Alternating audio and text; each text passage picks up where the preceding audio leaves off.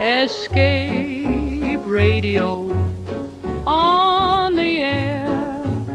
Turn that dial, we're already there. Escape radio. What was hidden behind the last message left by a man who knew he was in danger? When a routine investigation leads to a name that should have meant nothing, Johnny Dollar discovers that every clue has been carefully placed for a reason. Someone wanted the truth to be found, but someone else wanted to make sure nobody lived long enough to discover it. Johnny Dollar, The Blue Rock Matter, originally aired on October 15th, 1961. The night continues on. Escape radio with more mysteries and adventures, the headlines from another era, quizzes for true radio fans, music from our orchestra, and Margie's On This Day segment, bringing the stories of August 3rd back to life.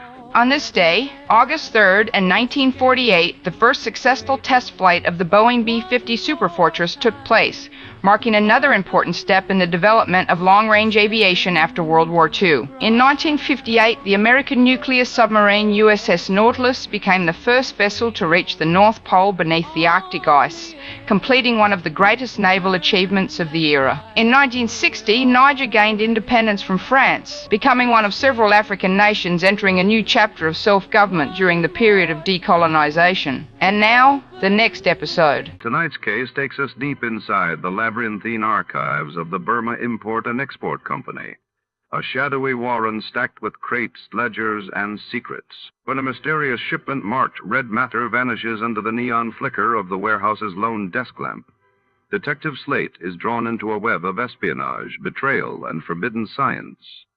Who wanted the Red Matter, and why? As the rain beats against the barred windows and typewriters clack in the background, nothing is as it seems. Before to start, let's see what happened the day it was aired. It was June 14, 1951. That day, the United Nations called for a ceasefire in Korea as peace talks gained traction, while in London, the Festival of Britain dazzled visitors with innovations and cultural displays along the Thames. Johnny Dollar. Well, at long last. What? I say it's high time. It is, huh? Well, isn't it? I don't know. High time for what? High time you answered that phone. And listen, Well? this is Jimmy Bartell. Oh, Jimmy. You know, over here at Mono Guarantee Insurance. Of course I know. How are you? Well, what happened to you, Johnny? Where have you been? I've been trying to reach you for about 4 weeks now. Didn't you try my call service? Yeah, I tried you. Huh? Oh, no, I guess I kind of forgot about that. Oh, well, if you had, you'd have found out that last week I was at Grand Canyon, the week before in Corpus Christi, the week before that in Knoxville, Tennessee, and before that up in Boston. Yeah, sure, gallivanting around the country while I've been sitting here up to my neck in trouble, beating my brains out, working my head off. Sounds to me like you need a plastic surgeon. Huh? What's the problem, Jimmy? The Burma Red, Johnny. The what? You heard me, the Burma Red. Jimmy, are you sure you want me and not the State Department? Yeah, I'm sure. All right, I'll bite. Who is the Burma Red? Not who, but what. Well? And listen, we carry the insurance, $500,000 worth. You hear that, fella? $500,000. I am deeply impressed. And, baby, if you can't get it back for us, that's exactly what we're going to have to hand over in cold, hard cash. 500 G's. Well, maybe I had better get to work on it. Good. And I don't need to tell you what your commission will be if you do recover it. What else do you think I'm thinking of? Then the job is yours, Johnny. And, brother, I sure hope that you can find it and get it back. The Burma Red. Right. Just one thing, Jimmy, if you don't mind. Sure, Johnny. Before I start gallivanting around the country, as you put it, looking for this thing... Yeah? Don't you think that it might be nice if I have some slight idea, some inkling of what it is, this Burma Red? I told you. Oh, yeah. Yes. Yeah, okay. Come on over here and I'll tell you all I know about it. Okay. We interrupt this program to bring you a special message. To the parents of schoolboy patrol members who were taking the Washington trip, the buses with the patrol will arrive at Durham Union Bus Station this evening about 7:15 to 7:30. We repeat, the Durham Schoolboy Patrol Washington buses will arrive at the Union Bus Station this evening at 7:15 to 7:30. Parents are asked to be present to pick up their children. The parents are also asked to use the Sears parking lot.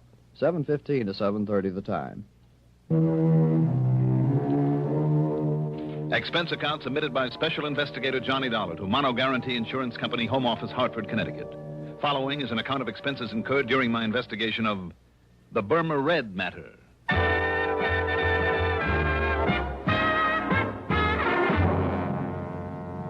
Expense account item 1. $1.20 for a cab from my apartment to Jimmy Bartell's office in the Spear Building down on the square. Jimmy's specialty, incidentally, is property insurance, especially where fine artwork is concerned. And in this case... Yeah, Johnny, 4 solid weeks I buzzed that phone of yours, and what I thought of you for not being there to answer it wouldn't be fit to print. All right, I'm here now, so stop bellyaching. But maybe you're too late, fella. He's already gotten into the country with it. The Burma Red. That's right, the Burma Red. Which is what? I told you, Johnny, it's... Oh, yeah, that's right, I didn't. Now, listen. I'm listening. It was brought over here a couple of years ago as part of a collection by some countess or other. Got written up in all the picture magazines. Do I hear a slight echo? Echo? Yes, from the case I had on my hands last week. Well, I don't know, because I don't know what you had a case of. But listen. Go on. Having been a part originally of the Buckingham collection, over there in England, you know, well, as you might expect, it was picked up here by Winkler and Winkler. The big jewelry outfit down in New York. The same? Oh, then I do hear an echo. So it's a piece of jewelry and it's been stolen from them. No. The same as the Otara's necklace I recovered last week. No again. For Northeast indemnity. No? No, Johnny. It's just a single unmounted stone, a ruby. But so help me, it's big enough to choke a horse, and now it's gone. When did you say it was stolen from them? I didn't, because it wasn't. They'd sold it to that wealthy old Mrs. Harvey Larriman Brittingham. Lives out in the edge of town. Oh, I see. But 4 weeks ago, somebody neatly chiseled open her wall safe and walked off with it. Chiseled? Okay, blew it. What's the difference? Plenty. Knowing a safecracker's method can help a lot in pinning him down. No, the police think they know who did it, all right. But what do you need me for? To get that stone back. But if they already know who did it... But they couldn't prove it. Sure, the modus operandi, the way the safe was blown, it pointed straight to him and nobody else. But also, he was known to be here in town. Who? But they couldn't pin it on him. He had himself a perfect alibi. Who, Jimmy? So maybe it was rigged. They couldn't break it. Jimmy. But, Johnny, it had to be Oscar Mayfield. Mayfield? They held him as long as they could, went through everything he owns, checked out every contact he made while he was here in Hartford. And all that got him was nothing, and not very much of that. I'll say this. If Oscar Mayfield, the old master, made that heist... So what could they do but let him traipse merrily on back to New York, where he's been living lately? Look, Jimmy... But I figure, despite the police report and all the work they did, I figure that somehow Mayfield got away with that ruby. Jimmy, I'm inclined to think you may be right. I know Oscar Mayfield. He's clever. I've tangled with him before. And, come to think of it, he made a promise to me once. Mayfield made a promise? Mm-hmm. What was it, Johnny? That if I ever tried to interfere with him again... Yeah, well? He'd see to it that I had a very nice funeral.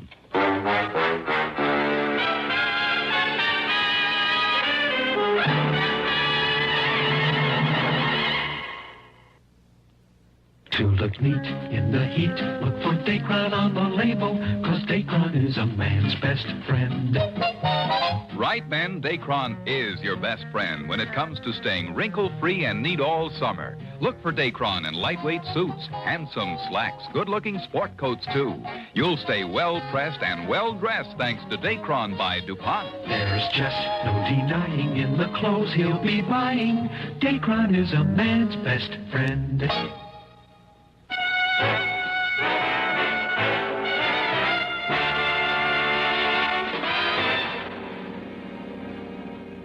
Expense account item 2. 65 cents for a cab to police headquarters where, after some inquiries, I ended up talking with Sergeant Holly Holcomb. He wasn't very encouraging. Sure, Dollar. He was known to be in town. Known to have tried to leave right after it. Trademark he left on the wall safe was his. Plain as the nose in your face. Mm-hmm. And we pride ourselves on knowing the MOs of all the safe men within 1,000 miles. Yes, I know you do, and rightly so. But we couldn't pin a thing on him. All the direct evidence we didn't have on him because of his alibi apparently checking out all the way. We simply couldn't hold him on nothing more than suspicion any longer. No. Especially with that smart mouthpiece he dragged in. If we tried, he would have sued us from here to Kingdom Come. I mean, if you know Oscar Mayfield. Only too well, Sergeant. And you know what I mean. I suspect him just as much as you do. But till we have something definite, some real tangible clue... Well, anyhow, he went back to New York. Have you notified the police down there? Sure I am. Lieutenant Singer at the 18th Precinct. And, isn't he an old friend of yours? Randy Singer? He certainly is. Well, I haven't heard a word from him, not in over a week now, so why don't you call him? Or better still, go down there and see him. See what goes. All right, Sergeant. Maybe I'll do that.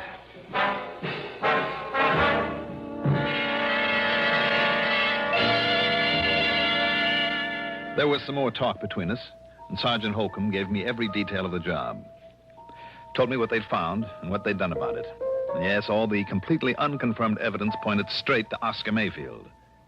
Unconfirmed and unconfirmable evidence because of the man's unshakable alibi. Item 3, 85 cents for a phone call to Lieutenant Randy Singer, 18th Precinct, New York Police Department. You mean to say you just now found out about that heist? That's right, Randy. I just found out. You see, Johnny, if you didn't spend so much time gallivanting all over the place, you might be of some use around here. You didn't get a promotion for all the gallivanting I did for you last week. Oh, darn it, I guess I should have worked that case myself. Well, how about this Mayfield? You've kept an eye on him? I've done everything but tap his phone line. And? Nothing, Johnny, absolutely nothing. You just didn't get on this one soon enough. I know what you mean. Unless he's changed these last couple of years. Oscar Mayfield is not one to hold on very long to whatever he's lifted. Right. And if he did snatch that stone, you can be sure he passed it on and collected for it long before this. And yet there's always the chance. So, in the case of a big hunk of rock like that, it means one of two things. The guy who bought it from him is either carting it out of the country and far away, or having it cut up into little ones that nobody will ever be able to identify. I guess Mayfield would have passed it along in one big fat hurry. I know we couldn't find it. Anywhere on or around him. We tried every trick. And I mean trick, Johnny. Until he started to yell at the DA, and the DA started yelling at us. Johnny, I understand. I've just heard this, mind you. Yeah? Well, I understand that one of my boys... Oh, well, he was off duty, of course, so it was completely unofficial, you understand? Yeah. Well, I heard he even went so far as to roll Mayfield one night in the alley back of a nightclub. What? Not a sign of that, Ruby. Randy, if the department ever catches up with these unofficial tricks of Look, yours... I told you, Johnny, I only heard that. But I know myself it isn't hidden anywhere in his apartment. Oh, you do? I do. Randy, didn't you and your clever little boys completely overlook the Otara's necklace that was hidden in the back of a camera just about a week ago? Oh, now that was different. So that I had to get lucky and find it for you? Okay. So you happen to guess right. For once. So maybe I better get on down your way and look around for myself. Tell me, where does Mayfield live? A hotel apartment over at 614 East 49th. But it's no use, Johnny. Why, just because he's always gotten rid of things quickly in the past? No. Or because you knuckleheads couldn't find the ruby? No, Johnny. You haven't been able to hold him on suspicion and make a real investigation? I mean because by the time you can get here, he won't be. All right, then I'll grab the first plane I can and... What was that?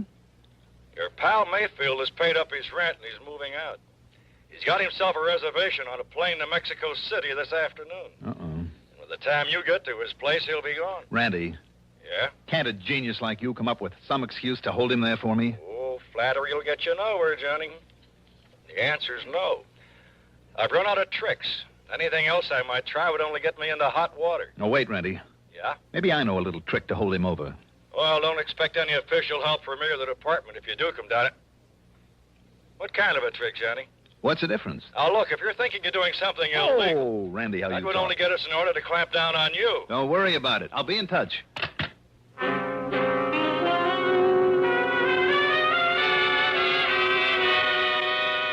Illegal? I don't know why, but I'd suddenly remember that during my run-in with Mayfield a couple of years ago, there'd been talk about a man who was fencing his stuff. A man who had been only vaguely identified as Hugo. The last name had never come to light. Okay, maybe that name still meant something to him. If so, it justified item 4. $1.26 for a telegram to Mayfield. It read as follows.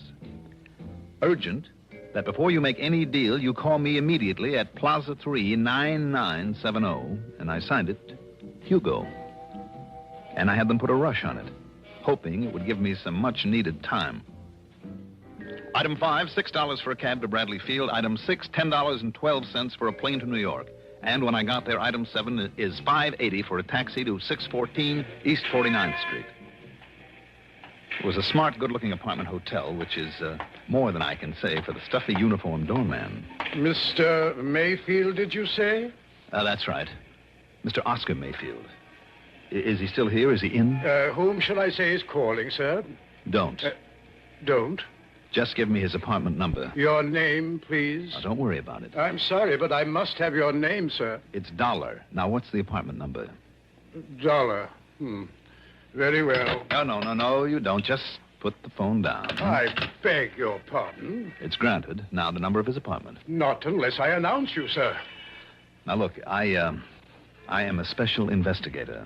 Oh, you are? Yes, and if you'd like to call the police and check on me, only I haven't time. Look here. These are my credentials. And I tell you, sir, that unless I...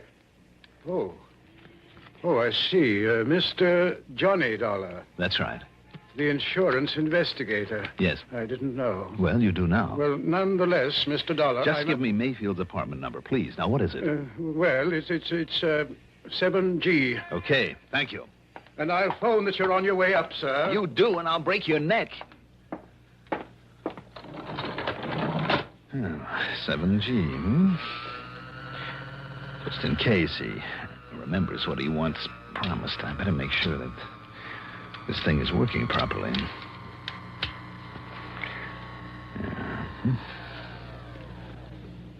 Here we are. Now, let's see. Oh, yes, 7A. 7... Oh, there. 7E, 7F, and 7G. Well, Mr. Mayfield, I hope you are still here. Mr. Mayfield? Mayfield? Doggone it, if he's already flown the coop. He left it wide open. Mr. Mayfield?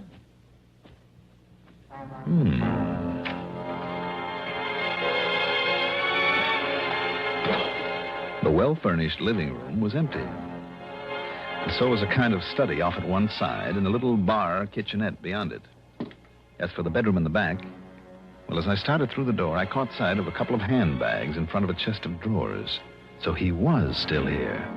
What I didn't catch sight of, though, was the gun shoved around the side of the door into my back. Just lift them up slowly, Dollar.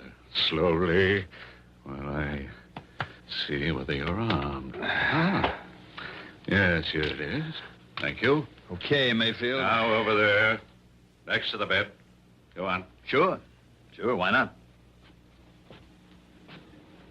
Are you happy now? Dollar, I made you a promise once. Kind of foolish of you, wasn't it? I'm going to keep that promise now. You going to pull off a shot in a place like this? This apartment is absolutely soundproof. One of the reasons I selected it. I see. Well, are you ready?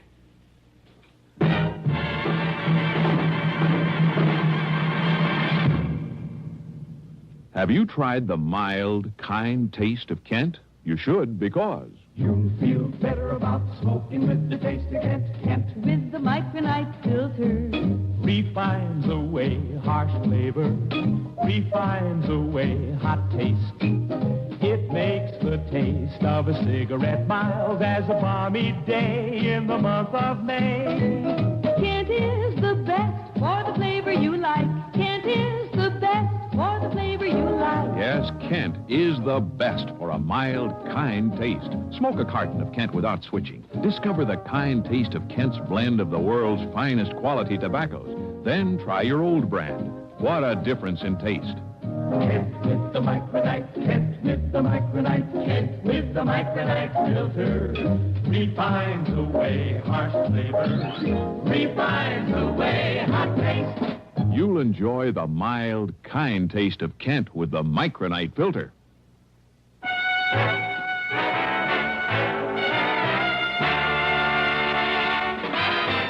And it looks like you were expecting me, Mayfield. Oh, yes, Dollar, I was. You see, I figured right from the beginning that you might be called in on this case. Then you do have the Burma Red, the ruby. Now? Oh, of course not. You should know that I wouldn't hold on to a thing like that. Let's say it's been successfully disposed of. And why do you hang around here? Because I'm waiting for... Yes? I was waiting for you. To settle my old score with you. When I received that silly telegram, I was certain that you would be here. No? You mean I pulled a boo-boo? Your old pal Hugo is dead? I mean that ridiculous number you gave me to call. It's too bad. I thought it was a pretty good idea to keep you trying it until I could get here. Oh, I'll confess it did make me change my reservation to a later plane. But after all, when I got nothing but a busy signal 8 times in a row, I naturally called the operator. And she told you? Yes, that it's a number used for testing. That a busy signal is all it ever gets. Obviously a trick, then. Worthy of you. So I waited for you. And when the doorman, following my explicit instructions, called me, told me you'd arrived, Oh, but I'm wasting time. What's more, I'm expecting someone else. So, Dollar, this is it. Expecting me, maybe? What? Randy. Just drop it right there, Mayfield. Gently now. All right, now dollars again. Now sit over there in that chair next to the window. All right, anything you say, Lieutenant. Oh, Randy, you're like the U.S. Marines. Here, you better keep this gun of his. You know, I'm just glad you got careless and left that front door open out there. I thought I heard a door close just before you made your dramatic entrance. But how come, Randy? What do you mean, how come? Well, from what you said on the phone... So what? I'm off duty. Any reason I shouldn't just kind of drop around for a visit? Oh, I'm glad you did. You know something, Johnny? What? So am I. You did. You know something, Johnny? What? So am I.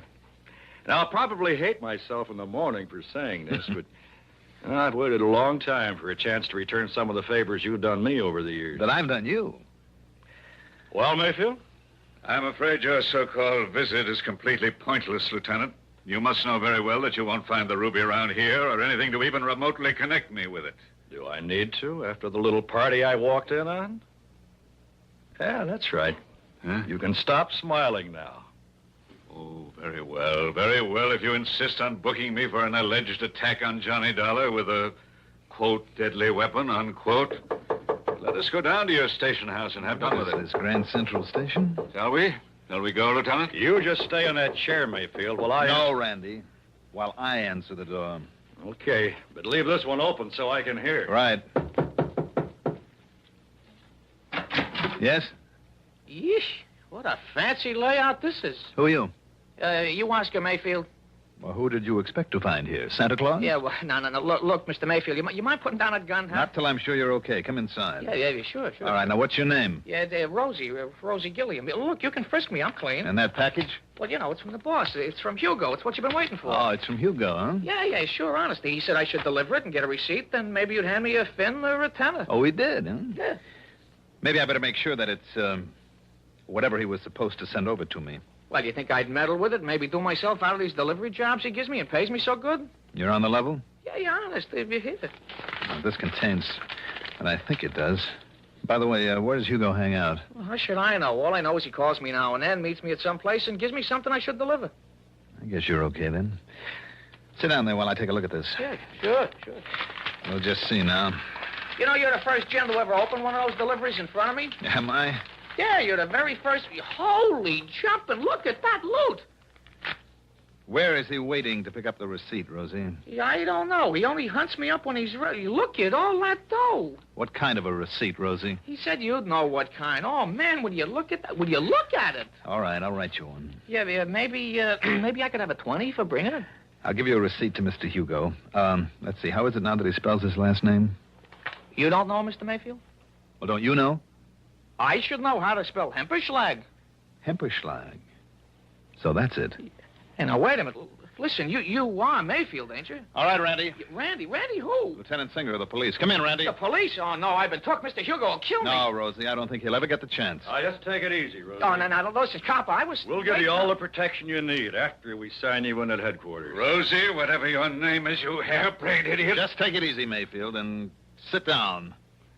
You too, Rosie. Well, now, look at all this beautiful money. Randy, unless I'm awfully wrong, it's payment to Mayfield for the ruby. And if you can locate a Hugo with the unlikely name of Hemperschlag, or maybe you'll save us the trouble, Mayfield. After all, now that we have his name, And who knows, if you talk, maybe the judge won't throw the whole book at you. Well?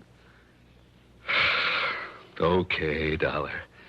I know when I'm licked, I'll talk. Mr. Hugo Hemperschlag, believe it or not, turned out to be a gem setter for the famous jewelry house of Winkler & Winkler, where he couldn't help knowing about all the important stuff brought into this country, and with the know-how to break it up after he'd arranged to have it stolen. Expense account total, well, in view of the commission I'll get on this one, forget it. Yours truly, Johnny Dollar.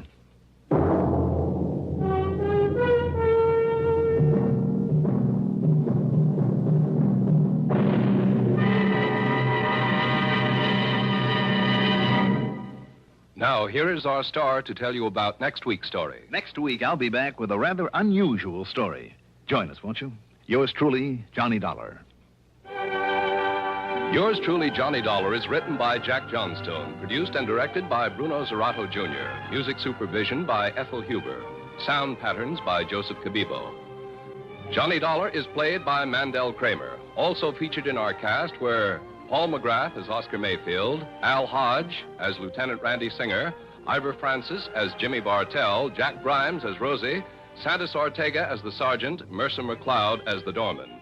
Be sure to join us next week, same time, same station, for another exciting story of yours truly, Johnny Dollar.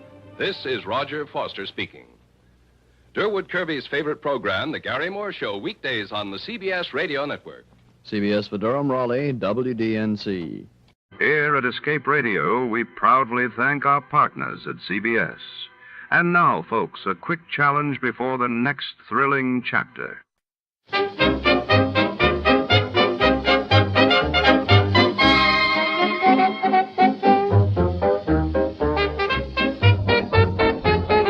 We proudly thank our partners at CBS for tonight's broadcast. And now, before our next mystery comes alive over the airwaves, here's a touch of music to set the mood.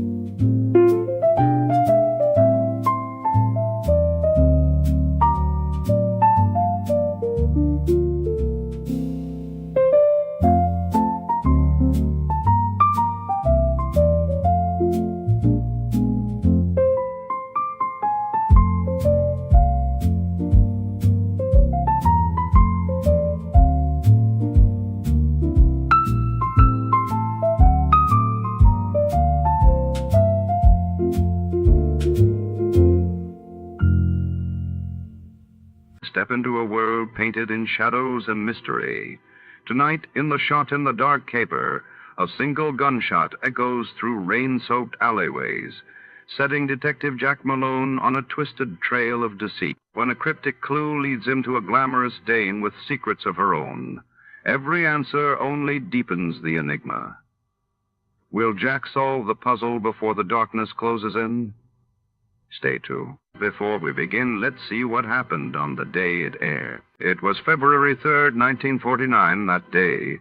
The world reeled as the first non-stop around-the-world commercial airline flight was completed, while in London, the British Parliament debated the future of the Commonwealth with historic fervor. The National Broadcasting Company presents The Adventures of Sam Spade, Detective.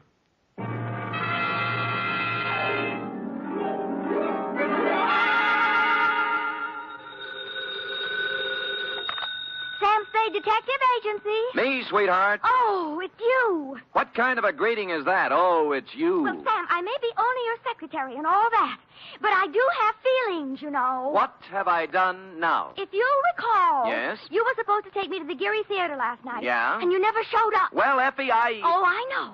You'll make up some big story like you always do. Always an excuse. No, I'll try to tell you the truth. And then... The truth? It'll probably be a story about at least 2 or 3 people being killed. Yeah? How you had to be there to straighten the whole thing out. Well, as a matter of fact... And then there'll be beautiful women with hair like carved smoke and crimson slashes for mouths. You would leave that out. Now that you mention it, Eff, And you'll throw in shooting and getting knocked out and glass keying your way into houses and anything else you can think of. Effie. Well, if you think that I'll fall for that... Effie, will you please?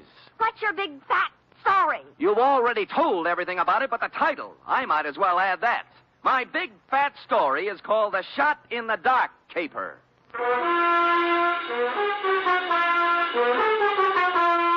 Transcribed for NBC, William Spear, radio's outstanding producer-director of mystery and crime drama, brings you the greatest private detective of them all in The Adventures of Sam Spade.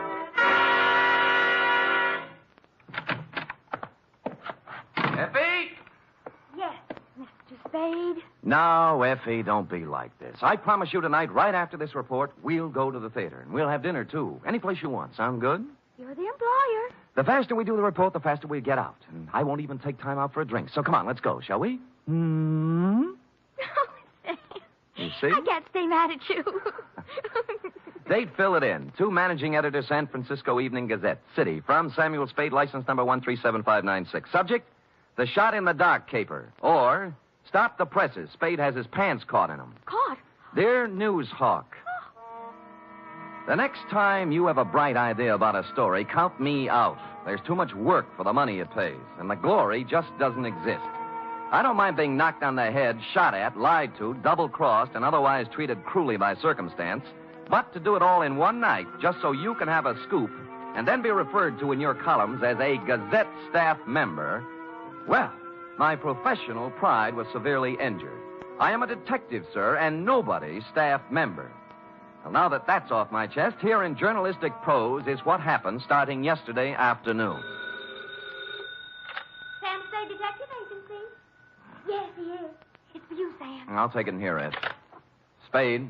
This is Woodrow Wilson. Really? Well, I'm sorry. I have Teddy Roosevelt on the other phone. It might take some time. You better try me later. Bye. Spade. Huh? Somehow I thought you were above that sort of corny repartee. I am above nothing, sir, as long as it's ethical. Now, which Woodrow Wilson is this? I'm the new managing editor of the Evening Gazette. Well, welcome to town. What can I do for you? I have a job you might like, an interesting job and interesting money. How interesting? If you find out what I want, you can almost name your own price. Can you get over here in 3 minutes? With any sort of a tailwind, I'll make it in 2. A new track record.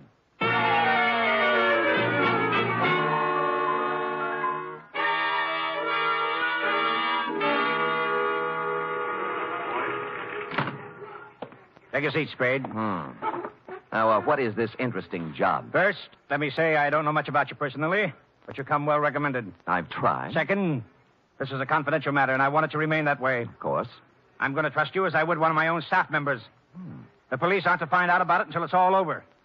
And if any other newspaper gets it, you might as well leave town. Woody, old boy, the man doesn't live who can say I ever double-crossed him. For money or love or anything else. I or had love... to say it so we'd understand each other. Now, take a look at this news photo. Yes? One of our boys snapped it. What do you see? A street intersection. O'Farrell, I'd say. 2 automobiles hit head-on. An ambulance, a couple of people injured, a sordid crowd. We took that picture 3 days ago, Tuesday night, routine accident picture. But this morning, when we were filing it, I looked at it again, and I noticed something startling. Look at it. It's a shot in the dark, but I smell a story. Well, maybe I have a cold, but whatever it is escapes me. On the right side of the picture is an apartment house. Now count up 6 floors and look at the 4th window across to the left. Here, use this magnifying glass. Oh, what do you know? Somebody just fired off a gun. That's it. All you can see is a hand and a smoking gun. You can't even tell whether the hand's male or female. But somebody shot at something, probably a person, just a second before that picture was taken. You want me to find out why, huh? This calls for a detective, not a reporter. There hasn't been a single homicide, suicide, or gunshot wound reported in the city since that happened. Now, I want the story. Get it. Okay, Chief. Get ready to rip out page 1.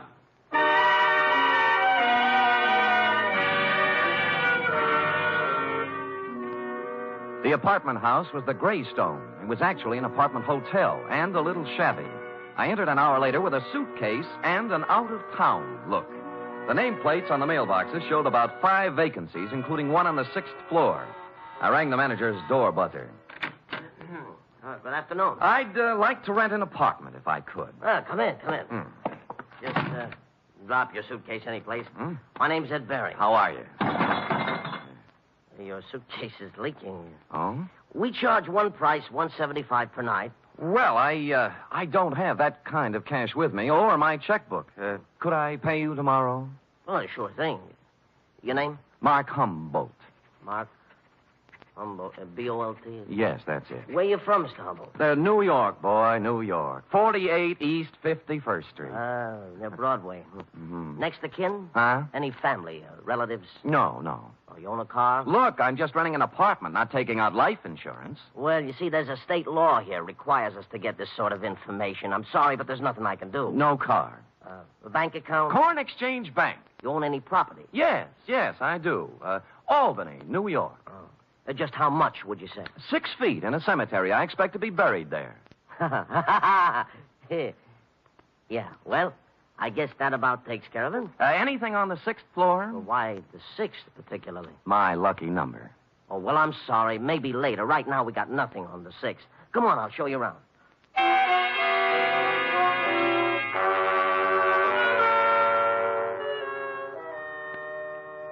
In a few minutes, I was ensconced in room 512. As he stood in the doorway, Ed Baring, the manager, scanned my luggage, my clothes, my ring and wristwatch, as if he were trying to estimate what he could get for me from a fence. After he went back to his apartment, I took a stroll up to the 6th floor. Woody Wilson and I figured the gun incident took place in apartment 608. So I counted back from the end of the corridor and found we were right. 608 was silent. I knocked, but no one answered. So I sprung the lock and went in. The place was absolutely empty. No furniture, no nothing. In fact, it was being completely remodeled. It's gonna look swell when they finish, huh? Huh? I said it's gonna look swell. Well, where did you come from? Oh, gee. I guess maybe I startled you, huh? A little. I was just coming down the hall, taking some of these groceries in, and I saw you standing there. You're new here, huh? Huh? Yeah. Here, let me carry some of those things. Oh, say thanks. You're the kind of man a girl should have around. Well, I've tried to convince several of that. Oh, who are you kidding? A big, handsome guy like you wouldn't have any trouble getting a girl? Well... At least not if I was the girl. Well, you know best. My place is down here. Shall we go? Well, why not? My name's Honey Kane. What's yours? Mark Humboldt. Gee, what a fascinating name. Oh, not half as fascinating as yours. Really? Say, isn't it wonderful how fate just throws two people together?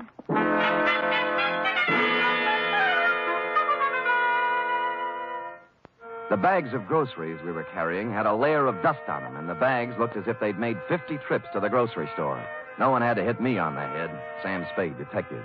She was small in peroxide, and if you like 'em stupid, small in peroxide. She lived in apartment 620 with a roommate who was quite a bit different. Prettier, smarter, and quieter. Sandra, I want you to meet this very nice gentleman, Mr. Mark Humboldt. Humboldt. Oh, sure, I remember the Mark part, but this is Sandra Lynn. How do you do, Miss Lynn? Hello. Yes, well, nice day. Great. Well, Just put the groceries down here, huh? Oh? Here. Now, let's have some fun. Like fun, Mr. Humboldt? Wouldn't be without it. You're priceless. Well, come on, let's start with a drink. How about you, Sandra? No, you kids have your fun. I'm going out for a walk. Mr. Humboldt, you're supposed to be looking at me.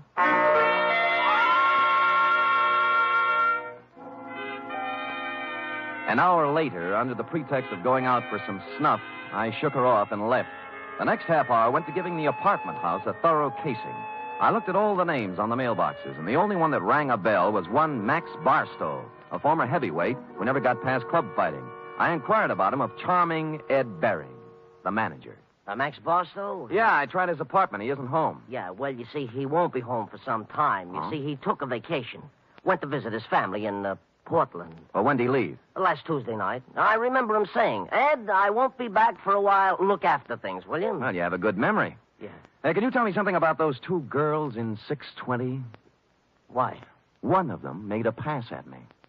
Well, mister, I feel this way. I rent apartments to responsible adults. What they do is their business.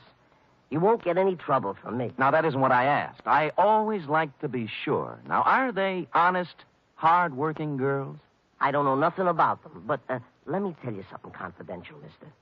Why look a gift horse in the mouth?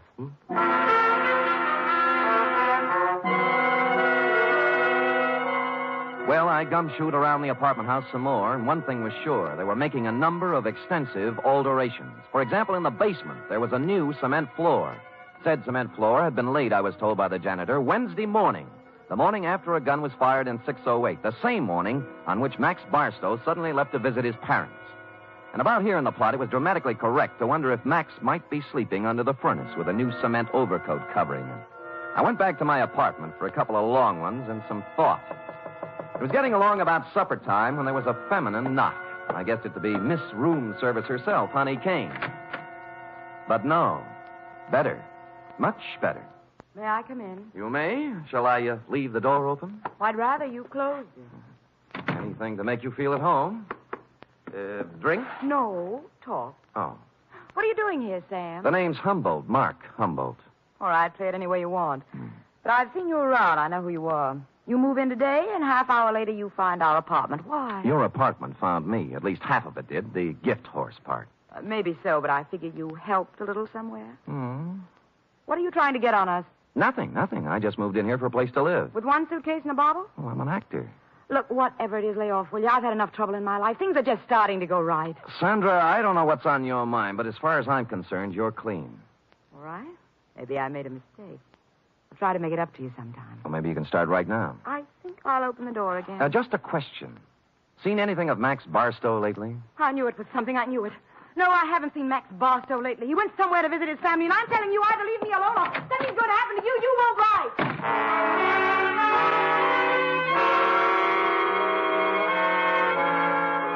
She stormed out looking lovely all the way, and I sat very quietly for a minute.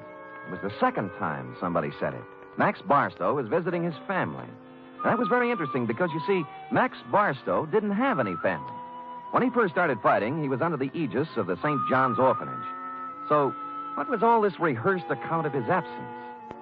I watched at the window to see if Sandra Lynn went anywhere, and she appeared on the street. I was out of the room and down the stairs, presto. 10 blocks later, she turned in at a brownstone on Polk Street, went in the first apartment on the first floor. 15 minutes later, she hurried out, and I went up to the apartment and knocked. The door opened cautiously. Yes, what is it you want? Is Mr. Fairchild in? Nobody here by that name. You got wrong address. Now, just a minute. He used to live here. No more he does. Well, could you tell me where I could find him, Mr. Sigmund Polkus. I don't know. Try the manager.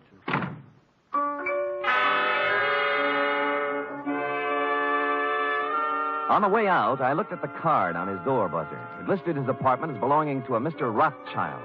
At the moment, there was nothing to be made out of it, so I went back to the Greystone. And when I got to my room, it was very obvious that I'd been visited during my absence. Yeah? Oh, it's you. What happened to my suitcase? I'm sorry, Mr. Humboldt, but I didn't realize it before. You see, that apartment was already rented, so I guess you'll have to find one someplace else. Look, you have 4 other vacant ones in this apartment house. Give me one of those. Sorry, no vacancy. Well, then give me my suitcase. Yeah, that's the one that leaks. Just a minute, I'll bring it out, Mr. Humboldt. I'll go in and get it myself, Mr. Barry. I said stay out. I said I'll go in and get it. Right, you will.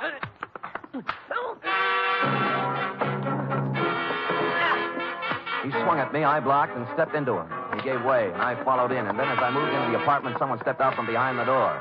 I turned, but it was too late. I was sandbagged, and the face behind the arm that swung it looked an awful lot like that of Max Barstow. I remember asking myself as I went down, if Max Barstow wasn't shot in room 608, who was?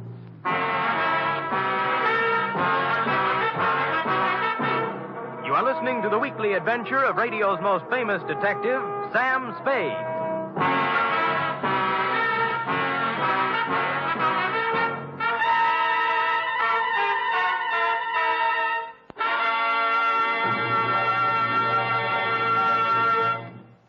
Three chimes mean good times on NBC. On Sunday, March 4th, that's 1 week from this Sunday, Theater Guild on the Air will present radio's most exciting dramatic event. It's a full hour-and-a-half presentation of Shakespeare's immortal Hamlet. John Gielgud will portray Hamlet, Pamela Brown, the Queen, and Dorothy Maguire will appear as Ophelia. The intrigue, beauty, and romance of Hamlet come to life Sunday, March 4th, on Theater Guild on the Air.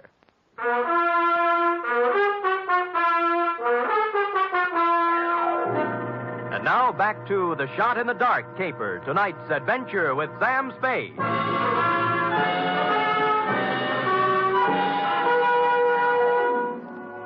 I wasn't out for long, but it was long enough to have been carried out of the apartment manager's place and dumped in an alley. I sat up and rubbed the back of my head and discovered the boys had a sense of humor. Pinned on my chest was a note that said, "Beat it." This time, when I went back, I had my gun handy to hand. Nobody was home at Mr. Bering's apartment, so for something to do, I looked in on Max Barstow's diggings, 413. I glass keyed in and turned on the lights. And a search revealed items, a rent receipt showing Max was paid up for 2 months and intended to stay put. But more interesting were 2 phony detective badges, a policeman's uniform, and a flash camera. Couple these with a dossier on a man named Sigmund Pulkus, and I knew just what Max had been doing since the fight game stopped paying his bills. It read, Sigmund Pulkus, 60 years old, Minneapolis, just sold 2 restaurants for $175,000. Intends to retire and settle down in San Francisco. That's as far as I got when Honey poured herself on me again. Humboldt. Yeah. What are you doing in Mr. Barstow's apartment? Come in. Max, you shouldn't be here. Mr. Barstow ever found out. Honey, you can drop the act. Act? You know who I am, and I know who you are. You're part of the bait for one of the oldest rackets in the world. World? The Badger Game. Who, me? You. All right, Sam. I didn't know who you were at first until Sandra told me. Now, you tell me, what are you doing in Max's room? A number of things. First of all, getting enough evidence on him to give him a free vacation on the state. Second, I wanted to see who would show up and why. Now, what's your story? I just dropped in to see if Max was here. Try again. Sam, if I tell you anything, will you leave me alone? If I can bear it. I came over to get some things from Max. You know. Where's he staying? Right across the street in the Arlington, 314. Mm-hmm. Ed Bering manages both apartment houses. Why doesn't Max stay here? Who are you working for, Sam? I'm just asking. A client. Not the police? No. Sam, I don't have a thing to do with the mark Max is working on now. Sigmund Pulkus. Some old man. Did you hear any shooting here last Tuesday night in apartment 608? Oh, Sam, I didn't hear a thing. Not a single thing. All right, get whatever you came for, but remember this. You tell Max I was here, and I'll tie you into something that'll get you Tehachapi if it's the last thing I do. Oh, sure.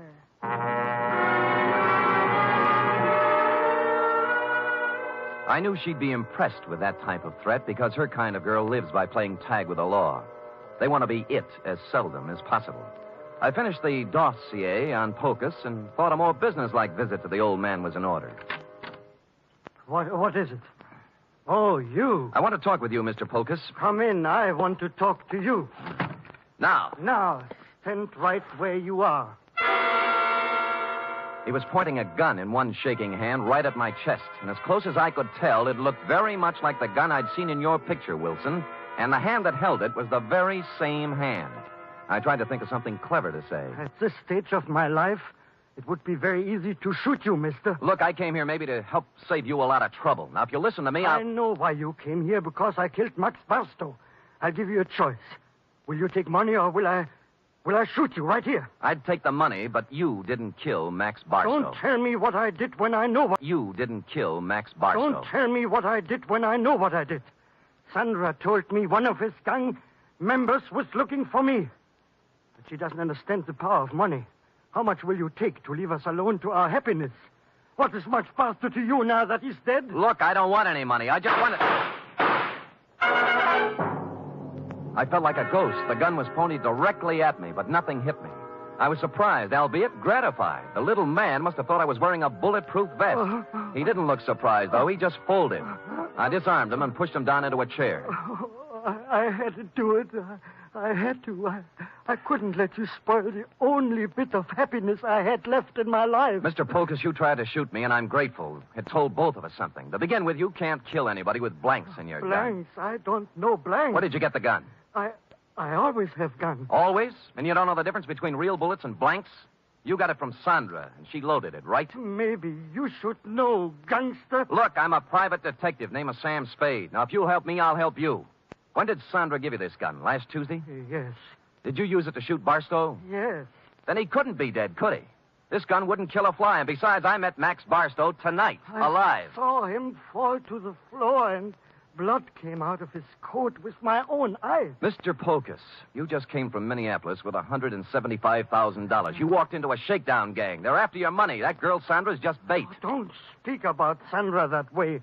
Sure, she tried to shake me up for money, but only because that meant that Barstow make her. She was a slave. She couldn't get away from him. Why did she stage a phony murder with you killing Barstow? Oh, I don't know. I'm so confused. Tell me how it happened. Oh, Barstow posed as a policeman. He found me in Sandra's apartment. I was supposed to pay him $5,000, but Sandra told me she loved me, and Barstow was a racketeer. We were to meet in apartment 608 for to pay him. She gave me a gun to frighten him with, but instead I killed. Nuts, 5,000. They knew how much money you had, and they wanted to get all of it away from you on a phony murder scare. Sandra doesn't want my money away from me. She loves me. Mr. Polkus, I'm sorry disillusionment should come to you so late in life. But... I say she loved me, and I can prove it. How? This morning, she became Mrs. Sigmund Polkus.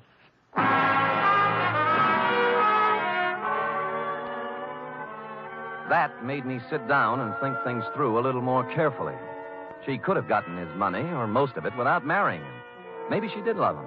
Or maybe they felt he was too dumb to pay off. Or maybe she married him so she could murder him. And maybe a dozen other things.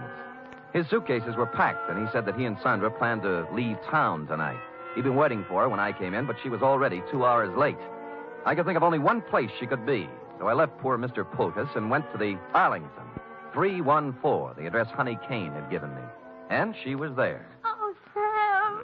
I'm glad you came. I was scared. I didn't know what to do. I'm scared. Now, honey, quiet down and tell me what you're scared about. In the bedroom. Max. He's dead. A knife job. When'd you find him? 5 minutes ago. I was with him before, and then I went out for some Chinese food when I came back. All right. Who else was here tonight? I didn't see anybody, But what? he was awful mad at Sandra. Said she was double-crossing him, and he wouldn't let her get away with it.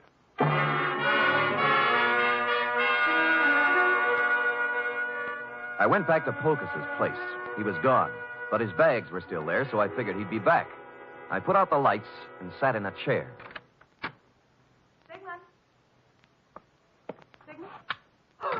Go ahead. Ask me what I'm doing here. Where's Polkus? Well, if he's smart, he's on a train back to Minneapolis. I'm going to look for him. You're not going anywhere. Sit down. Oh, yes, I am. I said you're not going anywhere unless it's to jail. What are you playing Mr. District Attorney for? Because you killed Max Barstow. Now tell me why. Oh, don't be a joker. Max Barstow's as alive as you are. I'm not talking about the phony murder staged for the benefit of Polkus. Barstow was stabbed to death a half hour ago. He wasn't. He was. I saw him. Who? You. Sam, I didn't. I saw him earlier today, but he was all right. You married Polkus to double-cross him, didn't you? You were going to skip town with him, Mark. Well, sure I was, so why would I kill Max? Because he knew what you were going to do, that's why. I tell you, I didn't. I couldn't kill anybody. What did you have planned for Polkus? A shove over to the Grand Canyon? No, I love the old guy. Come on, we'll drop in at police headquarters. No, Sam. No. Sam. Nothing. I wouldn't take you with a U.S. Mint thrown in. Will you let me go if I tell you what happened?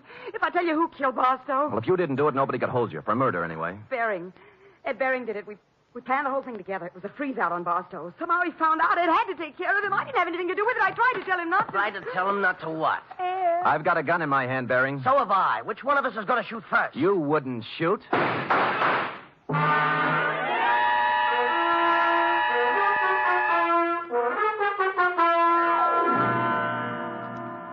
But he did. Period. End of report. Sam, is that all? Well, what do you want? An echo? No, but he shot you and you're all right. Mm-hmm. Were they blanks like the other guns? They were not. They were genuine steel-jacketed bullets. But, You didn't listen carefully enough, Effie. I figured he'd shoot right away. He did, once. Just as I jumped sideways and fired 2 shots back. Did you kill him? No, but he's down with a little case of lead poisoning, though, under police guard. You're wonderful. It's true. All right, go type it up. Off with you.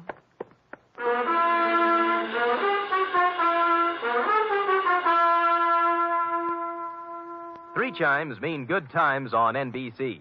Tomorrow, you're invited to a 1-hour concert by the renowned NBC Symphony under the direction of Bruno Walter. Featured soloist for tomorrow's performance is celebrated violinist Joseph Szigeti, who will be heard in Mozart's brilliant concerto for violin and orchestra. It's the very finest in musical listening, every Saturday with the NBC Symphony.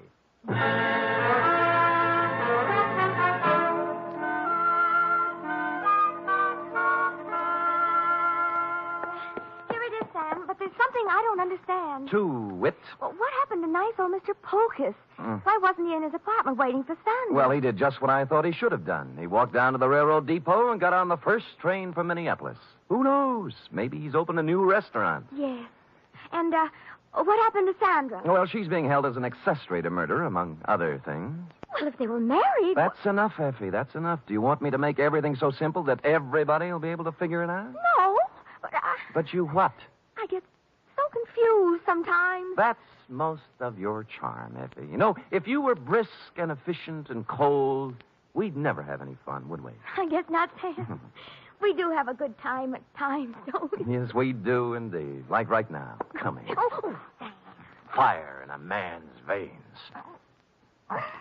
Maddening, that's what. Don't say any more, Sam. I don't know what I might do. I'd love it, whatever it was. I better say good night, Sam. Good night, Sam. Good night, sweetheart.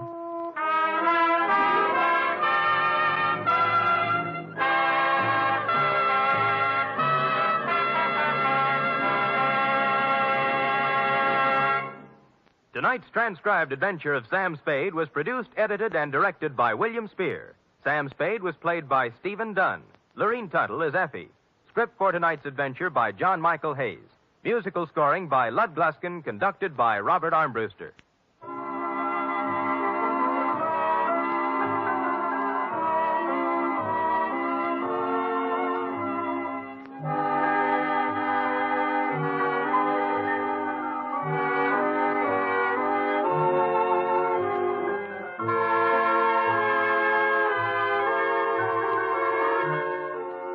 Join us again next week, same time, for another adventure with Sam Spade.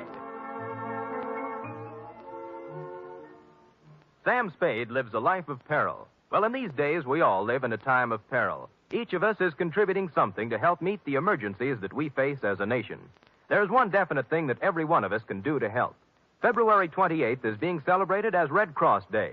Supported by the people and schooled by years of experience in war and peace in times of disaster, the Red Cross has now been assigned unprecedented tasks in the interest of national security and world peace. You can help mobilize the forces of mercy for the protection and defense of your family, your community, and the nation. Here at Escape Radio, we proudly thank our partners at CBS.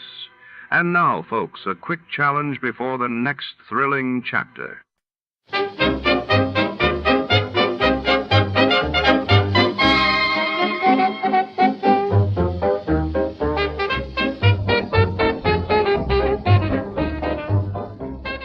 Our warm thanks go out tonight to our sister station, CBS.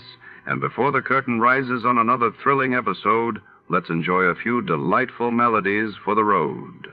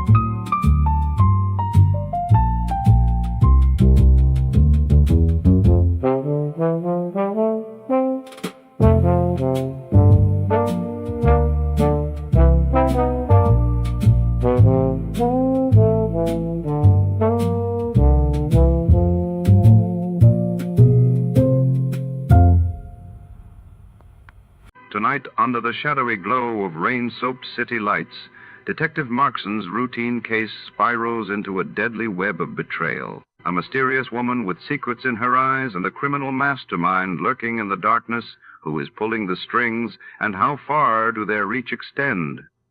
As the clock ticks, every clue draws Markson closer to danger. Will justice prevail, or will the long arm of crime claim another victim?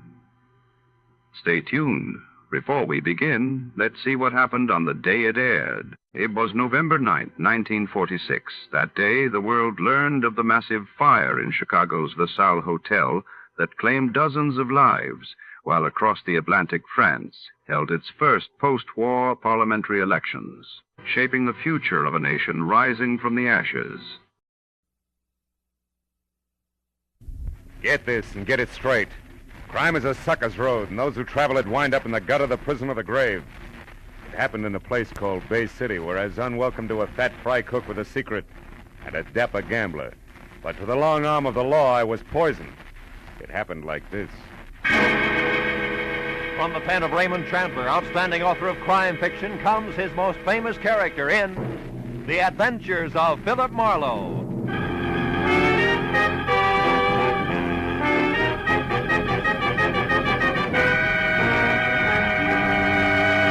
Now, with Gerald Moore starred as Philip Marlowe, we bring you tonight's exciting story, The Long Arm.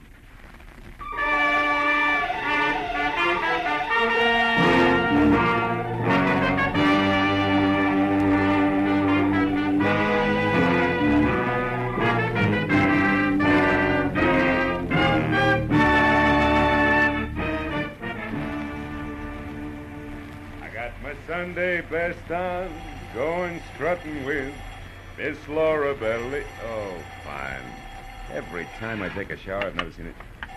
All right. Okay. Hello. Mr. Philip Marlowe, please. Yeah, speaking. One moment, please, sir. Bay City is calling. Bay City. I Where's have your that party, town? sir. Go ahead. Thanks. Hello, is that you, Marlowe? Yeah. This is Ernie Parch, Phil, at Bay City. Parch? Yeah, you remember me, don't you? No, I can't see. Oh, yeah, Ernie Parch. You're the guy who saved my life when the Bay City law left me beat up and bleeding all over the city dump, right? Yeah, that's it. Oh, yeah. Marlowe, please, listen. What? I'm in an awful jam. Like what? I just got out of jail yesterday. A year and a day. Jail, Ernie? Yeah. A very neat frame, Phil, but Oh? not half as neat as the one they're trying to hang on me now. This one's worse. You remember my wife, don't you? Grace, tall, blonde. Yeah. What about her? She's dead, Marlowe. Oh, no. She was murdered. They're going to try to pin it on me. You'll come right away, huh? Well, look, Ernie, I'm poisoned in Bay City. You know that. Please. Rake's Thurman would give a year's pay just to watch me break an arm. 5 if I drown. But, Marlowe, you don't know it was Thurman who had you messed up for sticking your nose into Bay City politics? No, but I can sure second guess it. It was tough cop tactics all the way. And you mean you won't help me? Yeah, well, Ernie, really, I'm sorry, kid, but you better get yourself an honest lawyer In Bay City? You know better than that, Phil. Who'd have the guts to knock heads with the police in this town? Especially when they got a custom-tailored pigeon like me standing by with one wing already clipped.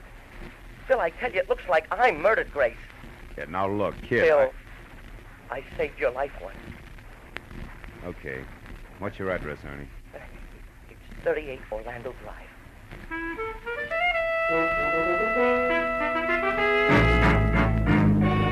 Bay City was a snug seacoast town some 20 miles southwest of L.A. and about twice that distance from being on the up and up.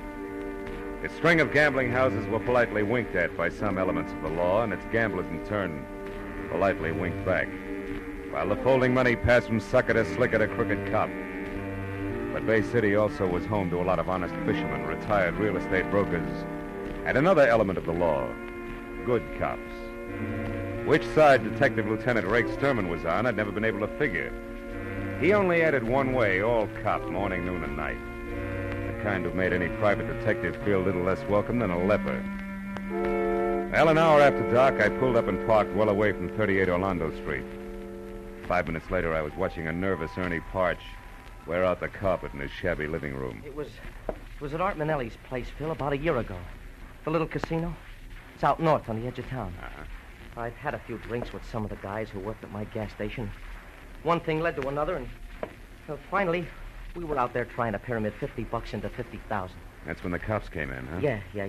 You know, one of those pre-election raids that look good in the papers. You want a drink, Phil? No, thanks. But look, that raid couldn't have gotten you a year and a day, Ernie. Oh, no. But the gun they found in my top coat pocket could have. Mm-hmm. And did. Yeah, 38 I'd never seen before in my life. Plant, huh? Yeah, a plant that I could only figure two ways, Phil. Either someone at Art Manelli's place just happened to choose my pocket to drop his gun into, or someone just happened to drop it in on purpose. Someone who was sweet on Grace and wanted me out of the way. Now, look, you're sure you know what you're saying, Ernie? I'm positive. 366 days in prison with only one miserable letter from her convinced me. That and the word I got at Gumbo's place late this afternoon. Gumbo's place? Yeah, Gumbo's shanty. The chicken joint run by a fat fry cook named Lou Gomborski. Grace worked there.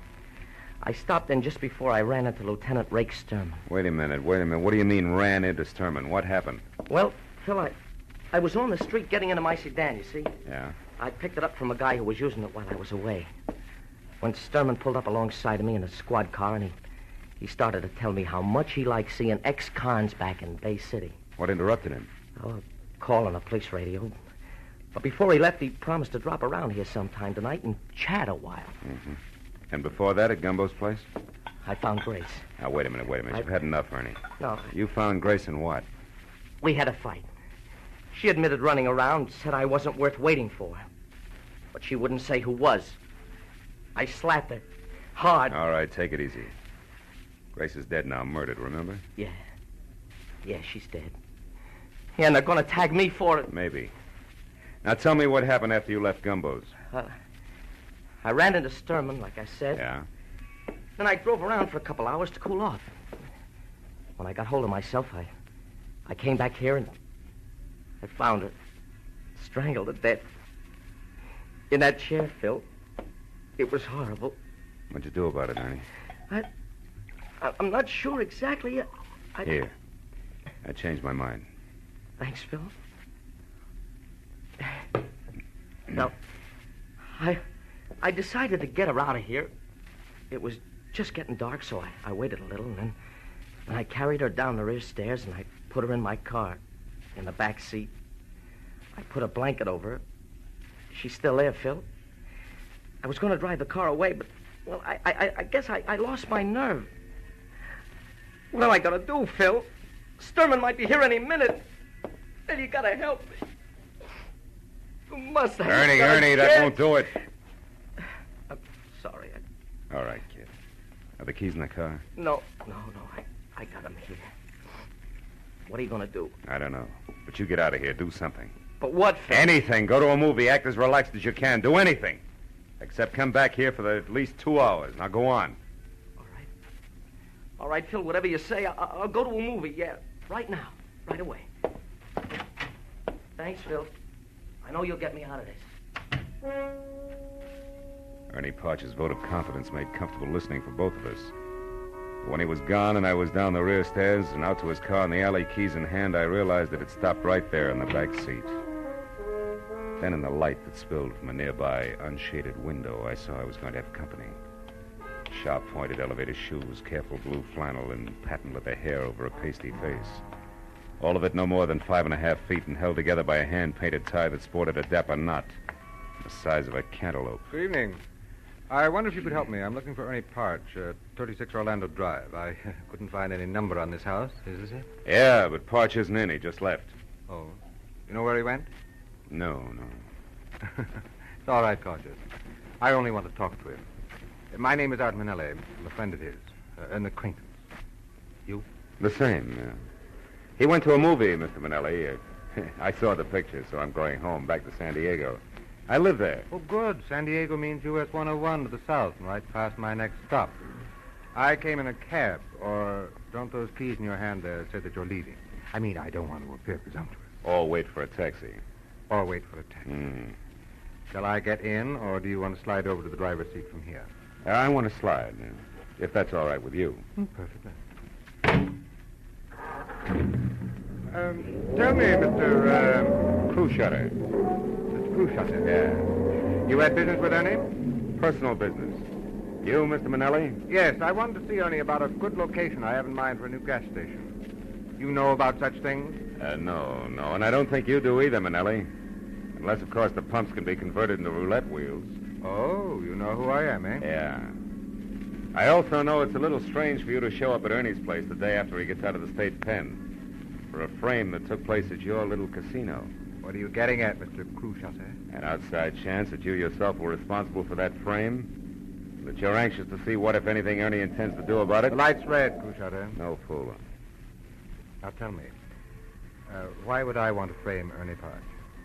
I don't know. Could be, Manelli, that you did it accidentally, a little gun hidden in a big hurry. Or it could be you had a tighter reason, huh? Like what? Like Grace Parch, very pretty girl.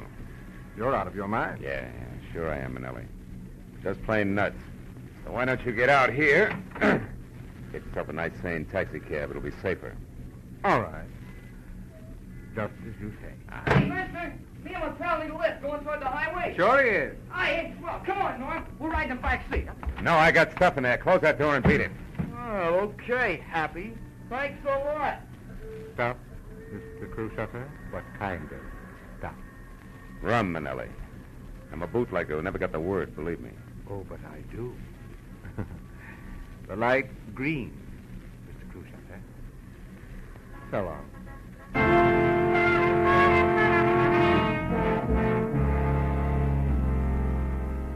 I went 3 short blocks, then I got out of the traffic and drove as far back toward Orlando Street as a vacant lot that was only a block away from Ernie's. Thereafter, I wiped the wheel, the gear shift, everything else I touched clean as prints. I left the sedan as is and walked back to where I originally parked my own car. Behind the wheel of my coupe, I spent the next 20 minutes finding Gumbo's shanty where Grace Park and Daddy Longlegs, standing knee-deep in the Pacific Ocean, encircled at the waist by an imitation ship's deck for summertime outdoor eating.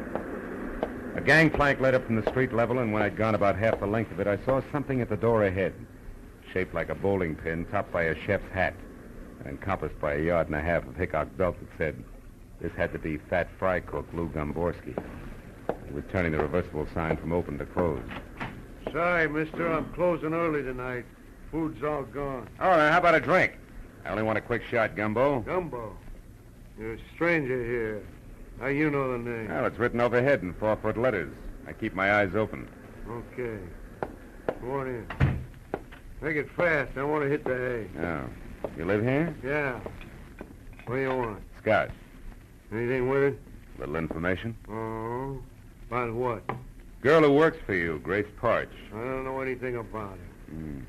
Not even for 5, Gumbo? Make it 10. Okay, 10. And the drink's on the house, huh? Yeah, okay, mister. Grace Parch is 5'2", eyes are blue. Also, she quit work at 6 tonight like she does every night, period. Uh-huh. Here's to you. Now, tell me, where's she been going while Ernie's been in stir?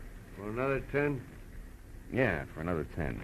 On one condition, no more lousy poems, Gumbo. Just a few straight facts, huh? Sure. Sure. Another drink? No. Facts first. Where's she been hanging around? A little casino. Oh, that's Manelli's joint, huh? Yeah, Manelli's place, where a lot of people hang out. What is it? What are you staring at, Gumbo? A window, I thought I saw someone out there on a deck looking in. Probably seagulls. Forget it. Now, look, I'd like to know... Sure, it is someone getting away in a car. Oh, any idea who it was? Huh? I said any I idea... heard you. Now, go on home, mister. Get out of here. Take it easy, big guy. You got $20. Give it. Yeah. There's your lousy $20 and the drinks on the house, and good night. After one question. The guy in that car that just took off, was it Manelli? I'll repeat myself. Good night, mister. Okay. We'll let it go at good night, Gumbo, but just for now. I wasn't going to get any more out of Gumbo, so I went back to my car, pointed it north toward the edge of town in the little casino where I figured I might get a lead on Manelli's whereabouts. But 30 minutes later, when I was there out of my car and standing in front of what looked like an oversized concrete blockhouse alone in a parking lot the size of the Coliseum, I figured different. A huge sign out front read, "Closed for alterations, will reopen soon, bigger and better than ever." Gambling in Bay City was obviously on the QT like an artillery barrage.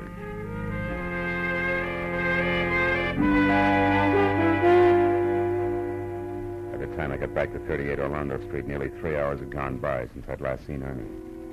As I started up the steps toward the light in his living room, I wasn't happy over the lack of information I had for him. But when I opened the door and saw what was waiting for me, it didn't matter. In one huge, beefy, freckled hand, there was the usual police department .38 revolver. Hello, kid. The ice-cold gray eyes, the thick, broken nose, the nasty curl of the lips, all belonged to Bay City's toughest homicide detective, Lieutenant Rake Sterman. Hello, Marlowe. I've been waiting for you too long, kid. Why, I would have baked a little cake if I knew I was going to have this much time. Where's Ernie Parch, Sterman? He's under arrest, kid. We found his wife's body. He's under arrest for murder. You know what else, kid? No, what else, kid?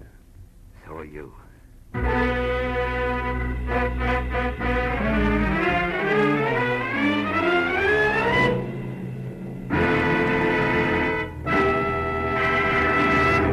In just a moment, the second act of Philip Marlowe. But first, Fred Allen's crack that it's no wonder comedians can't find work when singers go comical has had a fast reply from Bing Crosby. Bing has invited Fred to be his guest on his CBS show this Wednesday night. And you can get right into the very middle of the argument on most of these same CBS stations, where Bing Crosby's show is every Wednesday night. Be sure to hear Fred Allen's visit to Bing's show this Wednesday, following Groucho Marx and You Bet Your Life. Now, with our star, Gerald Moore, we return to the second act of Philip Marlowe and tonight's story, The Long Arm.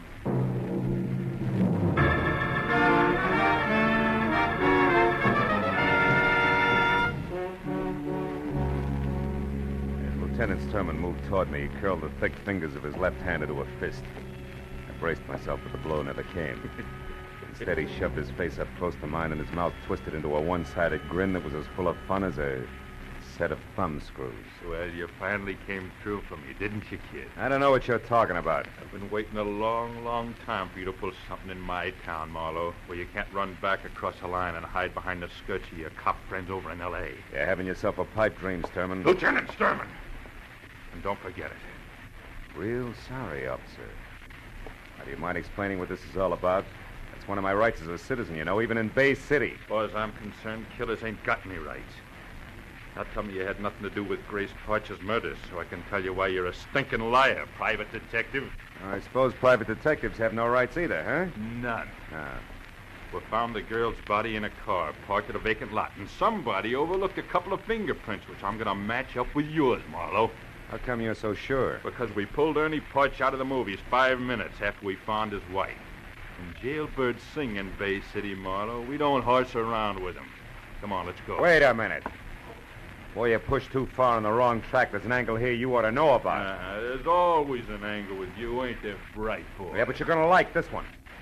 First in that car you're so proud of, you're going to find prints from one Art Manelli. Gambler? That's right. One who stays in operation when everybody else in Bay City is closed up. You better find out whose toes you're stepping on down at City Hall before you start. We got problems in our town, Peter, but that's not one of them. Now, if you got something intelligent to offer, spill it. Without wisecracks. All right. Ernie Parch was framed a year ago in Manelli's joint. No doubt on Manelli's orders. Why? Because Grace Parch was a pretty girl with the end for gamblers, that's why. All the time Ernie was in the cooler, she was running down to Manelli's place, and I got a witness to prove it. She also makes her the kind of little cheap tramp that gets out of hand. Go on, Manelli showed up here tonight with no satisfactory reason for it. What's more, you warned Ernie Parch just this afternoon that you were keeping an eye on him. Even if he wanted to kill his wife, he's not stupid enough to have done it tonight. But from Manelli's standpoint, it was a perfect time, you see, because you guys would go for it just exactly as you have. So you think we're stupid? Now, look. I know you got no use for me, Sterman. But you're a cop after all. And as long as somebody's got to take a rap, it might as well be the right guy. You know what, sweetheart? What? Your fairy story makes average listening. Just average, nothing else. Now get going!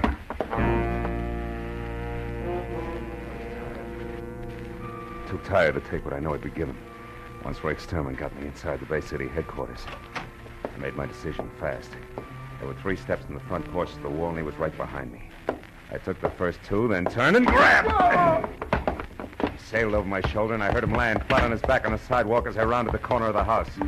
I crossed the backyard, vaulted the fence, and put 100 yards of alley between us before I even stopped to think. Then I went back to my car, drove down to the water again in Gomborski's chicken shanty. The place was dark and locked up tight. I went around to the back where his living quarters were and listened. A crocodile slithering over the floor inside would have made the same sound. I pushed the door open and went in. It was Gomborski, all right, but you couldn't tell it from his face. That had been worked over long and hard by an expert. He didn't know I was there until I touched him. Get away. Come on, get out of here. Who gave you the beating, Gumbo? Lay off, will you, please? Haven't I took enough already? All right, come on, get up. Up. That's it. Now, look, Gumbo. You told me one thing about Art Manelli. The Grace Parch went to his joint a lot. And you spotted somebody outside the window and you clammed up. I come back now and I find you like this. Isn't it obvious you're wasting your time trying to protect him? Oh, shut up. Shut up and get out of here. Listen to me, you poor sap. Can't you see you're going to be living with this from now on? Every time he gets the jitters, he'll give you another going over to match this one. Well, he really gets jumpy, Buster, and then he'll do worse than that. Don't you get it? Now, listen, mister, that's guessing. And I know what'll happen if I open my yap again. I'm just not going to take that chance. Don't you realize we'll never lick Manelli if we don't fight? Leave me alone. Yeah, leave me alone. I'm not saying nothing. You understand? Nothing. Not one word. Now get out. Go on, get out. All right, you miserable sucker. I'm through talking to you. You'll think the other guy gave you a light massage by the time I'm through with you. Yeah, well, that's what you think. Hey, now stay where you are. I don't want to kill you, mister, but I will unless you beat it. I'd rather face that than talk. You're getting in too deep, aren't you, Gumbo? There's nothing else I can do. You're nothing to me. I know which side my bread's buttered on. Yeah, but you made one big mistake already. Mistake? What do you mean? You left yourself wide open for this coffee pot. I'm sorry, sucker, but I don't have much time. Drop the gun. Come on, drop it. That's better. Now just tell me one thing and I'll leave you alone. All I want to know is where I can locate Art Manelli right now. He's at his club, at the little casino. You're lying. I was down there. It's closed. It's being remodeled. I'm not lying. All right, you need some more rubbing. Okay. He's got a suite room downstairs under the club. They're not being done over. That's where he lives. He ought to be there now. But you got to protect me. He's storming the Manelli. He'll kill me. He'll kill me. That's all I want to know. So long, Gumbo.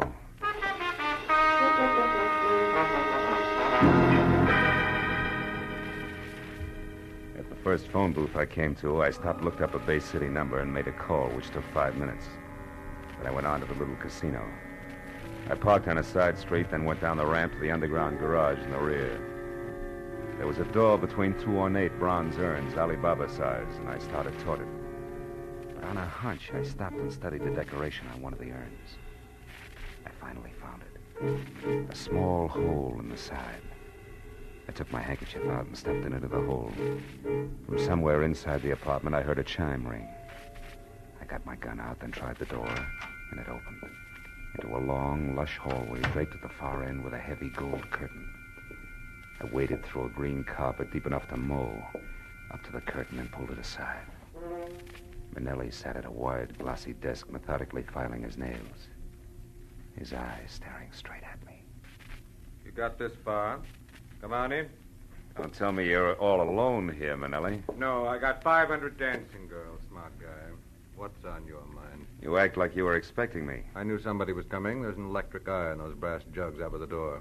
Anybody passes, it rings that chime there. Satisfied? Now what's with the gun? Put it away. In a minute, maybe. Seen Lieutenant Sturman tonight? Why? Should I? You've been rubbing elbows with homicide. But I didn't kill anybody. No, I guess you didn't. But I've got a good idea who did. Ernie Parch, of course. No chance. It was your business partner, Lieutenant Rake Sturman himself, and 5 will get you 10. He's got big news for you. Yeah? Hey, Rake. Steady, Marlowe. Don't move. Well, look what crawled out of the woodwork. I'll get his gun, Rake. Sit down, Manelli. I'll take it myself. Yeah, that's better. Now, don't budge, either one of you. Wait a minute. What is this? Shut up. You said you killed Grace Parch, but you were in love with her. We used to meet her right here in this room. Yeah, that was before she found out a couple of things and began to put the pressure on me. We got in a beef today, and I lost my head. Now, shut up. Okay, Marlowe. Let's have it. How'd you dope it? Oh? Gomborski took a beating tonight just because he mentioned Manelli here. With a little more pressure, he mentioned someone else. You, Sturman. And why would you shut Gomborski up about Manelli unless you and Manelli were connected? That connection was all I needed. Uh-huh. Right on the button, sweetheart. For all the good it'll do you. Listen, I don't get this. I don't understand. You don't have to anymore. You're through. What are you saying, Ray? You know too much about me, Manelli. You know it all. Now, wait, you can't do this. Yes, I can. In fact, Marlowe here gave me the idea. He even worked out all the motives. So it's easy. I came here to arrest you for Grace Parch's murder. You resisted, and I had to shoot you. Ain't that a shame? But about this Ernie Parch. I intended to hang it on him, Manelli, but he's nothing to me. I don't care if he lives or dies. But you're getting too big for your britches anyway. So this is better, and I get 3 birds with 1 stone. Grace, Manelli, and you, Marlowe. Before you start pulling the trigger, Sturman, you better ask your boys. Huh? A couple of them are waiting for you behind that gold curtain there. Ah, you're a liar, Marlowe. The electric guy would have tipped us off if anybody else came in. I blinded that eye with my handkerchief on my way in. Right, Lieutenant What? Sturman. Dirty. How long you been there? About long enough. Better drop it, Lieutenant. I don't take orders from you, Sergeant. You do tonight. Chief himself sent us out. Yeah, I took the liberty of going over your head, Lieutenant, just before I came in. Under the circumstances, you'll understand. Why, right? you... Better drop it, Lieutenant. Drop it! Okay, now come on. You two guys, too. Come along quietly. Sure. Always glad to ride with old Rake Sturman any time at all. Just as long as there's a couple of policemen in the same car.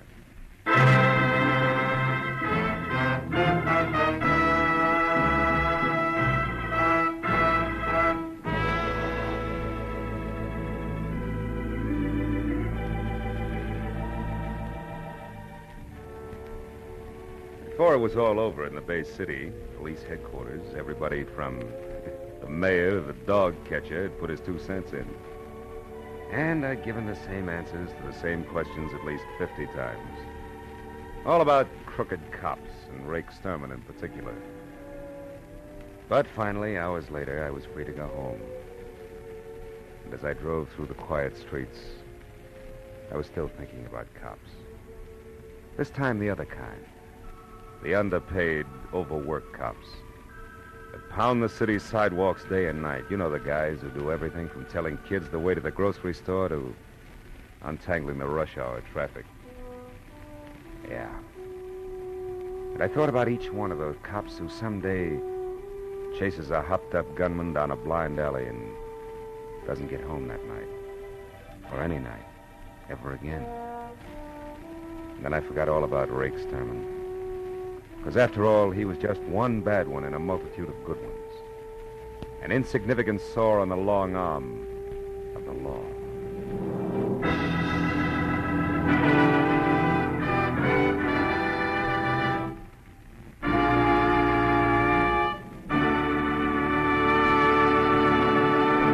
The Adventures of Philip Marlowe, bringing you Raymond Chandler's most famous character, star Gerald Moore, are produced and directed by Norman MacDonald and are written for radio by Robert Mitchell and Gene Levitt. Featured in the cast were Barney Phillips, Ted Osborne, Sidney Miller, Tom Tully, and Bert Holland. The special music is composed and conducted by Richard Arant.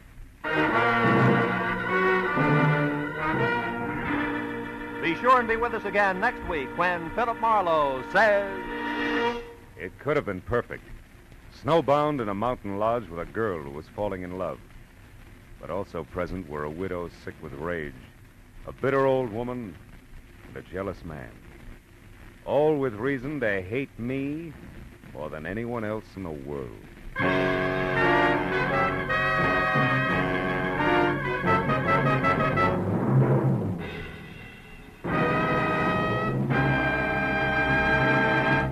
Two all-star bouts are promised on CBS this Wednesday night. Bing Crosby faces Fred Allen across the CBS mic to battle it out on who's funnier, singers or comedians.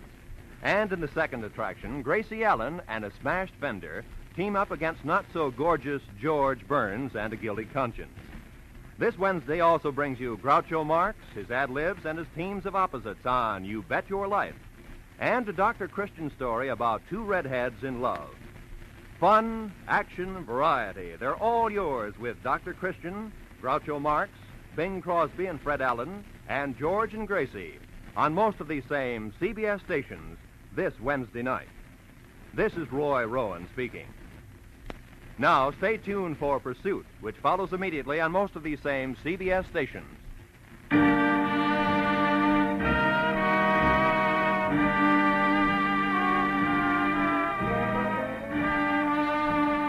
This is CBS, where Wednesday night is Bing Crosby night, the Columbia Broadcasting System.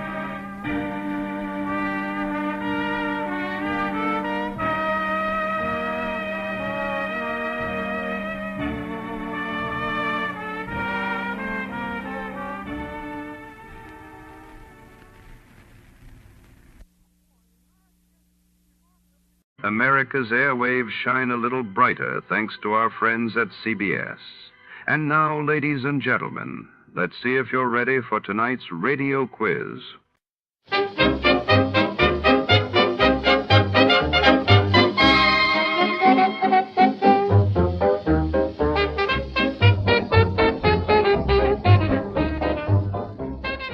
Tonight, the city trembles under the shadow of a mysterious heist when a notorious explosive device known as the Bouncing Betty vanishes from an army depot. Hard-boiled detective Jack Malone is pulled into a deadly game of cat and mouse. As the clock ticks and suspects multiply, secrets explode in a world where trust is a luxury and danger lurks around every corner. Who stole the Bouncing Betty and why? Find out in the Bouncing Betty Caper. Before we begin, let's see what happened on the day it aired. It was April 2nd, 1947. On that day, the world learned of the tragic Texas City disaster as a ship loaded with ammonium nitrate exploded in a harbor, while across the globe, Britain announced plans to grant independence to India, sparking hope and tension on two continents. The Adventures of Sam Spade, Detective.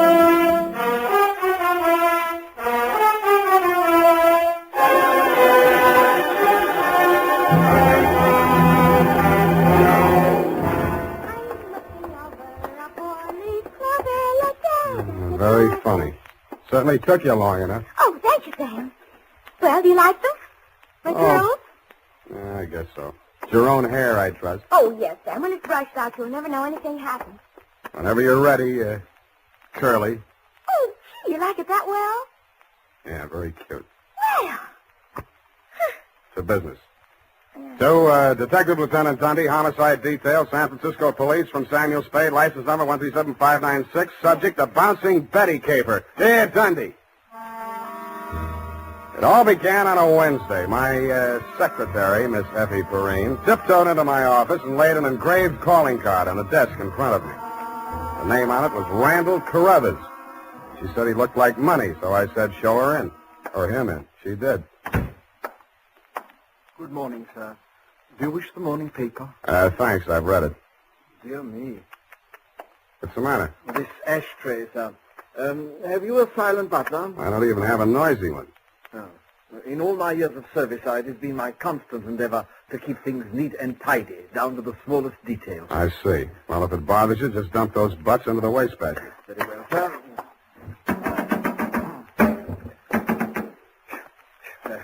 If you will pardon the presumption, sir, you could use a well-trained servant in this establishment. Waste paper baskets clean and empty at all times. Never allow refuse to accumulate. That's not refuse. That's this month's bills. So I noticed, sir. I also noticed that you have not opened them. From this, I conclude that your services are immediately available. Yeah, and I conclude that in spite of your glad rags and fancy handle, you are somebody's butler. Oh, that is correct, sir. I am first butler in the household of Dr. Mark McGraw. First? Yes. Bleak Cliff is the name of the estate. It's near the village of Squid Beach, some 50 miles in a southerly direction on the Pacific coast. You know, I think I'm going to like you as a client, Mr. Carruthers. I mean, it's refreshing to get a few accurate facts without, shall we say, priming the pump. Thank you, sir. You're welcome. To continue, not counting the staff, there reside at Bleak Cliff 3 persons. Dr. McGraw, master of the house since the death of his wife, his stepson, Mr. Anthony McGraw, of whom more later, and Mr. Anthony's sister, Miss Cassie. It is on her behalf that I've come to you, sir. What is her problem, Mr. Carruthers? The correct form of address is Carruthers, sir, not Mr. Carruthers. Check. Yes, thank you, Now, as to Miss Carthy's problem, sir, someone is attempting to murder her. Specifically, she has upon several occasions been shot at from ambush. Twice she has awakened in the night to feel the hands of an assailant closing about her throat. And only yesterday, she narrowly escaped death when her motor car went out of control owing to some blackguard tampering with the steering mechanism. And upon numerous other occasions... That's enough. You have convinced me that she indeed has a problem. What do the local police think? No one has been to the police, sir. Why not? It's a delicate situation, sir. Miss Carthy's brother, Mr. Tony, is undergoing treatment for nervous disorders. Mm-hmm. The family did not wish to place him in an institution, and since Dr. McGraw, his stepfather, is a psychiatrist, he is allowed to remain at home. I see. He's flipped. Where do I fit in, Carruthers? Well, sir, if a reputable gentleman such as yourself were to come to Bleakcliff and witness these persistent attempts upon that girl's life, perhaps they could be forced to put the boy away where he belongs. It's possible. I'm willing to try. For money. Oh, splendid, sir, splendid. I took the liberty of drawing, in your favor, a draft upon the First National Bank of Squid Bay, 1 week's remuneration in advance of your services to the Bleakcliff estate in the capacity of chauffeur. Chauffeur? Yes, sir. I thought that might be a capital disguise. Have you a better suggestion, sir? Well, no, that's okay. This check. Yes, sir. $200. It's a pretty big weekly salary for a chauffeur, isn't it? Well, you will be allowed to shop for the vegetables, sir. Your cut has been added in.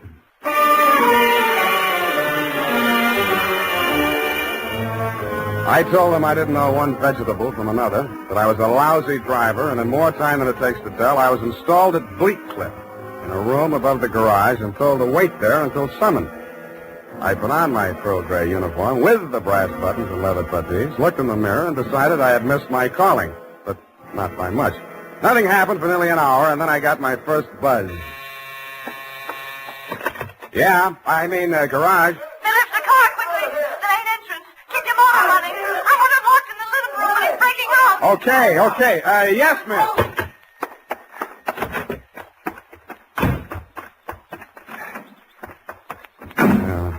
Let me see. Get that door open. Open that door.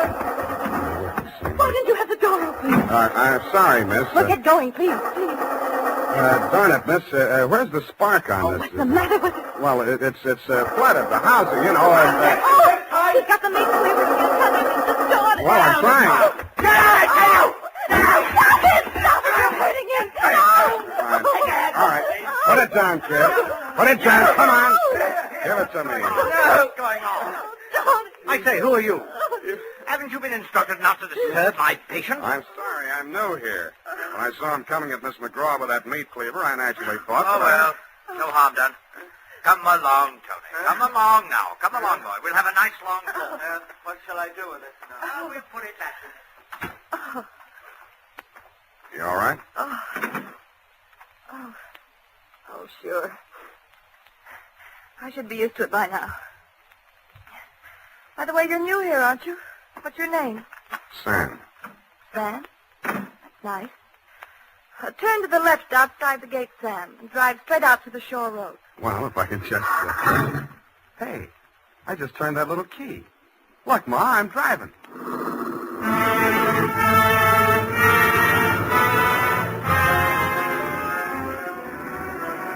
I adjusted the rear view mirror so that it showed more of her and less of the rear view. A mile from the house, she ordered me to stop, moved up to the front seat with me, and asked me to drive on. By the time we got to the shore road, she was driving, and I was resting my head on her shoulder. Where are we going? I've got a little hideaway down the coast, right on the beach, at the foot of a tall cliff. There's a fireplace, a little bar, some records. Got some bop? It's wonderful there with the surf pounding outside, hidden away from the world. You feel so safe. Mm-hmm. Don't stop. You'll like it there. You feel as if there's no one else on earth. Time standing still. If I could just be sure that Mother wouldn't worry about me. You're impossible. Okay, Kathy, I'll be serious. What's with that brother of yours? Tony? I'd rather not talk about that if you don't mind. Well, maybe I can talk about your stepfather. I really should know what kind of a man my boss is. I go for these drives to forget all that. Please don't spoil it for me. Okay, Kathy, okay. Please. The sharp turn into this driveway. Now, we get out here. Yes, ma'am. Down this path. Uh-oh. What's the matter? You afraid of high places? Yeah, you just pushed me off of one. Oh, Sam, don't be like that. You're pouting like a little boy. Come on, I want to show you my little house. What's so special about your little house? Oh, Sam, you only knew what my life is like. You only know what mine is like. I need someone so much to talk to, Sam. As long as you can steer the conversation, you mean. Come on, Sam. I'll show you the house. The path led to a flight of wooden steps that clung to the face of a sheer cliff. There was something like the stairs you find yourself falling down in nightmares. They dropped maybe 200 feet to a crescent of white sand. Watch out for that one step. It's broken. Yeah. You have to make your dream house this hard to get to? Because of Tony. He has vertigo. What? When we were kids, he used to chase me, and I'd run down here, and he was scared to follow me. Afraid of heights. He still is. Well, you light us a fire, Sam. The wood's there in the box. I'll go make us a drink. Fire? Who needs a fire? I'm hot. What'd you do before you took up driving? Oh, I was a private eye for a while. Oh, how exciting. Nah, it's a sour racket. Tell me about it. Nah. Let's talk about you. Here's your drink. Thanks. Well, what do you want to know about me? Oh, me? Come here.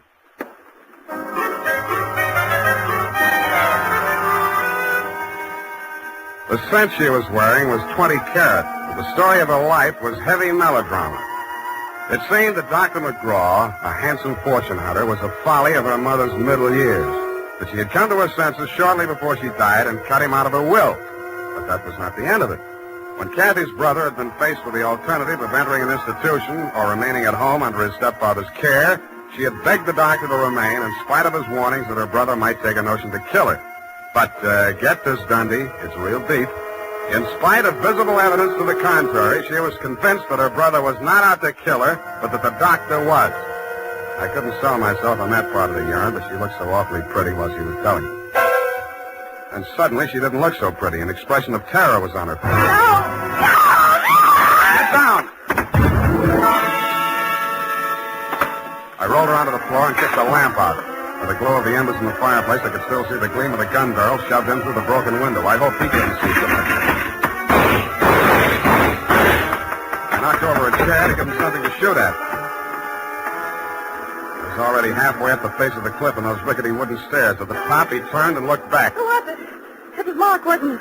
The doctor? You know better than that. It was Tony. Thought you told me he was afraid of heights, couldn't come down those stairs. He never did before. Don't you believe me? Yeah, Kathy. I may wind up believing the rest of your story.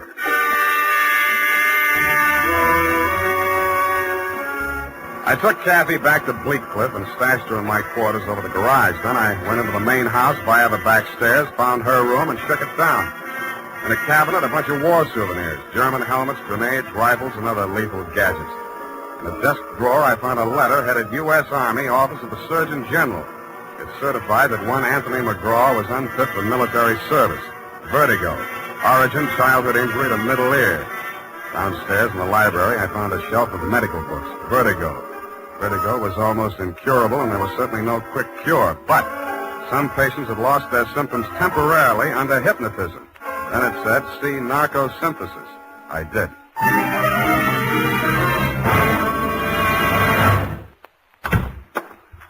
Spade, I beg pardon, sir. Mr. Spade. Whatever are you doing in the butler's pantry, sir? Looking for a butler. Namely you, Carruthers. May I serve you, sir? Yeah. How do I get an interview with Dr. McGraw? Well, sir, I should... Oh. Strange, after all my years of service, I still start as a master summons. You did it again. Well, I'm sorry, sir. I'd better see what Dr. McGraw wants. Forget it. I'm answering this one. You're not going to drop your disguise, sir. Why not? Who am I kidding, anyway?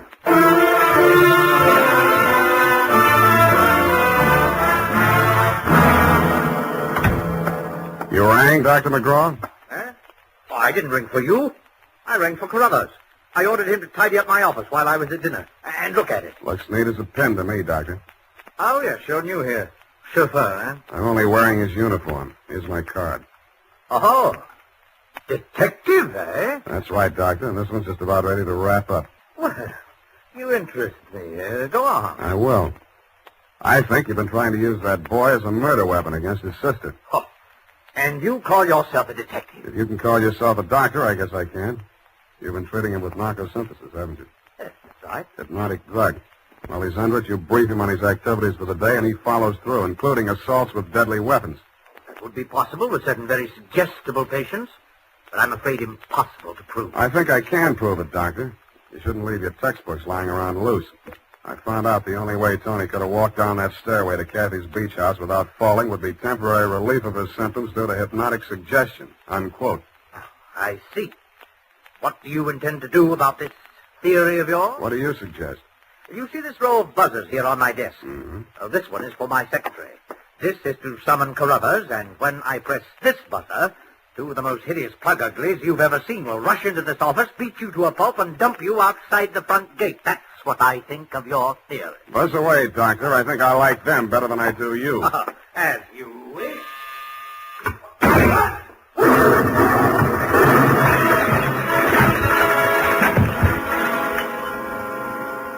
From where I was on the other side of the room, I didn't know what had happened at first. All I saw was a lot of paper gushing out of the wastebasket. The doctor sure was dead. His midsection was perforated like a shower drain. And in the walls, fanning out around the end of the room, about a yard up from the baseboard, there was a straight line of holes.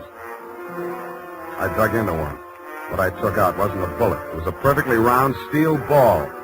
Then I remembered the wastebasket, the paper flying out of it just before the explosion. In the bottom of it, I found the answer. The base of a steel mechanism with German lettering on it. It was a wartime anti-personnel mine that the GIs called the Bouncing Betty. The United States Armed Forces Radio Service is presenting the weekly adventure of Dashiell Hammett's famous private detective, Sam Spade.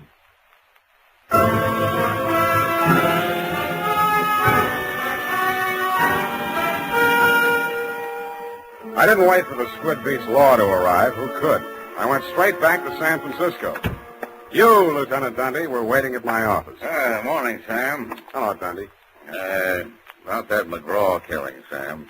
The chief down at Skid Beach has asked us to cooperate with the department down there at Skid Beach. Squid Beach, Dundee. Squid, that's right. They say you caught a bus at Skid Beach. Squid. That's right. There's a quarter of two in the company of a young woman answering the description of the McGraw girl. They say that, do they? They say they got a statement from that butler, Carruthers. Well, it's open and shut anyway. The butler hired you, the girl is wanted, and you're hiding her out. Why? Why not? Well, it's established that the girl hated the deceased and bickered with him constantly. The doctor and the boy were pals. That girl's guilty as... You've been able to place her in the murder room? Well, no, but here's an item. She worked with an Army ordnance during the war in research. Subject, I made a note of that. Enemy landmines, anti-personnel. One of the reports she helped put out was on the Bouncing Betty. Yeah? Definitely. Hey, what are you doing, man?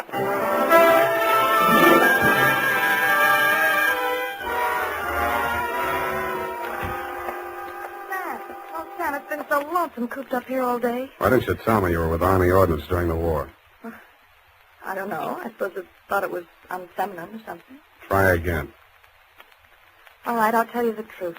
I had a copy of that report with instructions for the operation of the Bouncing Betty in the desk in my room. What the devil are you doing with a thing like that? I don't know. I was proud of it. It was the only report I worked on with the general. Should have got rid of it. I did. I burned it in the fireplace as soon as I learned what had killed him. You didn't burn it good enough. Sam, they found it. Yeah. Have they arrested Tony? Not yet, but he's definitely sane. He'll have to take a rap for anything he's done. I see. Well, I guess there's no other way. Tony didn't do it, Sam. I did. I want to make a confession. Not to me, please. Not to me. After what happened down at the beach when I knew I was no longer safe anywhere, I realized I had to do it. For Tony's sake as well as mine. When we arrived back at the house, I looked into the dining room and I saw Dr. McGraw eating dinner. I knew it was my chance to get into his office. Yeah? Then what? Well, the bouncing Betty was in my room. There was some wire in the tool chest, and I knew that Carruthers always went to tidy up while the doctor was at dinner. So I waited until I saw him come out, and then I went in. And I looked around for a place to plant it, out of sight. Then I saw the wastebasket full of papers. It was the perfect hiding place. The whole thing didn't take more than 5 minutes. Well, say something. I guess I don't know what to say. Go on, say you hate me. Say it. I don't. Wish I did. Oh, Sam. Help me. Help me. I'm sorry, baby. I am sorry.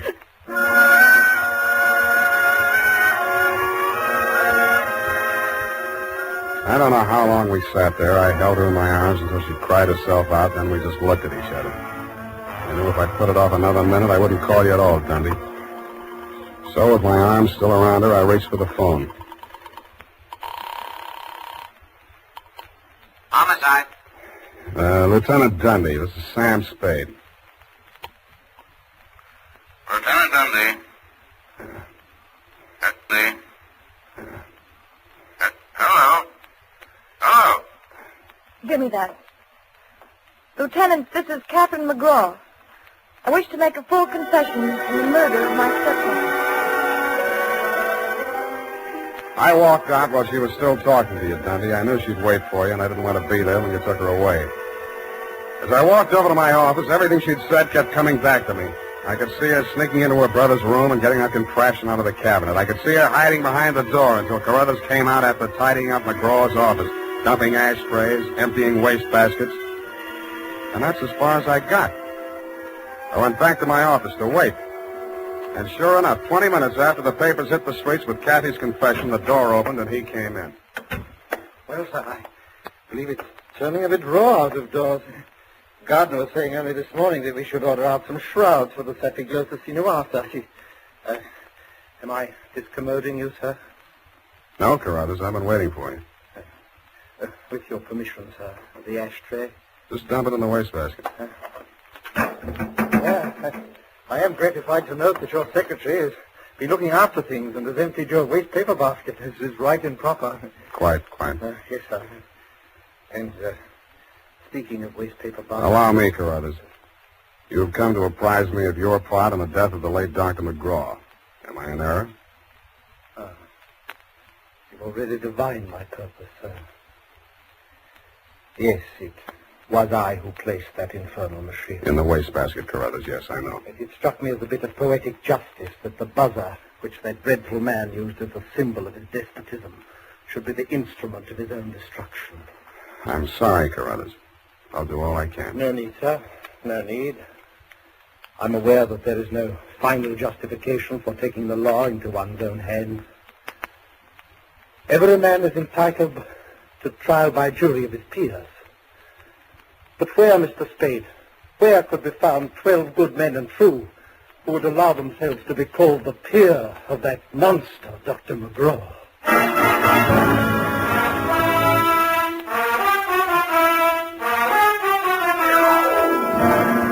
Period. End of report.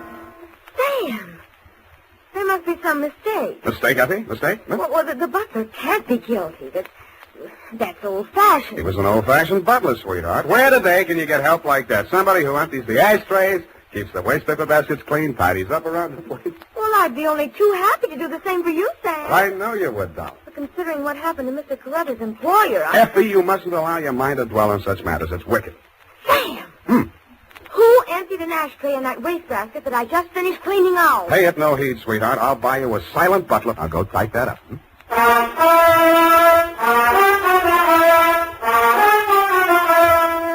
it is, Sam. I hope I haven't made any mistakes. I'm in such a hurry. Whatever did you do to your hair? Well, I brushed it out, Sam. What happened to the pin curls? I told you, Sam, when it was brushed out, it wouldn't be noticeable. Hours of torture sitting under a hot dryer for something nobody will notice. But, Sam, it puts bounce in your whole makeup. I get it, the bouncing Effie caper. Oh. Eyeshadow, new shade of lipstick. You look real gone. Oh, no. Whom is it tonight? Well, it's suspended mod, Sam. Of course, she's not really serious about him, so it's all right. Your conscience bothering you? Oh, no, Sam, no. He's definitely not serious about her. I mean, Well, have fun, sweetheart, while Maud burns. Oh, well, she won't. I suppose you'll be seeing that girl, what was her name? Oh, yes, Kathy. Well, at least if I'm not playing in someone else's garden. No. Well, have fun anyway. Good night, Sam. Good night, sweetheart.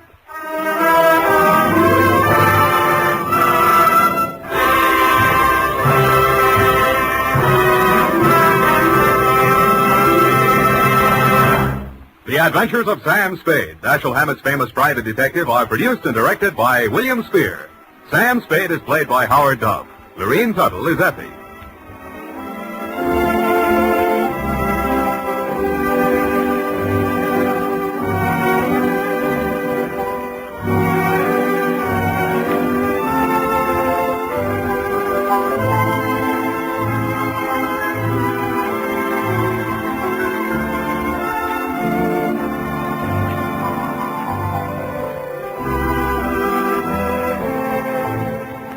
The Adventures of Sam Spade, Private Detective, is a presentation of the United States Armed Forces Radio Service, the voice of information and education.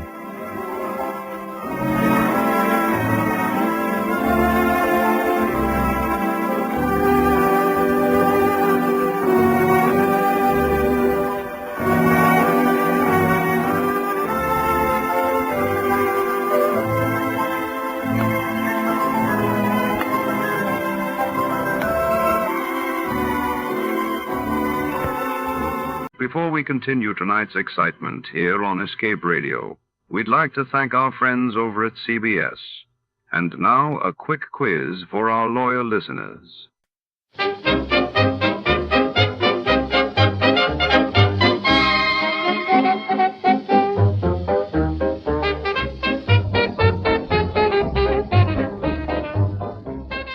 Tonight, the shadows fall over the bustling back room of the Buffalo Exchange Bank, where a mysterious disappearance has stumped the city's sharpest minds. A locked vault, a vanished fortune, and a roster of suspects with secrets to hide each tick of the clock brings the truth closer to the surface. Our detective steps into the dim light of suspicion, searching for answers where trust is in short supply and every clue could be a trap. Before to start, let's see what happened the day it was aired. It was January 6th, 1952, and that day King George VI's health took a sudden turn for the worse, sparking concern across the United Kingdom, while a record-breaking snowstorm paralyzed much of the northeastern United States, disrupting travel and causing widespread power outages.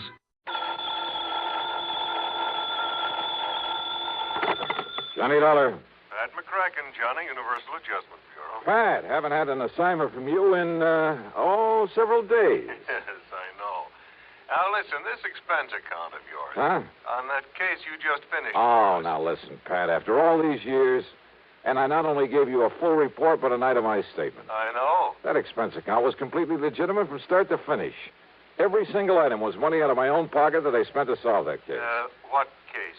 The one you're talking about, the one I handled for you last week, whatever it was. You don't remember what it was. Well, what difference does it make? All I'm saying is that whatever expenses I put down there were completely justified. You remember what the total came to? Haven't the least idea. Then let me remind you. Oh, now, look, that's Johnny, beside the point. To exactly $12.30. Well, I tell you, every penny of it was $12.30. That's right. Now, do you blame me for thinking maybe you were sick or something? Oh, no. And I thought you were... Okay, Pat, argument's over. Only it isn't, Johnny. Huh? Not by a long shot. You mean you are going to question that expense account? No, I mean we never discussed a fee on that case. Oh, well... And in view of the fact that you had a pretty rough time of it and almost got yourself killed, well, I persuaded the company to slap on an extra fee of $500. Oh, Pat, you are a doll. And I ought to slug you. Instead, how about taking on another one? Fee on this one, too? We'll see. I'll risk it. Then grab a flight to Buffalo. Buffalo. Contact Edward J. McNair at McNair's Emporium. McNair's what? The Emporium. That's one of the big department stores. Somebody lifted a few dollars out of their safe last Saturday. How much? Something over 400,000. Wowee. Yeah. Well? Okay, Pat, I'm on my way.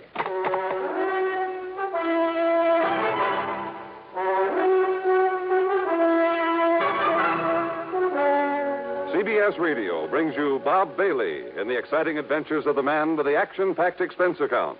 America's fabulous freelance insurance investigator. Yours truly, Johnny Dollar.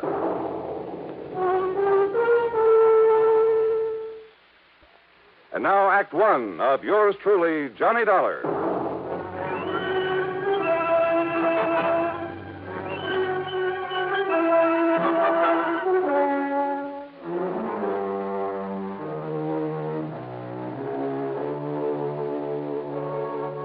Expense account submitted by Special Investigator Johnny Dollar to the Universal Adjustment Bureau, Home Office, Hartford, Connecticut. Following is an account of expenses incurred during my investigation of the Buffalo matter.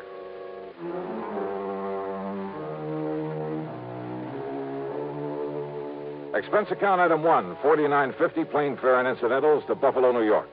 Item 2, $8 even for taxi fares. After dropping my luggage at a hotel, I went over to the Emporium. In the big office on the top floor, I talked to Mr. McNair himself. $421,216, according to the books. Well, that's quite a loss, Mr. McNair. And I suppose, Mr. Dollar, that to some extent it's my own fault. My fault. Oh, why do you say that, sir? Heaven knows John Harker suggested changing the procedure more than once. John Harker? Yes, my young personal assistant. Also company treasurer. Oh, I see. But I've run things single-handed the same old way for so long, and nothing like this ever happened before. Mm-hmm. What do you want to tell me about it? We've followed the same procedure every Saturday night for over 28 years, which is to say that as soon as the store was closed, each department head, in turn, brought his cash receipts up here to the treasurer. This, John Harker. Then Harker gave the department head a receipt, put the money in the vault, and that was that. Well, sir, it seems to me it would have been a lot safer to have an armored car deliver that money to the depository of some bank during the day, maybe several times a day. Exactly what John suggested some time ago. I suppose I should have listened to him. Well, go on, sir. Last Saturday, after we closed, things went along quite as usual. That is, until Mr. Ellery in sporting goods, always the last to bring his money to the vault, until he knocked on Harker's door. Well, right on cue. Excuse me. Come in. Mr. McNair, John, come in, please. I want you to meet Mr. Johnny Dollar. This is John Harker. Mr. Dollar? Hiya. Dollar represents the insurance companies we trust will make good on our loss. Well, I certainly hope you can make more progress than the police have, Mr. Dollar. That bandage on your head have anything to do with the robbery, Harker? Yes, it certainly has. Terrible, isn't it? Now, sit down, John. Tell Mr. Dollar exactly what happened on Saturday night when Mr. Ellery came up to turn his cash over to you. Thank you, sir. Oh, I'm afraid it was all my fault, Dollar. Not a bit of it. Yes, for being caught off guard. All right, what happened? Well, when Ellery knocked on the door of the vault room, I asked who it was. He told me, and, I should have known by his tone of voice that something was wrong. Now, John, you're not to blame. This sort of thing could have happened to anybody. Even to me. Thank you, Mr. McNair, but it doesn't alter the fact that... Well, Dollar, I went over and unlocked the door for Ellery. But instead of walking in, he was forcibly thrust into the room. The door was thrown back so hard, it knocked me down, knocked me unconscious. Terrible. And when I came to, the cash drawers of the vault were empty. The keys had been literally torn out of my pocket. You shall have a new suit for that, John. Thank you, sir. Ellery, poor Mr. Ellery, lay there bound with adhesive tape after being badly beaten. Did you see whoever it was came barging in that way? If I hadn't been standing behind that door, I might have. I see. What about this man Ellery? Tell him, John. Yes, sir. Well, poor Ellery did catch a glimpse of him, but the man was wearing a sort of mask over his face. He gave what description he could to the police, of course. And, well, that's about it. Thank you, John. Now go along. Yes, sir. Well, now, wait a minute. Don't misunderstand me, Mr. Dollar, but I don't want to keep John around here any longer than necessary. Well, but I'd like to be around. I'll cancel the trip gladly. Trip? Of course. After what's happened, that knock on the head was pretty serious. John is taking my cruiser on a little trip. Oh, well, I can't say I blame him. So run along, now... John. You can leave tonight as you planned. Whatever you say, Mr. McNair. Harker, wait a minute. Your please. friend all ready to go with you? Oh, I hope you don't mind my taking him along, sir. Not a bit. Now run along. Run along. Have a good time. And a good rest. Look, it's customary. Thank you very much, sir. Mr. Dollar, I suppose you'd like to talk to Mr. Ellery now. Well? Yeah. I'd like to talk to somebody who was involved in this thing.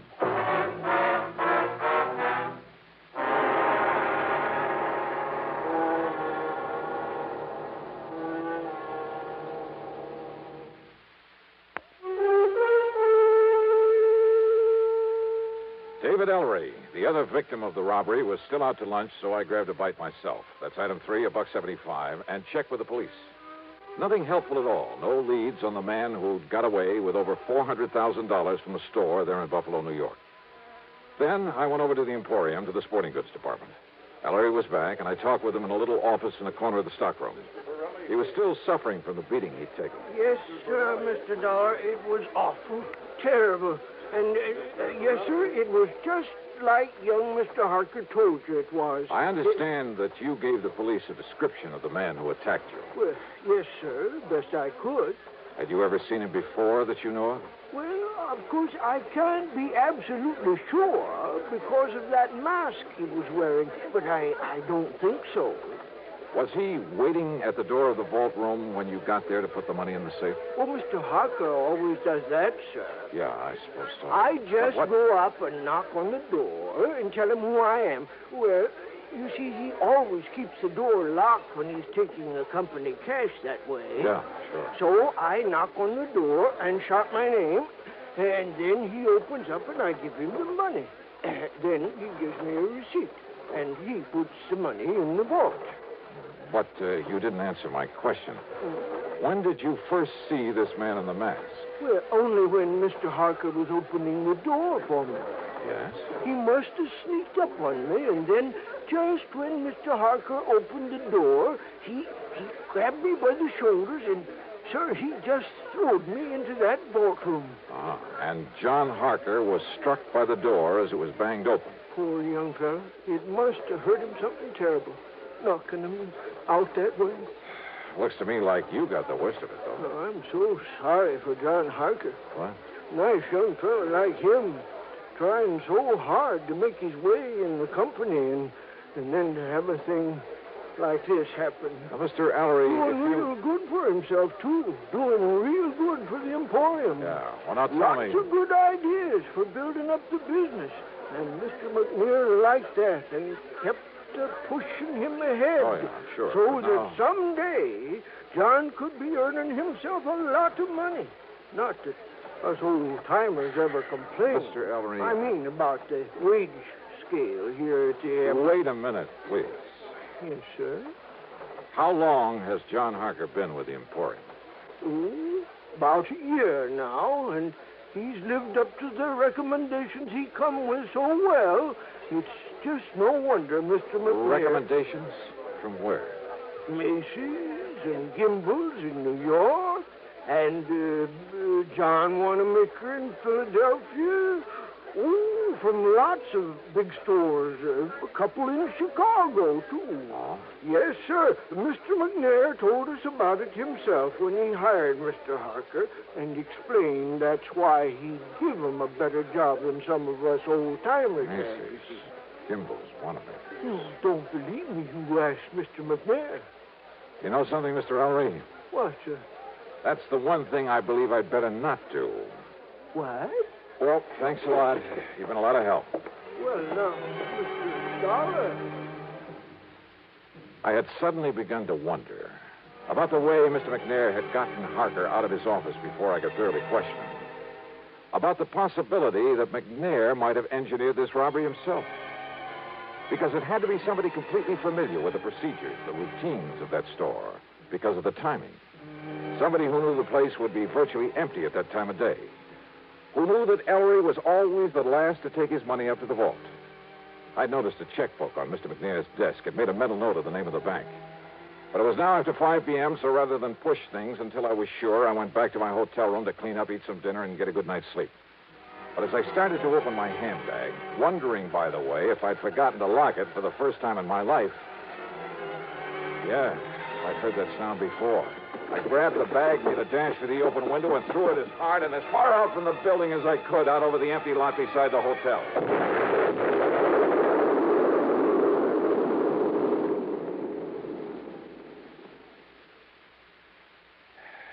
Funny.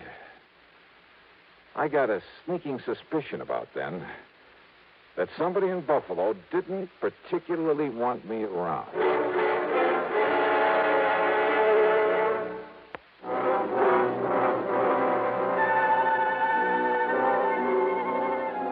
Needless to say, I had to do a bit of explaining to the police about the infernal machine in my handbag that I'd tossed out of my hotel. And the company will have to pay for some broken windows in that neighborhood. And needless to say, their only theory about who might have planted that bomb was the man in the mask, whose identity was still unknown to them. But I had an idea. Besides the police, only 3 people could have known I was there. Mr. Ellery, hardly the type. Young John Harker. No, he was off on a yachting trip. And that left Mr. McNair.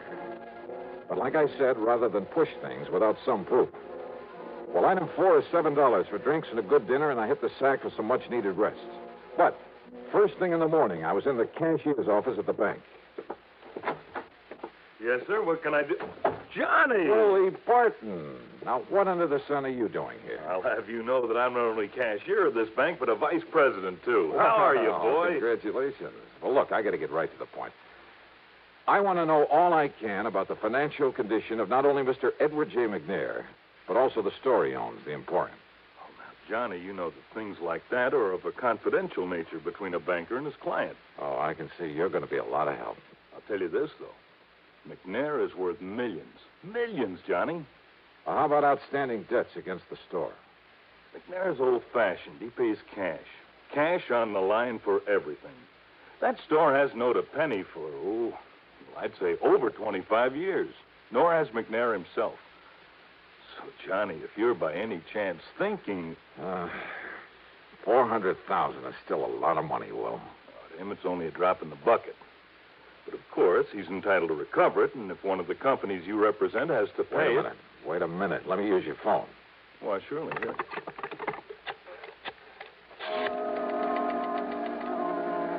Item 5, 840, long-distance calls to New York and Philadelphia to Macy's, Gimbel's, and John Wanamaker's, to the personnel directors.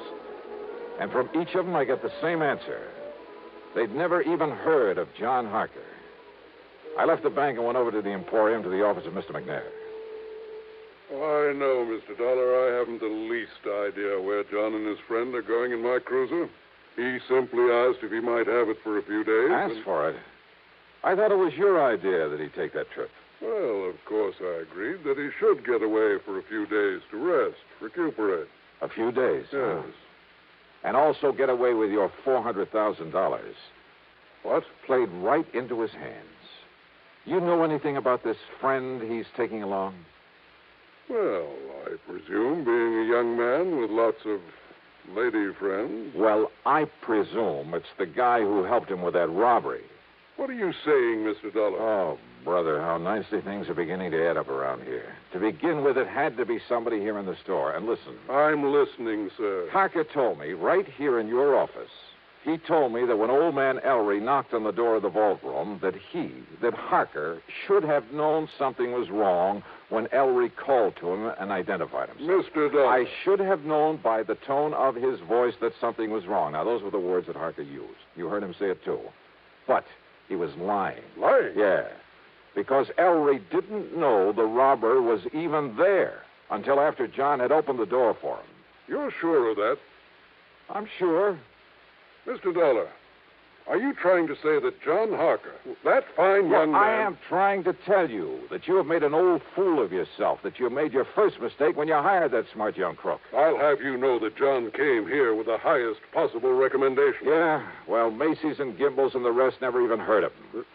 What? So in your blind faith, you not only taught him how to stage the robbery, he and his pal, whoever he is, but now with your cruiser, you've helped him get away with it, with your money. But good heavens, Mr. Now, Dollar. if you'll just give me a hand, come up with some bright idea for finding that boat of yours somewhere out in the middle of Lake Erie. Yeah, and probably headed for some remote little port on the Canadian side of the lake. Believe me, if ever I needed a stroke of luck, it's right now.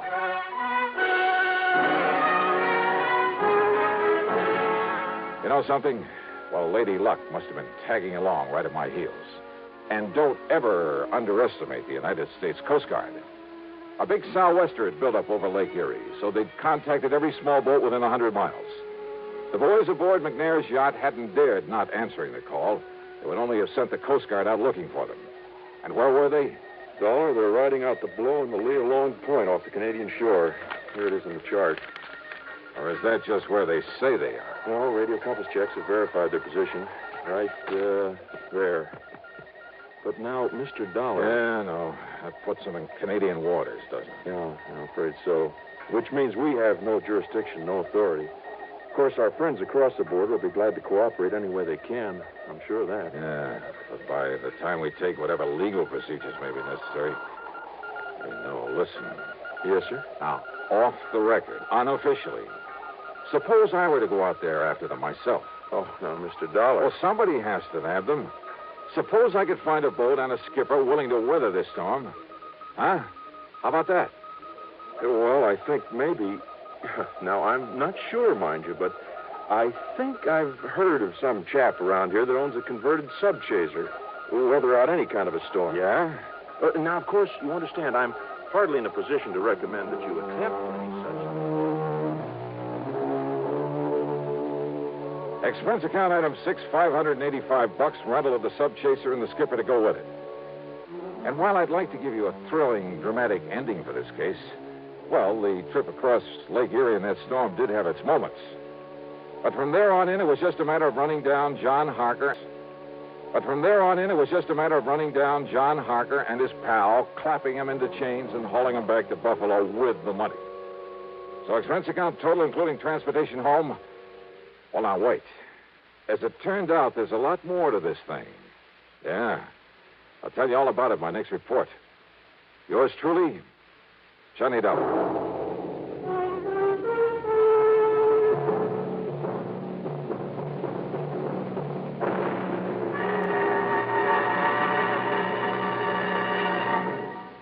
Now, here is our star to tell you about next week's story. Next week, well, as I told you, there's a lot more to this case. As a matter of fact, it turned out to be the most exciting, most dangerous assignment. Well, join us, won't you? Yours truly, Johnny Dollar.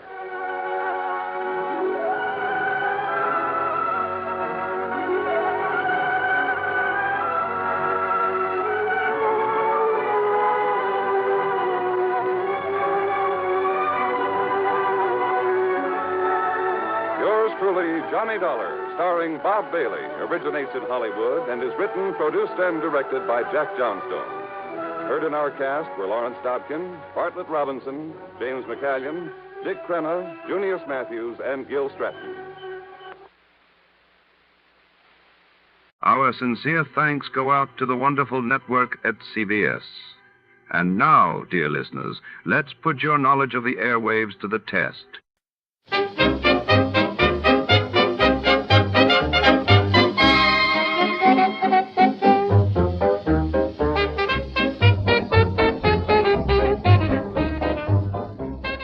Tonight we delve into Night of the Guns, where danger stalks the corridors of the Wilshire Arms Hotel on a rainy Los Angeles night in 1949. Tension mounts as a notorious mobster is rumored to be hiding out in the lavish penthouse suite, and rival gangs circle the lobby below, guns drawn, with the city's finest detectives patrolling the Art Deco hallways and the echo of gunfire threatening to shatter the fragile peace, secrets, and bullets alike are about to be unleashed. Before to start, let's see what happened the day it was aired. It was March 18th, 1949.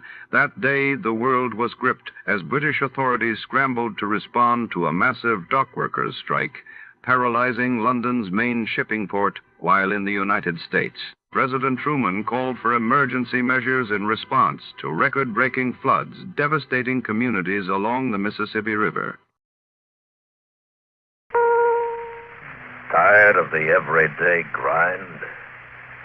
Ever dream of a life of romantic adventure? Want to get away from it all? We offer you Escape.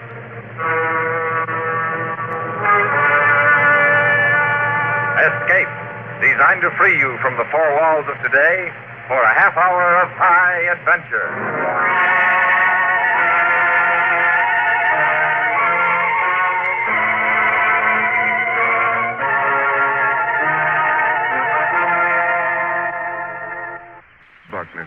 Permit me to refuse the money.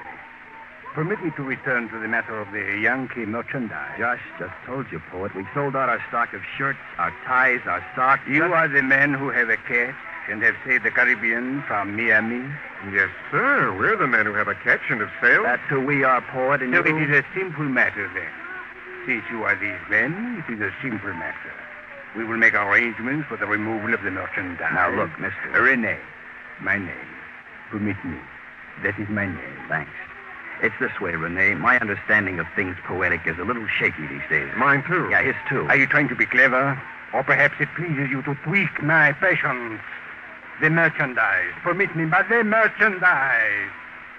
When shall we remove it from your boat? Mr. Rene, I simply have got to explain something to you. It's evident that you're mistaken. We are not mistaken. You have the merchandise. We will pay what? Bid Rene a fond farewell, Josh. He needs to keep his head covered from the patient's son. But it is a matter of... No, you cannot. The merchandise. You cannot refuse about the merchandise. You cannot refuse.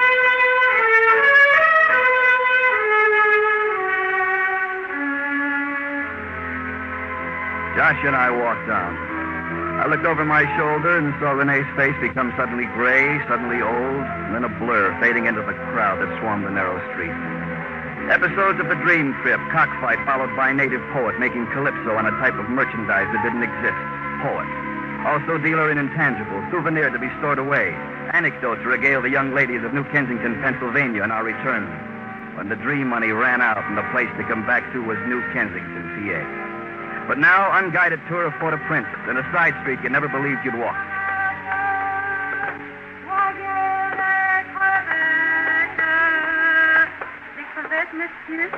Nous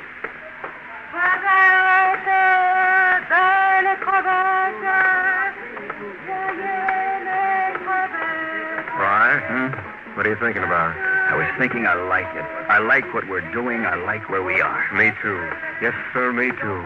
It's all around you. It's wonderful. No regrets, huh, Josh? You mean we gave up a nice-going haberdashery business and took off? That's what I mean. I talked you into it. No regrets, huh? What do you mean? You talked me into it. This idea, this dream, if you will. I will. I remember to this very minute the night it germinated in my brain. We were sitting in the dorm of the good old University of Pittsburgh, stripped to the waist, it being a hot night prior to graduation, and a bottle of beer in the hand. And you said, Haiti, someday let's buy a boat, you said. See? You conceded it was my idea. Sure it was, Josh. Then you said Haiti. And I said Haiti. Why? Huh? The Citadel. What about it? Just I gotta see it, that's all. The Citadel of Henri Christophe. Ever since I was a kid, I've been reading about it and wondering... We'll see it. When? Look, something I gotta explain to you, kid. A couple of fellas like us, they hit a new country after an ocean voyage. You know, they need time to condition themselves, become acclimated, mingle with the group, meet some of In my reading on the subject of young women of Haiti... Yeah. I have read that the young women of Haiti are sheltered and circumspect, and a formal introduction arranged by a mutual friend or acquaintance is the etiquette to be followed when a visiting gentleman has the wish... Show me where it says. Right, I just want to make sure you and me... Yeah. Visiting gentleman, that's what. Le Café de Pavillon de Toulon. Now, don't change the subject, Rye. What? Le Café de Pavillon de Toulon. Translation, Cafe of the Pavilions of the Small Moon. Oh, my, oh, my. Ah, you feel okay? The heat, the excitement of the new... That sign over the cafe there. Come on, Josh. Let's go get moonstruck. I want to.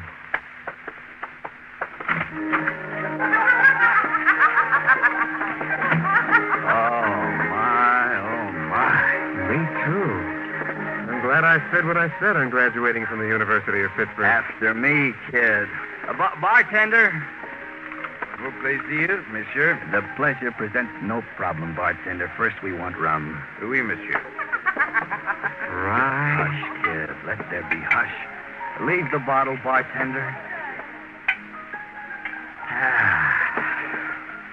We made it, kid. We made the dream. A toast, huh? Sure hate it. I love you.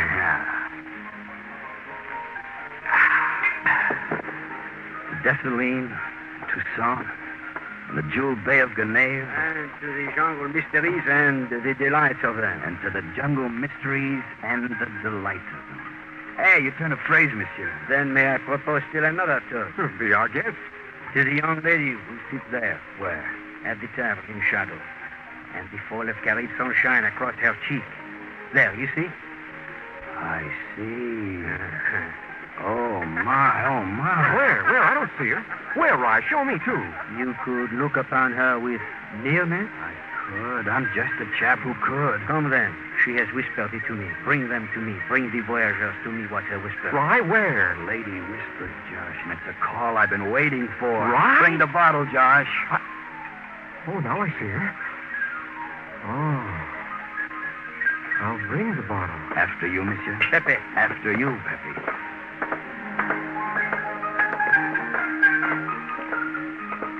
Vivi, the voyageurs for whom you have whispered. Merci, Pepe. Seat yourselves with Bibi, monsieur, for the nearness. Oh, thank you very much. Yeah. I'm Josh Ford from New Kensington, PA, and this is my buddy, Ryan Dixon. He's from New Kensington, too. At present, we're retired haberdashers. I am Bibi, and I have longed for the time of our meeting. Pepe. Are we? You did a splendid job of greeting us. And you no longer have a need for me, eh? And we no longer have a need for you. Then I shall make my small departure. No hard feelings, Pepe. It's Au just... revoir. Till another tea. Yeah. Till then. You were lonesome for us, Bibi, for both of us. The moon was full and it grew slender. For the passage of this time, I've longed for you. Oh, you don't even know us, Bibi. We live thousands of miles apart, in different worlds. How could you... Josh. You ever been in New Kensington, Bibi? University of Pittsburgh? Josh. What the Mansell said... And for your boat. And the things of your boat. For these two I have longed. Huh? You talk in puzzles, Miss Bibi. I don't... The merchandise of your boat. Bibi. Oui? A poet of your country said merchandise to us. We gave him $1. It's a tired subject that isn't worth a nickel more. You have sold it then to the others. We haven't sold a thing. We gave him $1. And I don't mind telling you, the budget we've got worked out for this trip is... Then it is a matter of more money. Could be. More money for what, Bibi? Hagglers, bargainers, hawkers. We're not haggling, lady. All we got on our boat is a few supplies. Some canned fruit juices and tins of dried beef. You want Then them? not enough more money for the merchandise you brought from Miami. We will pay. And there will be no delay. Bibi, we started out real good together, and suddenly Josh, how do you tell a beautiful girl she's lousing everything? Well, in the room at the end of the passageway upstairs. It is where I shall be. With the more money. In 10 minutes. Be there. Haggler.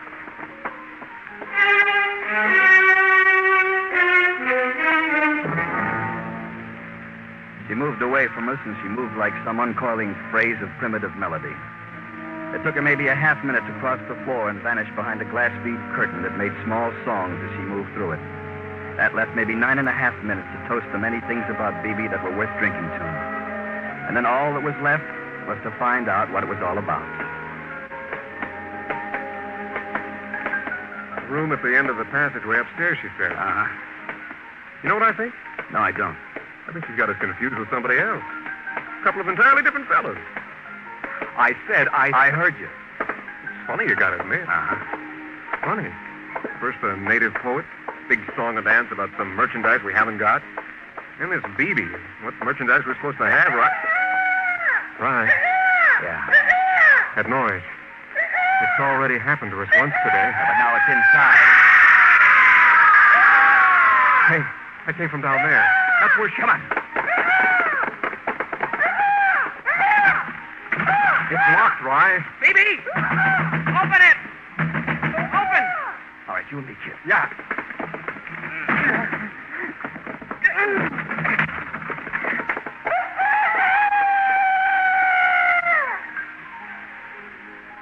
Rye? Look. What lay on the floor wasn't worth looking at. Thin lines of blood crisscrossed BB's face and throat like some abstract design in horror. The new twist on death in the afternoon. Young lady, beautiful young lady, slashed to death by the spurs of a gamecock. The bird jumped to the windowsill and crowed to death once more. And across Canal Bay, a pretty pink and blue sign smiled, "Welcome to Haiti."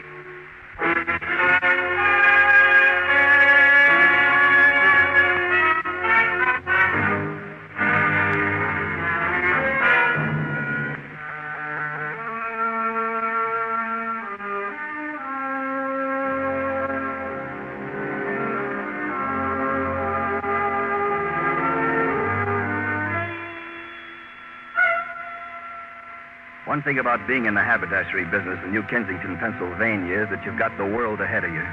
Keep in mind that anything is possible when you finally get to Haiti and come across a beautiful woman slashed to death by a fighting bird bred to kill. Accept it and then run. Like Josh and I did, 3 blocks until a sign said Hotel of 7 Sisters, fans in every room. We paid for 1 night in advance. The sign wasn't kidding. There was a fan. This one you grasped in the hand, waved back and forth under the chin, creating refreshment, and letting the sound of the island drift in through the open window. Rye? Huh? We shouldn't have run away. We're strangers in a strange country, baby. Who knows what we're supposed to do? Anybody who dies is a concern of... I'll get it. You meet me. Hey, Josh. Look who, the poet. Come in, come in. How'd you find us? I inquired of 2 Americans running in the noonday heat. Why are you looking for us? An explanation of the events at the Café de Pavillon de Teluna. The killing of the girl Bibi was a mistake. Permit me, what is the hour? Almost 2:30. Good. An excellent time. For a punctual compatriot of mine will arrive in a moment, and the deal will be consummated. You're doing it again, Rene. You're talking riddles. Oh, forgive me. Like so. The merchandise you have brought, those of us across the water there, the small way across the water, we wait for the gun, so... Gun? The final way to purchase human dignity. Boy. Huh? Get the picture? This guy's a revolutionary. Hey, you're a real revolutionary, aren't you? You think we've got guns for a revolution or something? You know what they're going to say in New Kensington? They're going to... Josh. Rene, what about the girl? Why did that beautiful girl have to die like that? Bibi. Unfortunate. Like so. She was killed because... Oh, permit me, the compatriot whom we are expecting. Well, tell him it's like so. Somebody's got our boat mixed up with somebody else's, huh? Hello,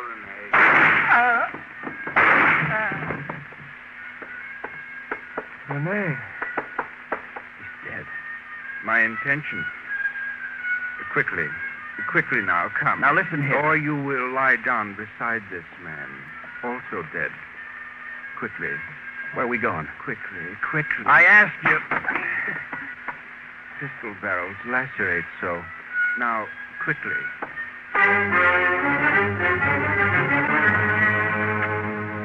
The front sight of his gun had cut my cheek, and there was nothing to do but put my hand to it.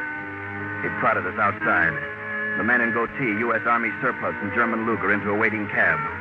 Unhappy driver looked at my cheek and then at the upholstery, then shrugged about the whole thing. You'd better take us somewhere where he can get his cheek attended to. Said my friend Josh. Sure. Was the stir my friend Josh created. In a while, the bleeding stopped. We got out in a part of Haiti where it was no longer Port-au-Prince, where it became the apron of jungle around the city. A mansion of columns and glazed brick and flamingos looking coy behind royal palms. A butler in knee breeches told us we were late. that everybody was in the auditorium. A private theater, gentlemen, that you may watch if you wish. I'll tell Etienne you're here. Etienne? Well, who's he? You try to make a break from here, you'd be shot down before... What kind of a name is that, Etienne? In there.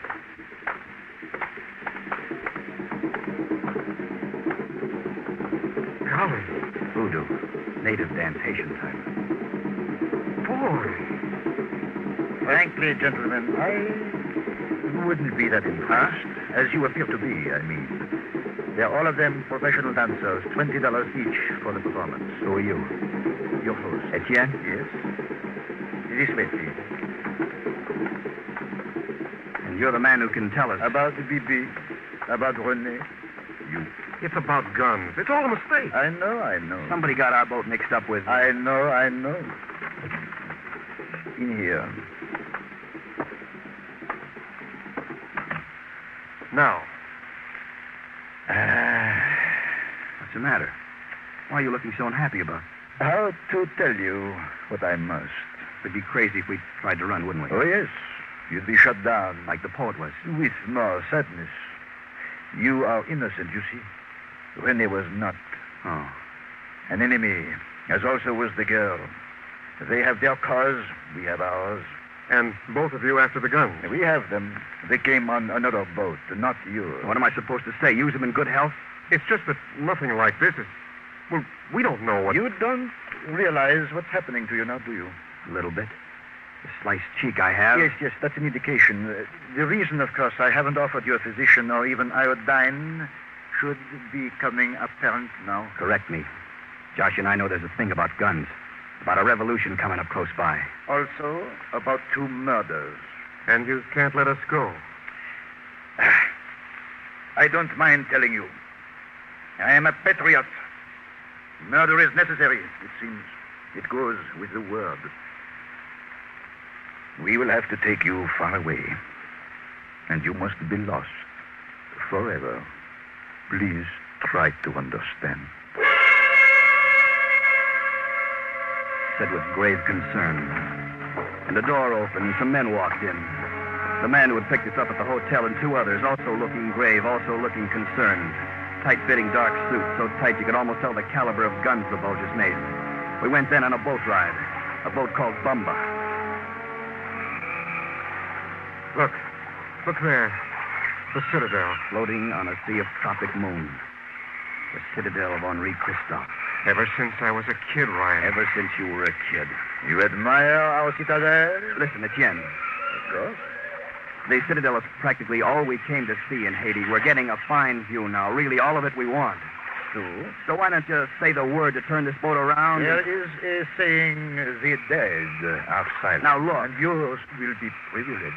You will die a hero's death in the cause of human dignity. Human dignity. The poet used the same words. On opposite sides, and both of you using the same slogan. Regretful. Ormelu. Joanneau. Par ici.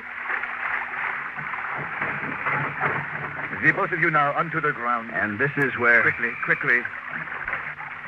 Move quickly. Friend, if you didn't have that gun... I have it. Straight ahead. One thing I'd want before this is over. The tour through the Citadel. Yeah. Josh. Uh-huh.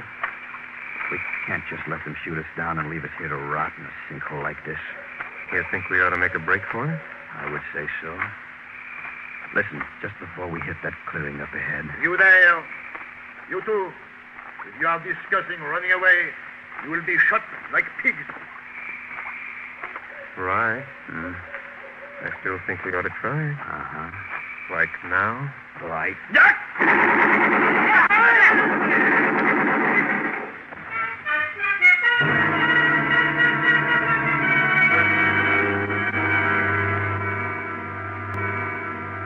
The man who stood ankles deep in the stinking waters was the man we had seen before, Pepe.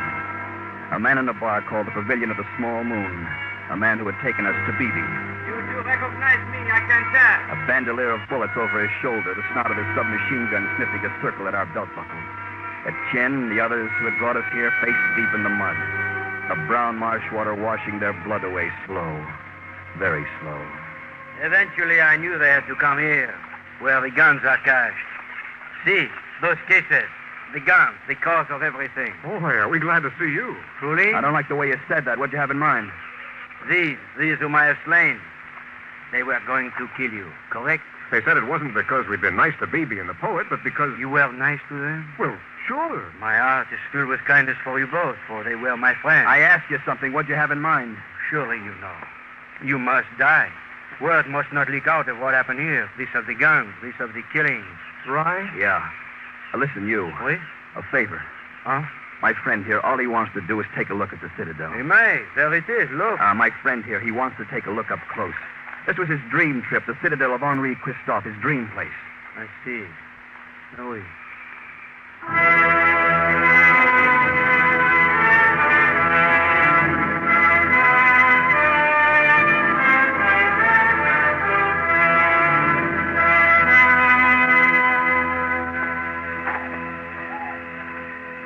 Crazy monument built by a crazy king. You see all those cannons pushed through those embrasures? Up these steps. You see all those cannons, Ryan? What about them? Not one ever fired. You know what else? What else, Josh? This was built on an exact line with the Great Pyramid of Egypt and a Great Pyramid built by the Mayas of Central America. That way. Enough. Look down. Christophe used to force his slaves to jump from this spot. He enjoyed their screams. Will you scream? I don't think so. Good. Please do not believe I am vile, messieurs. You were unlucky enough to stumble on a small war. Neither side can afford your staying alive. Pity. Some pity. Now, alive or dead from a bullet. Jump. Now, hold it a second. One more word with my friend.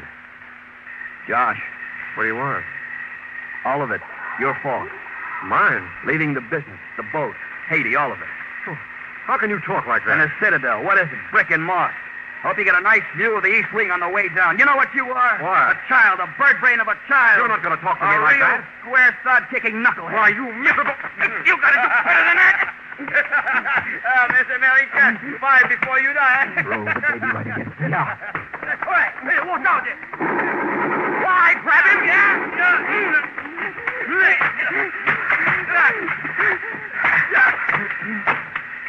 Fry?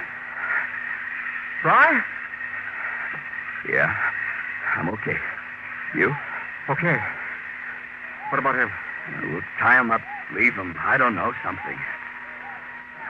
Fry? What? You see that over there? See what over there? That slab. Well, what about it? That's Henri Christophe's tomb. He was buried there. Right when he was killed. Right over there. Something, isn't it? Really something.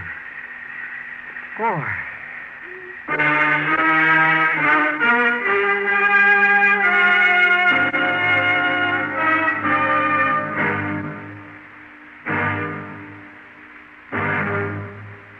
Escape has brought you Night of the Guns, a story written and directed by David Friedkin and Morton Fine.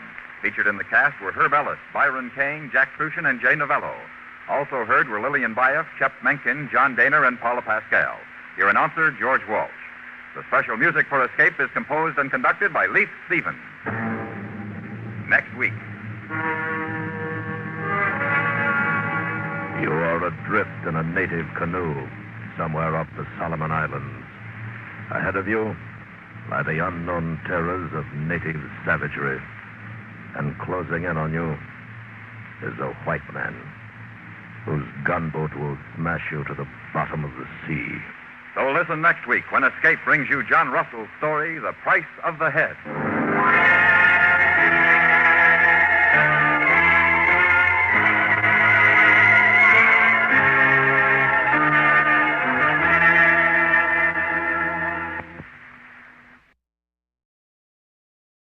Tonight's broadcast comes to you with special thanks to our friends at CBS. And before our next mystery unfolds, here's a question for the sharpest listeners in America.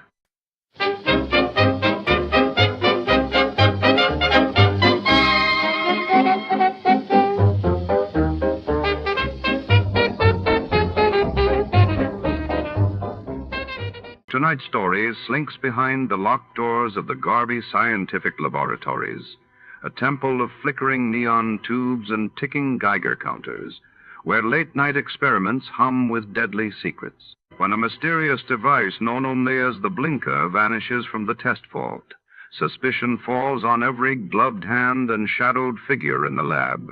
In this world of glass beakers and whispered motives, danger lurks in every corridor. Stay close, the truth may be hidden behind a pair of safety goggles.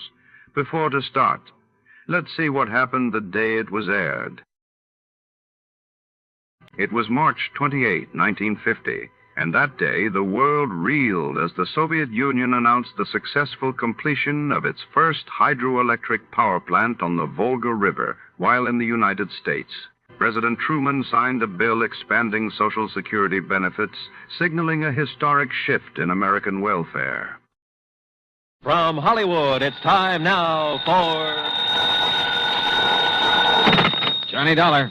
Fred Wills, of Surety Mutual Limited, Johnny. Oh, hi, Fred. What's on your mind? At the moment, San Francisco. Oh, nice town to have on your mind. What's new out there? That's what I hope you're going to tell me. What do you mean? Johnny, there's an importer out there named Andrew Foreman. We're carrying a $50,000 policy on his life. So? So have you ever heard of an importer getting exported? I don't get you, Fred. I'm afraid that's what's happened to Foreman. Last night he disappeared. I'm on my way.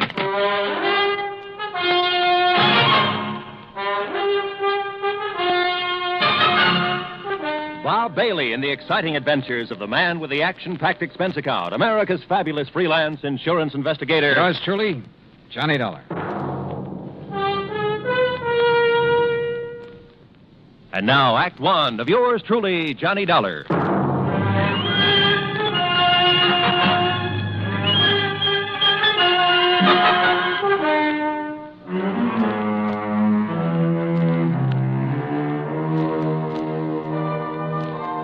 Expense account submitted by Special Investigator Johnny Dollar to the Home Office, Surety Mutual Limited, Hartford, Connecticut. Following is an account of expenses incurred during my investigation of the Blinker matter.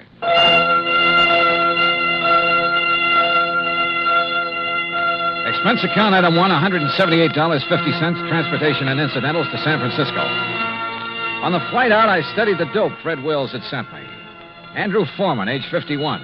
Occupation, importer. Health, good. Judging from the hefty premium he had to pay, his importing business must be okay. Wife, Marcia Foreman, age 35. 16 years younger than her husband. And Marcia was the sole beneficiary. My plane landed about 8 in the morning. An hour later, I was at the Foreman's apartment. It was spacious, modern, with a lot of glass and the kind of view of the bay that you had to pay plenty for. Yeah, there was money written all over the place, and Marcia Foreman looked right at home. I'm just having coffee on the terrace, Mr. Dollar. Won't you join me? Oh, thanks. I could use some. Out here. Oh, you sure got a beautiful view here. Yes. I never get tired of watching the bay, the ships. There's always something going on. Oh, here you are. Thanks. What is it, Mr. Dollar? Oh, I'm just looking up the bay. Alcatraz? Yeah. Such a grim-looking place. Yeah, it's a real exclusive club. But I managed to get a couple of new members into it. I don't think I care for the kind of job you have, Mr. Dollar. Trouble wherever you go. Suppose we talk about your troubles. All right. I told the police all I know when I filled out the missing persons report. But I'll go over it again for you. If you don't mind. Your husband disappeared the night before last. Yes, that's right. What time? I'm not sure. Oh? Around 9 o'clock that night, somebody came to see him. A strange sort of man. How do you mean strange? Well, he was dressed in rough clothes, a seaman's jacket. He said he was an old friend of my husband's. Did he give you his name, Mrs. Foreman? Only Blinker. Blinker? Yes, he said that's what everybody called him. I guess because he kept blinking his eyes very rapidly. I see. Well, I showed this Blinker person into the den where my husband was and left the two of them together. Uh-huh. A few minutes later, my husband came out and told me he was going to drive Blinker downtown and find him a hotel room. So I went to bed. I was tired and went right to sleep. And? Well, my husband and I have adjoining bedrooms. When I went in to call him yesterday morning, he was gone. The bed, it hadn't been slept in. I called his office thinking he might have decided to work late, but they hadn't seen him. Then you called the police. Yes. Mrs. Foreman, had your husband ever mentioned this man Blinker before? No, I'm quite certain he hadn't. Can you describe him? Well, he wasn't above medium height. Age, maybe in the 40s. A scar on his right cheek, a thin nose, and dark, rather beady eyes. I'm afraid that's the best I can do. Well, considering that you only got a brief look at him, I'd say that was a pretty complete description. Mr. Dollar, do you think this person Blinker could have done anything to my husband? I don't know, but I'm sure the police are looking for him. Just one more question, Mrs. Foreman. Suppose Blinker had nothing to do with your husband's disappearance. I'm afraid I don't follow you. Oh, well, what I mean is, can you think of any reason at all, why your husband might want to disappear? No, Mr. Dollar. Absolutely not.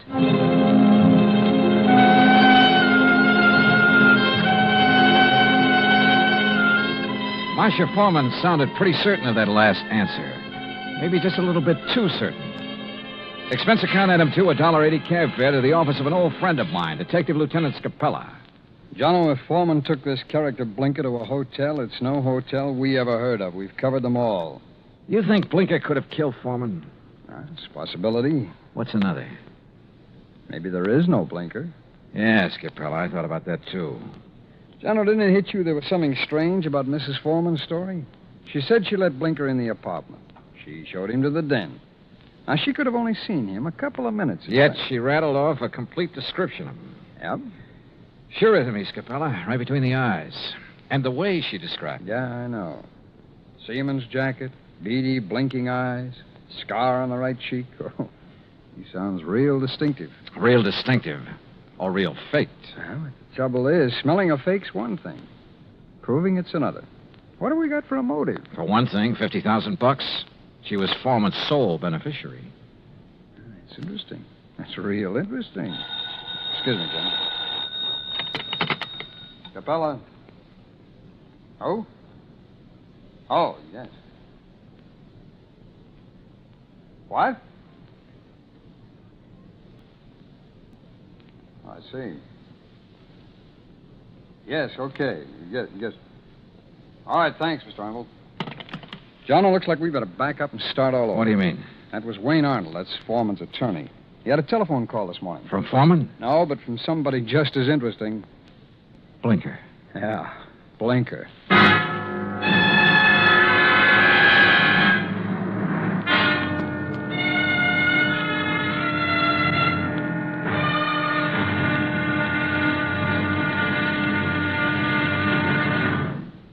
Act 2 of yours truly, Johnny Dollar, in a moment. And now, Act 2 of yours truly, Johnny Dollar, and the Blinker Matter. Like Scapella said, we had to back up and start all over again. Just when we talked ourselves into thinking Marcia Foreman's story about Blinker was phony, her missing husband's lawyer phoned and told us he'd just heard from Blinker. Item 3, $1.70, cab fare to the office of Wayne Arnold, Foreman's attorney. I met him just coming out his door. Did you wish to see me? Mr. Arnold? Yes. I'm Johnny Dollar. Oh, yes, the insurance investigator. Mrs. Foreman told me you'd been questioning her. Look, I'm sorry, but I'm in rather a hurry. I have an appointment, and I'm late for it. Sorry, but this will only take a minute or two. I was in Lieutenant Scapella's office when you phoned a while ago about this man Blinker, Mr. Arnold. Oh, yes. When did you hear from him? Just a little while ago. I called Marcia Foreman right away, and she thought I ought to call Scapella. What did Blinker say on the phone? It was a strange conversation. He sounded nervous, excited, almost out of breath. Said he wanted money, $10,000. If he didn't get it, he'd... And that's as far as he got. He stopped suddenly, said he'd contact me later, then hung up. What do you make of it, Mr. Dollar? I don't know. Could be he's holding Foreman for ransom.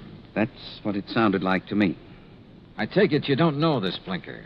I never heard of him until Marcia told me about him showing up night before last. Okay. Just one more thing, Mr. Arnold. How long have you been Foreman's attorney? 3, 4 years. Why? Any reason you know of why he might want to disappear? None that I can think of. Another woman, maybe? I doubt it very much. How about his importing business? As far as I know, it's in excellent shape. Okay. Thanks, Mr. Arnold. Mr. Dollar. Yeah? This man Blinker, why would he have it in for Andrew Foreman? Good question, Arnold. Sorry, I don't have an answer to it. I went down the elevator and outside. I stopped at the corner to get some cigarettes, and that was my first lucky break.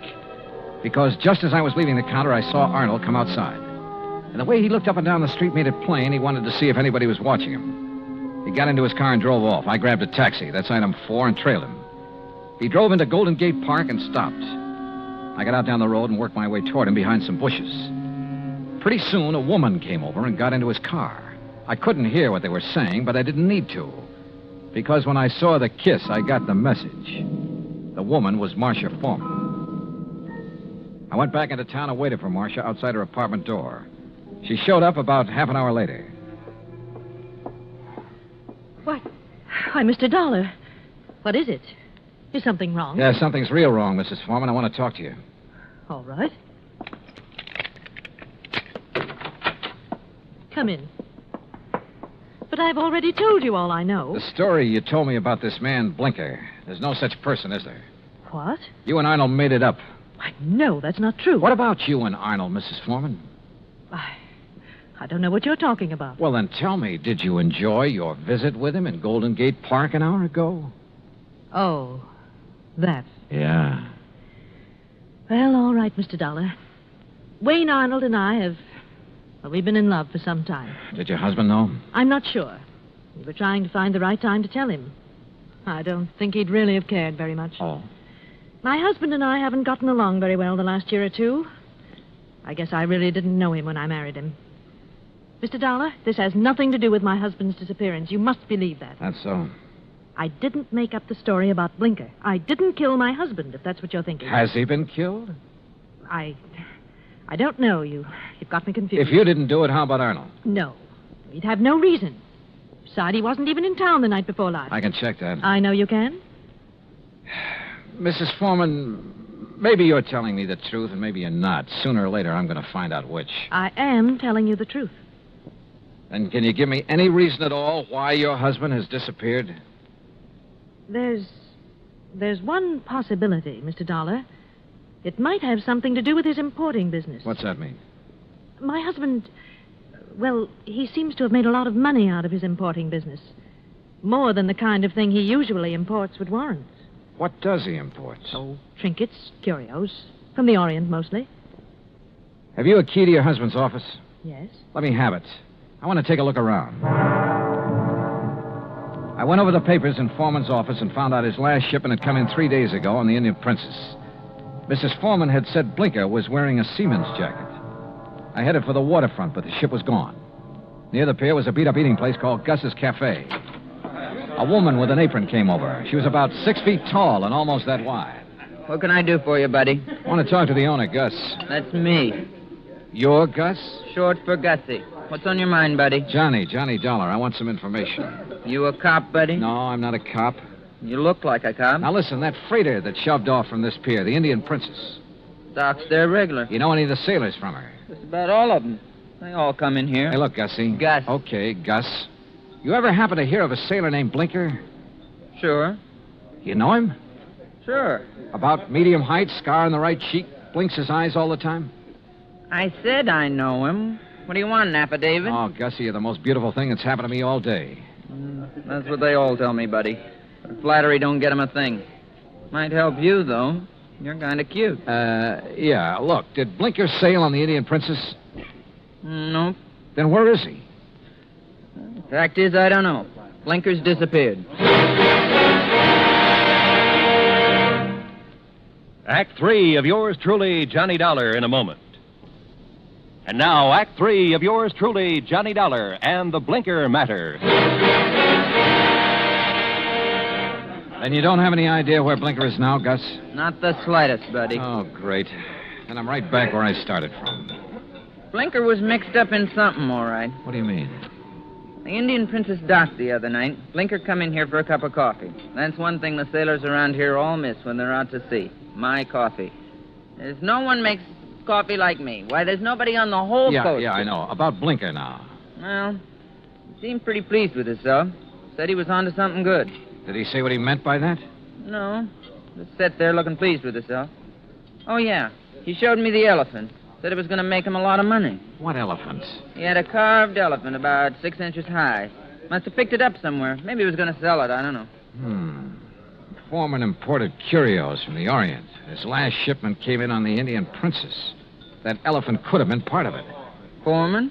Who's he? Never mind. Well, I wonder where I go from here. I wonder what I'm going to do with all Blinker's stuff if he don't show up for it. Maybe I'm... What did you say about Blinker's stuff? What stuff? I got a back room where I let the boys keep their gear when they're ashore. You've got Blinker's things there now? Sure have. Why didn't you tell me? You never asked me. In the back room, I went through Blinker's sea bag. Near the bottom, I found a carved elephant. An ordinary-looking elephant, until I twisted one of the legs loose. It was hollow, and inside a little paper packet full of white powder. Suddenly, the whole deal slid into place, and just as suddenly, the whole deal made me slightly sick. Now I wanted to see the rest of those elephants real bad. According to the records in Foreman's office, the shipment was in a warehouse. I went outside and over to the pier. Johnny. What? Oh, Gus. Come here a minute, Johnny. Look, I'm in a hurry. Thanks for everything. I'll see you later. You got time to see this? Over here, near the pier. Wait a minute. Yep. It's a body, all right. One of the boys just fished it out of the water. I sent him to call the cops. Looks like it's been in the water quite a few hours. Gus? Yep. It's Blinker, all right. I knew I had to work fast now. I headed out on the pier for the warehouse. Once I thought I heard footsteps somewhere behind me. I stopped and listened. There was no sound.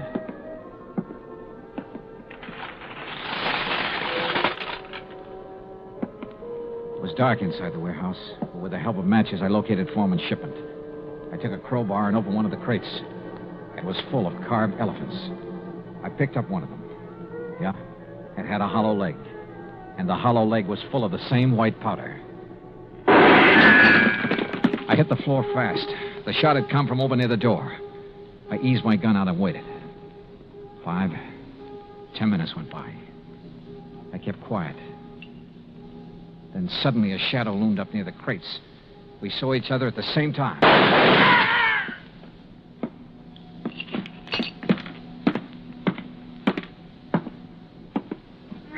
Oh, my shoulder. Well. The missing man himself, Andrew Foreman. Look, Blinker found out what you were importing in those carved elephants. He tried to blackmail me. I don't know what you're talking about. Oh, sure. You probably told him you'd pay off. That's when you drove him downtown night before last. Then you tried to kill him, but he must have got away. I tell you... You called your lawyer, tried to put the squeeze on through him. But he had to hang up in a hurry. You were probably getting close. You finally caught up with him, didn't you, Foreman? Look, you've got no proof of anything. Why should Blinker try to blackmail me? Like I say, he found out about the narcotics in those hollow elephants. It was put there without my knowledge. You have no proof I was involved. You know, Foreman, it doesn't much matter. You've got even bigger troubles than that staring you in the face. I don't understand. Blinker's body has been recovered from the bay. I wouldn't know anything about that. You've got no proof of that either. No. There were 2 bullet holes in Blinker. 5 will get you 10. The slugs in him came from this gun of yours. The gun? Yeah. This is something that can be proved. Well? All right. I just didn't have any choice.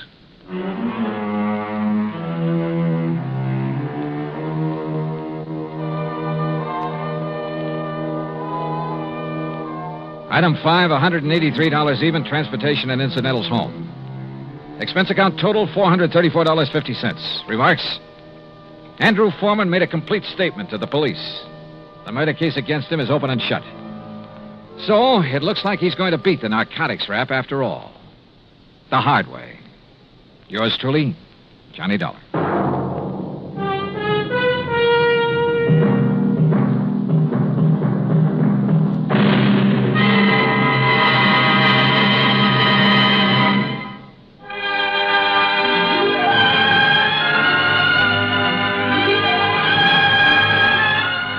Truly, Johnny Dollar, starring Bob Bailey, originates in Hollywood and is produced and directed by Jack Johnstone. Today's story was written by Robert Stanley. Heard in our cast were Paula Winslow, DJ Thompson, Harry Bartell, Stacey Harris, Vic Perrin, and Bob Bruce. Be sure to join us next week, same time and station, for another exciting story of yours truly, Johnny Dollar. This is Roy Rowan speaking.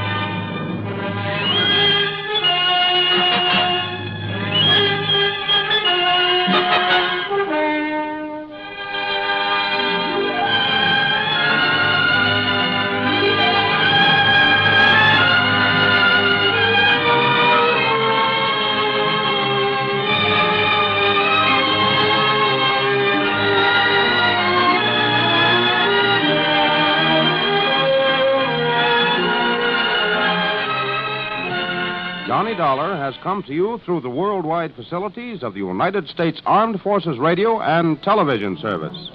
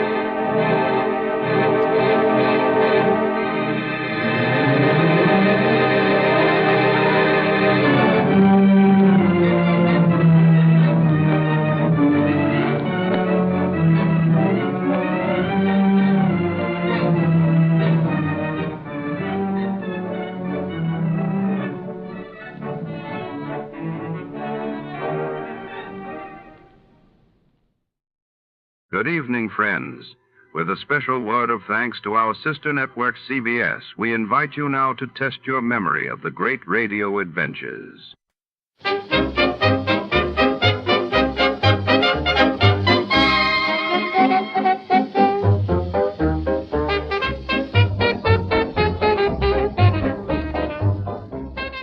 Tonight, in the heart of Los Angeles, 1949, the story unfolds inside the gritty, neon-lit back room of the Iron Gauntlet boxing gym. Here, sweat secrets and shadows blend as a ruthless enforcer known as the Brute is accused of crimes that go far beyond the ring, dragging our detective into a tangled web of fear, loyalty, and betrayal. Fists fly, and the truth hides behind every locker and blood-stained mat.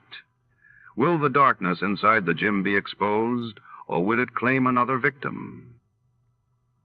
Before to start, let's see what happened the day it was aired. It was April 7th, 1949. That day the world watched as the United Nations called for an end to the Berlin blockade while in London. The historic HMS Amethyst incident began as a British ship was trapped on the Yangtze River in China. Getting impatient for baseball season to start? Have a touch of spring fever? Want to get away from it all? We offer you Escape.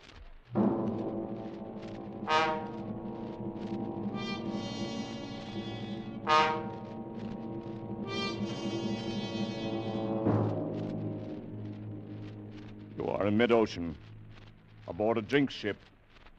Already 9 men have died. And you know that some malignant force is aimed at you from which you cannot Escape.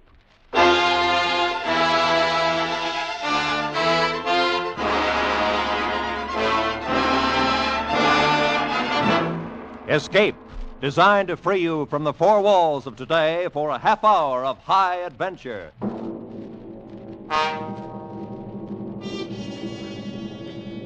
Tonight, we escaped to the North Atlantic in the year 1900, and to a sailing ship whose very name struck dread in sailors' hearts, as Joseph Conrad told it in his famous story, The Brute.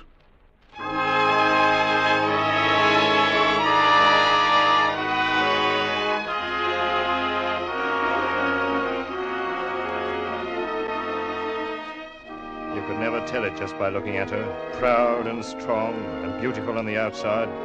You couldn't see the black heart inside of her, and you'd never know she'd killed at least a dozen men and maybe more. But I knew her. Knew her for the murdering she-devil she was. I saw her the day she killed her first one, and I was there too when she finally made her big mistake and killed the wrong person. But that was a long time later. Oh, she had a name all right. But after that first day, her first killing, nobody but the family ever used it again. Everyone else from that day on would look at her half afraid and half snarling, and they called her the Brute.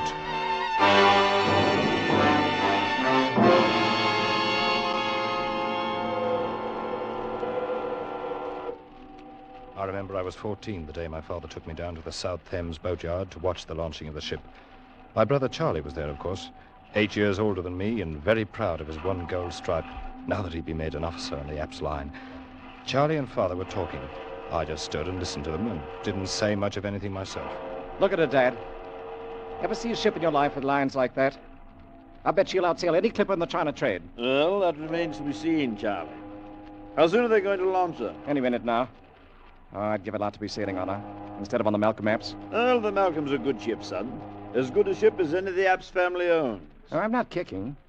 I'm glad enough to be through apprenticeship and get my commission. But even at that, I'd almost rather be a bosun on this ship than third mate on the Malcolm. I understand that Colchester's to be her captain. Yes, that's right.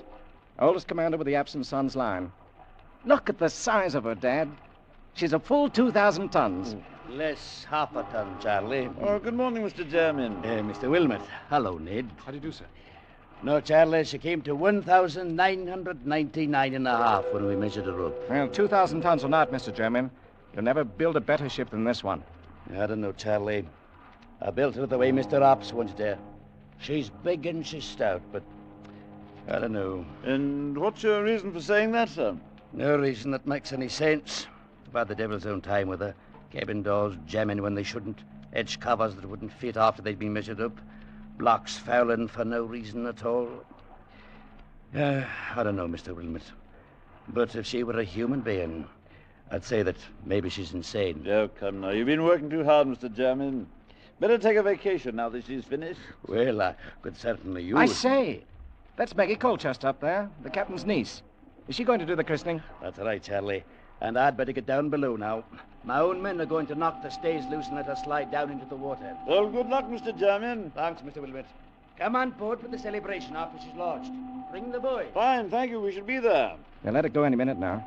Dad, I'm going to sail on that ship someday. Oh, you'll probably sail on a lot of Apps line ships before you're through, Charlie. Look, they're giving Maggie the champagne now, and she's going to christen it. Yes, listen. I christen the Apps family. The Apps family. So that's what they're naming her, eh? All right, men. Knock out the stairs. Let her go. Look, Dad, she's starting to move. There she goes. Yes, well, look at that speed. I never saw it. Jermyn, look out! Good Lord, he fell right into the waves and she went over him. He didn't fall. A timber rolled off the deck and knocked him under. She slid right over him. Mr. Jermyn, the man who built her. She's launched in blood, if that means anything. She's a brute and a murderess now, Charlie. Still think you'd like to sail on her? It was an accident. It doesn't mean anything. Perhaps not. I'll sail on her someday, sooner or later. I will sail on her.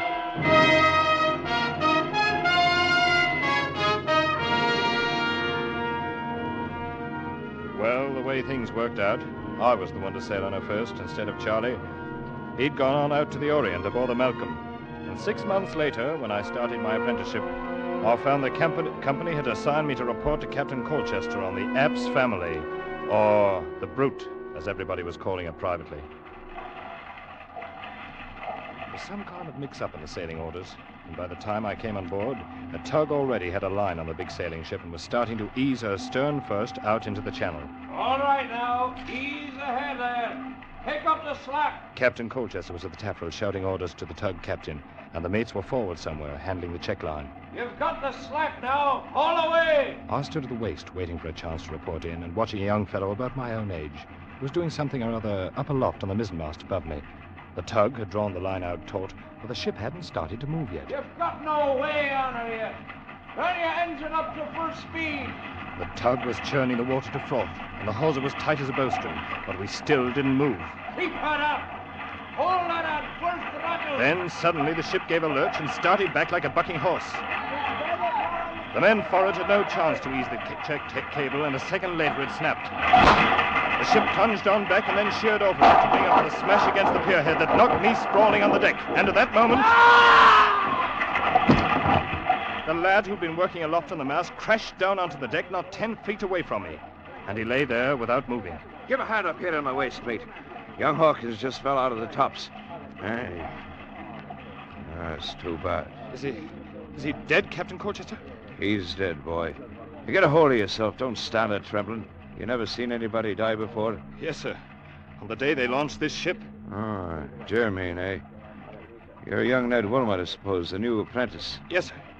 And no doubt you may have heard this ship called by an unpleasant name once in a while. Yes, sir. The Brute. Well, you'll be kind enough to remember while you're aboard that her name is the Apps family, and she's had her share of accidents, the same as any other ship. Is that quite clear? Yes, sir. Now get along forward with you and stow your gear away on the forecastle. You'll take over young Hawkins' duties for the time being. Yes, sir.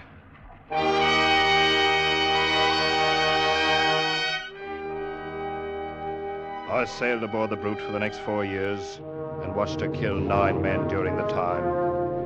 We got so we'd try to outguess her, try to figure out how she'd do it the next time. But no matter what we think, we never were right. And it wasn't only the killing, it was everything. Most ships have little ways all their own, and you'll learn about them and allow for them. But not her. She was like a crazy woman. You never knew what she'd do next. I remember once off the Gold Coast, she ran before a gale for 2 days as pretty as you please. And then broached to twice the same afternoon. Flung the helmsman clean over the wheel the first time, and the second time swamped herself fore and aft and split out every stitch of canvas. And after we got the decks cleaned up, we found 1 seaman had gone overboard. He was her 5th, I guess it was. Or maybe the 6th. Oh, she was beautiful, the Apps family was. Big and proud and beautiful. And along with it, a killer. A black-hearted, sea-going brute.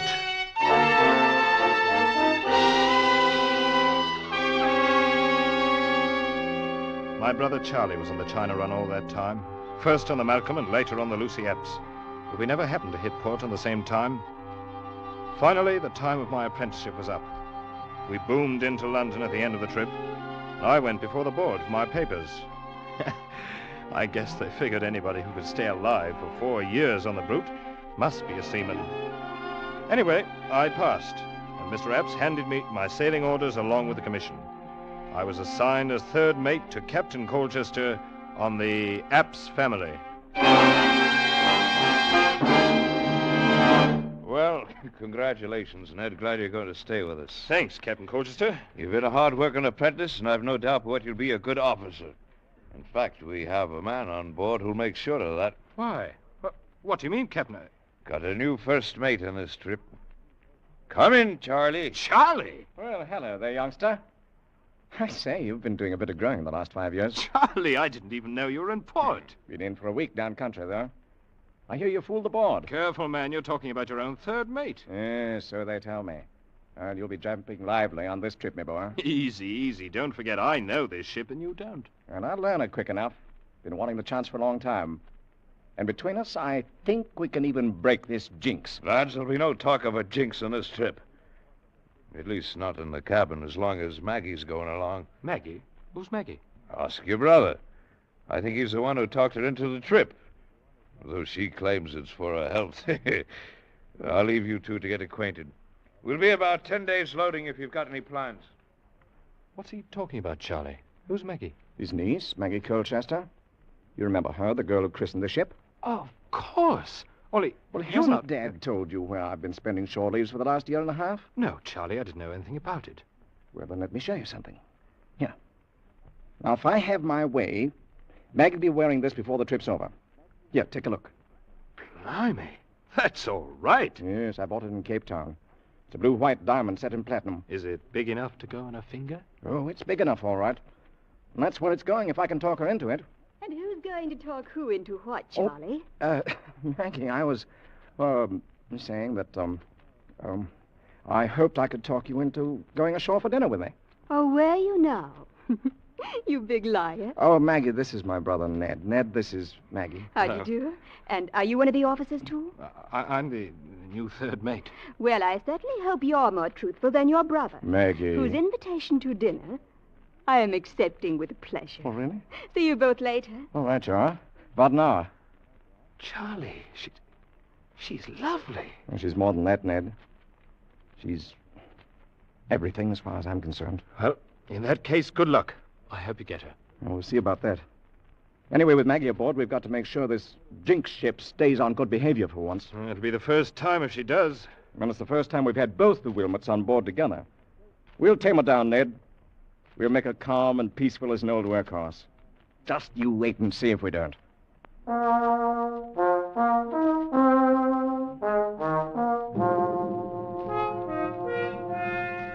And the strange part of it was, he was right. We stood out past Gravesend and made the passage to the China coast in 121 days of the finest weather you could ever hope to meet. And for the first time in her bloody life, the old ship settled down and sailed herself, as neat as you please.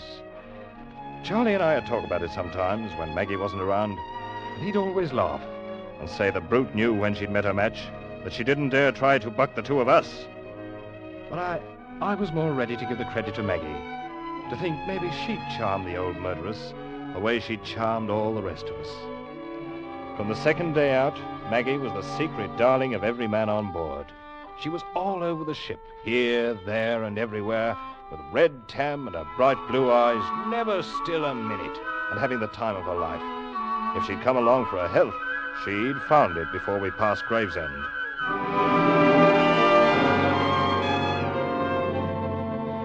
We raised a storm on the passage back and ran 4 days in a heavy gale.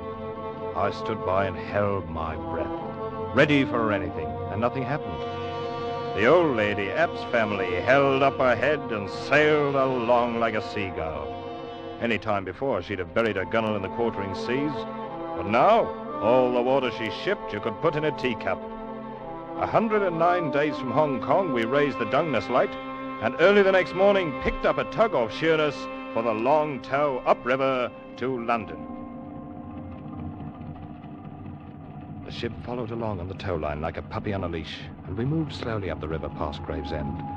All of us were glad to be home, but Maggie most of all, I think, because she'd never been at sea so long before. I had to smile at the way she danced around in the bows, picking out one landmark after another as we came to them, sometimes standing up on the spare anchor we'd taken in on the foredeck in order to get a better look at the riverbanks ahead. She wasn't wearing the ring yet, but I knew she was going to, and was only teasing Charlie as long as possible. What's wrong, Ned? That tug stopped her engines. Collision up ahead in the channel, Charlie. Looks like a yawl and a schooner fouled together. Oh, yes. Well, looks like they're clearing it up now. Guess we can move again in a couple of minutes. Maggie, why don't you go on the afterdeck? You're on the way up forward there. Oh, I'm all right, Charlie. Stop worrying. We're almost home. Better save your orders for the crew, Charlie. She outranks you. Oh, I'll take orders from her any day. Yes. We are almost home, Ned. We've had a lucky voyage. It's the first halfway peaceful trip I've ever made in the old brute. Oh, I told you we'd tame her down. She's turned over a new leaf, Ned. Well, it won't last long if she keeps on sheering off there and drifting back down the channel. Huh? Oh, yes. And we're heading straight for those fishing smacks. Better have the tug start up and hold a taut line on her. I've seen her do this before. Yes. Ahoy, the tug! Take up the slack and get her straight in the channel. Hold her against the current. Any other ship would have held steady for the 2 or 3 minutes we stopped, but not the old Epps family. And now when the tug tightened up in the hawser, pulling at an angle across her bows, she wouldn't respond, wouldn't budge. The old girl wanted her own way. She was just as stubborn as ever. Ahoy, the tug! We're still drifting. Up and up to full speed. Confound her.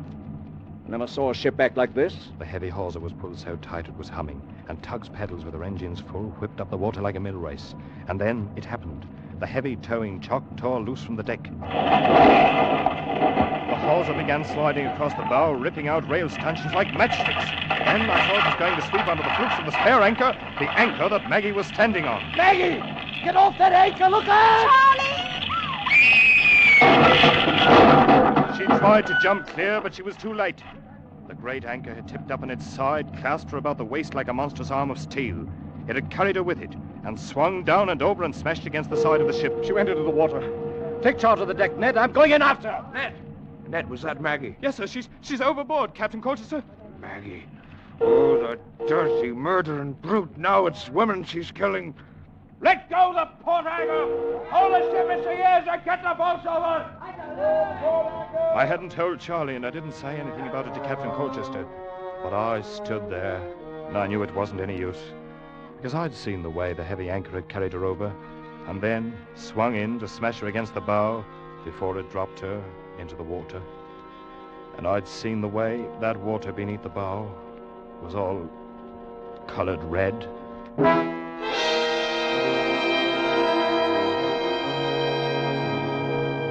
They found her at late afternoon when the tide turned, and she floated clear of one of the mooring buoys. And the next morning, we tied up in the London docks. The men had been happy at coming into their home port, but now they remembered how she'd been happy too, their own darling. I'd never before seen a crew leave a ship so quietly, and some of them, when they reached the wharf, turned back and cursed her under their breath.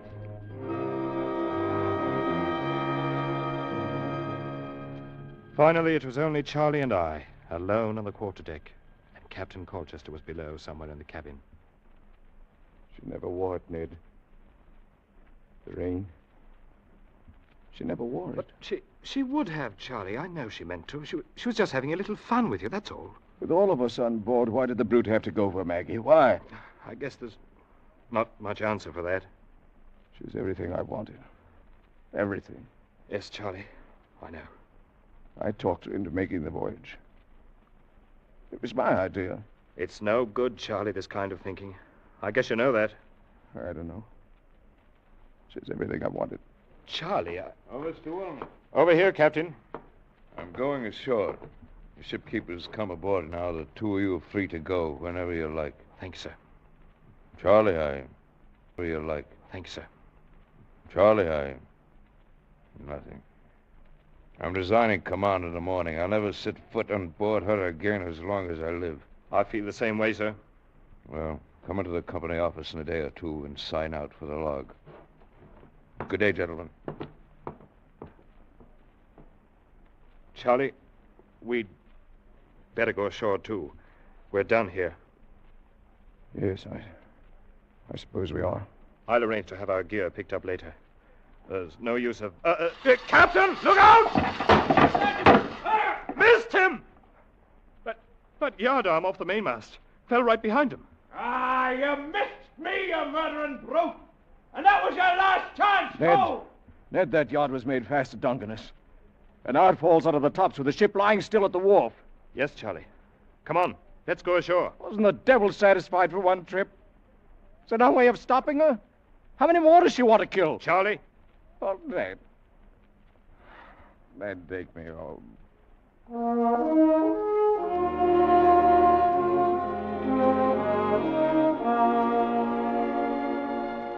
Charlie was 10 years older by the time we reached home, and it was 2 weeks before he'd do anything more than sit in his room and stare at the wall, saying nothing. Captain Colchester carried out his threat and resigned from the company the morning after we docked. And I filed my application for a transfer. The Epps family was reloaded and ready to sail, but she stayed on lying at the wharf with nobody to take her out. And that's the way things stood for 2 weeks, until one morning a bombshell dropped.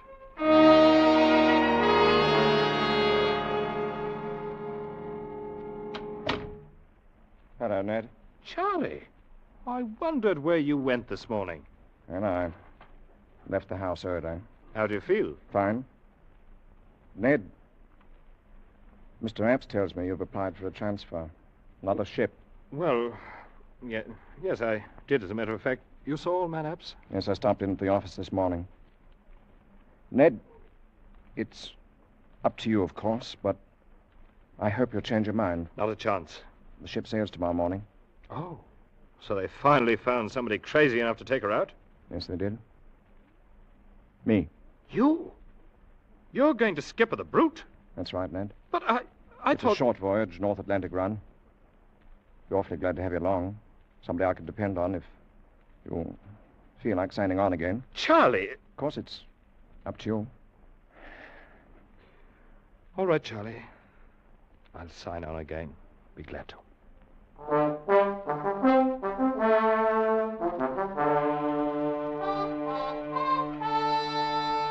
We boomed out past the Sheerness Light and headed north, hugging a lee shore in a stiff breeze. The ship drove ahead as steady as a barge, with scarcely a roll or a quiver. But in spite of the smooth and easy way she handled, I couldn't help feeling uneasy.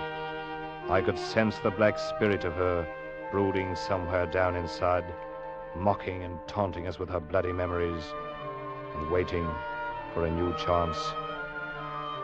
By nightfall, we were running hard in along the Kettling coast, where those rocky headlands break at intervals out of the shelving sandy beaches. The onshore wind held steady in our quarter, and the sun sank down behind the land some 3 miles away.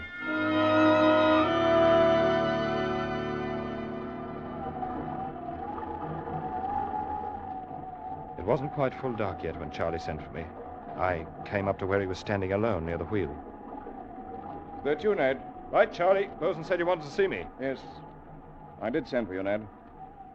Hold her steady as she goes, close to the wind. Aye, sir. I've been standing here, thinking about Maggie, Ned. How she'd scrambled around over the decks, making friends with everybody, having the time of her life. Charlie, you've got to stop it. No, I'm all right. I like to think about her. It's this ship and all the memories around it. It's what I was afraid of. No, it's all right. Ned, I want you to take charge of the crew and give an order. Of course, you'll question the order, but you'll carry it out anyway. Do you understand? What's the order, Charlie? Have all hands prepared to abandon ship. What? But why? There's nothing wrong. Mr. Wilmot, it is not an officer's place to question an order by the captain. You'll do as you're told. Yes, sir. You can give the order now, Mr. Wilmot. Charlie, I can't let you... Very well, Captain. All hands on deck! Stand by the boats! Prepare to abandon ship! All right, helmsman. Find your place in the boats. I'll take over the wheel. Aye, sir. You don't know what you're doing, Charlie. We're in no danger. There's no reason to abandon ship. You're always in danger aboard this black-hearted brute. I'll put on the quarter now. You can get the boats in the water when she yields. Hurry on. Steady! Going on the quarter! Easy on. All right. Now. All hands! Lower boats! We shouldn't have any trouble running ashore to that beach there at the south. Hey, what about you? I'll hold her steady until everybody's clear. You'd better go over the side. Your boat's standing there. Oh, no, not until you do. I'm staying with you, Charlie. Don't be a fool, Ned. I'm doing this alone. No, Charlie, not while I'm here. Mr. Wilmot, you will abandon ship and take charge of the boats in the water, and that's an order. Charlie, I can't... Mr. Wilmot! Very well, Captain. That's the spirit, lad. Learn to obey orders and step lively, and you'll be a seaman yet. Good luck, Ned. Thanks, Charlie. We'll stand by for you in the boat. Of course, lad. Fine. Bye. I slipped over the gunwale and dropped down into the boat that trailed alongside on a line from the rail. I'd hardly hit the bottom when the line slackened. I knew Charlie had cut us loose from the ship. He was alone on her now, alone in the night sea, with a black brute.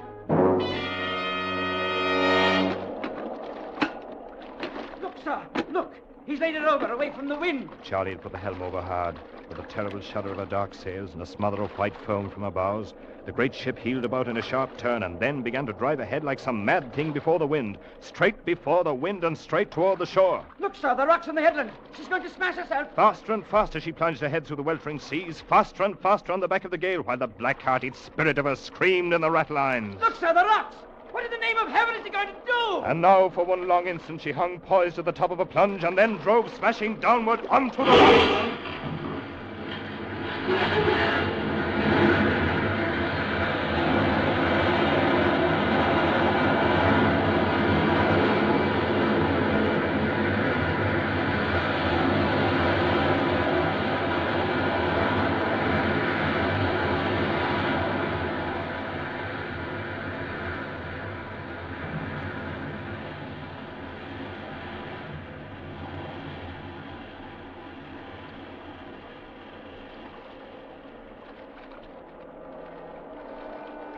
We stood by, as close as we dared, for 3 hours, while the killer ship pounded herself to bits in the surging sea.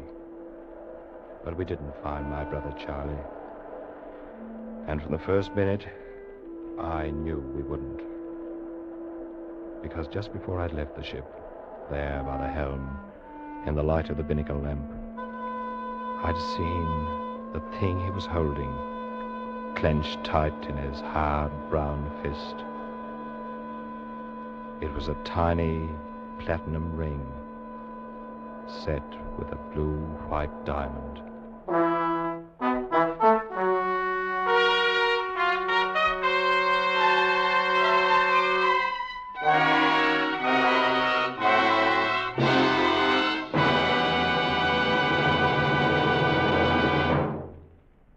Escape is produced and directed by Norman MacDonald, and tonight brought you The Brute by Joseph Conrad, adapted for radio by Les Crutchfield, featuring Dan O'Herlihy as Ned Wilmot and Eric Rolfe as Charlie Wilmot, with Nina Cowden as Maggie, Jeff Corey as Captain Colchester, Wilms Herbert as German, and Parley Bear as the father.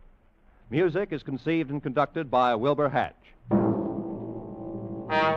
Next week. You are far into the remote hill country of Afghan, caught in an ambush by the fierce Pathan tribes, trapped in a hopeless fight from which there seems no escape.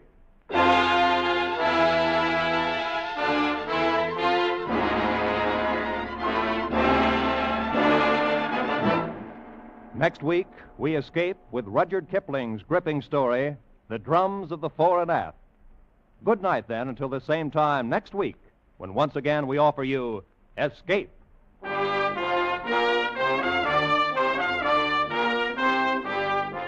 This is CBS, the Columbia Broadcasting System.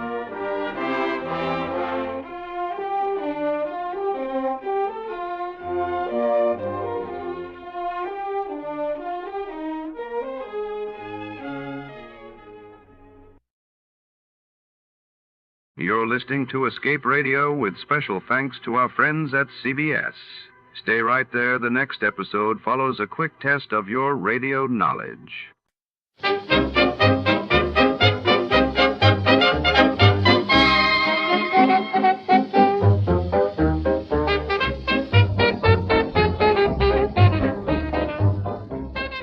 Tonight, mystery ignites at the edge of the city's industrial quarter. A luxury convertible erupts in flames inside the cavernous underground parking garage of the prestigious LeClaire Hotel. Among the charred remains, secrets smolder and the scent of gasoline lingers. Was it sabotage, revenge, or something more sinister? As Detective Carr arrives, the shadows of high society flicker against concrete pillars. A story of betrayal and danger unfolds. Before to start, Let's see what happened the day it was aired. Just a river. It was March 29, 1957, and that day the world watched as the Treaty of Rome was signed, establishing the European Economic Community, while in the United States headlines reported the tragic crash of a TWA superconstellation near Cincinnati, claiming 15 lives. From Hollywood, it's time now for... Johnny Dollar. Earl Foreman here. Foreman? Tri-State Life and Casualty. I'm the branch office manager down here. Oh, sorry, Mr. Foreman, but the answer is no. Well, this is an arson case, Dollar, and we're already having to make one payoff on I'm sorry, but it'll have to wait. I'm going to get as far away from this New England winter as I can. Well, for that, I don't blame you, but there's no reason you shouldn't come Look, down. I've had a rough year of it. I'm tired, and I'm cold. And unless I can get down to where the warm, balmy breezes waft in... Dollar, I have got to have you on this case. There's a lot at stake. Now, my office is down here... No, sir, I'm sorry. You down see... here in Sarasota. I just can't do it, Mr. Foreman. I've already made a plane reservation for Sarasota, Florida. And this is one time I'm going to... Where did you say your branch office is? Sarasota, Florida.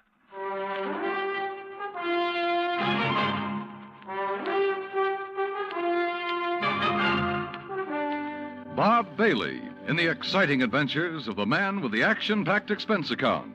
America's fabulous freelance insurance investigator. Yours truly, Johnny Dollar.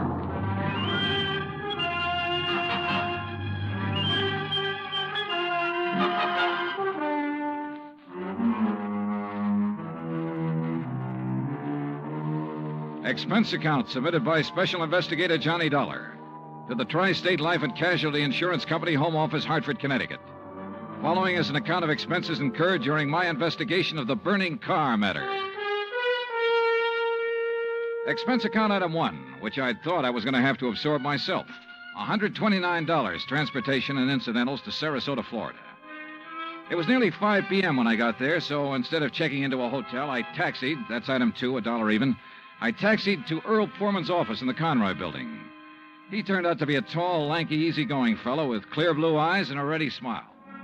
Sit in an office and talk business this time of day? You're in Florida now, Johnny. Well, I thought from your call this was a pretty urgent matter, Mr. Foreman. It is. Arson, you said. Yeah, probably, but here's no reason we can't go out to my little shack on the quay and be comfortable while we talk about it.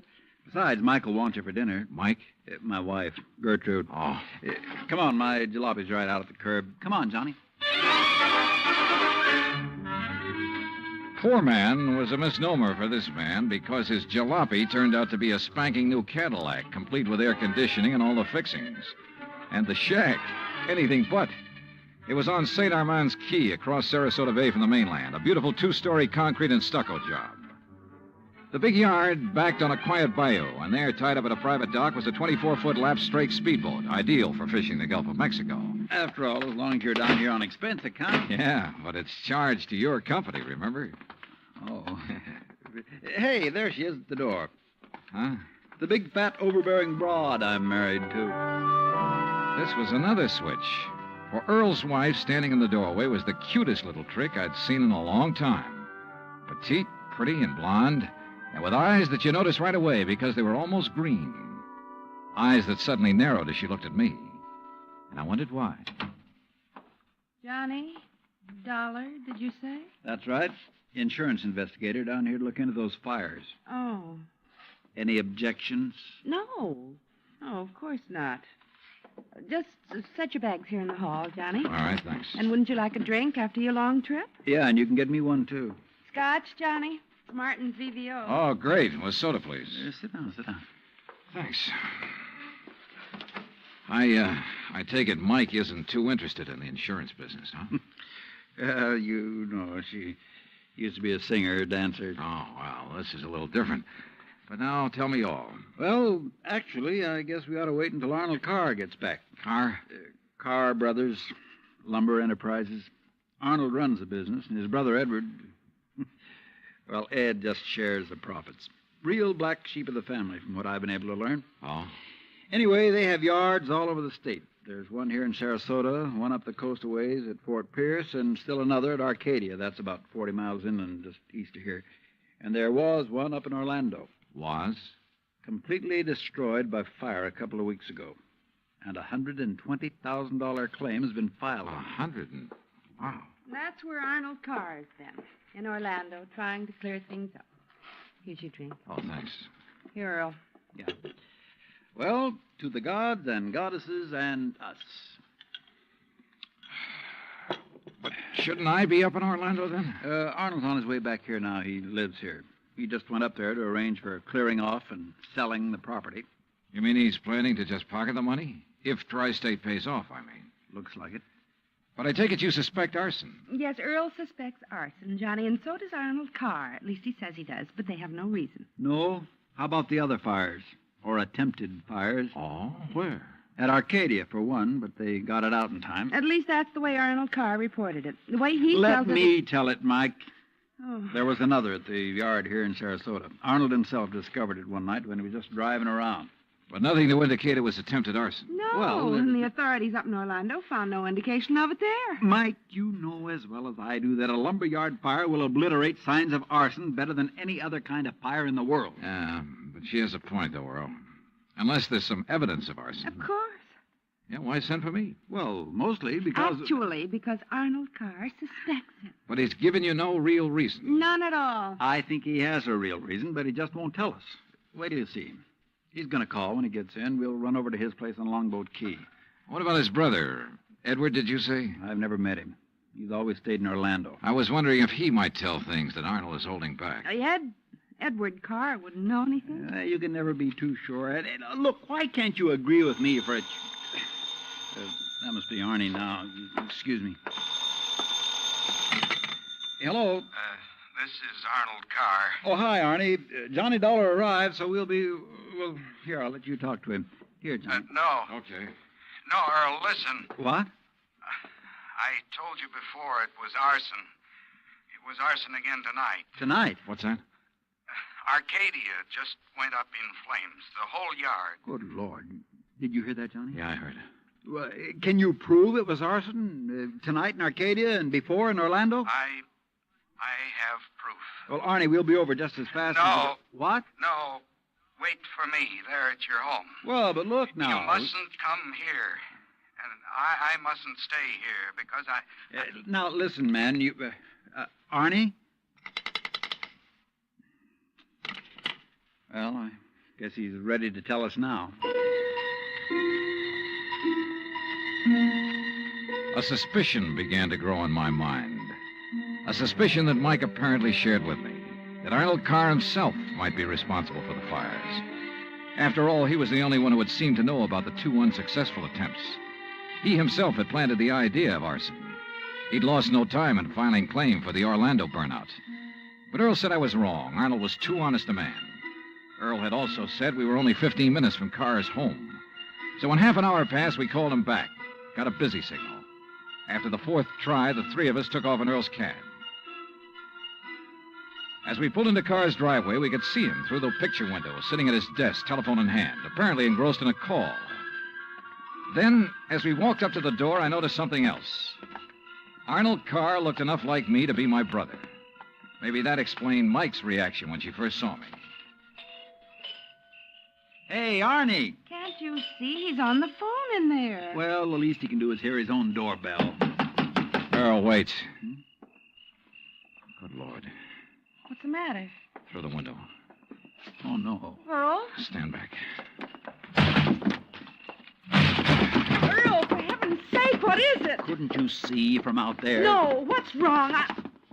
Oh, Well, Johnny? Right through the forehead, Earl. Looks like a .38. Before I could stop him, Earl took the phone out of the dead man's hand and called headquarters. Mike turned pale and slumped into a chair. And I gave the place a quick rundown, checked doors, windows, etc.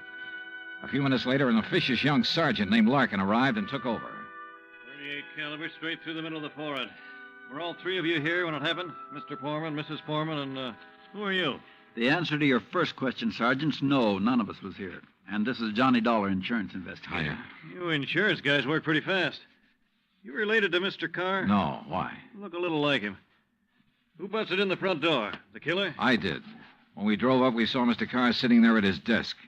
We rang the doorbell and knocked, but... When he didn't move, you took things in your own hands and busted in, huh? That's right. You haven't moved anything, have you? No. Except I took the phone out of his hand to call you. Dollar, if you're any kind of investigator, you should have known better than let him touch anything.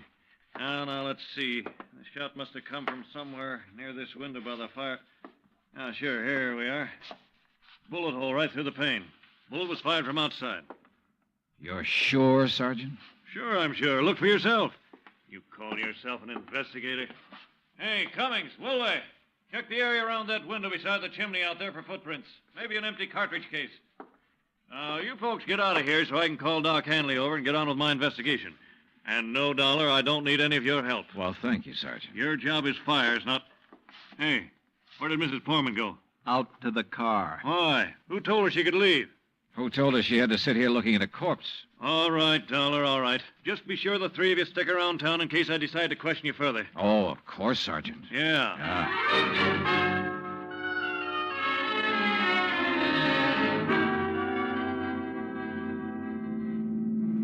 Not shot by somebody standing outside? What do you mean, Johnny? Oh, I spotted that bullet hole in the window, too. So? I also noticed there were no particles of glass on the inside sill. But there were some on the outside. Yeah. The shot that made that hole was fired from inside that room to make it look as though it had come from outside. Then somebody was in there with Arnold Carr. Yeah. Either somebody he let in or who had normal access to the house. And he had to stop Arnold from talking about the fire in Arcadia. Hey, how much do you know about his brother, Edward? Well, nothing really, outside of what Arnold told me. Was either of them married? Family of any sort? Arnie wasn't. But Arnold's death means Edward will own the business then. Well, yes. And he lives up in Orlando, scene of the first big fire. Yes, very good heavens. Johnny, you don't think his own brother... Where can I rent a car? Take Mike's Chevy. It's in the carport at the house. But what are you going to do? Drive up to Orlando by way of Arcadia.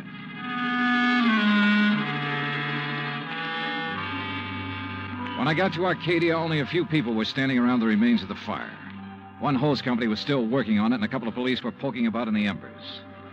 Walking toward it, I almost stumbled over a little old man sitting alone in the darkness beside a palm tree, hunched over, his head in his hands, sobbing. He didn't even look up when I stopped beside him. It's like losing part of my own life, it is. You lost someone in the fire, sir? No, son. Only part of my life. I helped build up that yard. Me and Mr. Arnie. Arnold Carr. All along, he's been worried about it. And last week, when him and me smelled smoke and come over here and put out the barrel of trash that was smoldering, he knew. Knew what? That somebody was trying to burn him out? That's why he stopped by tonight on his way home. That's why we drove over here, him and me. And I brought my gun just in case. Yeah. Well, we got here too late. It was already blazing. And when he seen the automobile pulling away... What auto? Yes, Frank, he said to me. I knowed he was the one trying to burn me out, he said. Who, old-timer? Who do you mean? He didn't say. Then he called the fire department. That car that pulled away, what was it? Just a auto, big white Buick. But he tied it in with whoever set the fire. All he said was, I knowed he was the one. Do you know who it was he meant? Well, he told me even if I did know, I should never tell. Even the police. Well, who do you think it was? Break my word to Mr. Arnie? Never, son. All right, look, old man, I'm sorry to have to tell you this. Mr. Arnie's dead. What? But he can't be. He was... You. Huh? Maybe you thought in the darkness I wouldn't know you. But I do know you. Oh, now, just a minute, old-timer. If Mr. Arnie's dead, it's because you killed him. What? Just like you set the fires. No, I'm not who you think I am. And I'll kill you. That's what I'll do. Put down that gun. I'll kill you.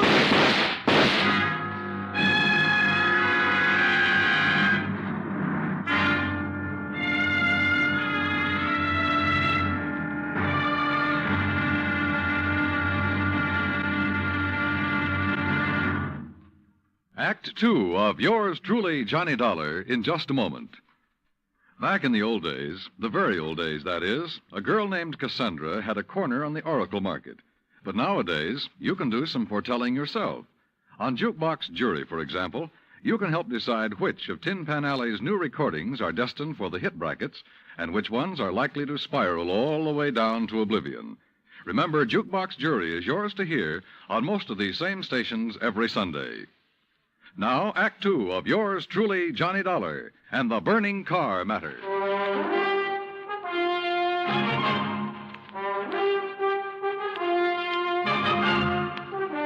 Expense account, item 3, $5.15, gas for the borrowed Chevy to keep me going to Orlando.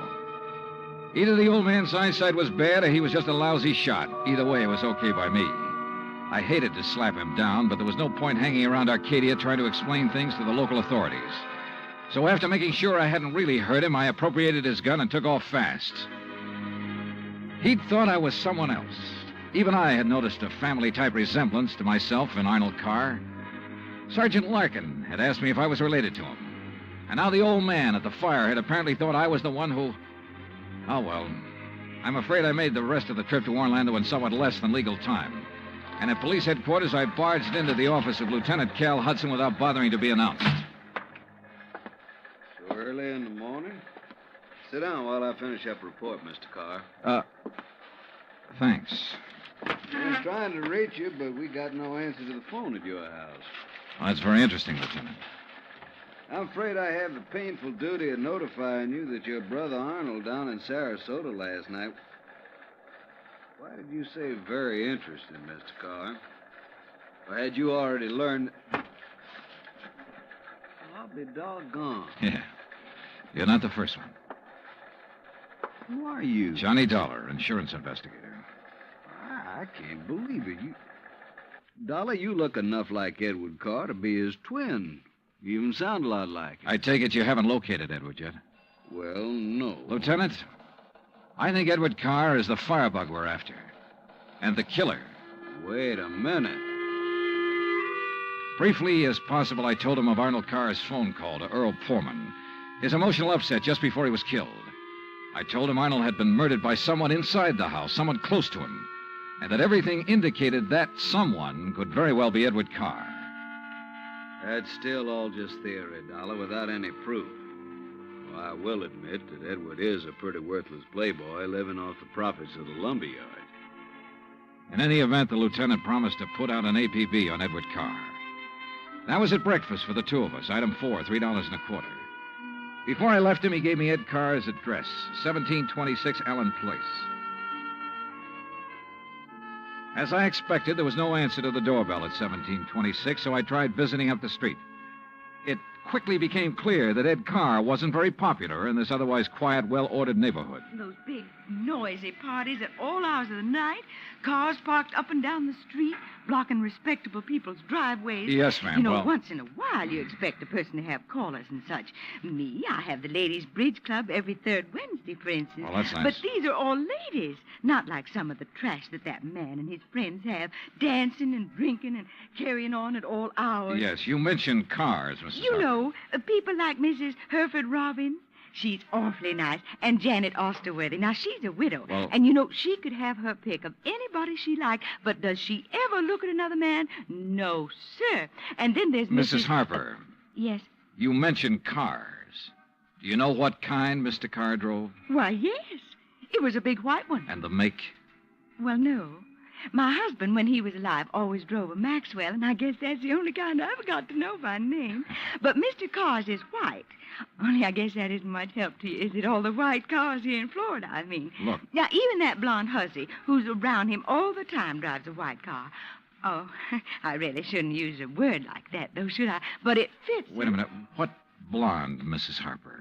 Mr. Dollar, I don't pay any attention to people like that. Why, you'd think she owned that house of his, the way she keeps popping in and out all hours as if she belonged there. Mrs. Harper. And drives all the way up from Sarasota, too. Do you know who she is?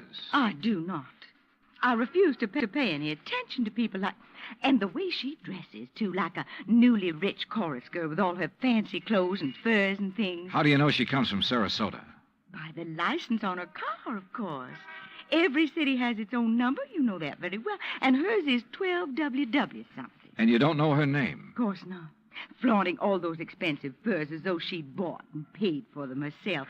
And if there's anything I hate to see, it's a little shrimp loaded down with furs. Now, a tall person like me... and Well, her thanks. Eyes, if there's anyone I don't trust, it's a person with green eyes. Why, Thank you, Mrs. Harper. Her description of Carr's girlfriend stopped me in my tracks. That description could fit Mike Poorman to the letter. Petite, blonde, green eyes, and she came from Sarasota. And then I remembered Mike's reaction when she first saw me. Her dismissal of Edward as a possible suspect. There was obvious friction between Earl and Mike, too. I figured it was just normal in a couple who'd been married for a while. But now... Item 5, a $1.30 phone call from the nearest booth I could find to Earl Poorman at his office in Sarasota. No, she isn't, Johnny. Why? Well, do you know where Mike is? When I woke up this morning, I could hear her talking to her girlfriend, Betty, on the phone downstairs. Betty? Betty lives here in Sarasota. They used to be on the stage together, sister act, you know. Yeah, well, Well, then when I went down for breakfast, she was gone. Took my car, too. I had to come here to the office in a taxi. Yeah, well, okay, Earl. Thanks a lot. Hey, now, wait a minute. How are you doing? You found out anything I ought to know about this arson and murder business? No, Earl, nothing that you need to worry about. Liar. I sat down at a corner drugstore. That's item 5, 80 cents, over a sandwich and a Coke to try to think things out. But I'm afraid I didn't like anything that I thought. Finally, I drove over to Allen Place again. I parked a couple of blocks away and walked to 1726. I rang the front doorbell, knocked a couple of times. Then I slipped around to the back door, finagled a lock on it with a little celluloid pocket calendar, finally got it open. I left it open for the sake of a quick exit if such became necessary. But I guess that was a mistake. For a couple of minutes later, as I rounded the corner from the den into the living room, I felt the barrel of a gun poked into my back. Out of town, huh? Now, wait a minute. Don't move, Eddie boy. Trying to stall off pay me the $5,000 by saying you're going to be out of town, huh? Okay, so you think I'm Edward Carr? You kidding? Don't you know what happens when somebody tries to stall me? This. I don't know exactly how long I was out, but when I came to, it was dark. Except for the glow from a streetlight outside. And what roused me was the sound of footsteps, feminine steps, cautiously entering the back door. Then, briefly, silhouetted against a window, I saw a trim, petite figure that was all too familiar coming toward me. Then she saw me, too. Oh, darling, you're hurt. What happened? What do you think? Who did this? Who struck you? You don't know? Yes, of course, it was Tony. Because you didn't pay him soon enough for the Arcadia job. Here, Eddie, let me help you. No, just let me rest for a minute. I thought that was Tony I passed on the road in from Sarasota.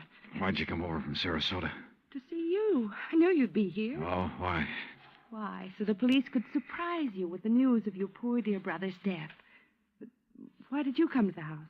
Because I hoped you'd come here, I guess. Eddie, you should have waited until I could raise the money to pay off Tony. You mean for killing Arnold, too? Of course. No. Are you trying to say you didn't kill Arnold? But I saw you from outside in the Buick. You'd swear to that, wouldn't you? I don't know what you... Eddie, you sound like you don't trust me. We're in this thing together. Yeah, you sure of that? What are you talking about? Whose idea was it to knock off Arnold? But you had to. When he saw you at Arcadia, he knew that you were having the yards burned up. That's the way you figured it from the beginning, wasn't it? Now, look, baby. First burn up the lumber yards and collect the insurance on them. Then convince me that you and I should have it all by putting Arnold out of the way. But you had to kill Arnold. I don't understand you, Eddie. Yeah. And I wish I didn't understand you, Mike. Mike? Come on. Let's turn on a light. No. No, if somebody sees us. Eddie, you... Who are you? Are you kidding, Mike? Wait a minute. Who are you? You're that insurance investigator, Johnny Dollar, that Mike told me. Let me out here. Oh, no, you don't. You're staying right here. Mike Poorman's sister, aren't you? Well? Oh, sister. So we once did a sister act before she married that Poorman guy. Now, let me go. Not by a long shot. You may as well, Dollar. What? Eddie. Don't move, Dollar. Get his gun, Betty. Get it. Yeah, sure. Here, Ed. Good. Ed Carr, huh? That's right. You know, we do look alike, you and me. Yeah, sure. Enough for Betty here to have told me all I need to know. Don't believe him, Eddie. He's lying. I heard, No, baby. Eddie, I thought it was you. Don't you see? Sure. Why'd you come up here anyway? Because Mike told me that Dollar was coming up here. You been shooting off your mouth to her, too? She knew about us. She thought you might have something to do with the fire. She was my friend. She was trying to get me out of this whole mess, and I wish I'd listened to her. Well, it's too late now, baby. Eddie, what are you going to do? Now I gotta get rid of both of No! you. And figure some way to shut up Tony's mouth. Ed, please! You know you'd never get away with it, Carr. Oh, no, I'll call him. That's what I'll do. Yeah, Betty, and he'll come here to get his money. Then I'll call the police, see? Tell him to come right away. Tell him I found out about you having Tony start the fire. What? That's right, that you had him burn up the yard so there'd be even more money for you to bleed from me, like all the dough you got from me already. You're crazy, Ed. I'll tell the police to meet me here. And when they come in, it'll just be in time to see me kill Tony in self-defense. After getting here too late to save you, I'll tell them. You're out of your mind. They'll check that gun of yours so fast. And that'll prove it. Because the only shot out of my gun will be the one that gets Tony. This gun of yours is the one that's going to knock you two off.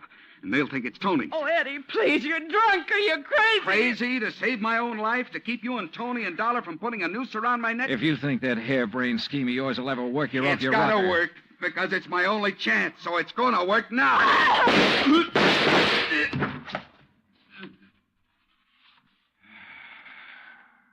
Thanks, Lieutenant. I'm afraid I was too late to save her, Johnny. Mm-hmm. Yeah. But Eddie Carr will live to face a jury. What brought you here, anyhow? I did, Johnny. Mike, stay there.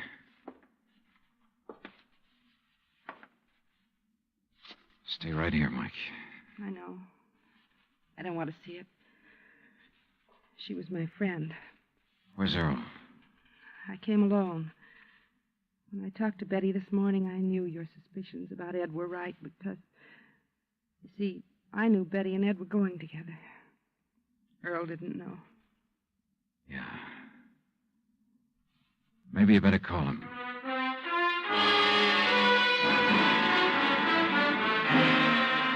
Expense account item 6, $9.80, gas and incidentals for the drive for the two of us back to Sarasota. Remarks? Betty, of course, has already paid for her part in the deal, and I guess it's pretty obvious what'll happen to Ed Carr and Tony Ricardo. The insurance money in the Carr estates will be distributed according to Florida law. Further remarks, the apparent friction between Earl and Mike was only part of a normal married life. They're a pretty nice pair. Oh, and I thoroughly enjoyed 3 days of fishing in the Gulf, thanks to Earl. Expense account total, including all the incidentals I could think of, $385.26. Yours truly, Johnny Dollar.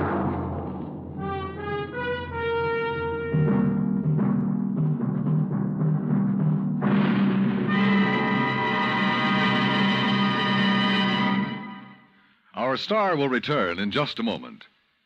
You don't have to be an efficiency expert to figure out that it's easier to lend your support to several worthwhile fundraising campaigns all at once than it would be helping one campaign at a time. That kind of efficiency is yours to enjoy through the United Community Campaigns. CBS Radio hopes that when the United Community Campaigns are underway in your town, that you'll remember how much good you can accomplish with one gesture of support. Now, here is our star to tell you about next week's story. Next week, a case with a real twist. One that I think will just about tear your heart out. Join us, won't you? Yours truly, Johnny Dollar.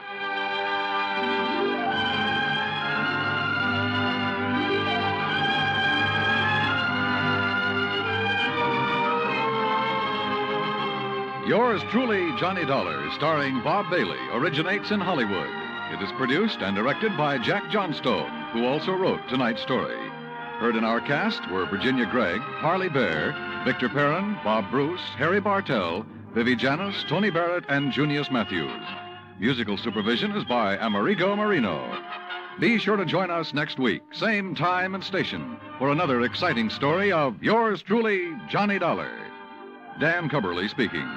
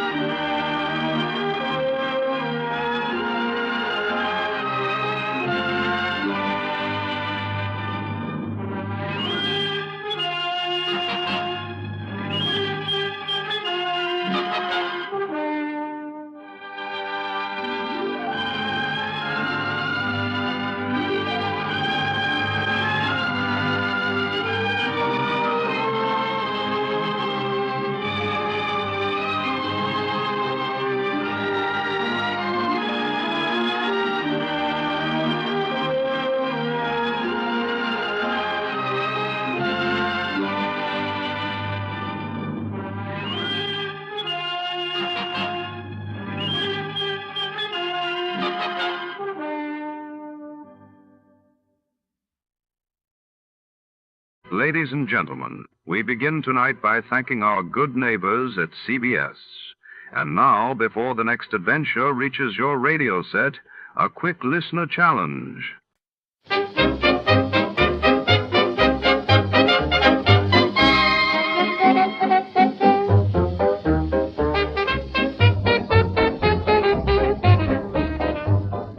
Tonight, the shadows fall across the Caribbean as we descend into the infamous Pirates' Bank of Port Royal, Jamaica. It's 1692, and beneath the golden chandeliers and marble floors, treasures and secrets change hands among corsairs and corrupt officials. But when a vault is found empty at dawn, a web of betrayal and greed threatens to unravel the notorious city's criminal underworld. Get ready for double crosses and a chase through opulent halls and hidden tunnels before. To start, let's see what happened the day it was aired.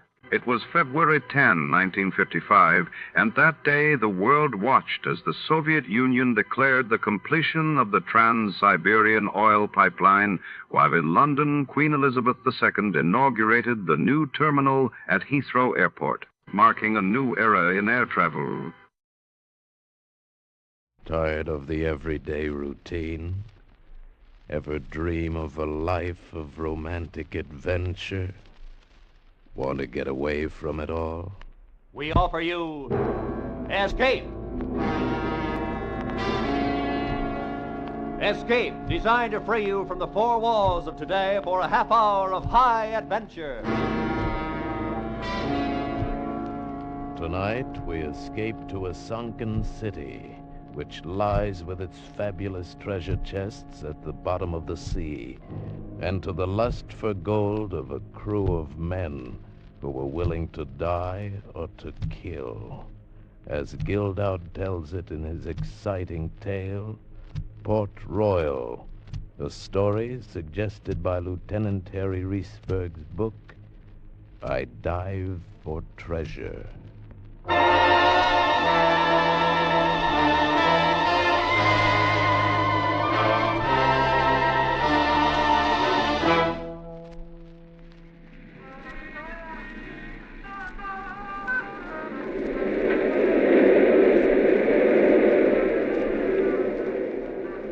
Can't you get anything else on that radio?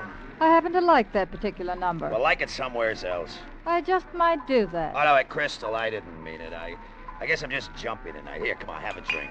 Of that stuff? No thanks. Well, pardon me, Lady Astorbilt. We're just fresh out of Napoleon brandy. Huh, aren't we just? Look, you got no beef coming. When I had it, you got it. The works. And when you didn't have it, you took it from me. Hucked the diamonds, sold the mink. So you'll get 'em back. Something's got to turn up. It should be you, dead. Look, baby, don't do me no favors. The door's not locked, you know. I know. And I think I'm going to walk through it right now. Oh, no, wait a minute. It's a break for you, Danny. Now you can keep the room single rate. Where you going? I think Benny can still find me a place in the line over at the Flamingo. You wouldn't. Just watch me. All right, go on. Kick a guy when he's down. Walk all over him. I should have known you was that kind of broad. You did. Let her go, the tramp. She's like the rest of the crumb bums. When you're up, you're Danny Quinn, everybody's friend. When the horses don't run your way, you're nobody. Let her go. Hadn't always been like it was that night. And it would be different again. How soon, I wasn't sure when a fist landed on my door. A fist that was made from the hand that had jimmied some of the best windows in New York. Hey, Danny, it's Carr. It ain't locked. What's on your mind? Hi, Danny. Hey, plenty. Where's the broad? She took a powder. Permanent? Looks like. Oh, well, you're better off. Maybe. Hey, look, I picked up something pretty good tonight, I think. I'm not in the market. Oh, now, look, Danny, this don't mean a thing to you till I get through talking. Now, listen to me, will you? Now, this could be worth anywhere to a couple of $1,000,000. Look, Carl, get off it. Whatever it is, get off of it. All right. Now, you probably never heard of a guy named Fletcher Travis, because you never get past the page with the race results. See what I mean? Me, I'm different. I case this town through the papers. I keep myself up on what's going on in town and who's in town and how I can get to it. Now, look, this Travis made himself a lot of dough breaking into sunken boats. You understand?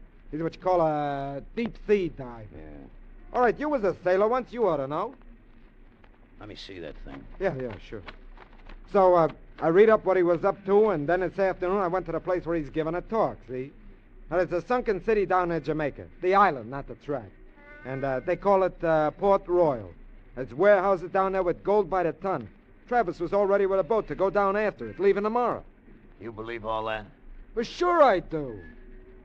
Anyway, he holds up this chart and says, "This is the pass key to get him in," or something like that.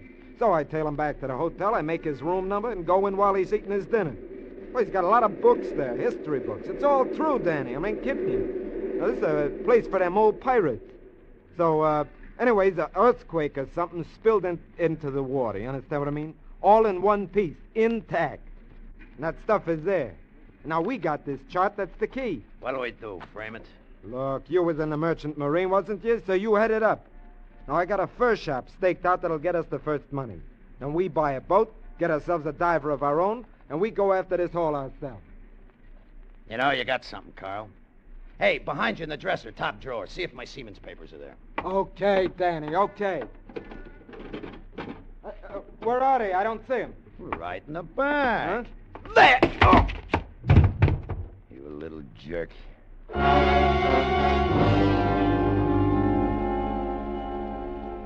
There's a difference between being a gambler and a second story man. I know what to do with that old chart if there was anything to it. But what I would do would be legal. I let Carl wake up by himself and read the stories about his job in the late finals. They printed enough to make me pretty sure that the dope on this sunken city, Port Royal, was on the level. Millions. So after the police cleared out of his hotel, I went calling on Fletcher Travis. Who is it? My name's Danny Quinn, and I got something that belongs to you. Danny Quinn? Yeah, that's right. I was with some friends slumming in the Bowery. I read about you in the papers, and when I heard this guy talking about you and a chart he'd just stolen, well, there it is. Well, come in. Well, I can hardly believe it. Why, this chart here is... Yeah. I heard from this guy. It sounded pretty important. I caught up with the guy on the way out and roughed him up a little. Well, I don't know how to thank you. This chart Wait a minute. Look, it's easy to thank me. I want to cut in on this deal. I want to go with you on the trip. You go with us? Well, sure, it's in the cards. I told you, I read about you in the papers. I was interested then. Now this happens like fate. I run into the chance to get this chart back to you. Look, I'm important to you. Very important. Well, I realize what I owe you, but a salvage Look, voyage I got the answer very... to that one, too. I was in the Merchant Marine. I'm a real deep-water sailor. I can't swim. Now, could you have made it without me, Travis? No. I guess I couldn't.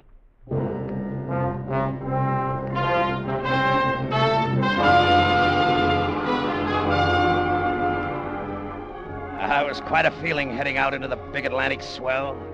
The rigging sang. The deck beneath me took an angle to port, and it rose and fell. For a second, my imagination took a turn. I got a picture of Danny Quinn standing on another deck, wearing earrings with a cutlass or two and a brace of pistols in his belt. Danny Quinn sailing out after a pirate treasure.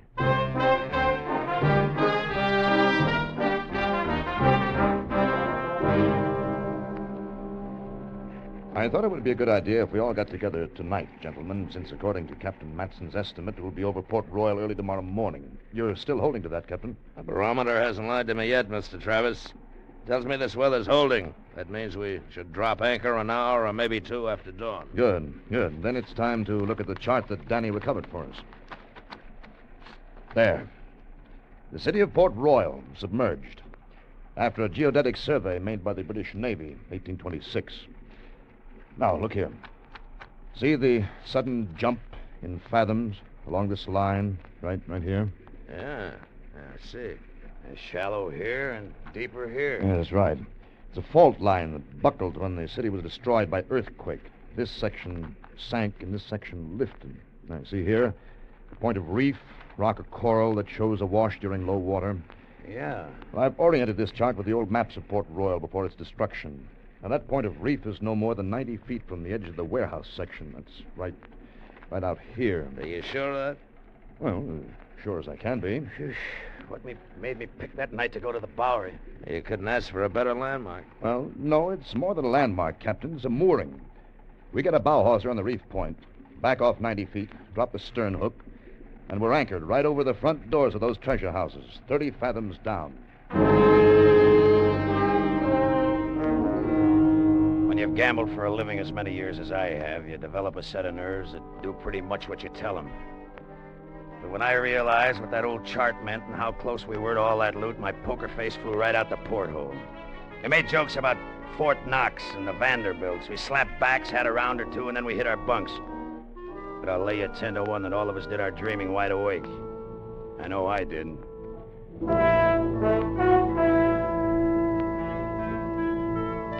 Millions of dollars. 30 fathoms under our keel. We were like men in a daze when we set about our work the next morning, but it went the way it should. The point of reef was there at low water. The ship was secured to it, backed off, and anchored. The lifting gear was rigged to the mainmast. The pump and compressor were checked a dozen times. Travis got into his heavy canvas suit. The helmet went over his head. Little afternoon, he begun his first dive. I was on the intercom on deck. What's my depth now? Hold on, I'll get it. You want his depth, Captain? Here comes 25 fathoms. Now. You're at 25 fathoms, Travis. Good. It'll be safe to go down at this speed. No faster. This speed is okay, Captain. No faster. All right. How is it, Travis? Good. Conditions are good. There's enough light. A very blue light. No sign of any trouble. My air is adequate. No sign of any large fish as yet. Travis. Yes? What is it? Well, you make me nervous when you aren't talking. Keep saying things, will you? What do you see? I can't look down and turn my head. I see only what's in front of my faceplate. Well, I'm revolving slowly as I come down. Water's clear. All around me is that very blue light. Uh-oh. Few fish. Nothing large enough to be dangerous yet. The conditions are as good. What's my depth now? He wants his depth. Here's 28 fathoms. Now. 28, Travis. Slow my descent. Slow it. Slow his descent. Right. I can see coral now. There's great formations of it stretching away from me. Buildings? The warehouses? Yes. Yes, buildings. Roofs. Windows. There's a street. Yeah. Must be a street in front of me. There's storehouses. He's hit it. Storehouses. We've hit it. Do you hear that, mate? Hey, I heard. We've hit it. I'm on the bottom. I'm on the bottom. All right. It's sand. It's good footing. I'm moving forward. Yeah, I'll need plenty of slack in both my lines. You need slack. He's getting it. The winch is rolling. There's no trouble yet. Moving toward the nearest one. It's encrusted with coral. It's a building. Big one. There's a wide opening. That lets enough light in. There, it's a storehouse. I need the loading platform. He wants a loading platform. What? The loading platform, you jerk! We were too busy on deck for a while to really digest what was happening. Even after the loading platform broke through the surface and we saw the single rotting chest on it, it was too much like a scene in a B movie to believe. Then we pried it open. Lying in rows were small leather bags covered with a slimy coral crust. We took one out. It crumbled, and from it maybe 50 metal coins spilled onto the deck. They were dirty brown, but when they were scratched, bright, clean gold showed through.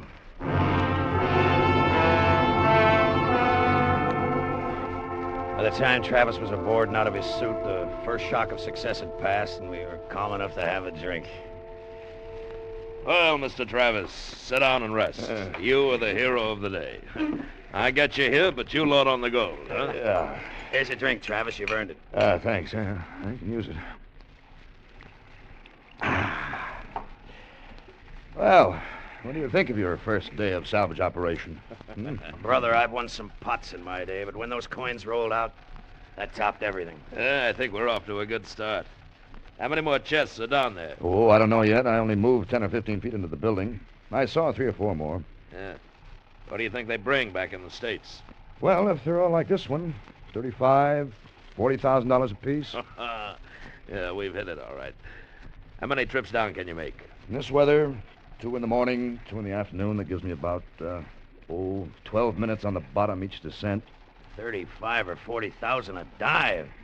Hey, that's going to add up. Now, don't spend it yet, Danny. It may turn into more than just going down and coming up. Things can happen down there.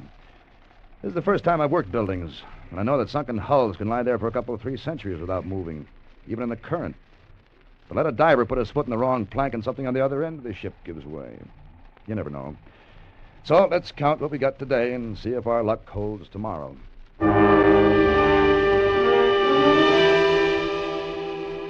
Our luck did hold, not only the next morning and afternoon, but the day after and the 2 days after that. 1 chest per dive, 4 dives per day. An average of $140,000 worth of loot a day came off the bottom. We had $560,000 in the hold.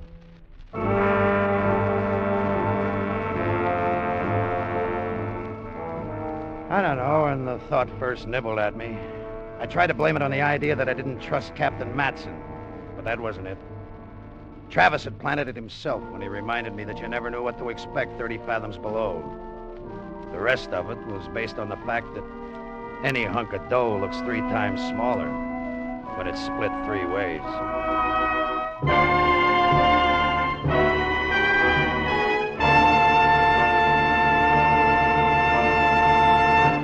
In just a moment, we will return you to the second act of Escape. But first, this Saturday night, CBS's Gangbusters program brings you the case of the boiled booster. Not rooster, booster. The case of the boiled booster. And since Gangbusters does only authentic police cases, who are we to question the title? Well, somebody did ask a question, and it's a case straight out of the New York City police files. And a house gets lost, among other things.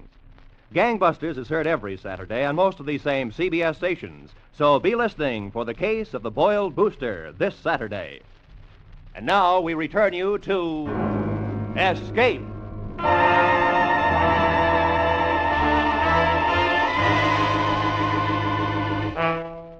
Went on like that day after day. Those chests coming up until there was enough treasure aboard that schooner to drive any man half out of his head. We were isolated out there. The island, Jamaica, was just a blur off our bow. The only ships we saw were cruise liners way out on the horizon. The more I thought about it, the stronger my hunch got. The way my luck was running, I could work it out so there wouldn't have to be a 3-way split of those chests. Travis was easy. He'd just stay down there. Captain Matson and McGraw the mate, well, they took a little more thought. But with that fortune at stake, what else was there to think about? Danny. Hey, Danny, you deaf? Hey, Danny. Oh, yeah, Skipper, what'll it be? You and your dreaming, Danny. Sometimes it's not so good to spend so much time in the future. Come on, give us a hand. Another chest is coming up. Another chest? You know this thing could go too far.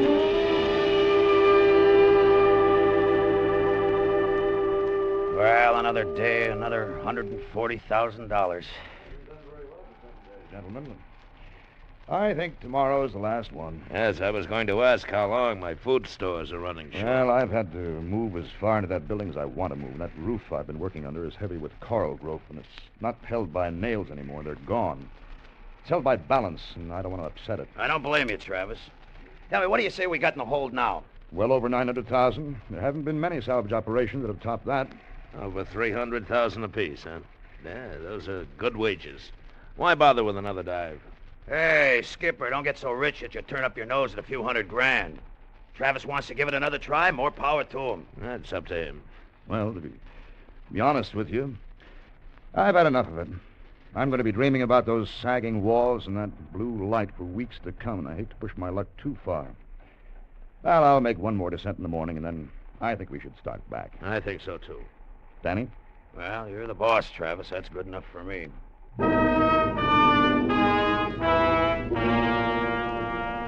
That was after evening chow.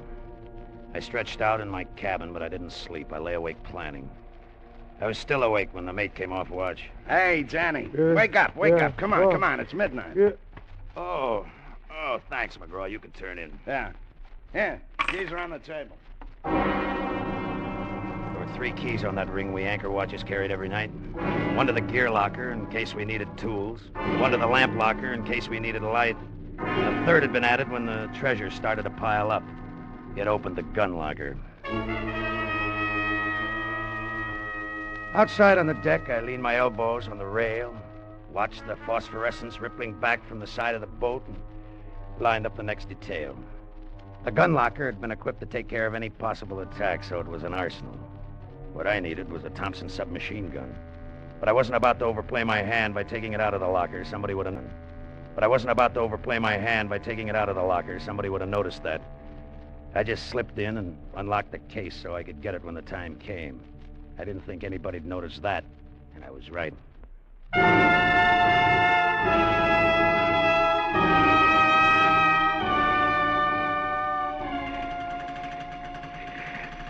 What's my depth now, Danny? Hold on.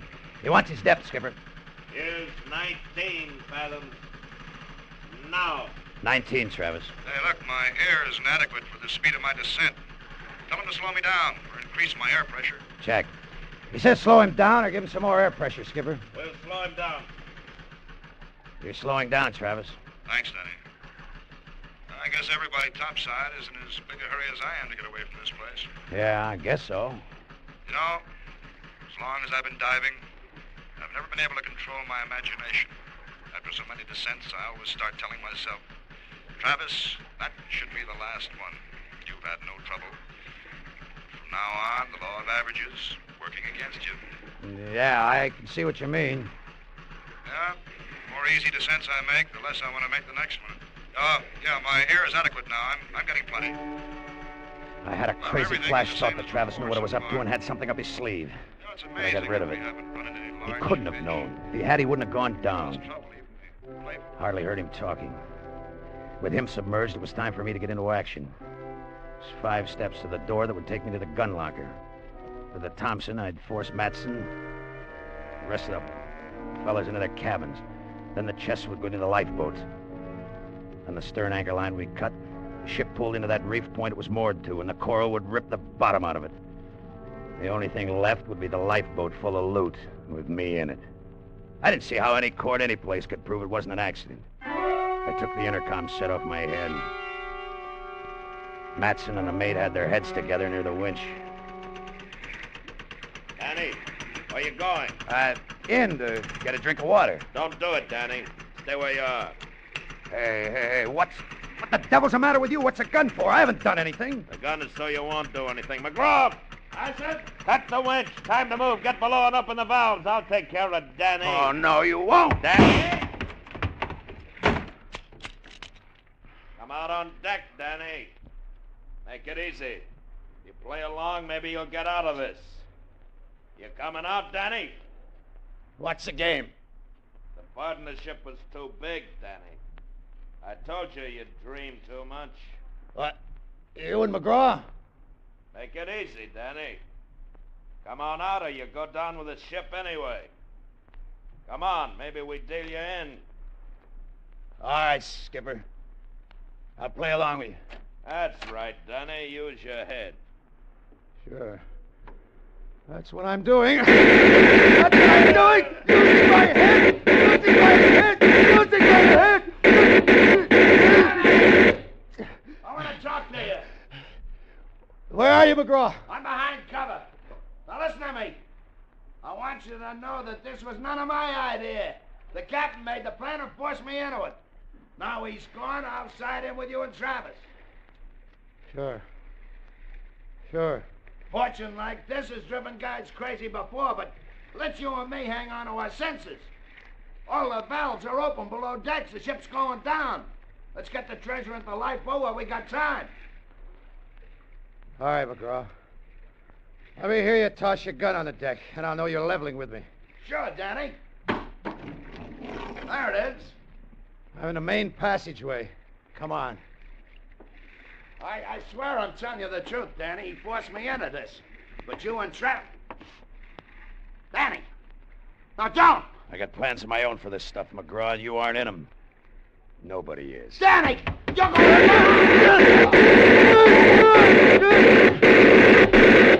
Maybe he was right. Maybe that treasure was driving me crazy. It was like I was rushing downhill and couldn't stop, just like I didn't seem to be able to stop the time after I started speeding. After McGraw was gone, I went over to the main hold and tore the canvas off the hatch. I could hear the water rushing through the valves he'd opened, and it was telling me I'd have to hurry if I wanted to get those chests. I went over to the lifeboats hanging in its davits. No. No! No! No! No! No!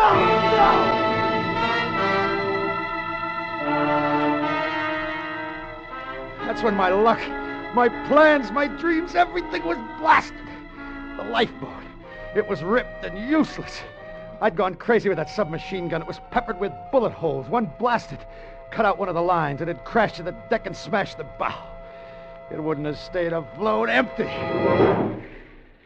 $900,000 aboard, and there was no way to save it. The schooner had already started a list. I had to think of saving myself. Travis, are you all right? I'm all right. There's been trouble up here. Yes, I know. Matson and McGraw tried to pirate the treasure. I managed to stop them. But they've scuttled the ship.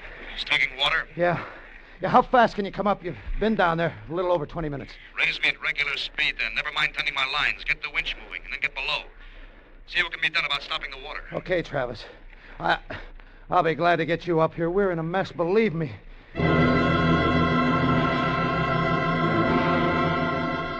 I did what he told me. I went below. But it didn't take long to see there was nothing to do down there the way the water was pouring in. I spent my time working out a story for Travis that would save my hide and give me another chance at that treasure. It took 30 minutes to get him aboard and out of his suit.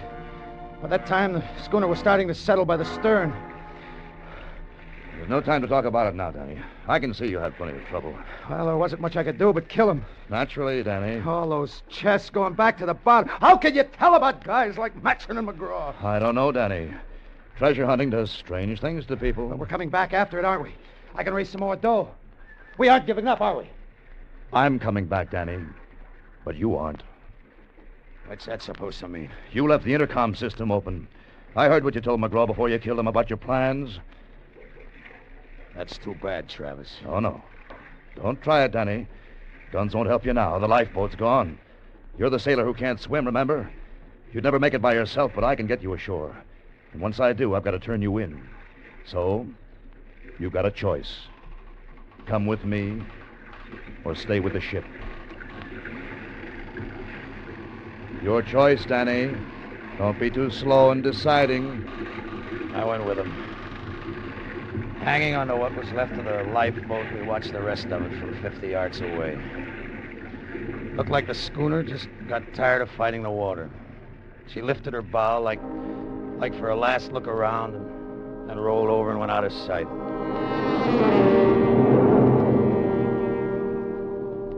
$900,000. But that wasn't the only fortune that was sinking. Danny Quinn's was on the way down, too. I was fresh out of luck.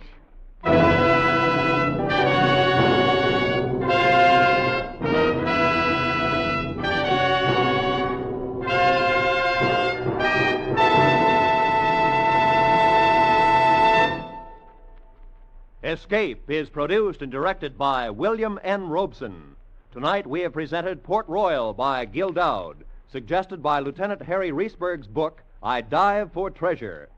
Featured in the cast were Charles McGraw as Danny Quinn, John Daner as Fletcher Travis, and Bill Conrad as Captain Matson. Also heard were Dee Tatum, Paul Frees, and Ted DeCorsia. Special music was arranged and conducted by Del Castillo. Next week...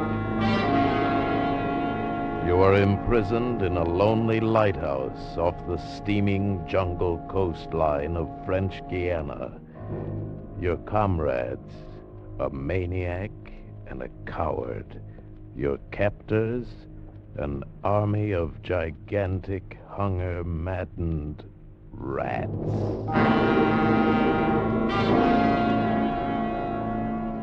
Next week, in response to many hundreds of requests, we will again present one of the most unforgettable and terrifying of all escape stories, Three Skeleton Key. Goodbye, then, until this same time next week, when once again we offer you Escape.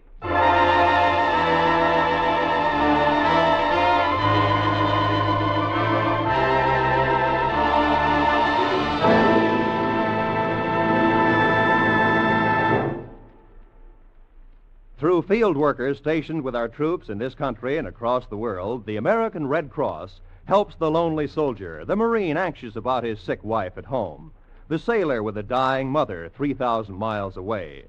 Last year, more than 750,000 men in service were helped in family, welfare, and recreational problems by American Red Cross workers.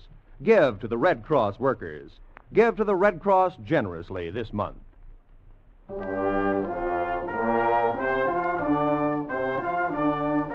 This is CBS, where you meet Gene Autry every Saturday night, the Columbia Broadcasting System.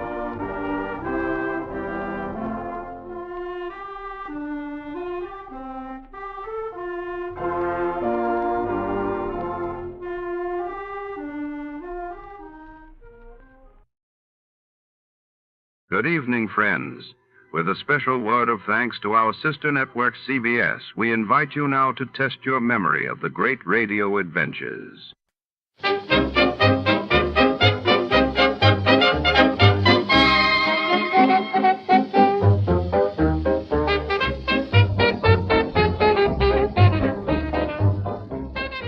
In the shadow-draped city, secrets fester beneath the neon glow.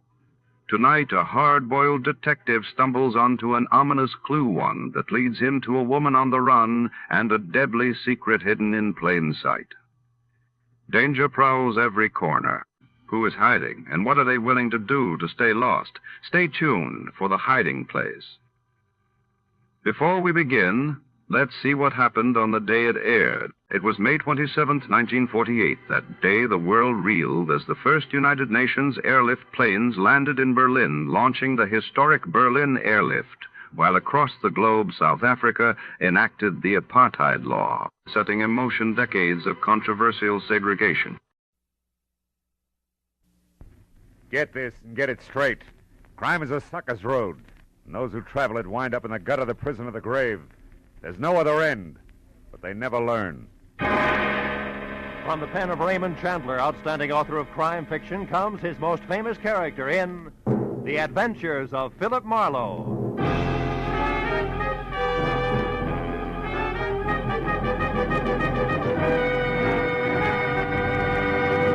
Now, with Gerald Moore, starred as Philip Marlowe, we bring you tonight's exciting story, The Hiding Place.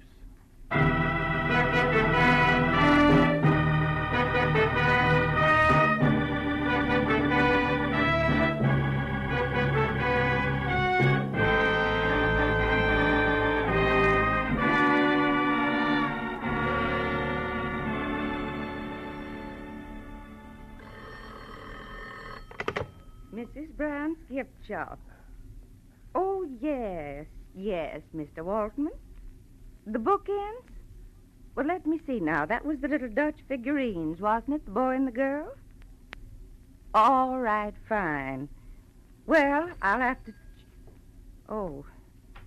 Hold the line a minute, Mr. Waltman. Mr. Marlowe, you're back. Yes, Mrs. Bryant. Did you find him, Mr. Marlowe? Did you find Chipper? Chipper is dead, Mrs. Bryant. Oh, Take it easy, Mrs. Bryant. Maybe you better sit down here. No. I'm all right. There's a customer waiting on the phone. I'll finish that. Then I want you to tell me everything you found out about my son. Sure. I'll only be a moment. As Martha Bryant went to the telephone, I braced myself for the story I had to tell her.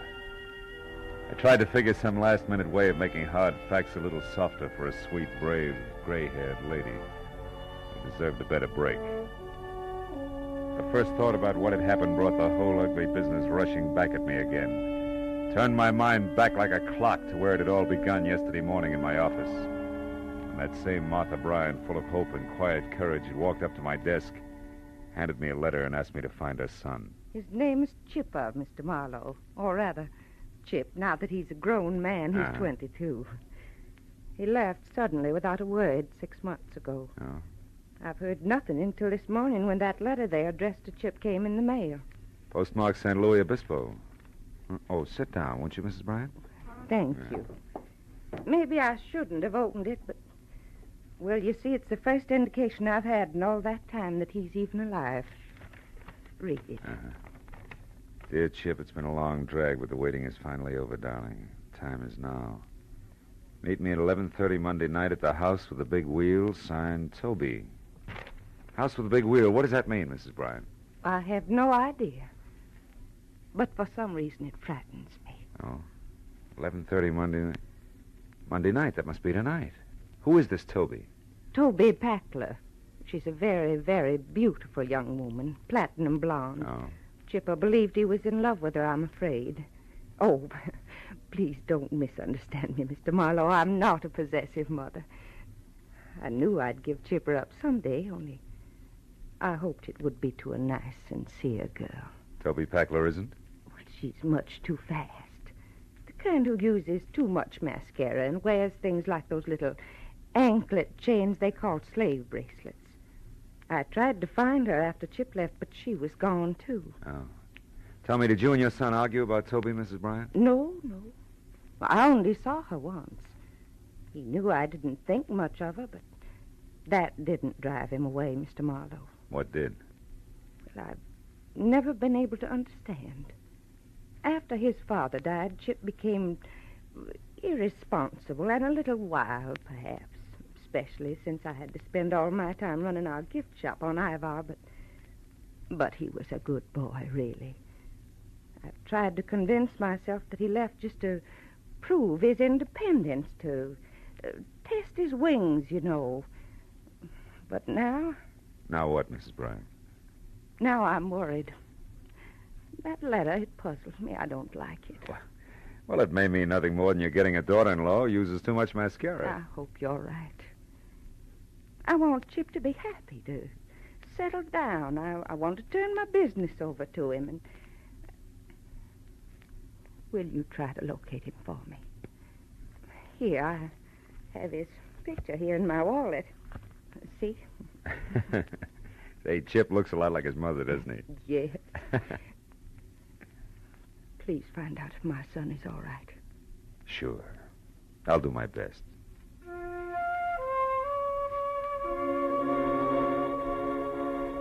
From my office window, I watched her leave the building.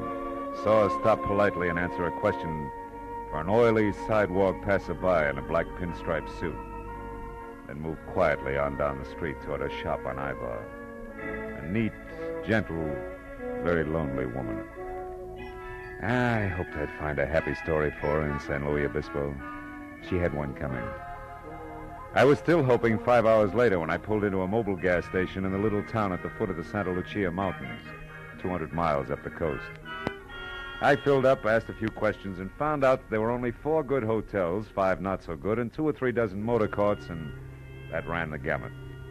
So even with nothing but the name Toby to go on, the job wasn't completely impossible.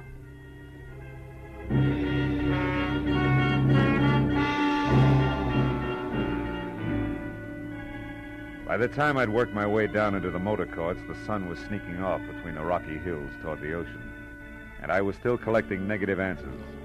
Until I tried a mirrored neon combination bar, restaurant, and motel called Pinky's on the north edge of town. Sorry, mister. No Toby Packler registered here. Now, wait a minute. Are you sure? She's a lovely platinum blonde about... About what? Huh? Oh, never mind. Skip it, Pinky. Maybe this is better. When I glanced across the lobby at the bar, I caught a man watching me. He was the same oily character in a black pinstripe suit that I'd seen stop Mrs. Bryant on the street outside my office back in L.A. He ducked away, and I beat it into a bar. Just in time to see him slip out a side door, so I followed him.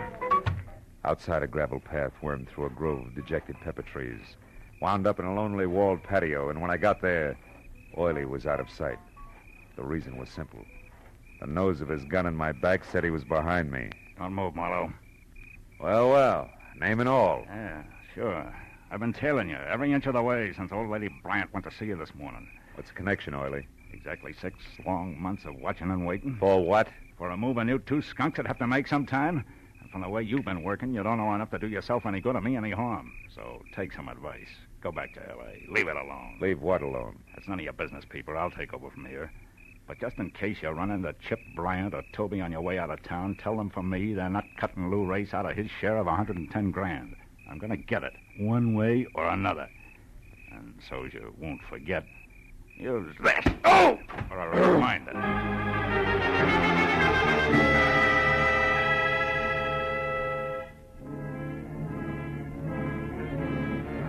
When the brick floor of the patio finally stopped pushing, I was alone, except for my ugly thoughts. I knew I was on the right track, but from the sound of things, Chip O'Brien was much less a mama's boy than his mama believed. I made sure Lou Race was nowhere around the motel. Then I went into the bar again to see what a double scotch would do for my headache. The bartender obviously was the type who got around, so I took a chance and asked him about Toby Packler. It was no good. When I described Toby as a beautiful platinum blonde, a girl sitting alone 2 stools down, a girl with a short, ragged, mouse-brown hair and extremely flat, misformed face, dropped her eyes and looked away. I suddenly felt very cheap. I flipped a silver buck on the bar and got up. You know, it was the kind of dumb stunt you can't apologize for. You just leave. I was halfway to my car before I realized that the girl had followed me out. Hey, mister. Yeah, you. Just a minute. I turned and watched her come toward me. In the garish neon light, her face was jarringly unreal, the color and texture of hard putty. I heard you inside when you asked about Toby. Yeah, I thought you had. Do you know her, Miss... Palmer. Oh. Yeah, I know her. She's one of my few friends. What do you want with Toby? Well, my name is Marlowe. I'm from L.A. I want to talk to her about a fellow named Chip Bryant. She's my only lead. Chip Bryant. Yeah. She never mentioned that name to me. Anyway, you're too late, Mr. Marlowe. What do you mean? Toby left town this morning. Left town? Oh, no. She was going up north to Seattle, I think, on some kind of personal business. Now, listen, did she ever say anything to you about a house with a big wheel, where it was, what it means? House with a big wheel? Yeah. No, I'm afraid not. I'm sorry, Mr. Marlowe. I guess I'm not much help. Well, good night. Thanks anyway. And good night, Miss... Palmer. Yeah. Yeah, Palmer. Good night. As the girl walked back to the bar, the little gold chain I'd spotted around her ankle glinted in the brittle light. It was like an echo of a memory. A slave bracelet on her was as out of place as a morning glory in a bed of toadstools. But that gave me a crazy hunch, a hunch that somehow in the last 6 months, a gorgeous blonde named Toby Packler had become a drab brown head with a flat, stiff face. So I didn't chase wild geese to Seattle. Instead, I got in my car and I waited. An hour went by and it was almost dark before she finally came out again, stepped down into a sleek new convertible and drove north out of town. I followed as she turned off a neglected side road, and for 8 miles twisted through jagged rocky hills toward the mountains. Then suddenly, from the crest of a small rise, I saw what she'd been heading for. An old stone house squatting in a grove of eucalyptus trees. The girl I figured to be Toby Packler had slowed almost to a stop. I watched her creep along until she was out of sight. Then I got out of my car and I went down for a closer look. Round, brown shingled cupolas reared proudly out of choking overgrowth, and on a huge rusty iron gate in front was the name Escobar. But in the trees behind the house I saw more. Turning slowly in the stream, there was a giant water wheel. A big wheel. I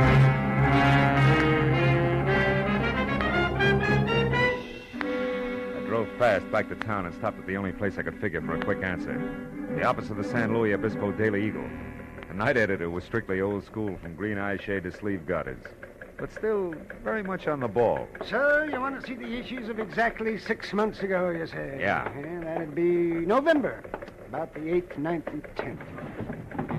Here you are, son. Help us out. Thanks a lot. If I'm right, this ought to cinch it. Careful there. Don't rip those copies. Say, by the way, what story are you looking for? Oh, small something on a party named Toby Packler. It's not here. Wait a minute. Maybe it'll be in... Yeah, sure. This is it on page 3. A woman identified as Toby Packler of Los Angeles suffered severe injuries to head and face today when the car she was driving skidded into a bridge abutment 2 miles north of here. So that's how come the face. Miss Packler's condition was announced as critical by Clark Emergency Hospital attendant. Hey! Is that all you wanted? That's enough. If that answers your question, young man, I'll put these copies away. Gotta be careful with Wait a minute, that headline. Eh? What was that? Let's see that. Santa Barbara jewelry store robbed. Daring thieves escaped with gems valued at 110,000. 110 grand. Yeah, I remember that. 2 men and a woman. Got away clean, too. Never caught a one of them. Hey, you don't mean there's a connection between these stories, do you? I don't know. Ask me again after I've checked in at the old Escobar place.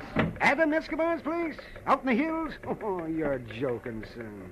What in the world could that crackpot possibly have to do with the jewel robbery and the car wreck 6 months ago? It beats me, but there's some tie-in. You can count on it. I think you're crazy. But if you're going out there, maybe you should be. Now, what's that supposed to mean? You'll have something in common with Adam. He's lived in his own private dream world for so long, he's forgotten what the real world's all about. Goodbye, son. I'll see you later. I hope.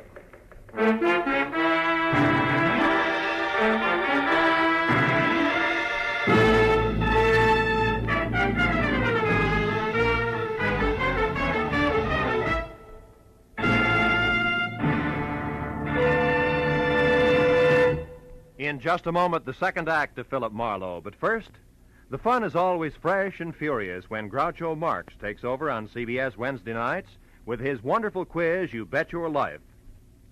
Groucho, the master of ad-lib, teams up pairs of opposites and then goes to work with his quips and questions. Very, very solid with laughter, this Groucho Marx show. Hear it this Wednesday and every Wednesday on most of these same CBS stations. Now with our star, Gerald Moore, the second act of Philip Marlowe, and tonight's story, The Hiding Place.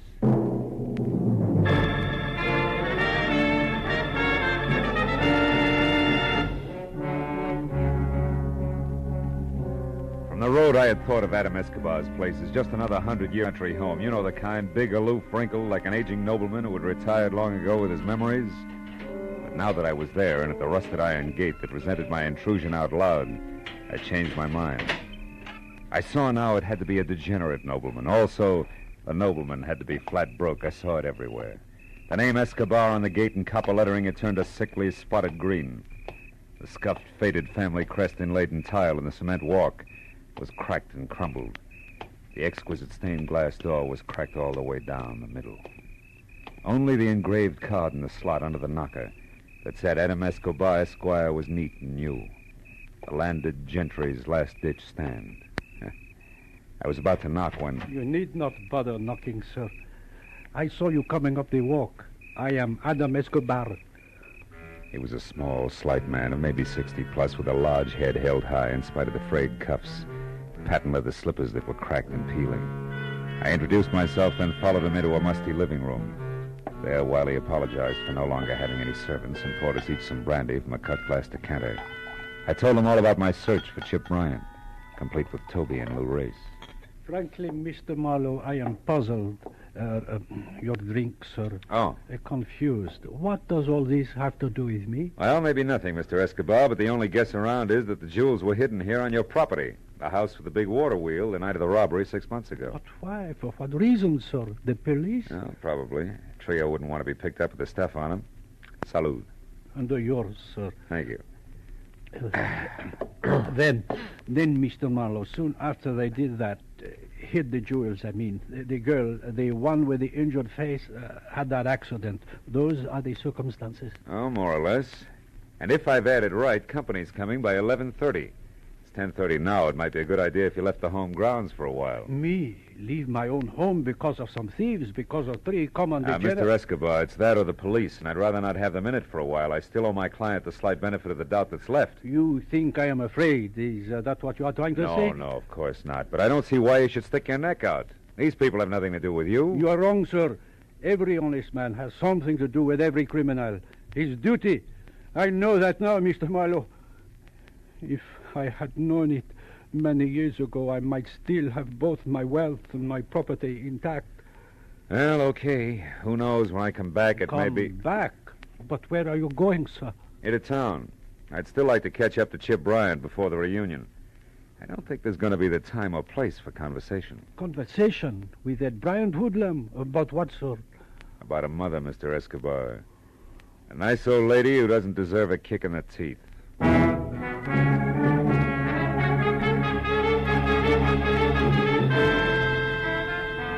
Back in San Luis Obispo, I returned to the missing person door-to-door canvass for the third time that night. Only now I confined myself to the wrong side of the tracks exclusively, and the deeper the dive, the better. I didn't figure that Chip Bryan would show anywhere else. And after a half a dozen quick stops, number 7 proved lucky. It was a cramped, greasy bar with a sawdust and cigarette butt floor and a single customer. I hadn't found Chip, but I was close to the dapper Mr. Lou Race. The barkeep, a ball of fat, wearing a sweatshirt the size of a tent, had his back to me when I entered. So did Race. So when I tapped the tricky man on his padded shoulder and he turned, he was surprised to see me swing. That slicker was an old debt. This? Just in case the cat got your tongue. Now get up. Get ready to answer a few simple questions. Hey, what do you think you're doing? You're busting my table. I'll pay you for it, and unless you want to be up to your rolling chins in trouble with the law, Junior, don't try to help the clientele. The cops? Oh, okay. Why didn't you say so? I don't know nothing about this guy. And I don't know enough. Now, come on, Race, you talk or eat sawdust. Which? No. I'll tell you. What do you want? One, you, Chip Bryan, and Toby Packler stuck up that Santa Barbara jewelry store 6 months ago, right? Yeah. We did it. But they crossed me up. It was when the cops were coming and we split. Split, or you played hooray for Lou Race and ran without worrying about the others? What's the difference? The reason Toby and Chip Bryan won't tell you where they hid the jewels, that's a difference? Nuts. You're standing on one ear, peeper. Toby had a different reason for crossing me. Like what? Like her falling in love with that louse Bryant. The kid she baited into coming along with us. By flapping her baby blues, the kid who was supposed to drive the car, period. That's how she crossed me. Anything else? Yeah, the topper. Where's Bryan now? One of two places. Either with Toby Packler or without. Oh! Packler. Good night, sweetheart. By the time I made it to the door, the second company, Sam Spade, was across the street behind a parked car and streaking for an alley in the middle of the block. And just as I thought I was going to lose him, he came abreast of a dark doorway, and I saw it. An arm raised quickly, the glint of a knife blade. The arm dropped sharply. Whoever had done it slid away in the dark as suddenly as he appeared. When I was next to Race, there was only the caller's card, a black ivory-handled knife, driven to the hilt in between the dapper man's shoulders. He was going out fast. Hey, holy cow, how did it happen, Mr. Shut up, Race. Do you know who got you? The knife. Yeah? Has it got a dark black eye? Black ivory handle, yeah. Why? What does it mean? Who's it belong to, Race?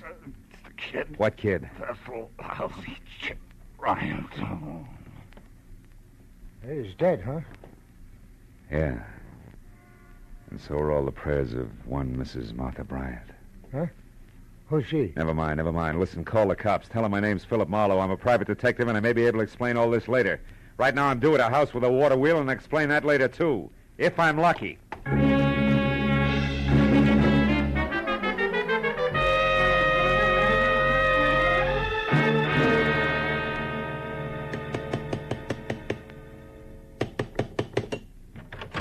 Oh, Mr. Marlowe, I'm glad you're here, sir.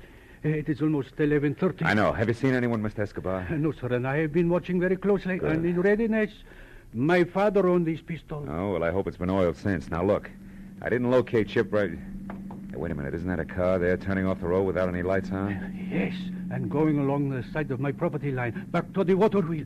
It is a woman, Mr. Marlowe. Yeah, no doubt, named Tony Packler. Now, look, you stay here, Mr. Escobar, and keep that blunderbuss ready. Don't forget Chip Bryant's due out here, too, and he's a killer. Keep your eyes open. We'll stand a better chance meeting him one at a time. I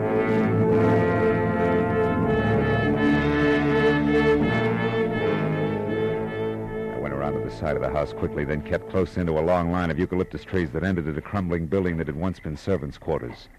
After that, it was only 20 yards to the water wheel. 20 open yards to the huge ancient circle of hand-hewn wood that complained against the side of a dreary squat stone mill that had long ago died of old age. There in the faint half-light of a hazy moon, I saw Toby Packler, kneeling at the corner of the building and with both hands working furiously to loosen a stone the size and shape of a football. There was a gun on the ground next to her. I moved closer, my hand tight on the .38 in my pocket. Then I waited till she had the stone out. And that baby end's a 6-month-old secret. Were you not the...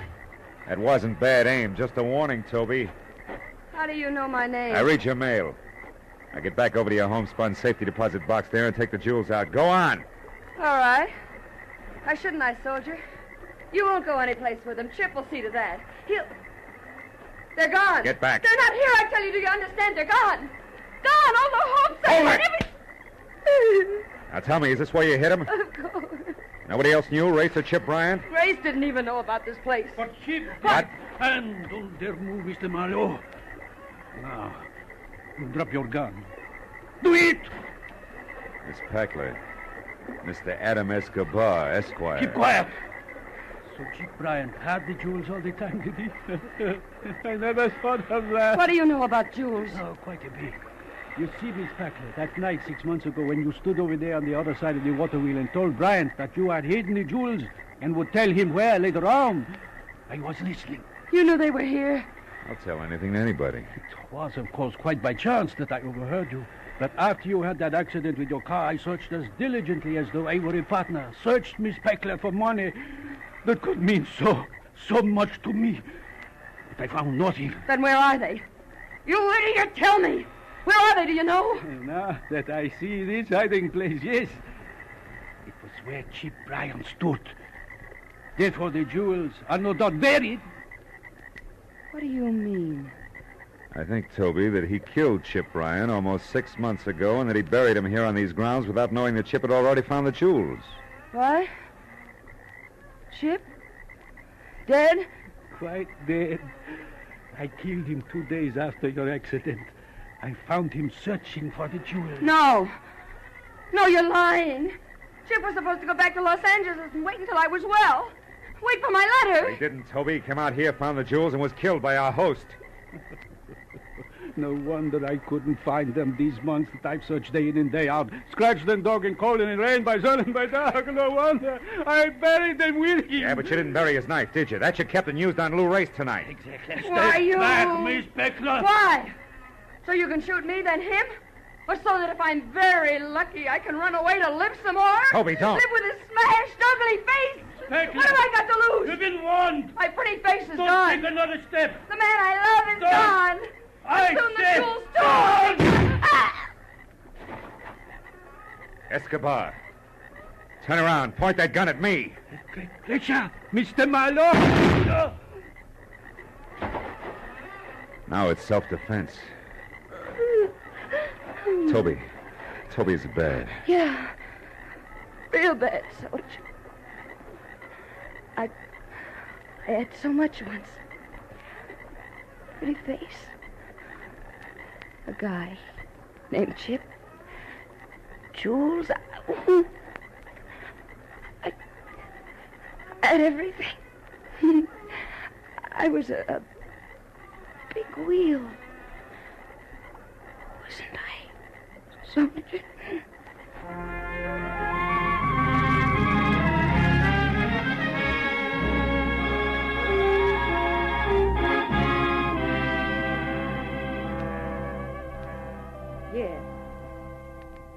Yes, Mr. Altman, the bookends will be sent out to you this afternoon at the latest. Thank you for calling. Goodbye. I'm sorry to have kept you, Mr. Marlowe. Well, it may be hard for you to believe, but in the minute I was on the phone, and even while I talked, I think I saw Chipper's whole life before me. I know what you mean. Well, Mrs. Bryant, I found out that your son, Chip... Yes. You found out what? Mr. Marlowe, what are you staring at? Oh, that showcase there. Oh. Our Mother's Day display. It's attractive, isn't it? Yeah. Yeah, very. Mrs. Bryant, Chip was killed in a storm at sea a week after you saw him. It was off San Francisco. His body was never recovered. I was told that he was on his way to a new job in Canada at the time. And incidentally, that letter from San Luis Obispo, that was all a mistake. That girl never saw Chip again.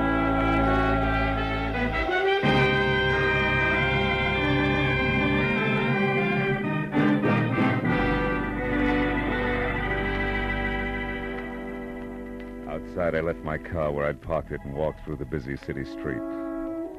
You know, it's a funny thing. Lies can cause more trouble in this world than almost anything else, they say. And at the same time, can sometimes bring the most happiness.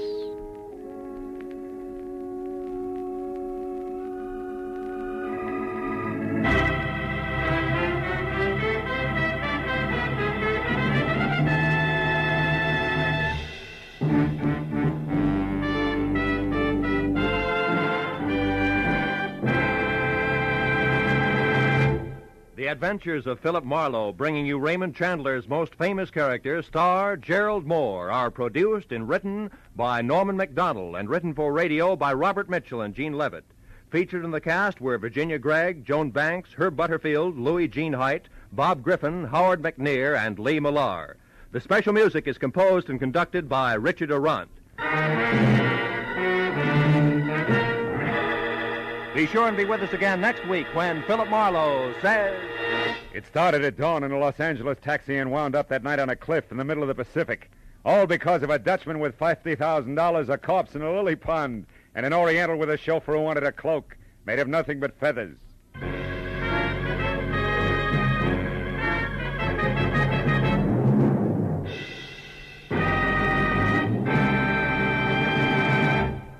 This is CBS, the Columbia Broadcasting System.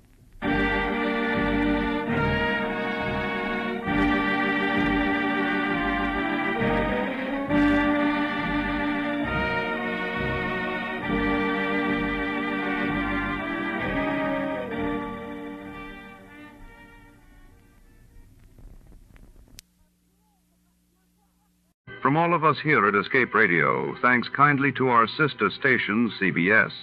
Now then, let's see if you're true masters of classic radio.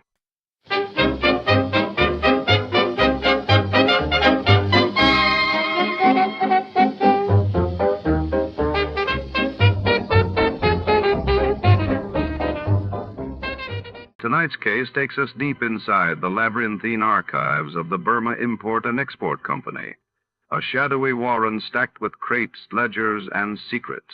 When a mysterious shipment marked Red Matter vanishes under the neon flicker of the warehouse's lone desk lamp, Detective Slate is drawn into a web of espionage, betrayal, and forbidden science. Who wanted the Red Matter, and why? As the rain beats against the barred windows and typewriters clack in the background, nothing is as it seems.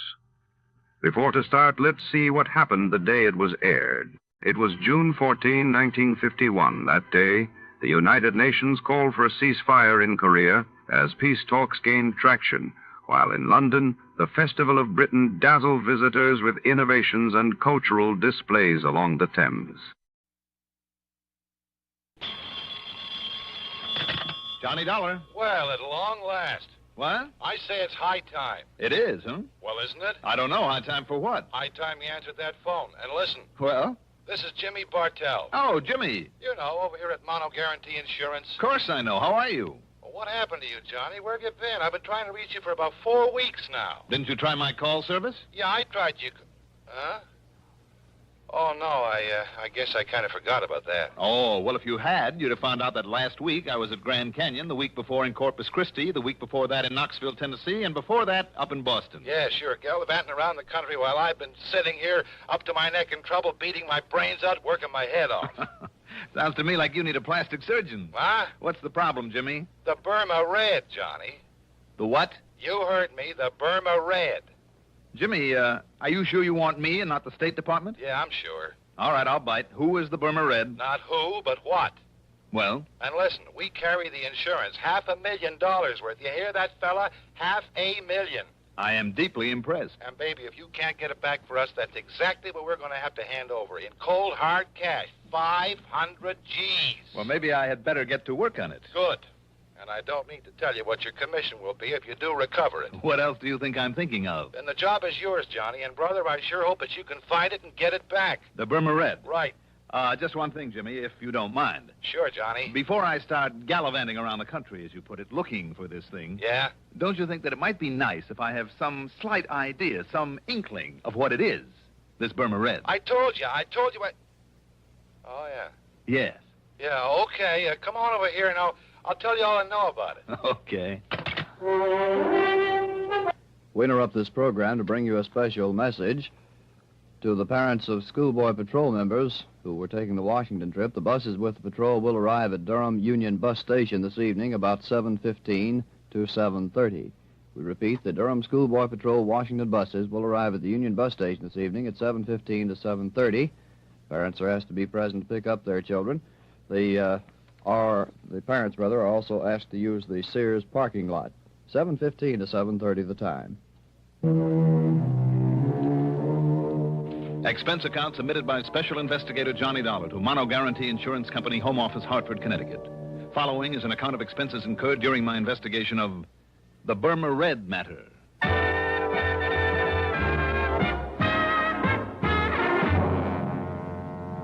Expense account item 1. $1.20 for a cab from my apartment to Jimmy Bartell's office in the Spear Building down on the square. Jimmy's specialty, incidentally, is property insurance, especially where fine artwork is concerned. And in this case... Yeah, Johnny, 4 solid weeks I buzzed that phone of yours, and what I thought of you for not being there to answer it wouldn't be fit to print. All right, I'm here now, so stop bellyaching. But maybe you're too late, fella. He's already gotten into the country with it. The Burma Red. That's right, the Burma Red. Which is what? I told you, Johnny, it's... Oh, yeah, that's right, I didn't. Now, listen. I'm listening. It was brought over here a couple of years ago as part of a collection by some countess or other. Got written up in all the picture magazines. Do I hear a slight echo? Echo? Yes, from the case I had on my hands last week. Well, I don't know, because I don't know what you had a case of. But listen. Go on. Having been a part originally of the Buckingham collection, over there in England, you know, well, as you might expect, it was picked up here by Winkler and Winkler. The big jewelry outfit down in New York. The same? Oh, then I do hear an echo. So it's a piece of jewelry and it's been stolen from them. No. The same as the Otara's necklace I recovered last week. No again. For Northeast indemnity. No? No, Johnny. It's just a single unmounted stone, a ruby. But so help me, it's big enough to choke a horse, and now it's gone. When did you say it was stolen from them? I didn't, because it wasn't. They'd sold it to that wealthy old Mrs. Harvey Larriman Brittingham. Lives out in the edge of town. Oh, I see. But 4 weeks ago, somebody neatly chiseled open her wall safe and walked off with it. Chiseled? Okay, blew it. What's the difference? Plenty. Knowing a safecracker's method can help a lot in pinning him down. No, the police think they know who did it, all right. But what do you need me for? To get that stone back. But if they already know who did it... But they couldn't prove it. Sure, the modus operandi, the way the safe was blown, it pointed straight to him and nobody else. But also he was known to be here in town. Who? But they couldn't pin it on him. He had himself a perfect alibi. Who, Jimmy? So maybe it was rigged. They couldn't break it. Jimmy... But, Johnny, it had to be Oscar Mayfield. Mayfield? They held him as long as they could, went through everything he owns, checked out every contact he made while he was here in Hartford. And all that got him was nothing, and not very much of that. I'll say this. If Oscar Mayfield, the old master, made that heist... So what could they do but let him traipse merrily on back to New York, where he's been living lately? Look, Jimmy... But I figure, despite the police report and all the work they did, I figure that somehow Mayfield got away with that ruby. Jimmy, I'm inclined to think you may be right. I know Oscar Mayfield. He's clever. I've tangled with him before. And, come to think of it, he made a promise to me once. Mayfield? Made a promise? Mm-hmm. What was it, Johnny? That if I ever tried to interfere with him again... Yeah? Well? He'd see to it that I had a very nice funeral.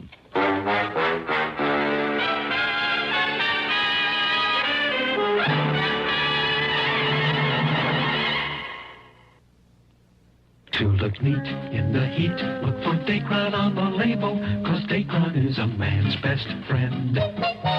Right then, Dacron is your best friend when it comes to staying wrinkle-free and neat all summer. Look for Dacron in lightweight suits, handsome slacks, good-looking sport coats, too.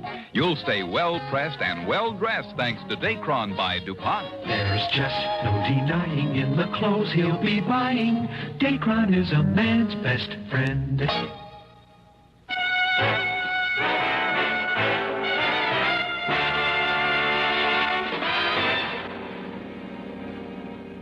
Expense account item 2.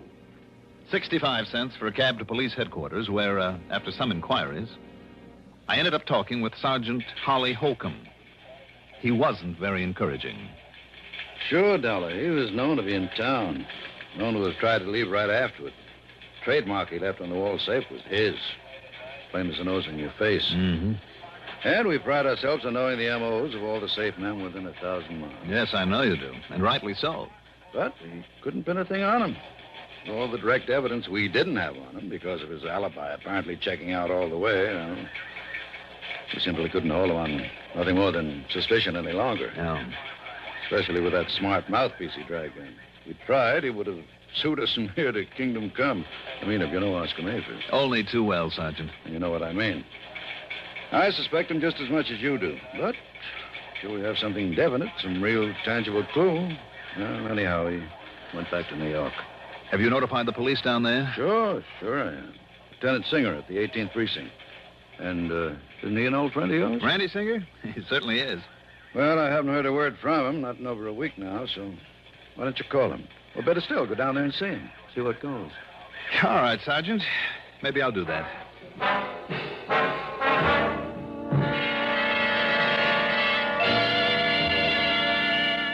There was some more talk between us, and Sergeant Holcomb gave me every detail of the job. Told me what they'd found and what they'd done about it. And yes, all the completely unconfirmed evidence pointed straight to Oscar Mayfield. Unconfirmed and unconfirmable evidence because of the man's unshakable alibi. Item 3, 85 cents for a phone call to Lieutenant Randy Singer, 18th Precinct, New York Police Department.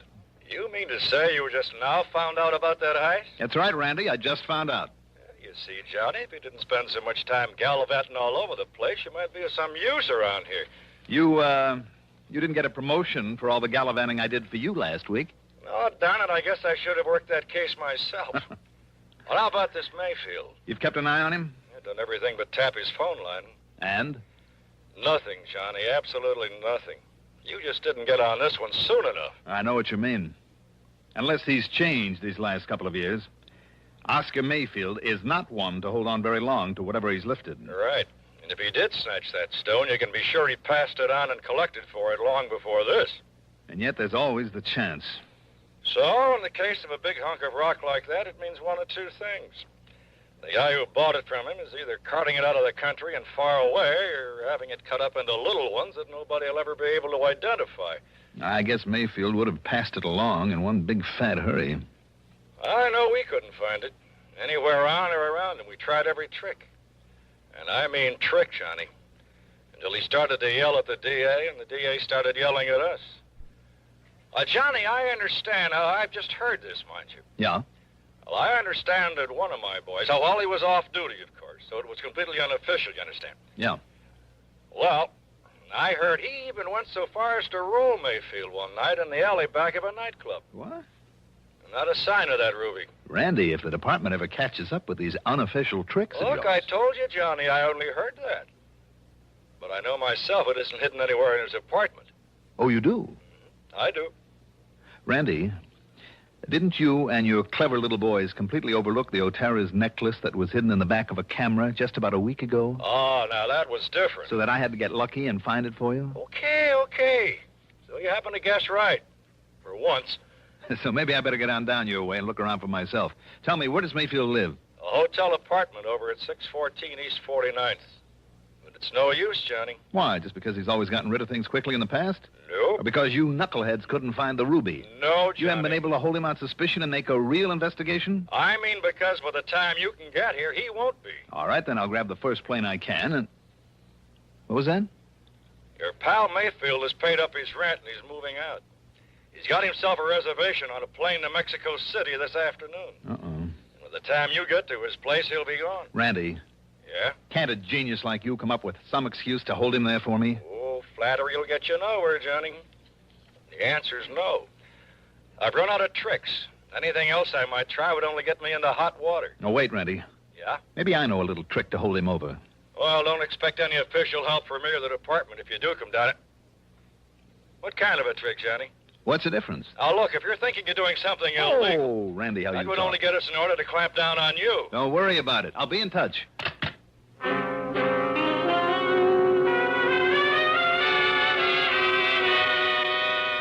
Illegal? I don't know why, but I'd suddenly remember that during my run-in with Mayfield a couple of years ago, there'd been talk about a man who was fencing his stuff. A man who had been only vaguely identified as Hugo. The last name had never come to light. Okay, maybe that name still meant something to him. If so, it justified item 4, $1.26 for a telegram to Mayfield. It read as follows. Urgent, that before you make any deal, you call me immediately at Plaza 3, 9970, and I signed it, Hugo. And I had them put a rush on it, hoping it would give me some much-needed time. Item 5, $6 for a cab to Bradley Field. Item 6, $10.12 for a plane to New York. And when I got there, item 7 is $5.80 for a taxi to 614 East 49th Street. It was a smart, good-looking apartment hotel, which is more than I can say for the stuffy uniformed doorman. Mr. Mayfield, did you say? That's right. Mr. Oscar Mayfield. Is he still here? Is he in? Whom shall I say is calling, sir? Don't. Don't? Just give me his apartment number. Your name, please? Now, don't worry about it. I'm sorry, but I must have your name, sir. It's Dollar. Now, what's the apartment number? Dollar. Very well. No, you don't. Just put the phone down. I beg your pardon. It's granted. Now, the number of his apartment. Not unless I announce you, sir. Now, look, I am a special investigator. Oh, you are? Yes, and if you'd like to call the police and check on me, only I haven't time. Look here. These are my credentials. And I tell you, sir, that unless I... Oh, I see. Mr. Johnny Dollar. That's right. The insurance investigator. Yes. I didn't know. Well, you do now. Well, nonetheless, Mr. Dollar... Just give me Mayfield's apartment number, please. Now, what is it? Well, it's 7G. Okay, thank you. And I'll phone that you're on your way up, sir. You do, and I'll break your neck. 7G, Just in case he remembers what he once promised, I better make sure that this thing is working properly.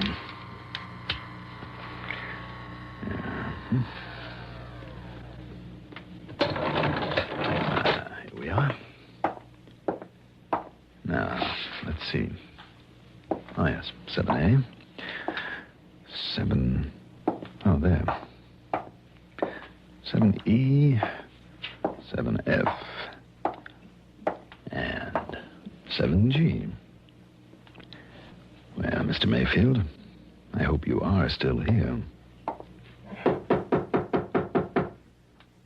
Mr. Mayfield? Mayfield? Doggone it, if he's already flown the coop. He left it wide open.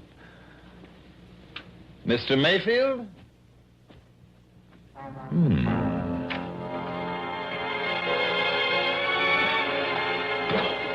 The well-furnished living room was empty. And so was a kind of study off at one side and a little bar kitchenette beyond it.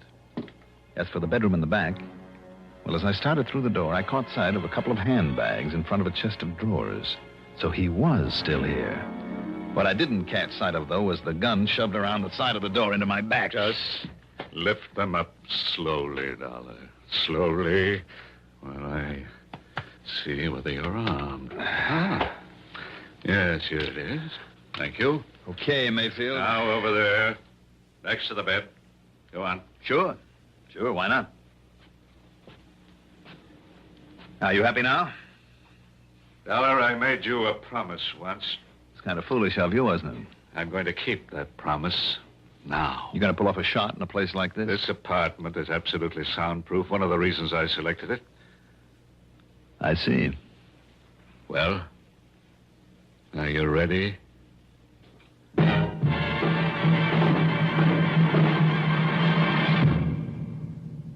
Have you tried the mild, kind taste of Kent? You should, because... You'll feel better about smoking with the taste of Kent. Kent with the micronite filter refines away harsh flavor, refines away hot taste.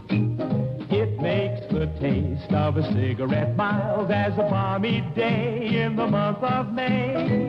Kent is the best for the flavor you like. Kent is the best for the flavor you like. Yes, Kent is the best for a mild, kind taste. Smoke a carton of Kent without switching. Discover the kind taste of Kent's blend of the world's finest quality tobaccos. Then try your old brand. What a difference in taste.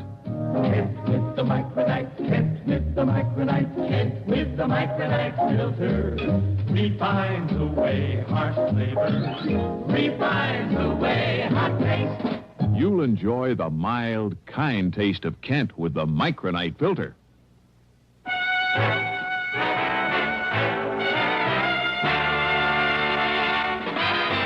And it looks like you were expecting me, Mayfield. Oh, yes, Dollar, I was. You see, I figured right from the beginning that you might be called in on this case. Then you do have the Burma Red, the ruby. Now? Oh, of course not. You should know that I wouldn't hold on to a thing like that. Let's say it's been successfully disposed of. And why do you hang around here? Because I'm waiting for... Yes? I was waiting for you. To settle my old score with you. When I received that silly telegram, I was certain that you would be here. No? You mean I pulled a boo-boo? Your old pal Hugo is dead? I mean that ridiculous number you gave me to call. It's too bad. I thought it was a pretty good idea to keep you trying it until I could get here. Oh, I'll confess it did make me change my reservation to a later plane. But after all, when I got nothing but a busy signal 8 times in a row, I naturally called the operator. And she told you? Yes, that it's a number used for testing. That a busy signal is all it ever gets. Obviously a trick, then. Worthy of you. So I waited for you. And when the doorman, following my explicit instructions, called me, told me you'd arrived, Oh, but I'm wasting time. What's more, I'm expecting someone else. So, Dollar, this is it. Expecting me, maybe? What? Randy. Just drop it right there, Mayfield. Gently now. All right, now Dollar's again. Now sit over there in that chair next to the window. All right, anything you say, Lieutenant. Oh, Randy, you're like the U.S. Marines. Here, you better keep this gun of his. You know, I'm just glad you got careless and left that front door open out there. I thought I heard a door close just before you made your dramatic entrance. But how come, Randy? What do you mean, how come? Well, from what you said on the phone... So what? I'm off duty. Any reason I shouldn't just kind of drop around for a visit? Oh, I'm glad you did. You know something, Johnny? What? So am I. You did. You know something, Johnny? What? So am I. Now, I'll probably hate myself in the morning for saying this, but I've waited a long time for a chance to return some of the favors you've done me over the years. That I've done you. Well, Mayfield? I'm afraid your so-called visit is completely pointless, Lieutenant.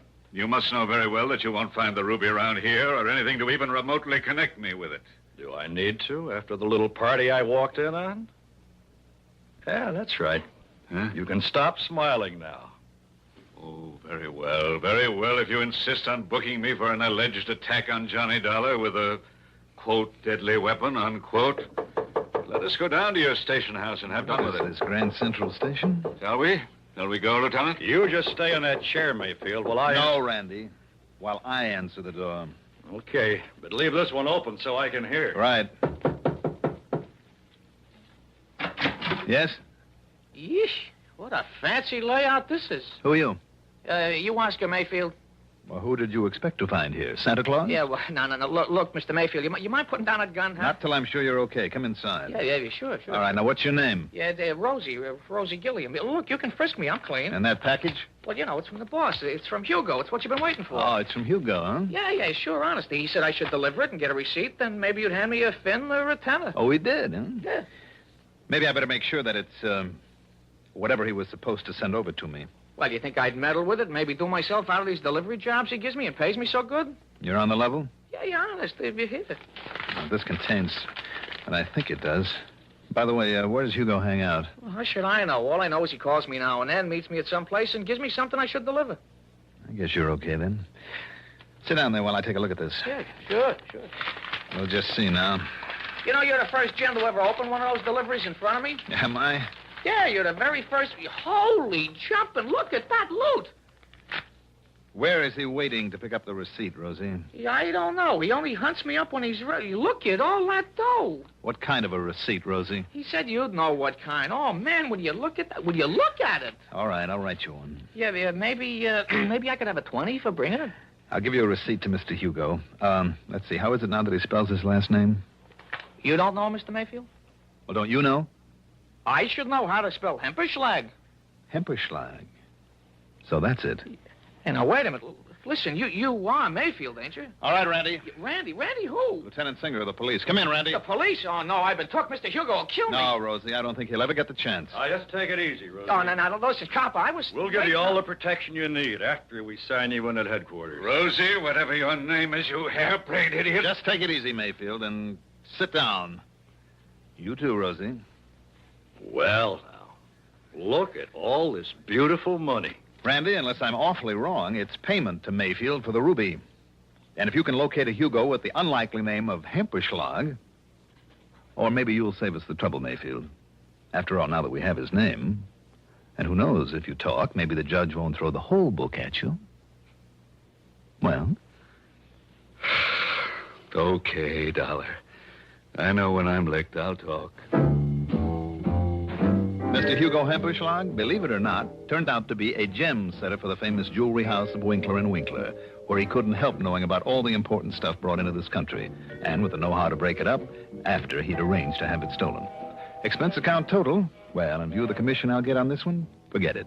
Yours truly, Johnny Dollar.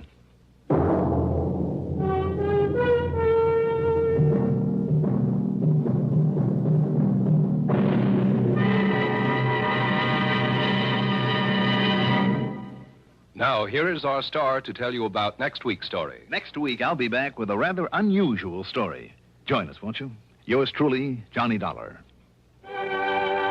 Yours truly, Johnny Dollar, is written by Jack Johnstone, produced and directed by Bruno Zerato Jr., music supervision by Ethel Huber, sound patterns by Joseph Cabibo. Johnny Dollar is played by Mandel Kramer. Also featured in our cast were Paul McGrath as Oscar Mayfield, Al Hodge as Lieutenant Randy Singer, Ivor Francis as Jimmy Bartell, Jack Grimes as Rosie, Santos Ortega as the Sergeant, Mercer McLeod as the Doorman. Be sure to join us next week, same time, same station, for another exciting story of yours truly, Johnny Dollar. This is Roger Foster speaking. Durwood Kirby's favorite program, The Gary Moore Show, weekdays on the CBS Radio Network. CBS for Durham, Raleigh, WDNC. Here at Escape Radio, we proudly thank our partners at CBS. And now, folks, a quick challenge before the next thrilling chapter.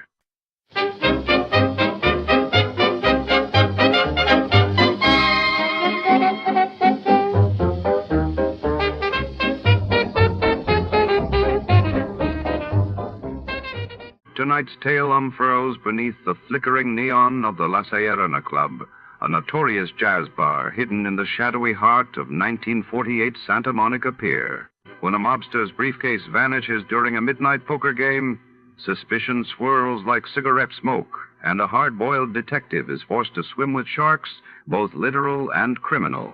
Secrets, lies, and silent threats lurk behind every velvet curtain, as the night's winner may lose more than just the jackpot. Before to start, let's see what happened the day it was aired.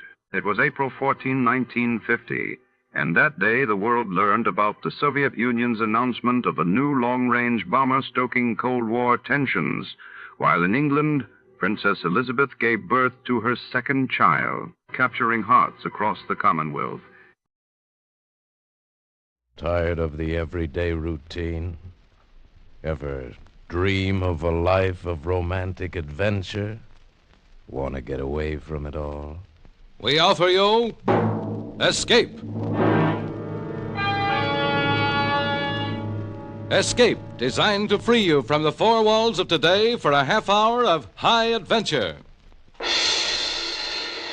Escape, brought to you by your Richfield gasoline dealer and the Richfield Oil Corporation of New York.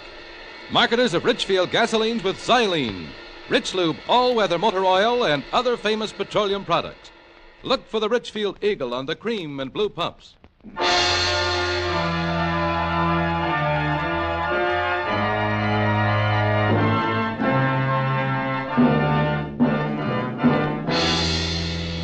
Tonight, we escape to a charter fishing boat in the waters off the little Central American country of Nicaragua, and the story of the violence and terror that suddenly developed there. As Anthony Ellis tells it in his exciting tale, shark bait.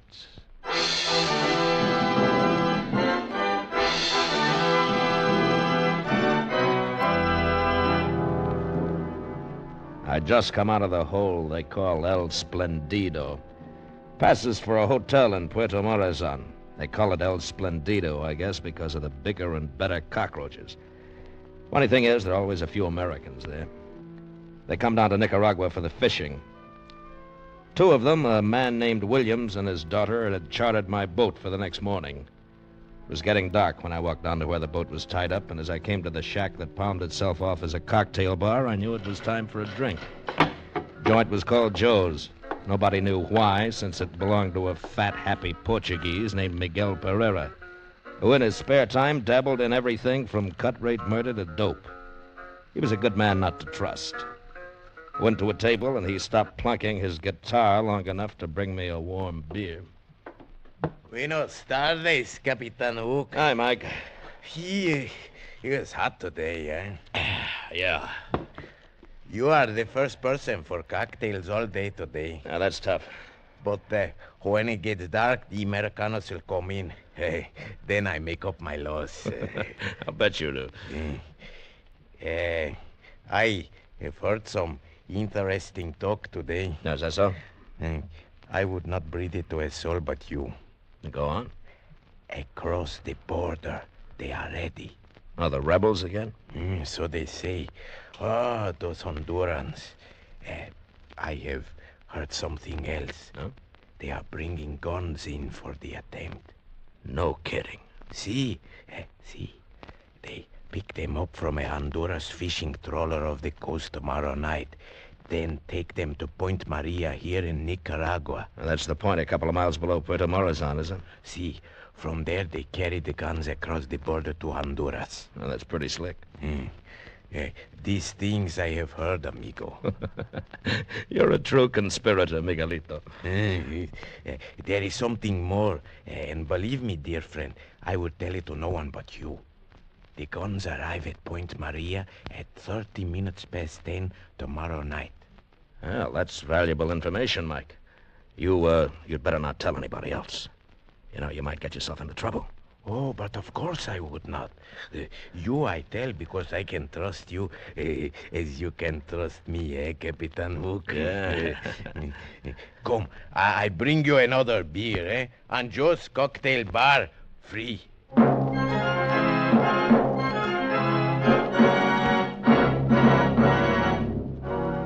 My customers came aboard the next morning at 5:30.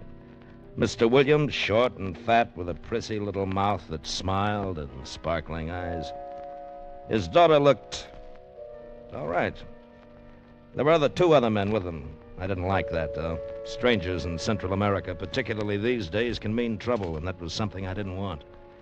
My deckhand, Sam, was standing by to cast off. Hey, Captain Hook. I should like you to meet Mr. Baxter and Mr. Gordon. How do you do? Gentlemen. They're staying at the El Splendido. Missed you last night when we made the charter. They're coming with us. Now, wait a minute, Mr. Williams. Wonderful day. It should be great for fishing. Look, Mr. Williams, my charter calls for only two, you and your daughter. Well, my dear fellow, Mr. Baxter and Mr. Gordon are my guests. You will be paid accordingly. Now, that's settled. Shall we shove off? Okay. All right, Sam, cast off. See you, Jocko.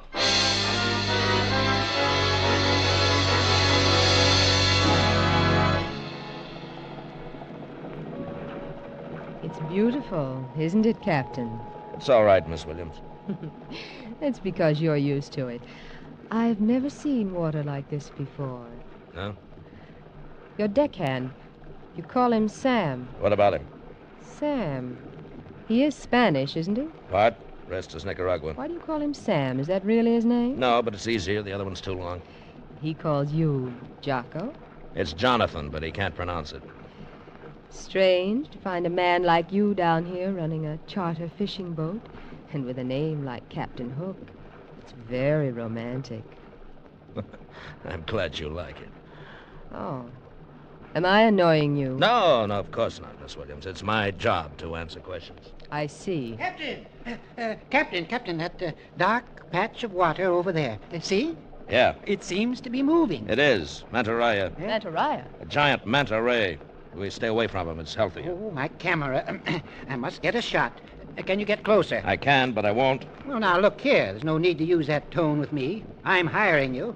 I want to get a picture of the beast. I'm sorry. I'm chartered for fishing. This is a 46-footer. Now- Your beast is about 35 feet across, and he's bad-tempered, too. Nothing doing. Huh. Oh, very well. Jocko! What?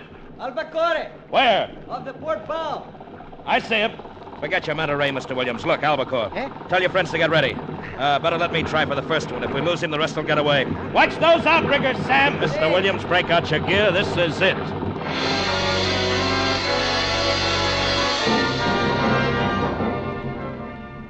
There's a school of fish you see once in a lifetime. When you tie onto one of those babies, you got something.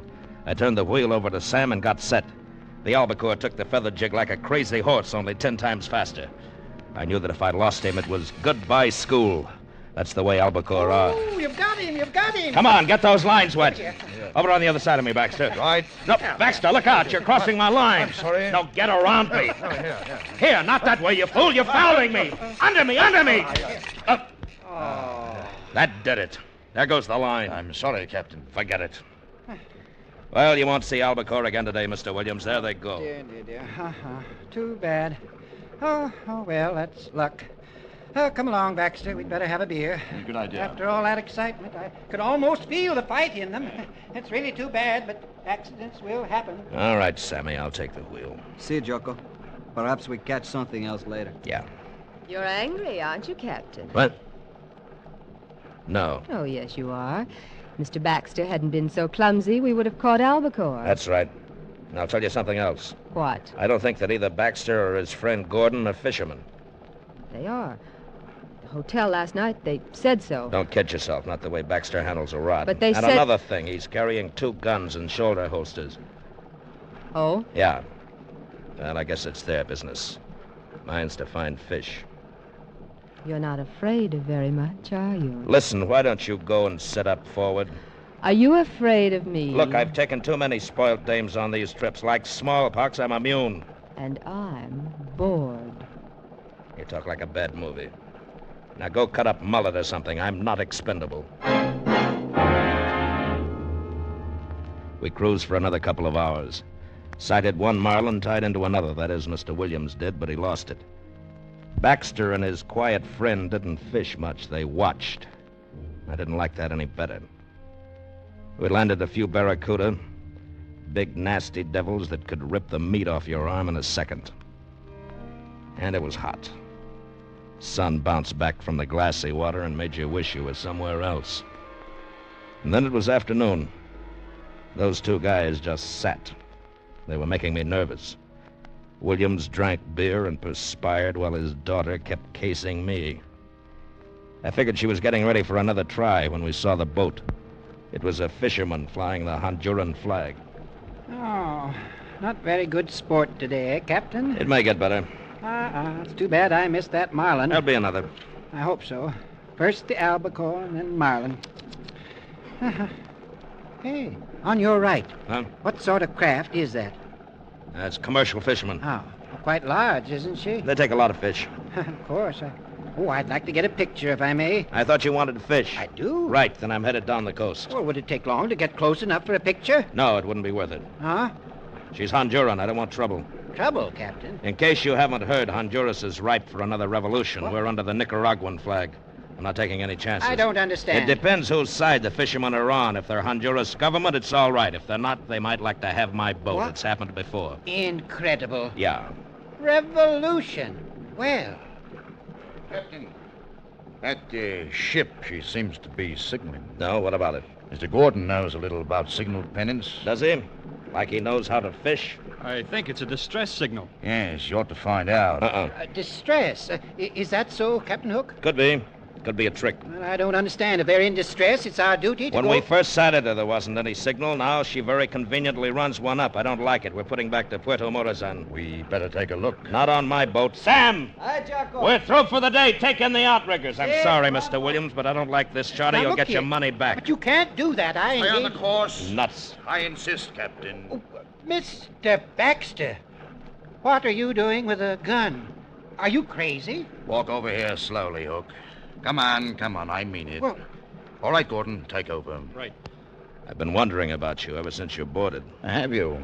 Well, now you know. Mr. Baxter, really, you have no right to endanger us all. This is going too far. Keep out of this, Mr. Williams. You're pretty interested in that trawler, aren't you? Yes, that's why we've borrowed your boat.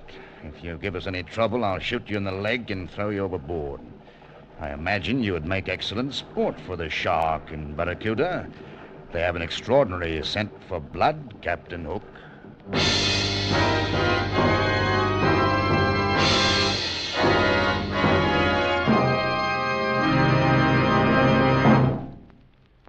Did you know that today's motor car is the most powerful ever built? But it needs gasoline to match. It needs gasoline containing xylene. Xylene, a great discovery of modern science, puts a new dynamic wallop in gasoline. That's because xylene is one of the highest anti-knock gasoline components ever discovered. A super component to give your car new, higher anti-knock performance. Today, every gallon of Richfield gasoline contains xylene. Try Richfield gasoline on a gear shift hill. Press down on the gasoline pedal. Feel your car leap forward. That's what xylene in Richfield gasoline does. You get new high anti-knock, new power, new mileage economy. What's more, you have a choice of 2 great Richfield gasolines with xylene. The Richfield dealer offers Richfield Ethyl. Ethyl at its best for best results in highest compression motors, or Richfield High Octane at regular price for the average car. Stop where you see the Richfield Eagle on the cream and blue pumps. Get Richfield gasoline containing xylene. And now we return you to Escape. Well, it was nicely done. One minute I was the skipper of my boat, the next I was waiting to see if Baxter wasn't going to put a bullet into me. I knew he wasn't kidding about those shark and barracuda, so I decided to play along. Gordon may not have been a fisherman, but he knew how to run a boat, and he headed straight for the fishing trawler. Well, what does it mean, Captain Hook? You tell me, Mr. Williams. How long did you say you'd known those guys? We met them last night, Jonathan. Yeah? Well, certainly. Well, you don't for 1 minute suppose that I would have invited them had I known this was going to happen. Well, whatever are they up to? I've never heard of such a thing. It's rather exciting. Dana. I've got an idea. Oh? I told you they're ripe for a revolution in Honduras. Yes? That trawler might be carrying guns. Guns? Mm-hmm. But why? I mean, what's the point of taking over your boat? Unload guns, put them aboard us for the revolutionists. What? But Baxter couldn't have known we were coming out here. Oh, I don't believe it. Sure he could. How? You could have told him. I? That's right. Last night I told you I'd run out from Puerto Morazon for about 2 hours, you remember? Huh? Even told you the direction, south-southwest. Yes. You said we'd have a chance at Marlin and possibly Tarpon. Yes. I guess I did mention it to them. Okay. That's why Baxter didn't want us to stop for those albacore. He and his pal made a deal with the skipper of that boat to meet him somewhere around here and at about this time. Oh? It's only a guess, but it'll do for now. And it was a good guess. 10 minutes later, we tied up alongside the trawler. She was filthy enough, but she wasn't fishing, and she wasn't in distress. The crew was right out of a Sabatini novel. They didn't have cutlasses, but they had plenty of guns, and not the government kind either. The skipper had a few words with Baxter while Gordon covered us. Then a package changed hands, and they began to put the boxes on our deck. A couple of the deck hands stowed them below and in the cabin. We had quite an arsenal aboard when we pushed off. Well, Captain Hook, you wanted to put back into Puerto Morazan, so we shall. Are you kidding? Not at all. If those are guns, how do you think you're going to get them into Nicaragua? Nobody said anything about guns. I shouldn't worry about the contents of the boxes. We shall wait until night, then put into Point Maria. We'll put the cargo ashore there. Just like that? Just like that. You get paid off, and somebody else worries about getting them over the border into Honduras, huh? Yeah, that sounds familiar. If that is my plan, you have described it perfectly. And, Captain, remember, it's pointless for you to attempt any heroics. Our stakes are rather high, and we should prefer not to kill you. You won't kill me, don't worry. Your boat will be returned to you, and there'll be a bonus for your rather unusual charter. Oh, thanks a lot. Well, I'm going to join Gordon at the wheel now, and keep in sight, Captain Hook. Psst. Chaco. Sammy. Stay down. They can't see you. Jocko, they think I am below. Yeah.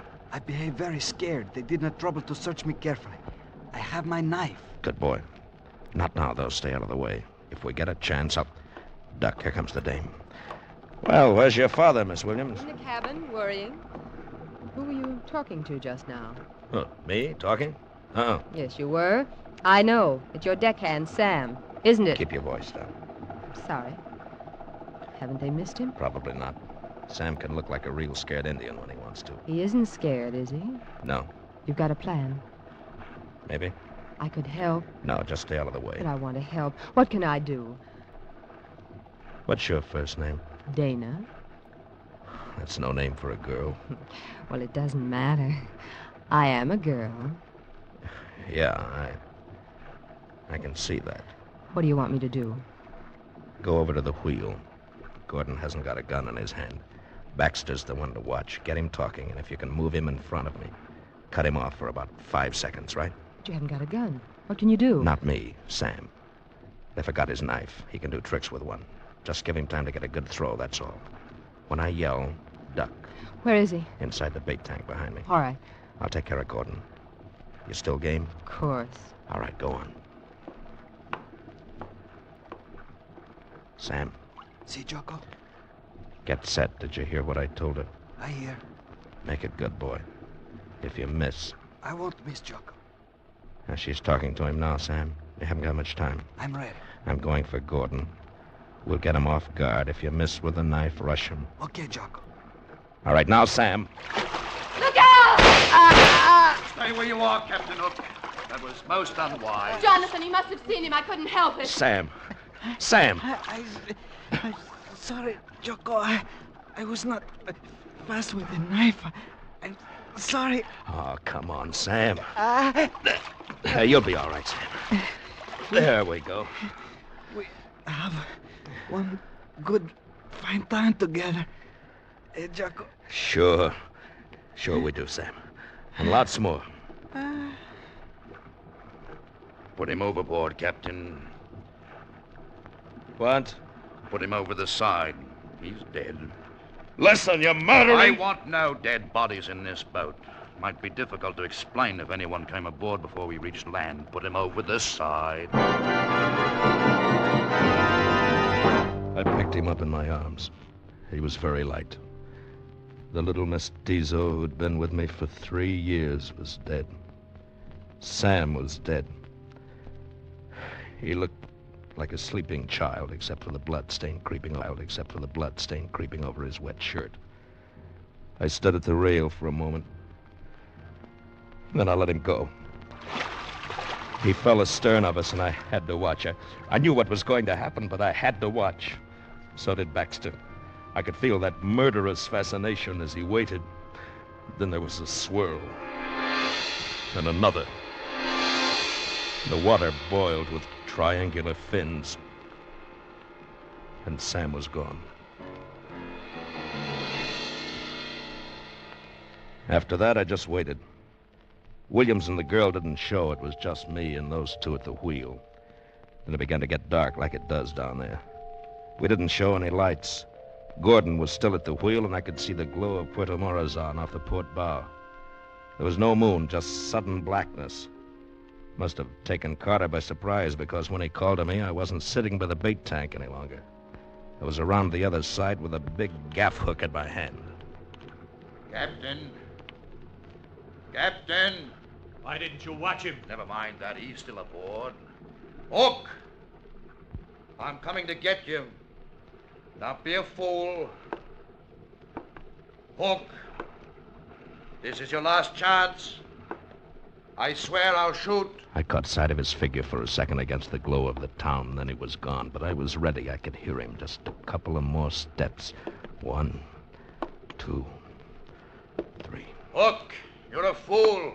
I'll put on the lights. No. They'll see us from shore. Then I could hear him breathing. And I hit out with a gaff, and I caught Nexter in the throat with...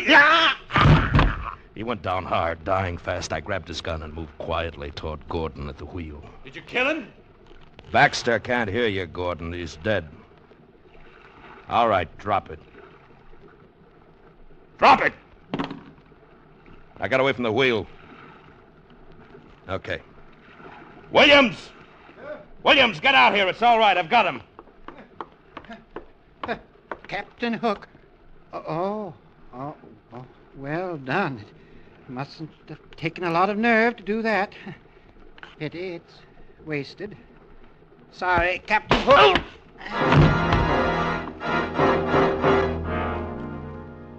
It was dark again when I came around.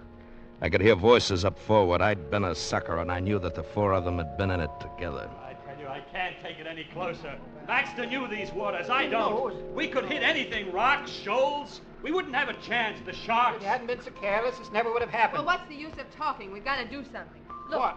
Isn't that a point over there, on your left? Yes. Yes, that might be Point Maria. Now I understood why Sam had died. The girl must have told Baxter what was going on, then faked the routine we'd worked out. That's why she got so cozy with me, just to make sure she'd know what I was up to. And it was quite a setup. It's a lot of dough and running guns, and it takes all kinds to do it. And I decided it was about time to let them know I was awake. Well, Captain. Yeah. You feeling better? Yeah. I didn't mean to hit you quite so hard. No, I'm sure you didn't. You caused us quite a little inconvenience, you Yeah? know. I'll bet Sam's sorry for you, too. That's a nice kid, your daughter. She pulled wings off of flies when she was younger.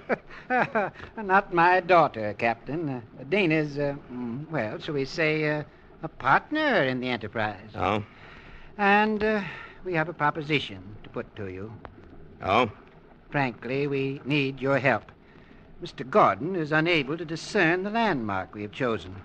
Baxter might have found it, but, well, Captain, we needn't go into that. I offer you $1,000 if you would take us in to Point Maria, where we should be able to see the signal. Sorry. 2,000. Find it yourself. Shoot him. He'll only give us more trouble. Yeah, do that. Then explain how Sam and I disappeared when you got back to Puerto Morazan.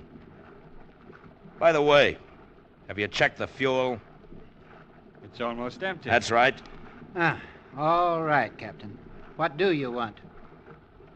Look, Williams. Suppose I take you in, and we decide on a fair deal when we get there. Very well. You have my hand on it, Captain? Yeah. Gentlemen's agreement. Are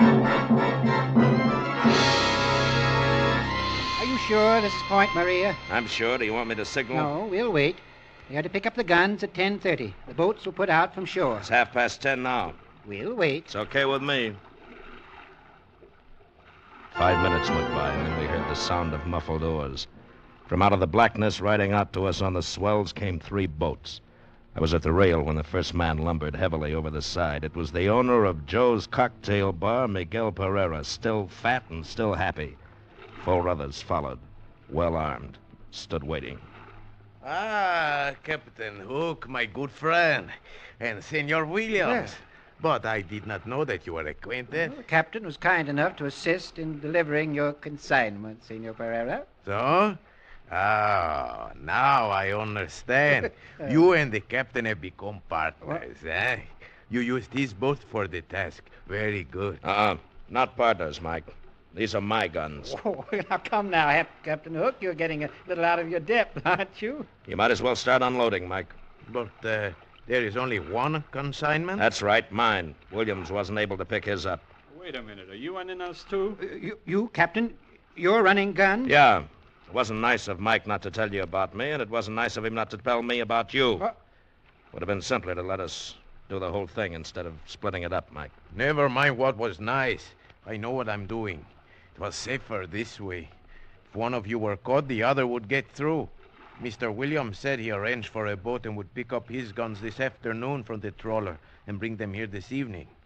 And you, my dear friend, were to pick up yours tonight, as I told you. That's right, and you've got them. Now, look here. If you think I'm going to be double-crossed like this, you can... Go ahead. There's a load of guns waiting for you out on that Honduras fisherman. Pick them up. This one's my deal. Well, I tell you, Senor Pereira, these are mine. We must have the other shipment of guns tonight. Looks like you're not going to, Mike, unless I can get them for you. You're not going to get away with this, Captain Hook.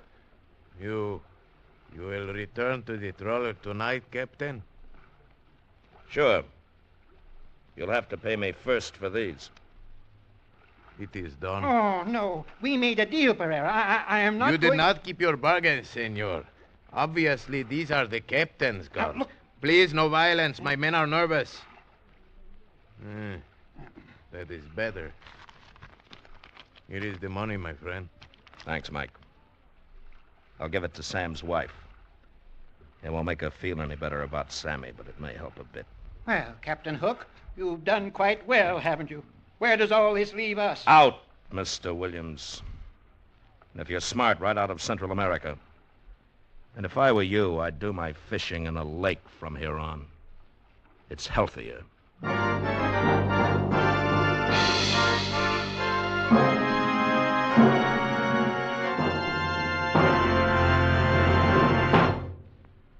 Did you know that just the motor of a modern car has as many moving parts as a whole car did only a few years ago? That means your motor oil has a bigger than ever job to do. That's why it's more important than ever to use Rich Lube all-weather motor oil. Rich Lube is refined 100% from the costliest Pennsylvania crude. It protects moving engine parts with a tough elastic oil film that stands up under the hardest driving conditions. Rich Lube keeps your motor cool by carrying excess heat away from vital engine parts. In addition, it cleans your motor of harmful deposits as you drive. Rich Lube, the Pennsylvania premium motor oil, saves you money by protecting your motor under all-weather, all-driving conditions. Yes, it's much cheaper to use Rich Lube than to pay the cost of motor repairs. Change to Rich Lube all-weather motor oil tomorrow. Keep your motor clean. Keep your motor young. Escape is produced and directed by William N. Robeson, and tonight has presented Shark Bait by Anthony Ellis. Featured in tonight's cast were Bill Conrad as Captain Hook, Mary Shipp as Dana, Will Gear as Williams, John Daner as Baxter, Steve Roberts as Gordon, Harry Bartell as Sam, and Paul Frees as Miguel. Special music was arranged and played by Ivan Ditmars. Next week.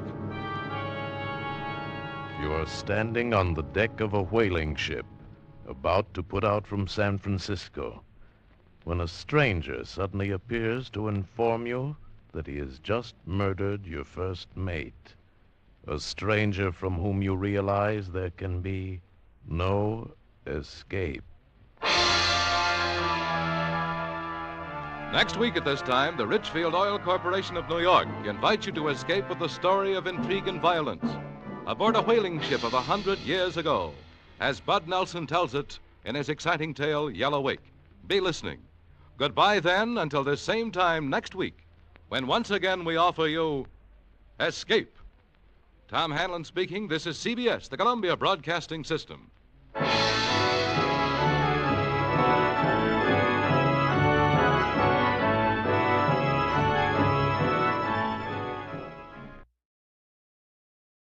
Here at Escape Radio, we proudly thank our partners at CBS. And now, folks, a quick challenge before the next thrilling chapter.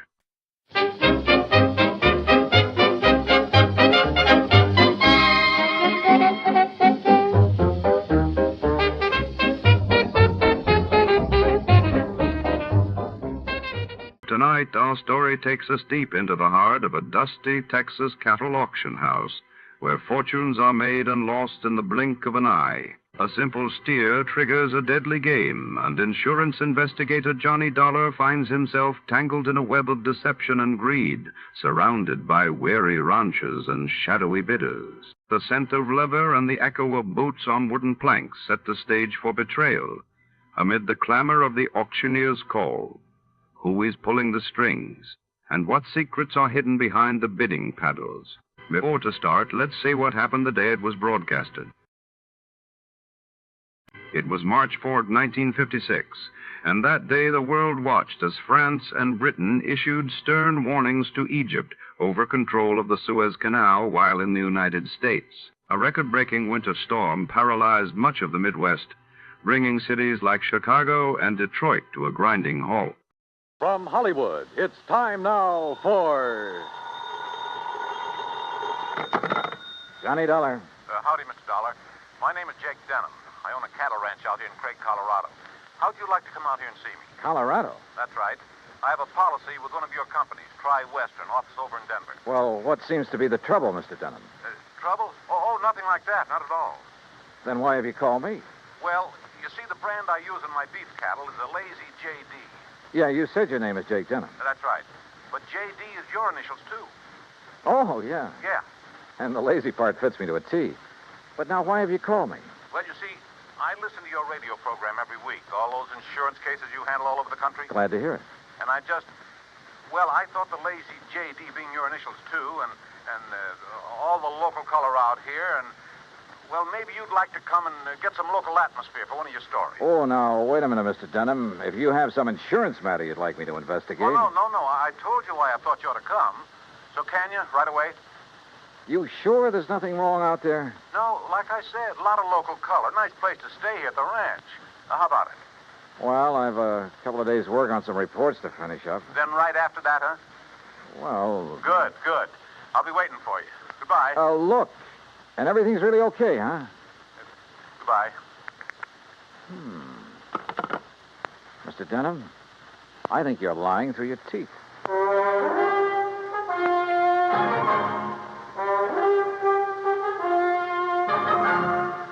Bob Bailey in the exciting adventures of the man with the action-packed expense account. America's fabulous freelance insurance investigator. Yours truly, Johnny Dollar.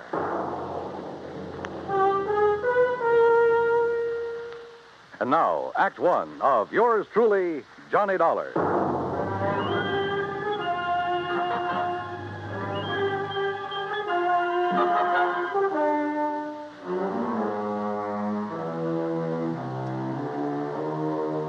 Expense account submitted by Special Investigator Johnny Dollar to the Tri-Western Life and Casualty Insurance Company, Home Office, Denver, Colorado.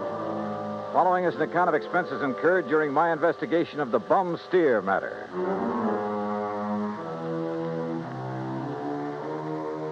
Expense account item 1, 370, long-distance call to Hal Versky, my contact at Tri-Western in Denver.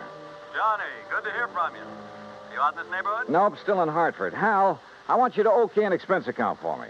Well, now that depends. Listen, do you know a client of yours by the name of Jake Denham? Yes. As I recall, he owns a big cattle ranch over near the little town of Craig. Uh-huh. Carries a straight life for something like 40, 50,000. Well, look, I got a phone call from him begging me to come out there and see him. Oh? Something wrong? He says not, but I don't believe him. Well, have you any reason to think something is wrong? Well, only the half-baked excuse he gave me for wanting to see me. Look, Hal, I realize this is just a hunch, but... Certainly sounds like it to me. But my hunches have saved your company a lot of dough on occasion. So how about it? Okay. Put it this way. If you run into something out there and clear it up, we'll pay the freight. If not, well, you just go ahead and have yourself a vacation at your own expense, okay? Oh, now, why don't you relax that iron grip on the purse strings for a change, huh? Why? What would you do?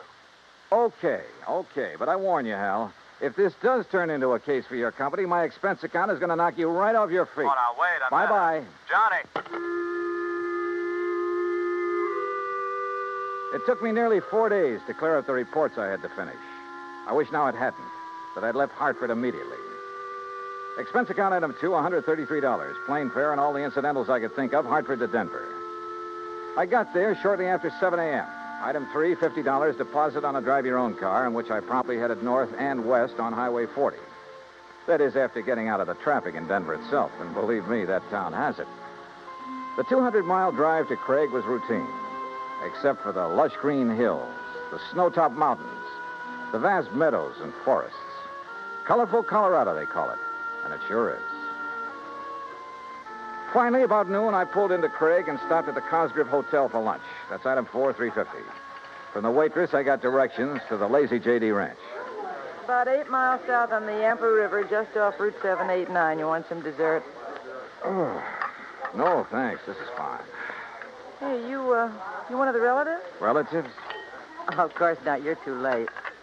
Too late for what? It was real beautiful, though. Half the town turned out for it, and most of the big ranchers. What are you talking about? Oh, my gosh, it's after 1:30. Look, I'm not supposed to be on duty now, and I got a date with my boyfriend. Hey, well, now... Excuse me, now, I wait a gotta go. second. Just pay the cashier in the lobby. Well, but look, Okay.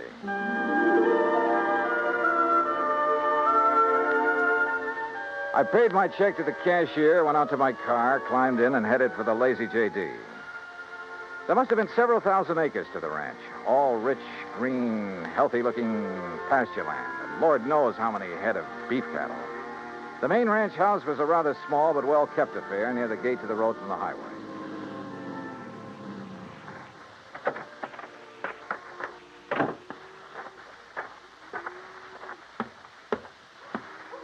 And then I saw it.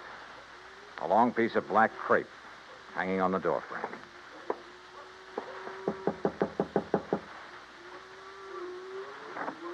Yes? How do you do? My name is Dollar, Johnny Dollar. Oh, Johnny Dollar. Why didn't you come before? What? He begged you to come, didn't he? To come right away? Mr. Denham? Yes, but I Then told him... why didn't you? You might have saved him. Saved him? Yes, saved him. We buried him this morning. And I think he was murdered.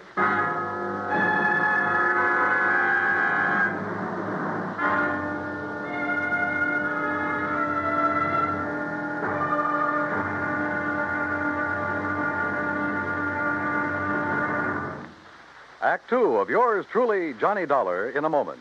The American writer Christopher Morley once wrote, "When you sell a man a book, you don't sell him just 12 ounces of paper, ink, and glue. You sell him a whole new way of life," unquote. Now, that goes double when you give, not sell, a book. But the gift of 550 books to little children increases the legacy tenfold. Near the end of 1960, the employees of the Chase Manhattan Bank started a people-to-people program with such a gift to school children of a town in Tanganyika. That's on the southeast coast of Africa. To give you an idea how the books were received by the children, let me first quote from Francis Bacon. He's an English writer of a few centuries back. He said, "Some books are to be tasted, others to be swallowed, and some few to be chewed and digested." In the past, children in Tanganyika may have done a little tasting and chewing and a little swallowing and digesting. But there's one certain thing. They wound up devouring the books they received from the United States. And they did so much of it that they, the ones in high school anyway, were able to reach the level of English children their age and pass the exams at the same time. That takes a lot of book learning, as they say. Now, the gift of these books from the United States of America may have seemed a small thing to the senders, but the boys in Tanganyika who received them know that they've opened a whole new way of life. They've greatly increased understanding in the classroom of freedom, the right of all men everywhere. And now, Act two of yours truly, Johnny Dollar and the Bum Steer Matter. The tall, beautiful girl standing in the doorway of the ranch house at the Lazy J.D. outside of Craig, Colorado, was dressed in black. The red about her eyes showed that she'd been crying. But there were no tears in them now. Jake Denham was my father, Mr. Dollar. I'm Virginia. And you think he was murdered? Why do you think he called and begged you to come out here? Any idea who might have done it? Yes, Big Mike Craven. Who's he? He owns the Sea Lucky Star and wants to own every other ranch around here, and he will unless somebody stops him. How did your father die? Anthrax. That's what they said it was. I thought that was a disease of cattle. People, too, if they get infected from the cattle. And that's what happened to your father? That's what they say, but there's no anthrax around here. Our ranch is clean. Look, let's go inside and sit down and talk about this. Sure, I'll talk about it. If only somebody will listen. And here, John. Oh, thanks. Are you, all alone? Now that Dad's gone, he and I ran the ranch. Now it's up to me. Sit down. Thank you. Virginia, were you trying to tell me out there that you think somebody tried to infect your herd with anthrax? What would you think? Who was your father's doctor? Dr. Regis Ross from in town. Who are you? Well, my name is Dollar, insurance investigator. Say, you fellows act pretty fast, don't you? Sometimes. Feeling all right now, honey? I guess so. I told the hands that you're in full charge now. They'll take their orders from you. Or from me. Or from... Sure. Sure, I guess that's best. Thank you, Pete. They might as well get used to it, because after we're married... Look, honey, why wait any longer? I know this is a bad time to talk about Yes, it, but I Pete. also know, and you know, that this is no time for you to try to go it alone. But what about your medical school? I'll give it up. This is a lot more important than... Well, you're a lot more important. Oh, look, Jenny, you stalled me for a long, long time. I know, Pete, because Don't you see I can run this ranch alone? No. You need me, honey, and I'm here to help you. Do you know how Dad felt? Sure. That all I wanted was this ranch. The same as he felt about anybody else who ever came here. Just who are you, Pete? This is Pete Kramer, Johnny, my fiancé, I guess. That's right. Didn't I see a Kramer ranch on the way out here, a small one? That's right. My pa's. He's Carl Kramer. Well, what do you think caused the death of Virginia's dad? Just what everybody says, Mr. Dollar. Galloping anthrax from that Hereford. Then why did he send for Mr. Dollar to come? I'm afraid we'll never know, honey. Well, I do. It's because he knew something was going to happen to him. Where is that steer now? Buried. On orders from the vet and the state inspector. Mr. Dollar. Yeah? You said investigator. Hadn't you better talk to Dr. Ross? Yeah, I guess so. Want to let me have his address? Sure. I'll write it down for you. And, while you're at it, tell me where I can find the veterinarian. And that state inspector, too. Huh? Sure. Why not? When I left them, a few minutes later, Pete was still making a quiet, but I must say effective pitch for Virginia's hand. Expense account item 5, 10 cents for a phone call to the state inspector. He told me he'd never seen the infected steer on the Lazy J.D., that he was confined to his bed at the time. I called the vet's office, and he was expected back shortly. So I sat around the hotel lobby and glanced over some magazines. And then, in one of them, I found an article that made my eyes fairly pop out of my head. Item 6, I called the vet again. He was in. You caught me just in time, Mr. Dollar. I was about to drive over to the Sea Lucky Star Ranch for dinner. Mike Craven and I are old friends. That's so? Yes, ever since we roomed together at college. Oh, I see. I understand you're the man who spotted the anthrax out at the Lazy J.D. Yes, sir, that's right. Just that one Hereford. How it ever got to him, I'll never know. The rest of that herd's absolutely clean. Got poor old Jake Denham, too. You think he became infected from that steer? Well, how else could it be? Galloping anthrax. Just like that. Doctor, where is that steer buried? Do you know? Yes, I had it buried myself. It's some miles out in the far corner of the Lazy J.D. property. Then phone the Sea Lucky Star and call off your dinner date. You and I are going out to take a look at that carcass. Oh, no, just a minute, young investigator, did you say you are? That's right. Well, I suppose you have some authority. What I don't have, I can get. Tell me, Doctor, is there some reason why you don't want me to see the carcass of that steer? No. Well, let's go. Along the way, we picked up two fellows who were handy with pick and shovel. It was almost dark now, so I bought a couple of powerful flashlights at one of the local hardware stores. That's item 7, 925. It took a couple of hours for the two men to dig down to the carcass of the steer, but they finally exposed one flank of the unfortunate animal. Yeah, you sure planted this critter deep, Doc. There's part of him. Give us a few more minutes, we'll have it. No, wait. Huh? Mr. Dollar, come down here into the hole. Sure. Oh, what's the matter, Doc? The color of that carcass. I don't understand this. What are you talking about? Well, this doesn't make sense. The deterioration and putrefaction that always occurs, well, it simply isn't here. You mean it's possible it wasn't anthrax killed this steer? But I'm sure that all the symptoms, the swellings in the subcutaneous connective tissues, in the interstices of the muscles and lymphatic glands, and in the membranes of the mouth and tongue, they were all there, and they were edematous, too. Could some poison have possibly produced those symptoms? Poison? Yeah, look, I read in a magazine this afternoon that strychnia often produces symptoms very much like those of tetanus, lockjaw. Yes, that's true. But a poison that would... Good heavens. Yeah? Why, I haven't heard of it since my college days. Quintanogen sulfide. But why? Good question. No, Dollar. Because it wouldn't explain the death of old Jake Denham. If it was anthrax. What? Or was he poisoned, too? Good heavens, you mean you Wait a think minute, that... wait a minute. Doctor, the brand on the rump of this animal. Well, that's Denham's own brand, the Lazy J. Yeah, but it looks to me like it was put on over another brand. Yes. Yes, you're right. Any way of finding out what the original brand was? No. Yes, Mrs. Dollar. The other side, the inside of the hide might show it. Then, Doctor, you got a skinning job to do. All right, hand me my bag there, please. Okay, here you are. Go to it, Doc. Thank you. Oh. That poison. How much to infect a man? Well, even a small scratch on the skin could absorb enough to be fatal. No wonder that Dr. Ross... Ross was the one who treated Jake Denham. Yeah. No wonder we couldn't understand why death came so... Well? No. Can you see what the original brand was? Yes. Yes, I can. I'm afraid so. Let me hold the light a little. Oh. I see. But I can't believe it, Mr. Dollar. Pretty clear, though, isn't it? See Lucky Star.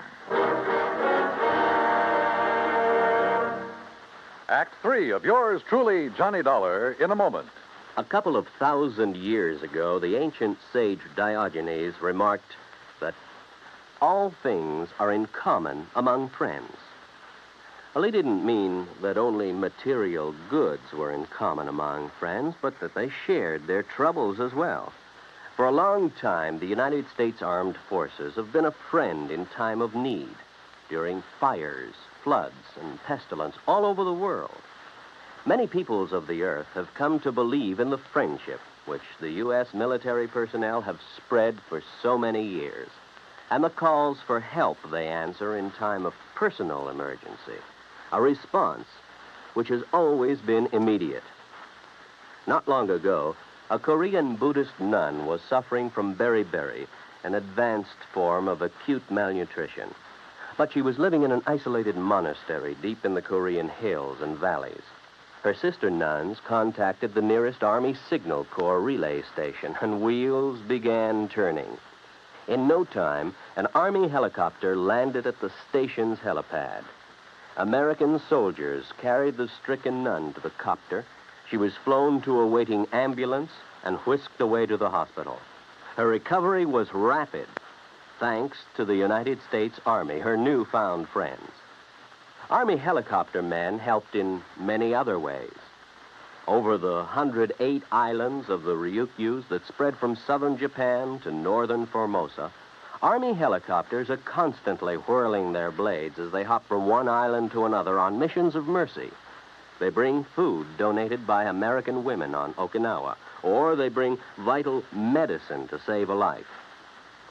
They also bring friendship and understanding and freedom, the right of all men everywhere. And now, Act 3 of yours truly, Johnny Dollar and the Bum Steer Matter.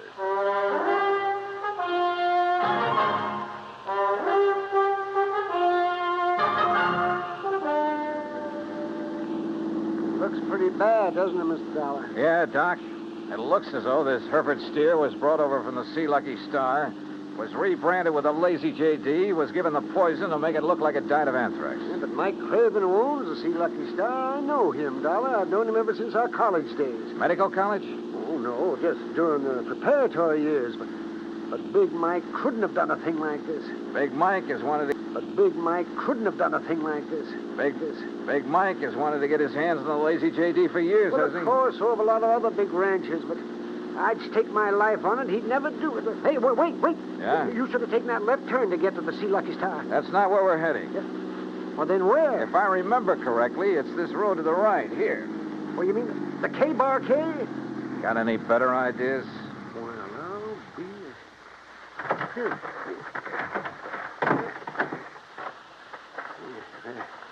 The ranch house is dark. It won't be for long. Would you call this a good ranch, Doc? No, old Carl has been just a hanger-on. He hasn't made the place pay for quite some... What's going on out there? Who is it? Johnny Dollar, Pete. Oh? I want to talk to you. Oh, sure. Door's open. I'll be right down. Come on, Doc.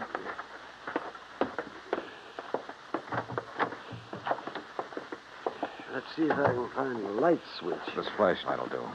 And we're going on upstairs. Huh? Wait down there. I'll be right down. We'll be right up. Well, now, wait a minute, if you don't mind. Wow. Nice place you have up here. Look, I asked you to wait down. Dr. Cummings. I'm sorry, Peter, but this... How'd you make out with Virginia Denham, Pete? Convince her to marry you? That's none of your business, Mr. Dollar. Now, just what do you want? Pretty nice ranch to get your hands on, that lazy JD. I beg your pardon. Combination bedroom and study, huh? As Virginia told you, I've been going to college. Yeah, medical school. Nice set of books you have here. Of course, I'll have to give that up now. Well, you're going to have to give up a lot of things. What? Where did you get it, Pete? What was the name of that stuff, Doctor? Quintanogen sulfide. What do you know about... Well? I don't know what you're talking about. Then why the marker in this book on toxicology? Marker? That was a foolish thing to do, Pete. A dead giveaway. Yeah, I told you. I don't know what you're talking about. Yep. Right here. Quintanogen sulfide. I never heard of it. You're lying, Pete. No. Giving it to that Hereford was probably a cinch. Listen, you... But how did you give it to Jake Denham? Dollar, that's something you'll never live to know. Oh, look, now, wait a minute. Put the thing away. No. Now, stand back. I said, look out. You... Stop! Oh, thanks, Doc. I guess he'd forgotten all about you until you landed that chair on his head. Yes. Now, I suppose I'll have to patch this... patch him up a bit. Oh, absolutely. He'll have to look nice for the trial, won't he, Doc?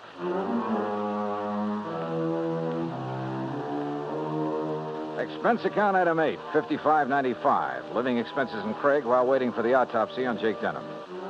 And yes, the same drug was used on him as on the Hereford steer.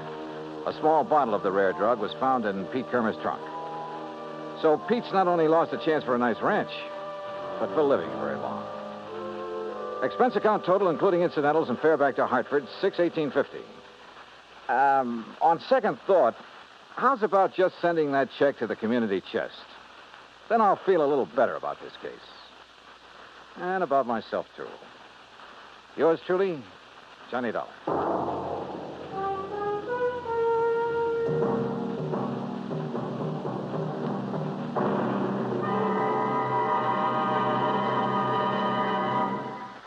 And now, here is our star to tell you about next week's story. Next week, an old ghost town out in Montana. But one of the ghosts carries a .38 Colt. Join us, won't you? Yours truly, Johnny Dollar.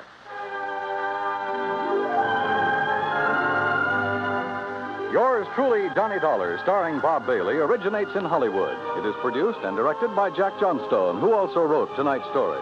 Heard in our cast were Virginia Gregg, Gene Tatum, Will Wright, Jack Edwards, Howard McNear, Sam Edwards, and Forrest Lewis.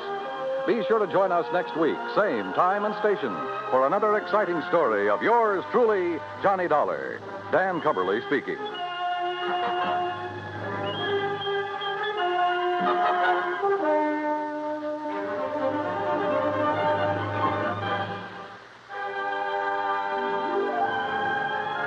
This is the United States Armed Forces Radio and Television Service.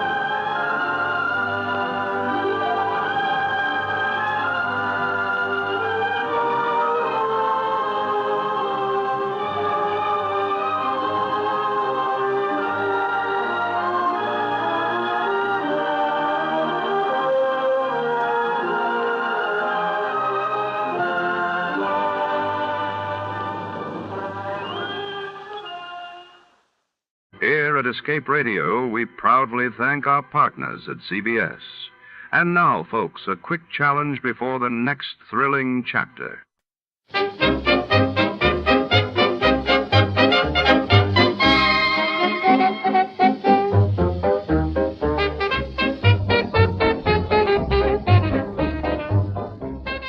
Tonight, our story plunges into the neon-lit corridors of a downtown Los Angeles hospital in 1949, where secrets pulse stronger than the heartbeats on the monitors. When Dr. Ira Grossel, known to some as the infamous Snake Doctor, goes missing during a midnight shift, Detective Riley is called to untangle a web of medical intrigue, blackmail, and murder. Every corridor echoes with whispers, and every locked door guards a dangerous truth. Before to start, let's see what happened the day it was aired. It was January 10, 1950. That day, the world watched as the Soviet Union announced the successful test of its first atomic bomb, escalating Cold War tensions, while in London, Great Britain celebrated the opening of its first self-service supermarket, signaling a new era in shopping. Suspense, which is usually heard at this hour on Thursday nights, is taking its customary summer holiday. Suspense returns to the air 2 weeks from tonight, on Thursday, September 1st.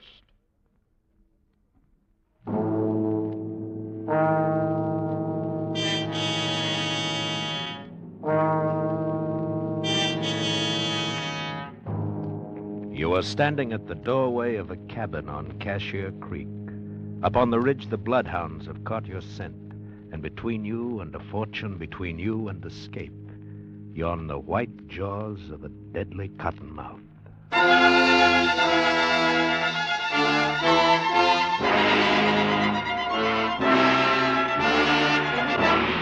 We offer you Escape, designed to free you from the four walls of today for a half hour of high adventure.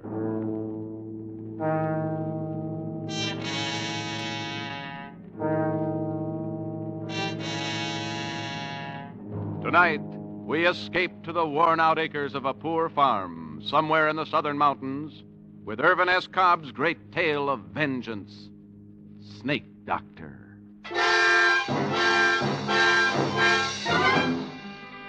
Far back in the southern mountains, it's quiet and hot and lonely. One pine-scarred hill is very much like the next, and one winding creek differs little from another. The area through which Cashier Creek twisted was the same as all the rest, except for the snakes. Deadly, venomous, cottonmouths moccasins. There are probably more snakes along Cashier Creek than anywhere else.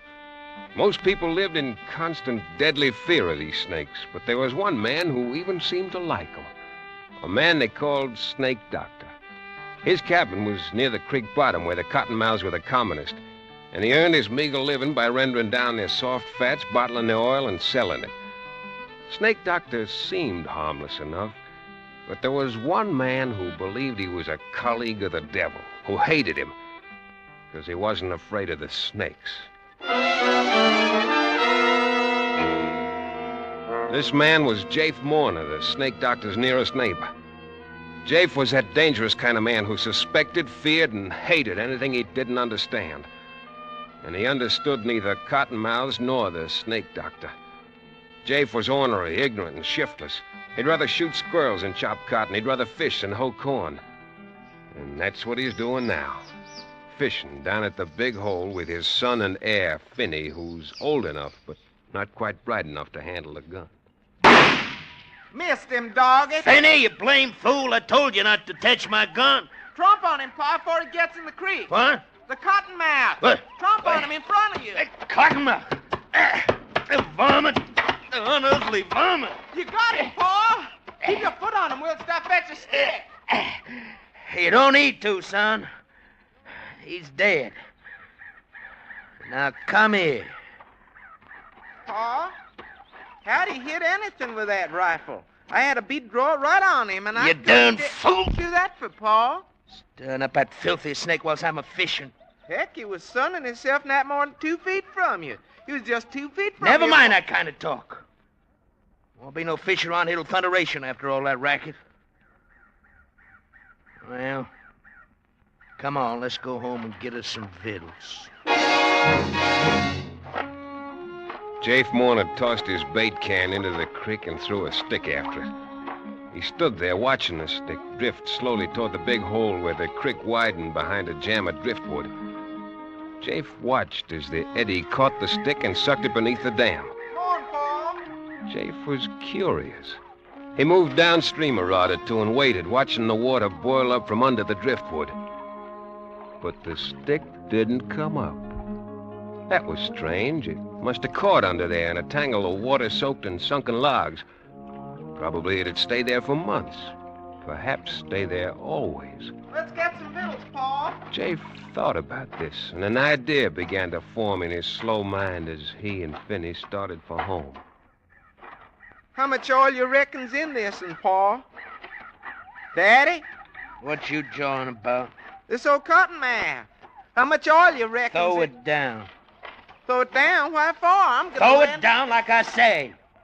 Oh, I was aiming on rendering the old cottonmouths fat like the Snake Doctor does. I was gonna sell it and make myself some money.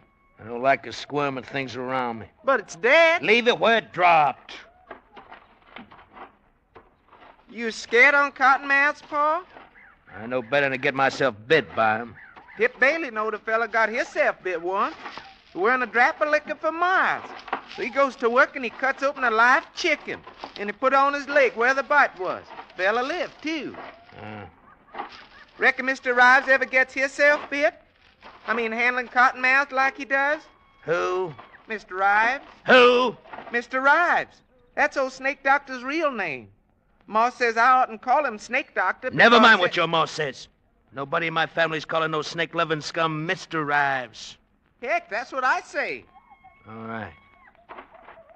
Would have made myself some money rendering that cottonmouth fat down in the oil. How much you reckon old Snake Doctor makes out in the oil he sells? I don't know. Tip Bailey says old Snake Doctor's got more than $1,000 hid away somewheres in his cabin. More than that, most likely. Cussed old miser don't spend nothing. Ain't got nothing save that rack of bones mare of his'n. Tip Bailey says whenever old Snake Doctor sets foot out in his place, he's got the granddaddy of all cottonmouths that he leaves out in the cabin to stand guard over his money. Yeah. Tip Bailey says he'd seen old Snake Doctor put him in his pocket. Live ones, too. Snake Doctor ain't fitting to be live himself. Ma says he ain't so bad. Says he don't mean nobody harm. Your ma better be careful who she's associating with. She says he just don't have good sense. Had the fever too much. Daddy, you ever been in Snake Doctor's place? I don't have nothing more than I have to do with that snake-loving hoodoo. Tip Bailey says he'd bet it wouldn't be no task at all for some no good to poke around the Snake Doctor's shack and maybe find all the money and make off with it. Blame his son's darn near rendering me down. Look at my head, full of sweat. Look, Daddy. Huh? See? Full of sweat. Darn near a guard full of sweat come off. Why turning down that way, Pa? Coming on noon, dinner be most ready. I'm gonna tell the snake-loving hoodoo that there's some of them cottonmouths on the creek side of our deadening. Heck, he knows that. I'm gonna tell him he's got my leave to catch him. You don't need to come along. Well, if you're going over to his place, I'd kind of like to see it for my own saying.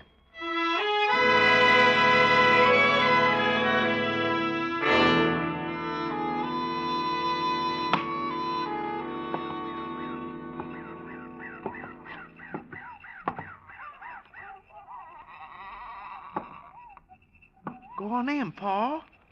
He ain't at home. Elsewise, he'd have showed himself by now. I reckon. Can you see any snakes? I told you to keep an eye out for her. I bet it's in one of them chinks, Pa. Pa, I bet the money's in one of them. I ain't looking for no money. Must be a dang snake itself, living in a place like this. I know you ain't looking for any money, Pa, but if'n you was, wouldn't you look at that there chink right up there? Where? Right there, second log by the fireplace on the right. You see that there hole? Yeah. I reckon I would look up there. Since we're here. I might as well see for myself. Pa, I wouldn't be a mite surprised if old Snake Doctor had him. Pa, Paul, Was you looking for something, Jake Marner? Snake Doctor. Yeah. I was looking for you. I want here. Yeah. Look here, you old hoodoo. What's the idea of sneaking up on folks who's took the trouble to come all the way down here to do you a favor, huh? Come on, Finney. We're getting out of here.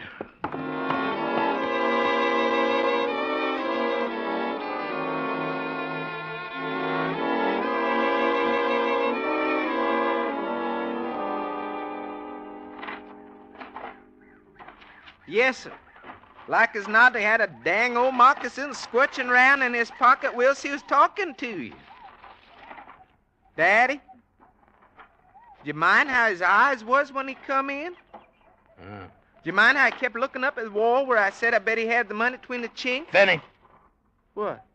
Don't you say nothing to your ma about us being at the Snake Doctor's place, you understand? Why should Well, I? just don't. And don't you go nigh it again. Cuss old varmint. You'd have thought we was prowlers the way you acted. Yeah, prowlers. Ma, dinner about ready. You Paul with you, son? Yeah, I got time enough for dinner to go down the spring and get me some cold water. If you stir your stumps, you can. Catch anything, Jeff? How you think I can catch fish with Fetty flying off my gun at cotton mouths all the time? Ain't this heat more than a body can bear? Ain't it cooler but the creek? That poor old Miss Rives come by here a spell ago, mighty nigh shook to pieces with a chill. Oh. He come by, did he? Well, did he come in? Just for a minute. Just for a minute, huh? What'd he want? He wanted could have give him something for his ailment. Just about could drag one sour foot afore the other. Barely could make it up here from his place. I give him a dose out in our butler's acre drops. Would have give him a little smidgen of liquor, only I could... Oh, you would, huh? Please don't, Jeff. Don't whop me. Don't, Jeff, don't whop me. Just poor old Mr. Ives. Mr. Ives! Mr. Ives! How many times I gotta tell you that old hoodoo's name is Snake Doctor? You don't mean nobody no harm. He made a skin of lostwit's hide and tallow, and you calling him Mr. Ives. Huh. You be calling him honey and sugar next. Without I line you, fella. Please, Jeff, please. Bad names, huh? Well, I aim to...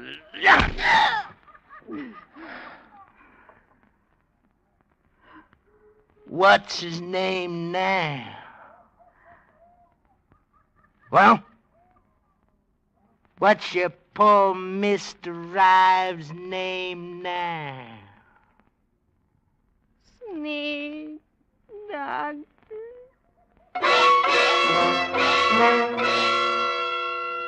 Kizzy Morna rubbed the ugly red welt on her scrawny arm and gave the frying pan full of sizzling side meat a hopeless nudge. She prayed that time and food might take the edge off Jabe's temper. Finney slouched in from the spring, saw the mark on her arm. Pa been whomping you again, Ma? What'd you do this time? She silently dished up the hogback and cornbread for her two men. While they sat at table, she ate on her feet, serving them between bites, as was the custom in the Morna household. After dinner, Finney stretched out under the chinaberry tree, and Kizzy sat on the porch, fanning herself and dipping snuff with a peach twig, scouring it back and forth on her gums. Jave took his ease on the floor of the back room, but he didn't sleep. The meanness was stirring in him, and his hatred of the man he couldn't understand, the man who'd got rich off of cottonmouths. His mind was working on something he'd seen that day and another thing he'd heard. He was adding them together. That stick had disappeared under the log jam, and the Snake Doctor's money. It was 4 o'clock before any of them moved, and then Jave spoke to his wife for the first time since noon. Busy? Where's that there vial of drinking liquor? By the window. You took it out in your pocket before you laid down. I ought to carry a vial of liquor with me. I might get bit by a moccasin as soon as Pa would. You better not let me catch you. You find it, Jay? Yeah, I just remembered. I won't be needing to tote no spits along with me while I'm going. I wouldn't take no chance, Dave. Just one cottonmouth bite. Cottonmouths all down the slashes, else along a creek. Well, I'll be all this evening's up along Bailey's Ridge in the high ground. You fixing to go shooting? Aim to gun me a chance of young squirrels twixt now and dust time. Heard them barking all around me this morning. Reckon I'll come along, You Pa. stay in here, son. Oh, dang it. It'll be steaming in the place when the rain comes down. Pa, you might be needing me just... You stay here. Oh, dang it. Kizzy, you set me up a snack of cold supper on the chef. Likely I won't get back till it's plumb dark.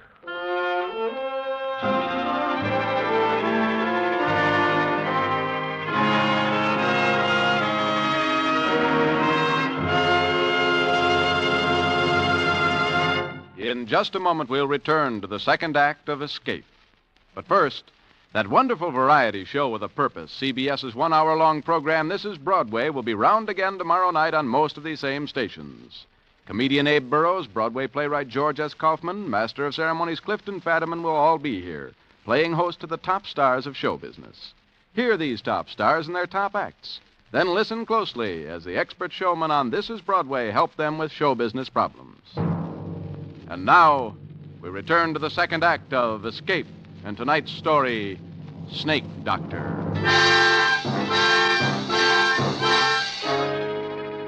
Jafe Morn had turned north through his struggling corn rows, and in a minute he was lost from sight.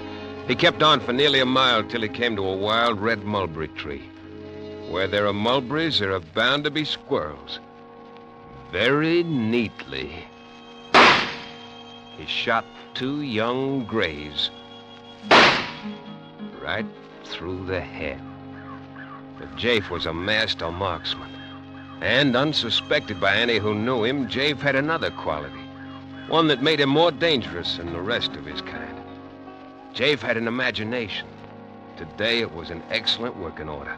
He tied the brain squirrels together and swung them over his shoulder. If needed, they'd be his alibi. And then he sat down under a tree for a while.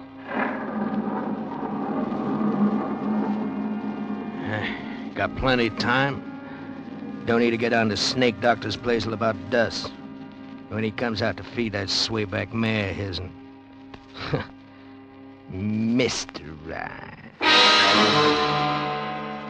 He sat out 2 brisk thunder showers and the intervals between them. And then he set off in a wide arc down Bailey's Branch along the skirts of Little Cypress Slash, down to the sunken flats edging Cashier Creek. It took more than an hour of careful traveling before he came to his destination. A screen of haw bushes, less than 50 yards behind the Snake Doctor's cabin. No matter how ailing he is, you'll get up and come out to feed that rack-a-bones mare. Mr. Ryan. Well, I'll learn him to go colleaguing around another man's woman. Jafe Morner let his jealousy heat him to white hatred. At this moment, he was avenging his honor. Didn't admit even to himself that the real reason he was here was the Snake Doctor's money, hidden behind the log by the fireplace. Home-wrecking, snake-loving varmint. 10 minutes from now, I'll chunk him down a big hole in the creek like I did that stick this morning. And he'll go down and never come up. And nobody'll miss him. Nobody'll know he's gone for leastwise a week, maybe a month. And maybe if I get around to it, I might come back this way someday. Poke around that cabin of his, and just to see if it's true, his having all that money hid away. Jafe Morner's speculations were cut short. The cabin door opened, and a figure stepped out into the growing dusk and walked toward the stable. He saw the Snake Doctor's loppy old straw hat and his dark coat drawn over a pit. At this distance, he couldn't miss. And he didn't. The figure jerked backward and then went face forward. Jafe started for him, then he stopped. His eyes bugged. His mouth formed a scream that he couldn't utter. His rifle dropped to the ground. He had just killed the Snake Doctor, killed him dead with a .32 caliber slug through the head. And there on his door still stood Snake Doctor, whole and sound, staring at him. Jafe Morner, what have you done? The scream came at last, for Jafe Warner had seen the devil. The snake doctor who arose alive from his bullet-riddled body. Jafe whirled and ran into the deep, darkening woods, whimpering like a whipped puppy as he tore through the brush. Escape, like a whipped puppy as he tore through the brush. Escape. He must escape this thing. He must get under the shelter of a sound roof. He must have the protection of 4 walls around him. He ran and ran for hours. It was close to midnight when he came out on a dirt road a short distance southeast of his own land. Beyond the next bend, he'd be in sight of home. And then he stopped. Around the bend, coming toward him, was a joggling light, a lantern hanging on a buggy. Jake flattened himself in a clump of brush to hide until the traveler passed. And then, just as the rig was opposite him, he heard a call coming from the other direction. Hello there! Who's jogging? Oh, there. Oh, steady, boy. Me, Davis Ware. That you, Tip Bailey? Yeah. Posted out from the junction.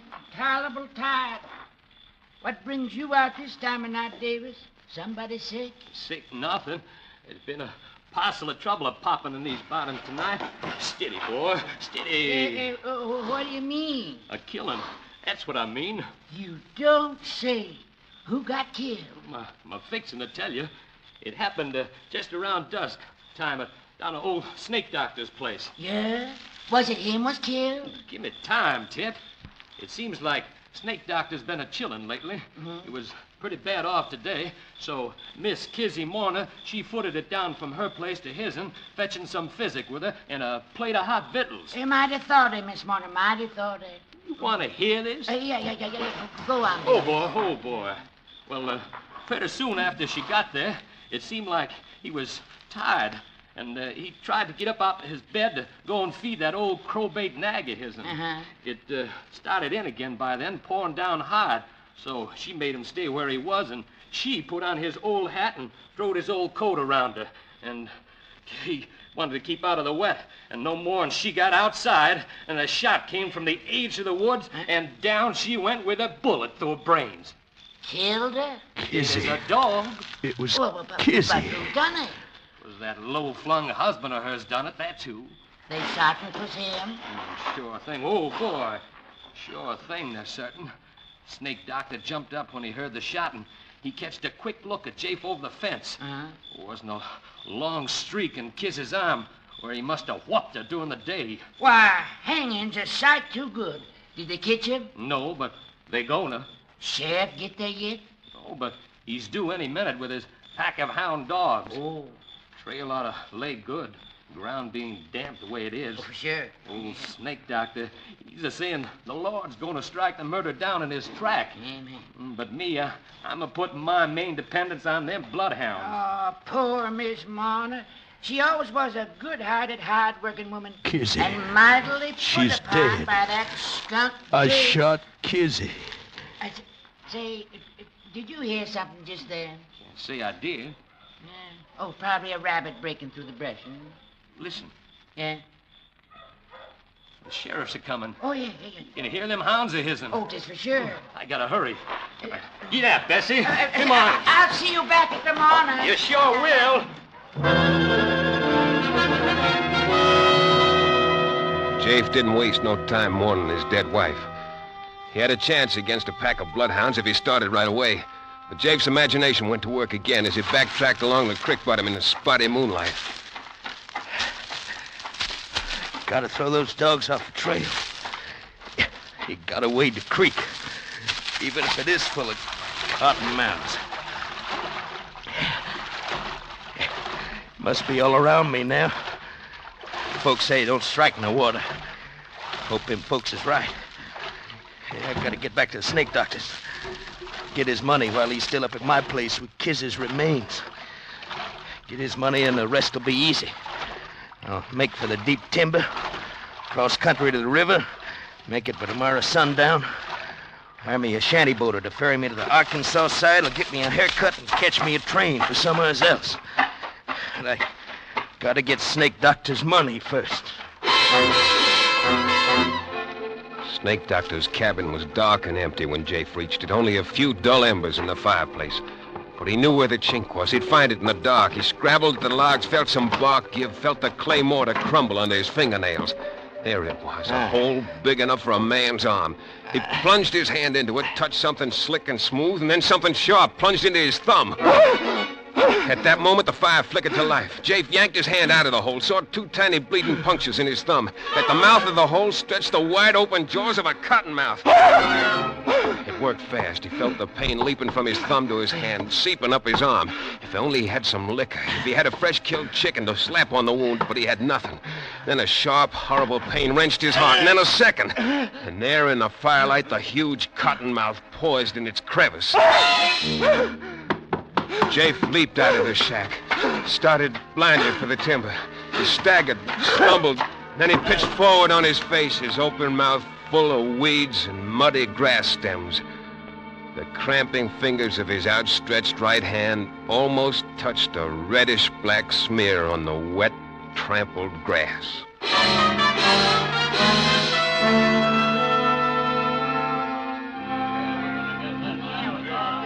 Good riddance, by gravy. I'd call it that, wouldn't you, Doc? I reckon there's a sort of rough justice in the way he died. Look, his hand reaching out, just about touching the blood where his woman fell. But in all my life, I've never known but 2 or 3 people actually was bitten by water moccasins. And until tonight, I've never had personal knowledge of anybody dying from the bite of any kind of snake. Is a fact. You know that, quit that crazy. I'm going to take that rifle off of you, Finny Mourner. I'm going to kill the dang reptile that killed my pa. That Mourner's boy kicking up the fuss? Yep, and no good like his paw. Let go of me. I'm my own boss now. What's the trouble, Tip? Oh, Finny here's went out in his head. I'm going to kill the snake that bit my paw.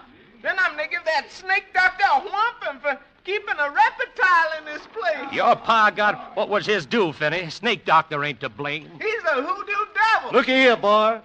Mr. Rives give me all his savings, nearly $100, to pay for burying your mother decent. That's how much he thought of her. Now go on home. Behave yourself. I'm going to get Go on, Finney. There ain't no reason for you hanging around here. Somebody ought to kill that reptile that bit my paw. Doc, just a minute ago you started to say something about snake bite not killing. But how about them 2 marks on his thumb? Them snake's gashes like some I've seen. No, that don't explain how it... Huh? Oh, it's Finny Mourner. He's in the cabin. The fool kid. Come on, Doc. He's probably shot. Well, we'll soon find out. I shot him, but I didn't hit him. It's going to get me like he got my paw. He said he shot at something in the cabin.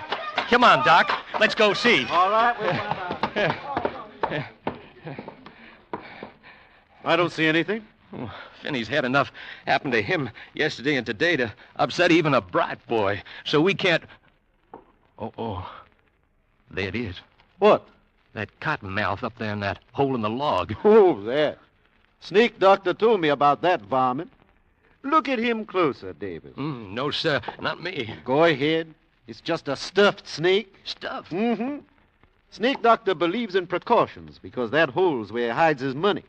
That snake would scare away anybody who didn't know it was stuffed. But just to be sure, old Snake Doctor lined the hole with coils of barbed wire. Oh, I see. You mean them marks on Jafe's thumb was got off the barbed wire? That's right, sir. Lots stronger hearts than Jafe Mourner's would stop beating at a scare like that.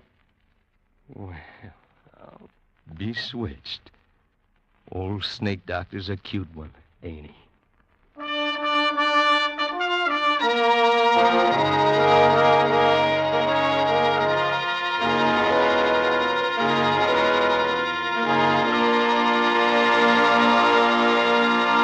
Escape, produced and directed by Norman MacDonald. Tonight brought you Snake Doctor by Irvin S. Cobb, adapted for radio by Fred Howard, starring Bill Conrad as Jafe with Paul Frees as Finney. Featured in the cast were Ira Grossel as the narrator, Bill Lally, Ruth Parrott, Wilms Herbert, and Edgar Barrier. Music is conducted by Wilbur Hatch. Next week... You are groping through the midnight dimness of a gigantic department store, and suddenly you realize that 100 eyes are staring at you from the shadows, and 100 hands are reaching for your throat, and your most urgent desire is to escape.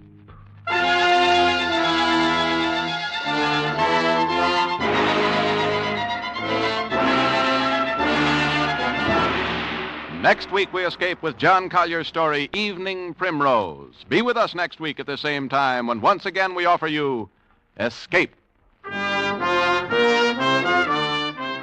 Ethelbert is at the bar, and Anne and Casey are about to enter on another thrilling crime photographer adventure. Tonight, it's a story entitled Big Danger, and it'll be along on most of these same CBS stations in just a moment.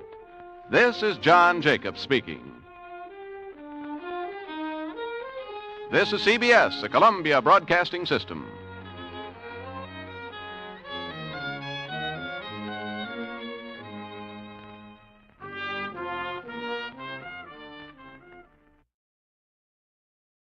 Before tonight's tale continues, we'd like to extend our appreciation to the fine people at CBS. And now, listeners, sharpen those minds for a quick radio quiz.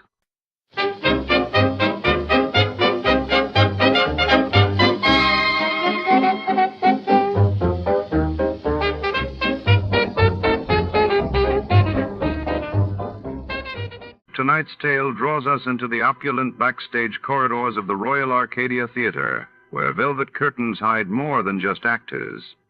Celia Woodstock, the city's brightest stage star, vanishes right before the opening act, leaving behind only a faint perfume and a single cryptic note. The detective search unravels glamour and secrets beneath the golden stage lights. Before to start, let's see what happened the day it was aired. It was January 9, 1955, and that day saw news of British Prime Minister Sir Winston Churchill's hospital discharge making headlines while in the United States. Marian Anderson broke barriers by becoming the first African American to perform at the Metropolitan Opera in New York. From Hollywood, it's time now for Edmund O'Brien as Johnny Dollar. Is this Mr. Dollar, the insurance gentleman? That's right. Well, this is Captain Lyle Woodstock. I was given a message that you had telephoned. Yes, I did. Your insurance company wanted me to look into this trouble with your wife. I wonder when I could see you. At your convenience, but it's not trouble yet.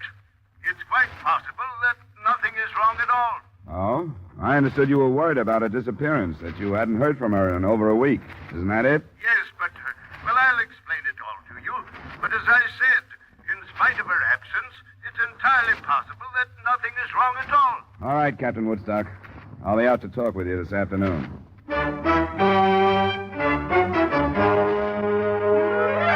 Edmund O'Brien in another adventure of the man with the action-packed expense account, America's fabulous freelance insurance investigator. Yours truly, Johnny Dollar.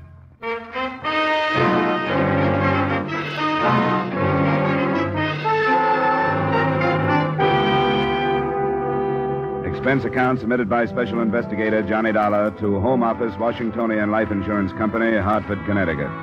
The following is an accounting of expenditures during my investigation of the Celia Woodstock matter. Expense account item 1, $25.50, car rental and mileage to the Woodstock home off the highway just east of Bridgeport. It was a large frame house, shuttered against the cold. Icy landscaping swept down to the shore, where an empty dock stood against the winter wind blowing across Long Island Sound.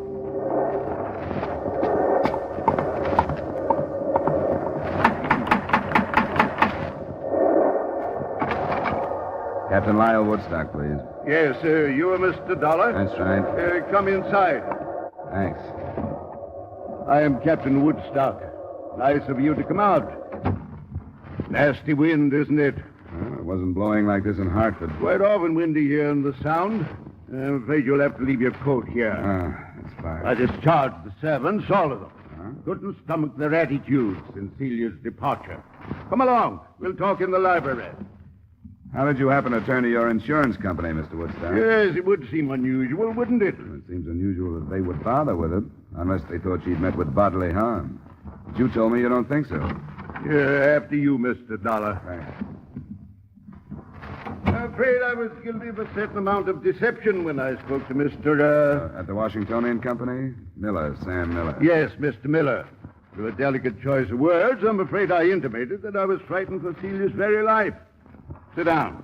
Why the deception? Well, naturally, to interest them in the situation and with a purpose, Mr. Dollar. Couldn't you afford to hire a private detective? My good man, I've wasted a considerable amount of money doing just that. It was from the stumbling idiot that I received the news of Celia's disappearance. He was following her? He had been for a month, until he lost her. I'd entertained certain suspicions about Celia. What's this investigator's name? Slater. Mr. David Slater. He was recommended as the best in Bridgeport.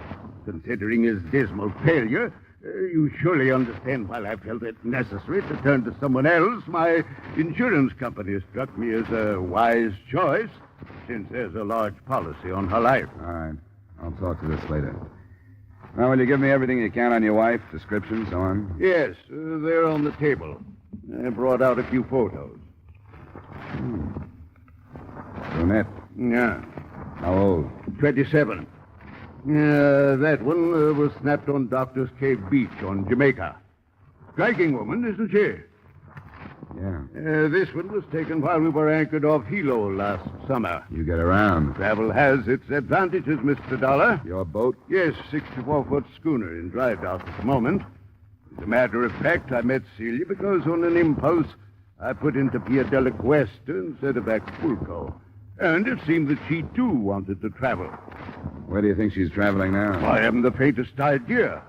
I started to tell you I'd been troubled by a certain suspicion. She was in seeing entirely too much of a young doctor in Bridgeport. His name is Masterson, Dr. Charles Masterson. You think he could have had something to do with her disappearance? Is that what you mean? No, I shouldn't like to say. I believe that she is a quite perfect physical specimen, yet she visited this doctor fellow at least 3 times a week. Mm-hmm. Anything else? As a matter of fact, yes. We were in Acapulco 2 years ago.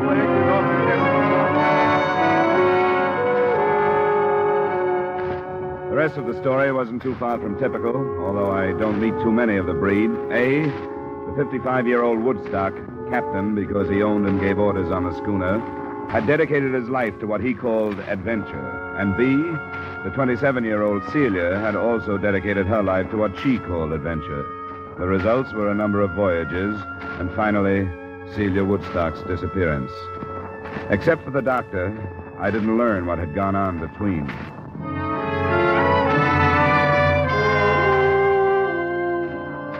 I found the private investigator, David Slater, in a conservatively crummy suite of offices on Front Street in Bridgeport. Well, you've met him, so you know what type he is. Yes, I followed his wife. What did she do? I've got a report on every move she made for a month. You want to see it? No, not if you remember the highlights. What about this Dr. Charles Masterson? Doctors are hard to pin down, you know that. She went to his office 3 times a week, but never met him anyplace else. Maybe she was sick. Her husband says no. Well, I didn't find out. I couldn't have talked to the doctor without letting out who I was. He had a nurse who quit the day before I left the case. You didn't talk to her? I was going to, but after I left, I didn't. Why should I? Do you know who she is, where I can find her? Yeah. Her name is Janet Squire. She went to work in a Red Cross blood collection center up on Union. Good, thanks. Now, what about the day she dropped out of sight? Was there anything special? Sure, there was something special, or I wouldn't have lost her. I'm no rookie in this business. She bought a ticket to New York City on the 345. So did I. I got in the same car she did. I didn't see her, but I figured she was powdering her nose or something. Then when she didn't show before the train left, I went through the rest of the cars. But I never picked her up after that. She knew you were tailing her, huh? She must have. Must have got on the car and then right off. That and the money she drew out of the bank makes me think she was running out on old Woodstock and nothing else. No money was mentioned to me. That's funny. Woodstock knew about it. $2,000 the morning she left. I wonder what else the old renegade is holding out on me. The phone call she made? No, he didn't say anything about any phone calls? Well, she made quite a few from public booths. I finally got into one next to her. I couldn't get the number, but she talked to somebody named Spade. Didn't say much but the name, and then asked, "Where do you want me to meet you?" When she was answered, she said, "All right, I'll let you know when everything is arranged." And that's all. Well, that's enough for me. If he thinks he's got a free wife chaser in me, he's mistaken. You going to drop it? Sure, if that's the way it is. I gave up that kind of work a long time ago. I don't like it.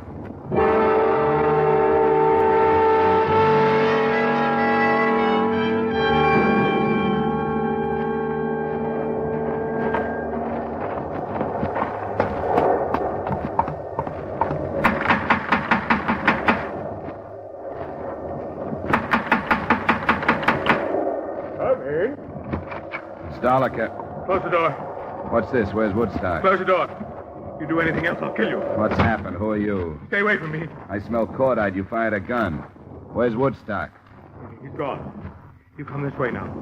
Move down the hallway. Why? I'll kill you if you don't. You came in here. Now you've got to do what I tell you or I'll kill you. It'll happen. Come on. You better turn around and look at me. Walk backwards. You don't even know who I am. You're in trouble. Maybe I can help you. Never mind that. Hop now. Turn around again. Open the door and get in the closet. Now, wait a minute. Please, mister. Please do what I tell you. Won't make any difference if I kill you. Maybe I'd have more of a chance if I did. But I won't if you don't make me. Okay. Now, close the door. I heard him open and close some nearby doors, and shortly after that, the front door closed. Then I started kicking my way out. The paneling was heavy, and it caused a torn trouser leg and a scraped shin before I made it.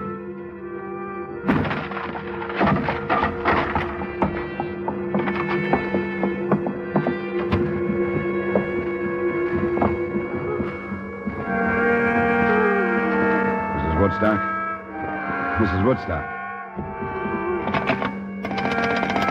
Hello? Hello, operator.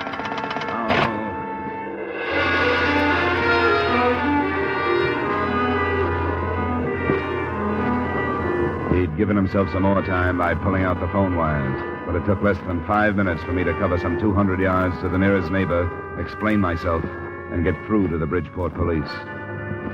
A short time after that, I met Homicide Lieutenant Al Jester, and with him watched 2 ambulance attendants start Mrs. Woodstock toward the hospital.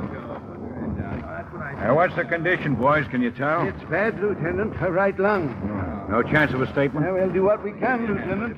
Well, I guess it depends on her, how hard or easy this thing is going to be. Yeah, I better not count on him. I've been disappointed too often. What else did Slater tell you? Oh, that's about all. She'd drawn $2,000 the day he lost her on the train.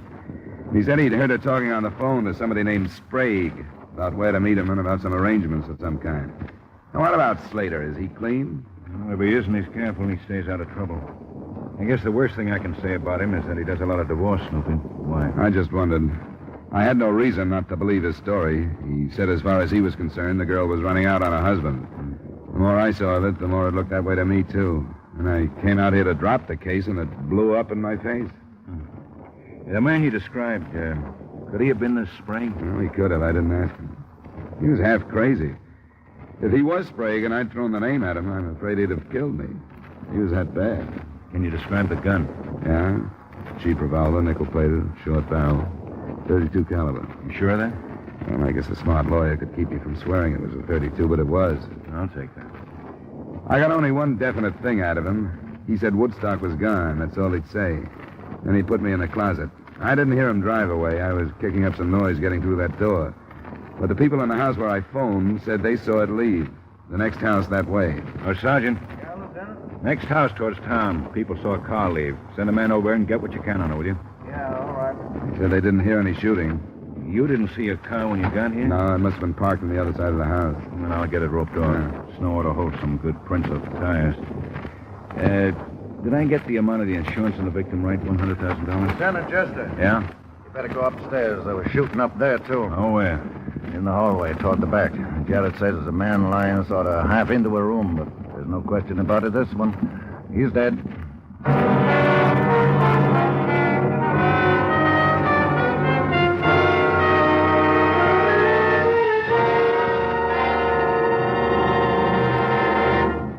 We will return you to the second act of yours truly, Johnny Dollar, in just a moment. Have you heard the new Sing It Again, the new comedy with Jan Murray as your host on the Coast to Coast phone? The new cash prizes for cracking the mystery of Sing It Again Phantom Voice. The new speed and color of the tuneful little riddle songs that make Sing It Again a Saturday night must for radio listening. Be listening for Sing It Again tonight on most of these same CBS stations. Now, with our star Edmund O'Brien, we return you to the second act of yours truly, Johnny Dollar.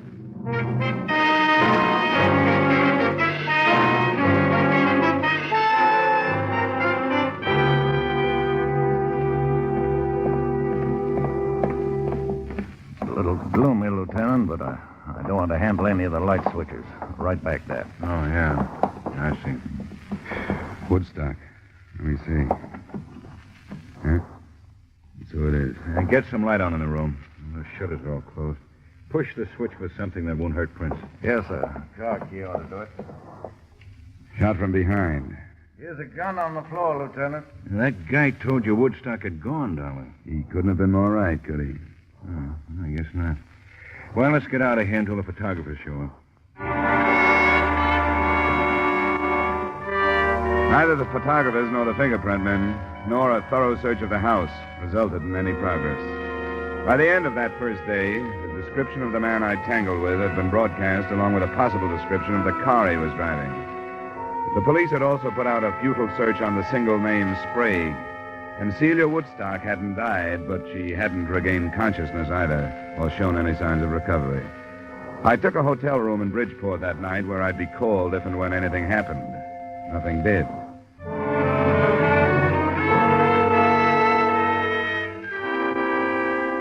The next morning, I went to the Red Cross Blood Collection Center to talk with a nurse who had recently resigned the office of Celia Woodstock's friend and/or doctor.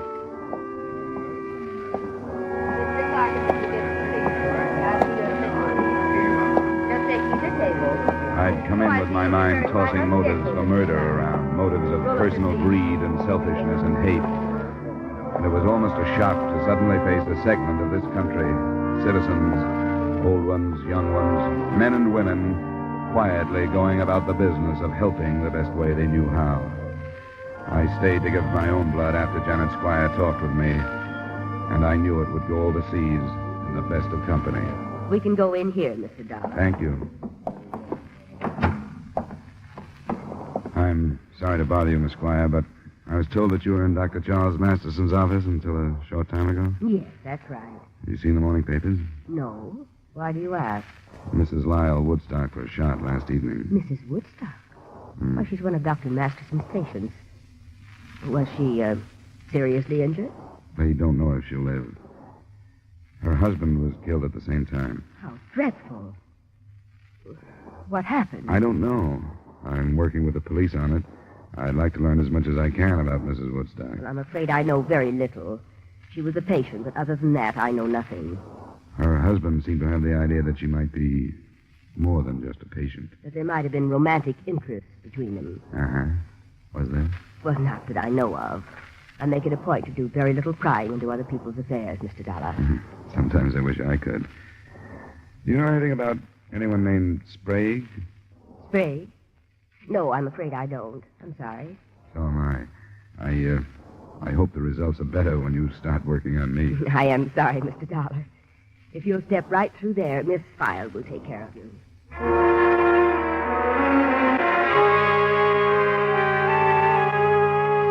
A telephone check with Lieutenant Jester about an hour later added nothing. He'd been in communication with Mexican authorities, but they were unable to come up with any leads on Celia Woodstock, or even proof that she'd been in the Acapulco vicinity 2 years ago when Woodstock had told me he'd married her. Homicide men were searching the captain's schooner, and they were still working on the name Sprague. I played my last card and went to see Dr. Masterson. I read about it. Tragic. But, Mr. Dollar, I'm sure you realize why my name mustn't be dragged into it. It won't be if it doesn't belong there, Doctor. Why, there was absolutely no basis for his suspicions. Whatever made him say anything like that? He had a detective following her. He had an idea she came to your office too often. Then why didn't he talk to her? He did. He said something about a sinus condition and heat treatments. That's precisely the truth. I resent your attitude, Mr. Dollar. That puts us on a par. Your attitude doesn't set so well with me. Keeping your name out of this case isn't as important as clearing it up, no matter what you think. But I know nothing about it. You must have talked to the woman. As often as she was here, you must have become fairly well acquainted. No better acquainted than with most of my patients. Well, I don't ask for any more. What did she talk about? Why, the conversations were unimportant. She talked about her travels. They'd come here from Florida to have some work done on their yacht. She talk about her husband? Yes, occasionally. General things. Like what? I realized that he was much older than she was, but that she was quite satisfied with their marriage and their life together. That's what makes his suspicions of me so ridiculous. She was happy with him. Never anything about unhappiness, about leaving him? No, they were planning on a trip to South America in a few months. Dr. Masterson, did she ever mention anyone named Sprague? Sprague? Yeah, Sprague. This is one of the strangest things that's happened to me in a long time. Why? She went to pieces because of that name. Completely and helplessly to pieces. Just before she stopped coming for treatment. What happened? The last visit she made, the afternoon about a week ago. Someone telephoned and asked for a Mrs. Emil Sprague. My nurse and receptionist called in and asked if Mrs. Sprague could answer the phone.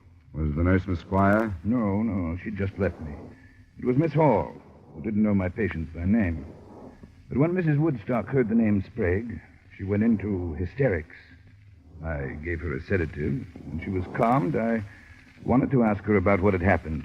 But, well, I didn't. There was something about her that begged me not to. I decided to wait until she came... There was something about her that begged me not to. I decided to wait until she came back. But she never did. Well, it's Emil Sprague now. I'm sorry I was hesitant, Mr. Dollar.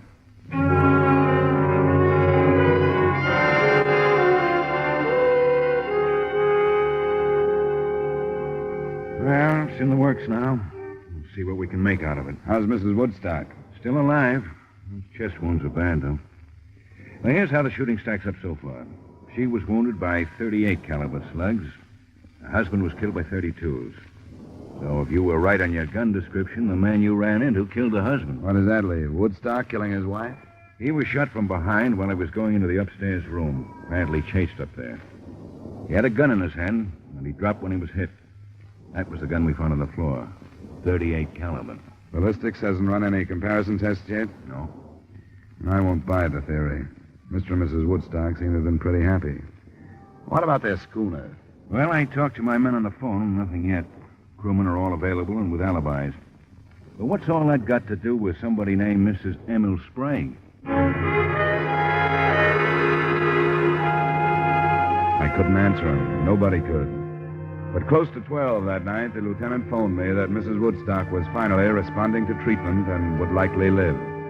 I was at the hospital at 12:30, but it wasn't until almost 3 that Lieutenant Jester and I were told that she was conscious and able to answer some questions.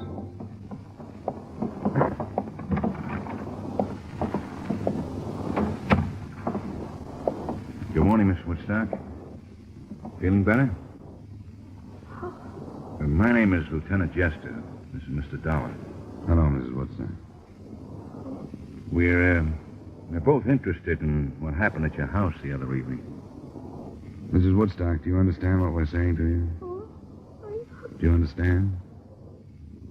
My husband, Lyle. They told me he was all right. Is he? Yes, Mrs. Woodstock. He was shot. They tell you that? Yes. You know who did it? Yes, I know. I was there. I remember. We wish you'd tell us, Mrs. Woodstock. Emil Sprague? Yes. Yes, Emil. No one else was there. He made me go. Made you go where? To my house. To talk to my husband. Emil Sprague made you go? Why? How could he make you go? Because I'm Mrs. Emil. You're Mrs. Emil Sprague? Yes. And I hate him. But you were married to Mr. Woodstock. I shouldn't have. I think I understand. You were married to Sprague. Your marriage to him was never ended, but you married Woodstock anyway. Yes. I was wrong. I lied. I didn't tell him. And then it was money. He wanted money. Sprague did? Yes. I didn't know where he was. Mexico. I had to get away. And I married my husband. That's all that matters. I'm afraid it isn't. Sprague followed you here. From Florida. I begged him not to. The $2,000 you drew from your bank? I gave it to him. Mm-hmm. But it wasn't enough. He made me stay with him. And made me go with him for some more money. And my husband, I tried to make him understand, and he wouldn't. He blamed me and called me things. He went to the drawer. Oh, why didn't he shoot Emil instead of me. Are you sure of that? Woodstock shot you? Going to the drawer. I remember. Turning around with a gun. And that's all. You know where Sprague would go? What happened? Why did he? What does my husband say? He hasn't said anything. Evidently, Sprague chased him upstairs, shot him there, and left. You know where he'd go? Back to Florida. Well, we don't think so. We've got a good description of him and the car he was driving. We think he's still in Bridgeport someplace. You said you were with him. Where? He had a room on Commercial Street. 713. Rooming house? No, it's a big building. Apartments. Now, which one is Sprague? It's, number 12 on the second floor. Does he have a phone in the room? Yes. Pleasant 2132. Well, thank you. We won't bother you anymore. Thank you, Mrs. Woodstock. I want to help my husband. I'll do anything I can. I want him to know that. We'll tell him, Mrs. Woodstock. It's a little after 3. Rogers' trucks are going to be rolling on Commercial Street before long. Think Sprague will give us trouble? Yeah?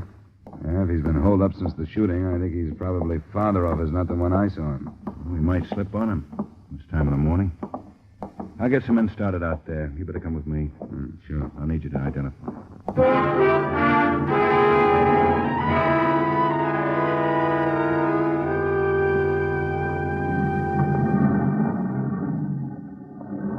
Lieutenant. Men should be set in the back of the building. All right, Sergeant. You'll go in with me. Donald and I took a look at the floor. It's that corner one up there. There's a door to another room right across from his, so we want to keep him from firing if we can. We didn't warn anybody because we want to keep it quiet. Hope it stays that way. All right, Sergeant. Let's go across. Good luck. Lieutenant, the window. He's onto it. We'd better go on across. He's onto it. He's been watching at the window. I saw him move. Oh, the devil. Well, you better see what you can do on the phone then, Dollar. The phone? We thought if you couldn't catch him off guard, we'd try and talk him out. There's a payphone in the hallway.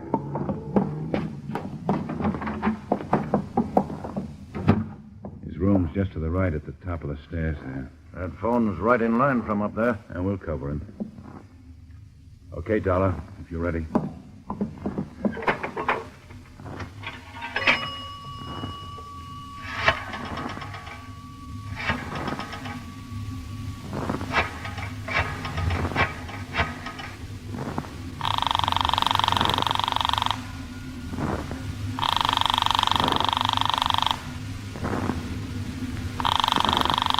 Answer.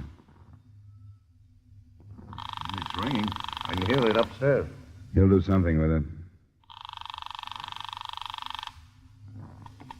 Hello? Hello, Sprague?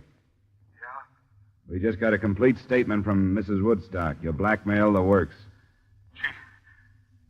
She's alive? Yeah, and she's going to make it. I thought she was dead. I saw her fall.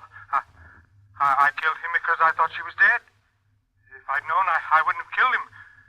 I should have found out. You should have done a lot of things. What we want you to do right now is to give yourself up without any trouble. Every door in the building is covered by police. You won't get out if you try. We want you to come out of your room and down the stairs with your hands out where we can see them. You understand that? Are you listening to me? Come on, Sprague. Come on out and make Stairs, it... look out. Get down, Dollar. Stay there, Sergeant.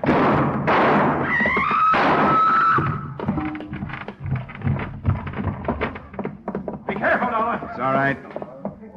Sprague? He's dead, Lieutenant. Sergeant. Yes, sir? I'll go phone in. Keep the people away as best you can. Okay.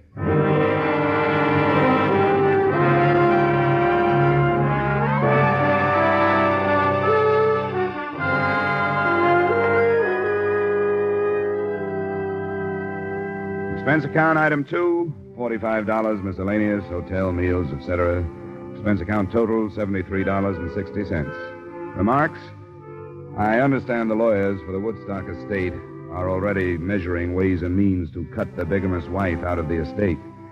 I don't think the Washingtonian Company has a chance of doing the same with the insurance money. Yours truly, Johnny Dollar.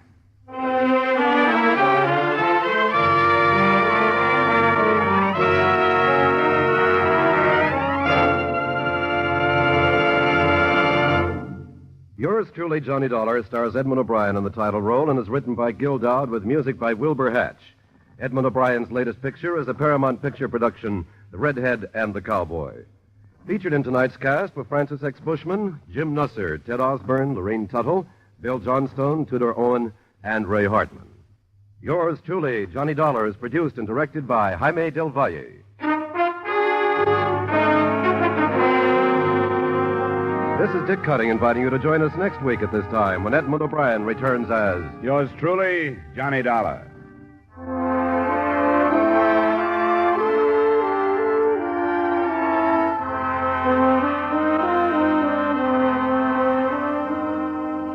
There's a very charming, very amusing young couple to be found at CBS, the Star's address, every Saturday evening.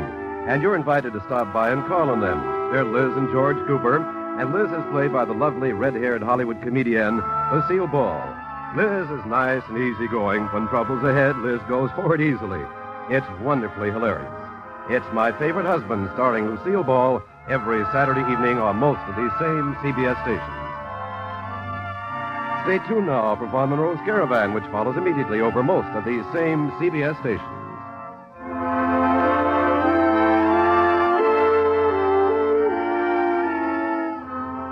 This is CBS, where you laugh at Jack Benny every Sunday night, the Columbia Broadcasting System.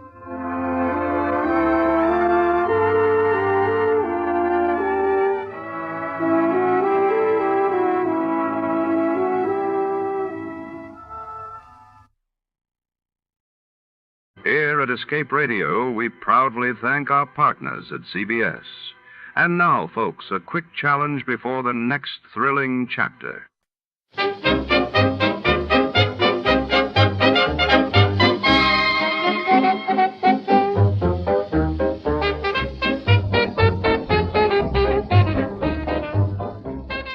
In the shadowy canals of old Mexico City, a detective embarks on a moonlit boat ride with a mysterious, alluring woman whose secrets run deeper than the water itself.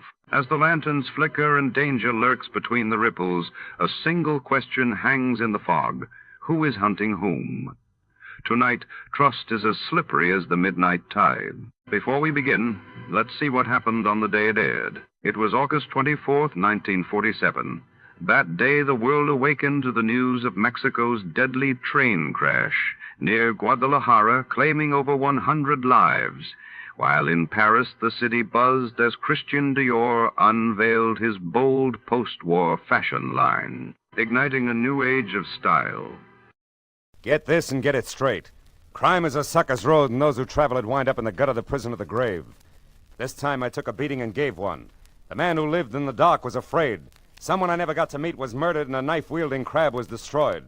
All because a girl who hated the water took a boat ride in old Mexico. From the pen of Raymond Chandler, outstanding author of mystery, comes his most famous character and crime's most deadly enemy as we present The Adventures of Philip Marlowe.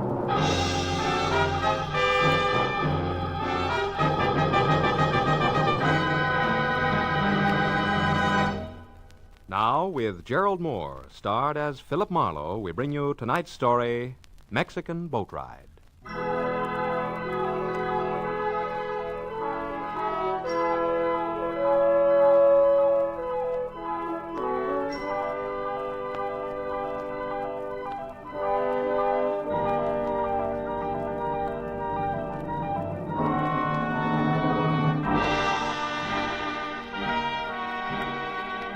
It was a rare morning, clear and clean. You know the kind that knocks 10 years off your age and makes you taste the sunshine in your orange juice? It was a day to be spent on an open road to someplace new and exciting. But a phone call I'd received had reduced my open road to Carmelita Avenue, and nothing more exciting than Beverly Hills. The house I stopped at was one of those you entered through a tunnel of dank, overhanging foliage on a flagstone path grown green with damp moss. A low, thick-walled affair with tiny barred windows hidden from the sidewalk. I pressed the bell, and a moment later a sallow housekeeper opened the door with what seemed to be a last ounce of strength. She squinted at my card and beckoned me inside. I followed her down a dusky corridor to a heavy closed door, where she signaled me to wait. The air in the house smelled thick and stale. When she came out again, she held the door open for me, and motioned me into a room full of darkness. It became nearly complete when the door clicked shut behind me. All I could see was the vague form of a man in smoked glasses propped up on a bed across the room. There's a chair beside you, Marlowe, if you care to sit. Oh, thanks. I'm Carl Estabrook, importer. You may have heard of me. No, I don't think so. Well, no matter. Marlowe, I have a peculiar problem. I want to know why my wife, Ona, was on a boat day before yesterday off the coast of Mexico. Think you could find out? Well, if that's all you got to go on, I doubt it. No, there's a little more. Huh? Ona and I planned to take vacation together. But when I was confined with this illness, we decided she should go on alone. Oh, then your illness is the reason for the midsummer blackout, huh? Yes. If I expose my eyes to light at any time in the next few weeks, the doctors promised me plenty of pain and virtual blindness. Oh. It's temporary, but tedious to mend. That's why I need a capable man with sharp eyes. To look into what, specifically? The paradox of my wife aboard a boat. Mm-hmm. She has a phobia about them.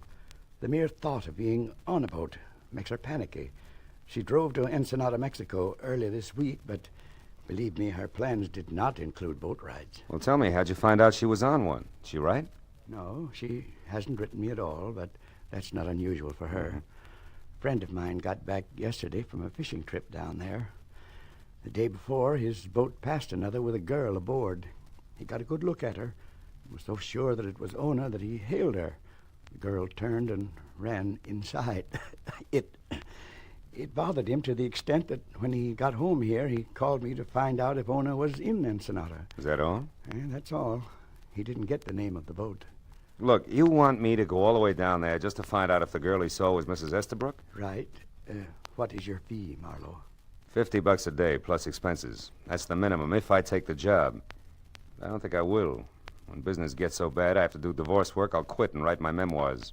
No, I'm sorry, but that's the way it is. No, sit down, Marlowe. Ona and I have had our share of difficulties, true. She's quite a few years younger than I and used to be a dancer. But, generally speaking, we're happy. Specifically what? I'm worried about her. Here, there's money in this envelope and a recent photograph of my wife. And there's more of both if the need arises.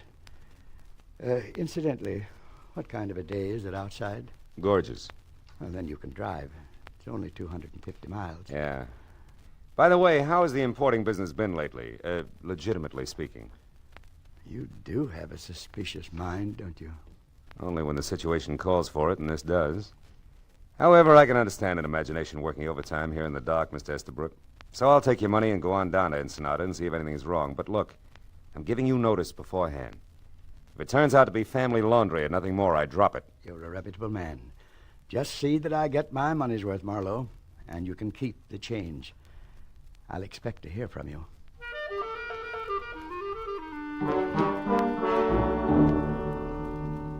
When my eyes adjusted to the dazzling glare outside, I looked in the envelope and picture of an impish, dark-haired woman and 5 $100 bills. For the first time, I realized what Estabrook had meant by keep the change. But it didn't help my attitude even a little. By 2 o'clock, I was on the road south. A late lunch in La Jolla with an old friend, a routine baggage inspection at the border, and then 70 twisting miles of lonely road brought me to Ensenada, just as the Mexican sun dropped into the sea. I drove past the piers and Canaries at the edge of town, and then along the curving shore to the only hotel elegant enough to meet the demands of the woman I figured Ona Estabrook to be. After I'd gotten a room and cleaned up, I went to the desk and asked for her. She was registered, had number 74, and at the moment was out on the patio. All of which sounded ridiculously normal. And I thought again of an imagination at work in a dark room back in L.A. I thanked the clerk in crippled Spanish and turned in time to catch the end of a long, cold stare from a pair of frog-like eyes that bulged out of an otherwise handsome head on a man in a gray gabardine suit. I didn't think my language had been that bad.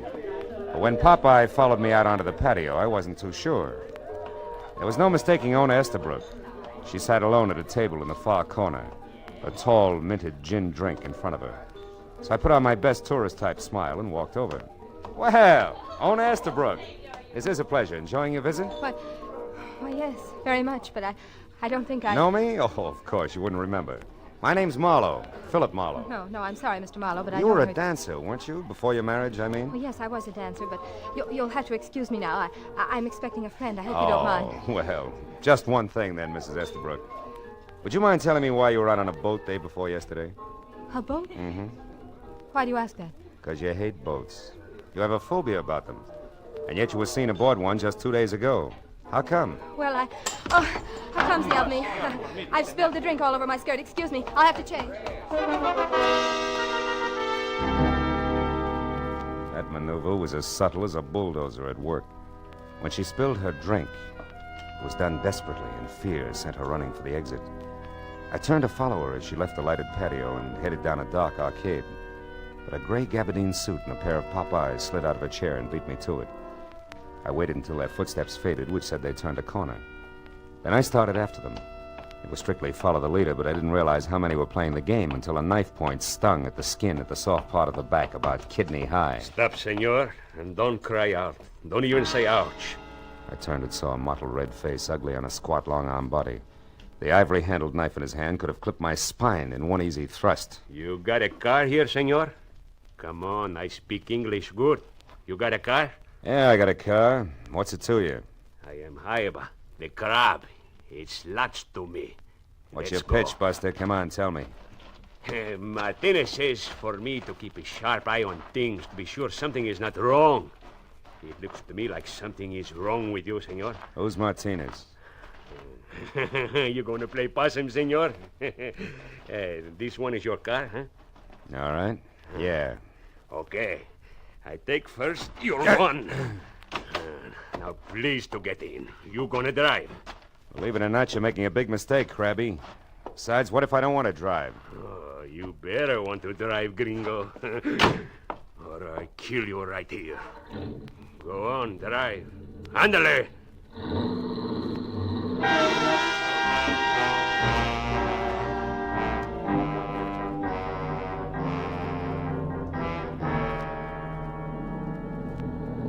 See, stop here. And now we get out. It's nice and quiet here on the beach, no? Walk over there to that old adobe wall. We're gonna have a talk there. It's gonna be dull, Buster. We've got nothing in common. Please, senor, don't make it hard on me. I don't know why you gotta come and mix everything up again when time is running out. Why did you come? I needed new huaraches. Look, senor, you think I'm ugly? You're no beauty, Crab, let's face it. See, and I can act even uglier. Maybe I could go on the radio and make a big hit, no? Or maybe I make the big hit on your face. Oh!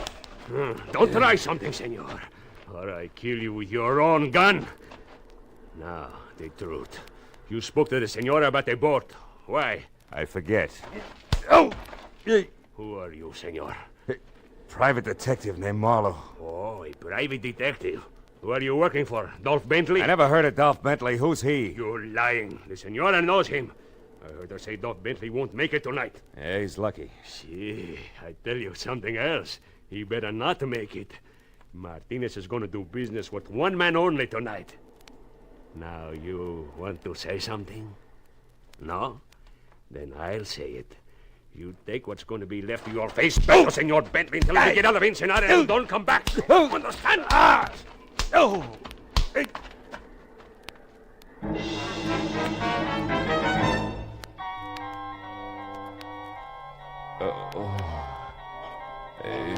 Wait a minute. Come on, wake up, wake Wait a up. minute, stop the crab. Come on. Who are you? Wake Oh, up, it's Sam. you. I'll kill you. Wait, hey, take it easy, will you? You're in good hands now, Marlowe. I'm a fellow American. Oh. You know, you're pretty lucky, you know that? I am? Oh, sure, yeah. Where'd my pal go? Oh, him? Oh, I chased him off. You know, it's a wonder he didn't put a knife in you. These fellows are mean with knives. This guy was no slouch with a gun butt either. Hey, where'd you come from anyway? Oh, down the beach a ways. I just finished working on my boat, and I was taking a walk, and I heard the commotion, came over to see about it. This guy was beating you up, so I yelled and started for him, but he ran. Oh, is that right? I'm glad somebody stopped him. Thanks very much, Mr. Roman. Oh. Lou Roman's my name. Yeah, I'm pleased to meet you, Marlowe. Thanks. You know me? Well, yes, I took the liberty of looking in your wallet to see that devil that robbed you. Oh. It doesn't seem so, though. Yeah, because I got here just in time. You're a private investigator, I see. You working on a case now? It's debatable. So far, the case is working on me. I'd like to find a guy named Dolph Bentley, though. Dolph Bentley? Yeah. Guy who beat me up had the idea that I was... I was hired by Dolph Bentley. Did you ever hear of him? No, and I come down here every year to fish, too. Know a lot of folks around here, but I never heard of that one before. Why are you after him? Well, he's tied up in some way to the Crab, who seems to work with another guy named Martinez, who in turn is going to do some business of some kind tonight with somebody other than Dolph Bentley. I don't know. And it's all connected for some screwy reason with a woman who took a boat ride the day before yesterday. Well, what about that? The woman being on a boat, I mean. Oh, well, she can't stand boats. She's afraid of... Oh, my head. Wait. Here. Thanks. I better get you some first aid right away. That's a good idea. Holy smoke, my car. Now, relax. It's right over there. Come on, let me help you up. All right, easy now, easy. That's it now. I'll drive you. Where are you staying? At the hotel, huh? Yeah. Thanks, good. Roman. I'm still dizzy. Easy, I got you. I got to get back there. I got to find that girl, because she's up to her hairdo in a very nasty mess. Listen, Marlowe. If I can help in any way, let me know, will you? You know, us Americans have to stick together in a place like this, right? That's it. Come on, let's go. Easy now.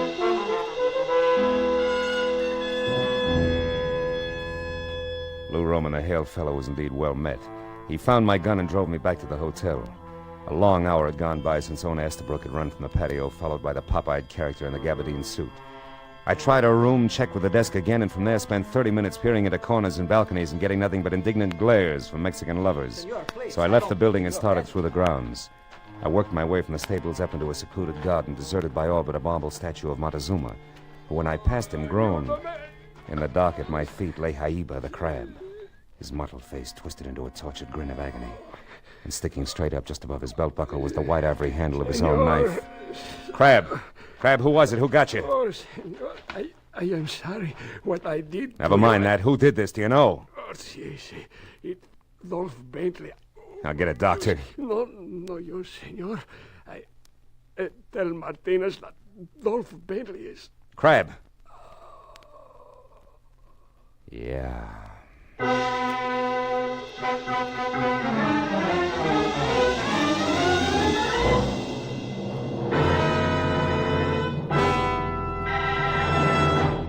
In just a moment, the second act of Philip Marlowe. But first, when you're 65, if you have worked in business or industry, call any office of the Social Security Administration for information about your old age and survivor's insurance. The account number that appears on the Social Security card identifies your wage account. The amount of retirement and family insurance that may be payable is set by this account. Now with our star, Gerald Moore, we return to the second act of Philip Marlowe and tonight's story, The Mexican Boat Ride.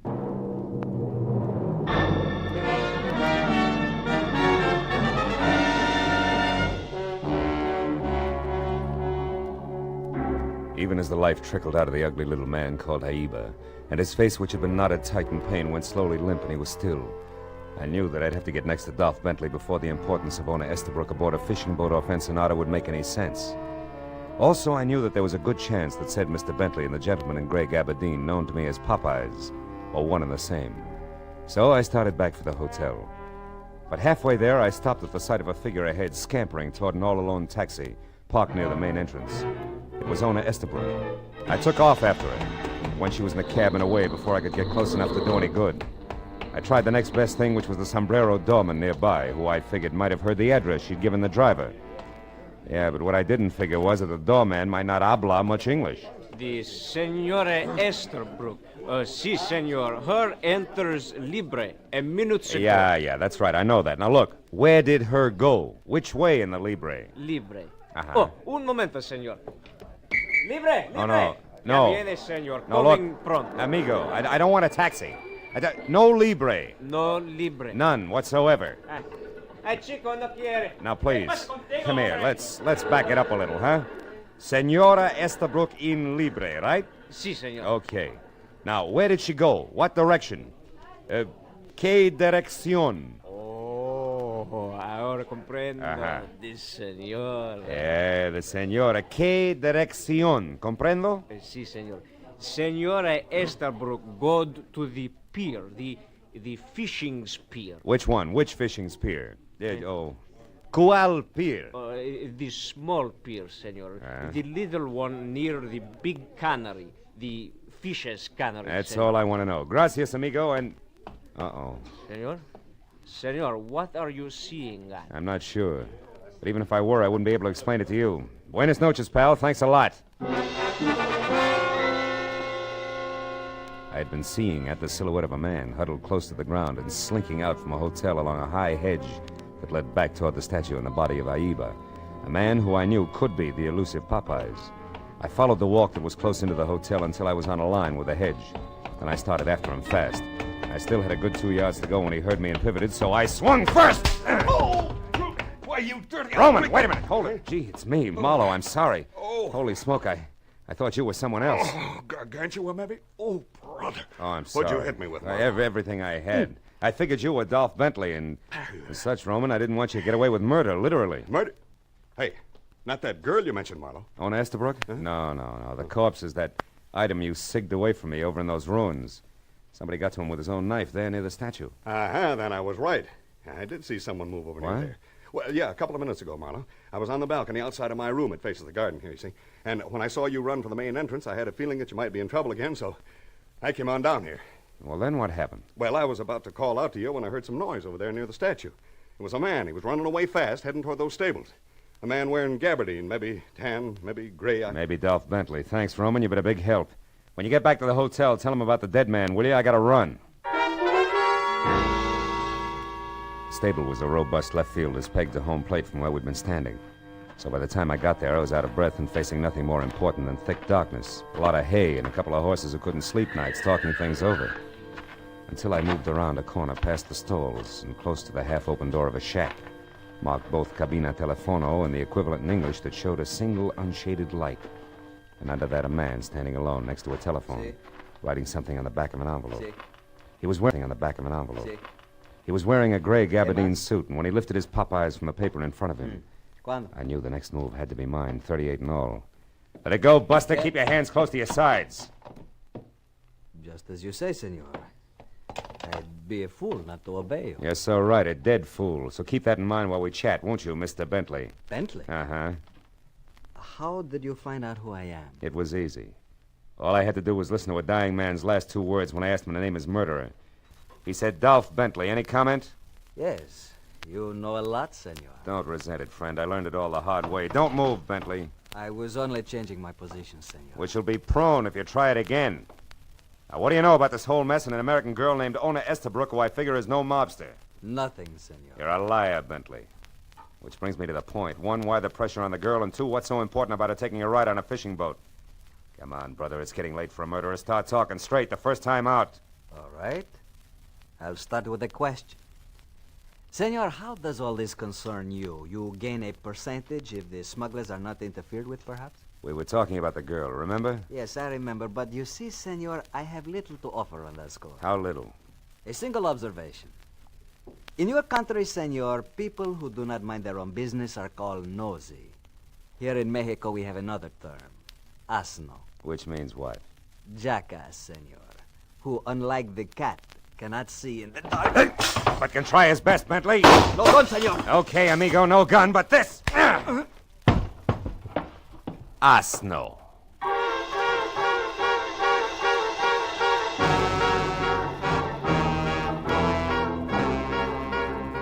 When Bentley met the floor and went out cold, I sagged to one knee. Stayed that way until the air rushing into my lungs quit sounding like sandpaper over a drumhead. And I got back to my feet and turned on a bracket lamp on the other side of the room. I opened Bentley's jacket, slipped his .32 automatic out of its shoulder holster, emptied the clip, and stopped dead at the shimmer of light dancing on polished silver that I hadn't expected. It was a badge. Below his shoulder holster and pinned to his vest. Republic of Mexico, Department of Customs, Captain. I made a dive for the envelope near the telephone. On the back there was writing in thick pencil, which I finally figured to mean fishing pier near Canary, 2 a.m. Inside, nothing. On the front, further proof that I'd never met Mr. Dolph Bentley at all, but instead it tangled hard-like. with one Captain Juan Descartos, Intelligence Section, Custom Building, Mexico City, Mexico. While trying to revive Captain Descartos, the truth rammed into my mind. Ona Estabrook had rushed off for the pier near the Canary, that Captain Descartos had noted is a good place to be at 2 o'clock in the morning, which was less than 20 minutes away, and a great time for me to get to my car and the pier.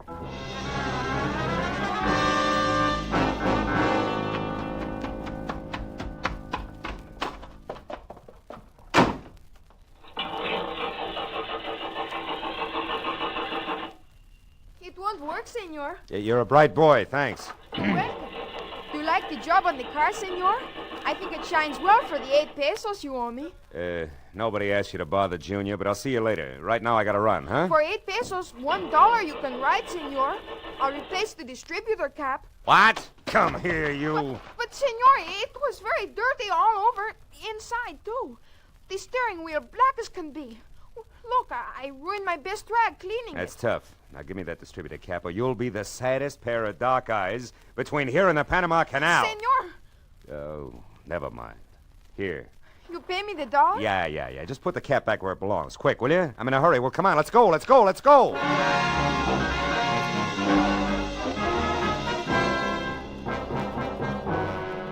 precious 60 seconds ticked off before I was out of the parking lot and driving fast toward the fishing pier near the Canary, where I knew I was finally going to get next to Dolph Bentley and, if I made it in time, prevent another murder. But when I screeched to a stop away from the pier, piled out of my car, and ran the length of the oil-soaked planking to where a single boat was making ready to cast off, I saw one of the 2 persons aboard the small ketch was Ona Estabrook. The other was Lou Roman, hearty American fisherman. When I stepped aboard, our hunch hit me right between the eyes. I pulled my gun and pointed it an inch above his waist. What are you doing here, Marlowe? I might ask you the same question, Roman, or do I call you Bentley from here on out? Marlowe, you know, now he can't kill me. Now I don't have to be afraid of him anymore. Oh, Marlowe, thank goodness you got here in time. Yeah, hooray. The Marines have landed in the form of a private Cut it out, Bentley, and don't move. Oh, no, what do you mean about being afraid? What's your connection with this fisherman here? Well, it was an accident, Marlowe. A mix-up in our baggage. Lou Roman and I both happened to stop for customs inspection at the border at the same time, and our suitcases were switched. I didn't notice it at the time, but when I got to the hotel, I discovered the mistake and went to Roman's room to correct it. But instead, you found Bentley here posing as Roman, right? Yes. He killed him, Marlowe. He told me he did. That's a dirty lie. Roman's all right. He's in Chicago. No, he's not. He's dead. You killed him. Someplace between here and Tijuana, Marlowe. He said I'd get the same treatment if I opened my mouth. Then he's the one who forced you to go out on that boat yesterday. Well, Stay back, yes. Bentley. So that people wouldn't be suspicious, he made me appear at the hotel, in the patio there, and at the restaurant. Well, why didn't you run? Well, I couldn't. He wasn't around. Another man was. A horrible man with large eyes that never left me. Yeah. So why don't you drop it, Marlowe? No sale, Bentley. You see, I know that the horrible man with the large eyes can't be one of your henchmen. His badge says so. What? Badge? He's an officer, Marlowe? Yeah, Captain Ona. Give up, Bentley? You had better. There are too many men ready to take you. Descartos. Where'd you come from? Oh, I have been here quite a while. But your story was so interesting, I just couldn't interrupt.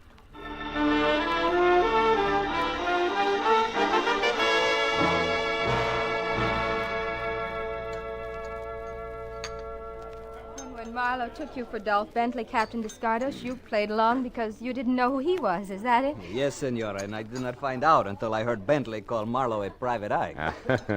You're not mad at me, Captain, huh? Even though I bungled your plan to capture Martinez, and not to mention our little meeting at the stables. Senor, do not say that you bungled the job of catching Martinez. It was more a matter of priority. Por favor, senora, the tacos. Of course, here you are. Gracias. You see, Senor Marlowe, I am certain that one day I will catch Martinez. But not at the cost of letting a murderer kill again.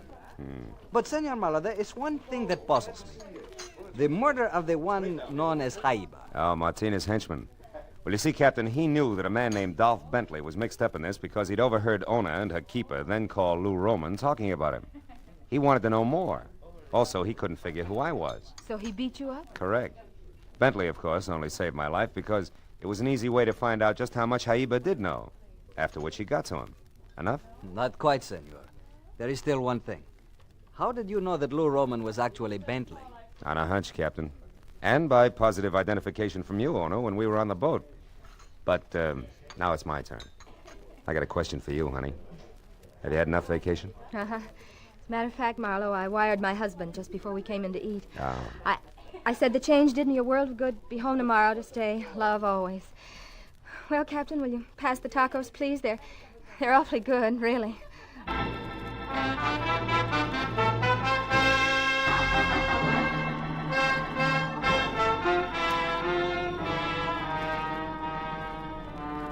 It was late the next afternoon, and owner Estabrook was already gone when I checked out of the hotel. Said goodbye to Captain Dos Gatos. Adios, amigo. And headed north for the border, where 2 hours later I stopped for customs inspection of my baggage. It was dark, and I was only 50 miles from Los Angeles before I realized exactly what that inspection had meant. Because it was then, for the first time, that I noticed the little cowhide suitcase on the seat next to me, which should have been mine, was tagged differently. The name and address of a man who lived in Long Beach, California. I got there, I kept driving. I knew I could ship it to him and ask for mine in exchange when I got home. Oh, yes. I'd had just about enough for a while.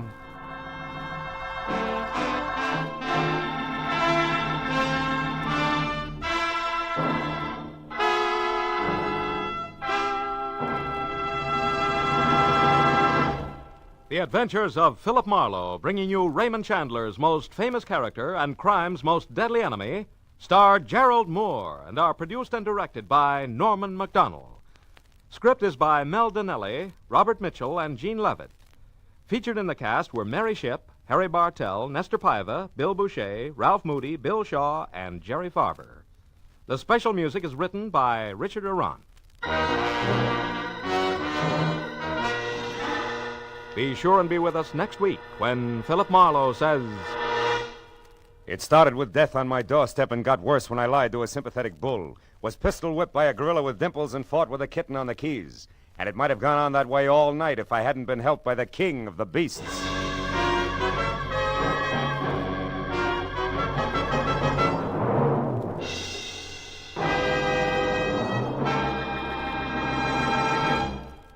This is CBS, the Columbia Broadcasting System.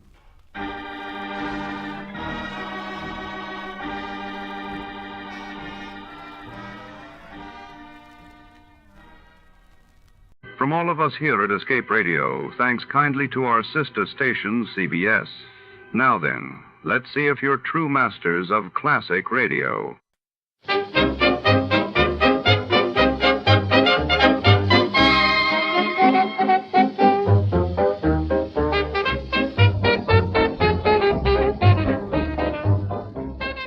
Tonight, the shadows creep into the heart of the city's most prestigious ornithology research lab, where secrets are kept in steel cages and canaries sing behind locked doors. When a world-renowned scientist is found dead beside a mysterious unopened can of bird feed, Detective Malone must untangle a web of envy, betrayal, and silent witnesses with feathers. The sterile glow of laboratory lights hides more than test tubes and specimens. It hides the truth. Before to start, let's see what happened the day it was aired. It was April 12, 1951, and that day General Douglas MacArthur was relieved of his command by President Truman, shaking the course of the Korean War. While in London, the Festival of Britain was officially opened with great fanfare, signaling hope and renewal across post-war Europe. Johnny Dollar. This is Jack Price, Johnny. Corpus Christi, Texas? That's right. Try Western Life Insurance Company. No. No? No, Johnny. I've just taken over the office of Providential Property Insurance down here. Oh, that's a good company, Jack. Only I'm beginning to wish I had. Oh, what's the matter? Less than a week heading up this operation, and I get presented with a claim for $465,000. Wowee. But maybe, I hope, you could keep us from having to pay it. Well, I don't know about So, that. Johnny, if you'd like to earn yourself a nice big commission in addition to your expense account, of course. Now, let me see. My commission on $465,000.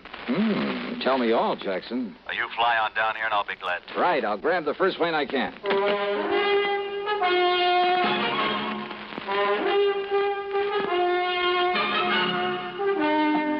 CBS Radio brings you Bob Bailey in the exciting adventures of the man with the action-packed expense account, America's fabulous freelance insurance investigator. Yours truly, Johnny Dollar.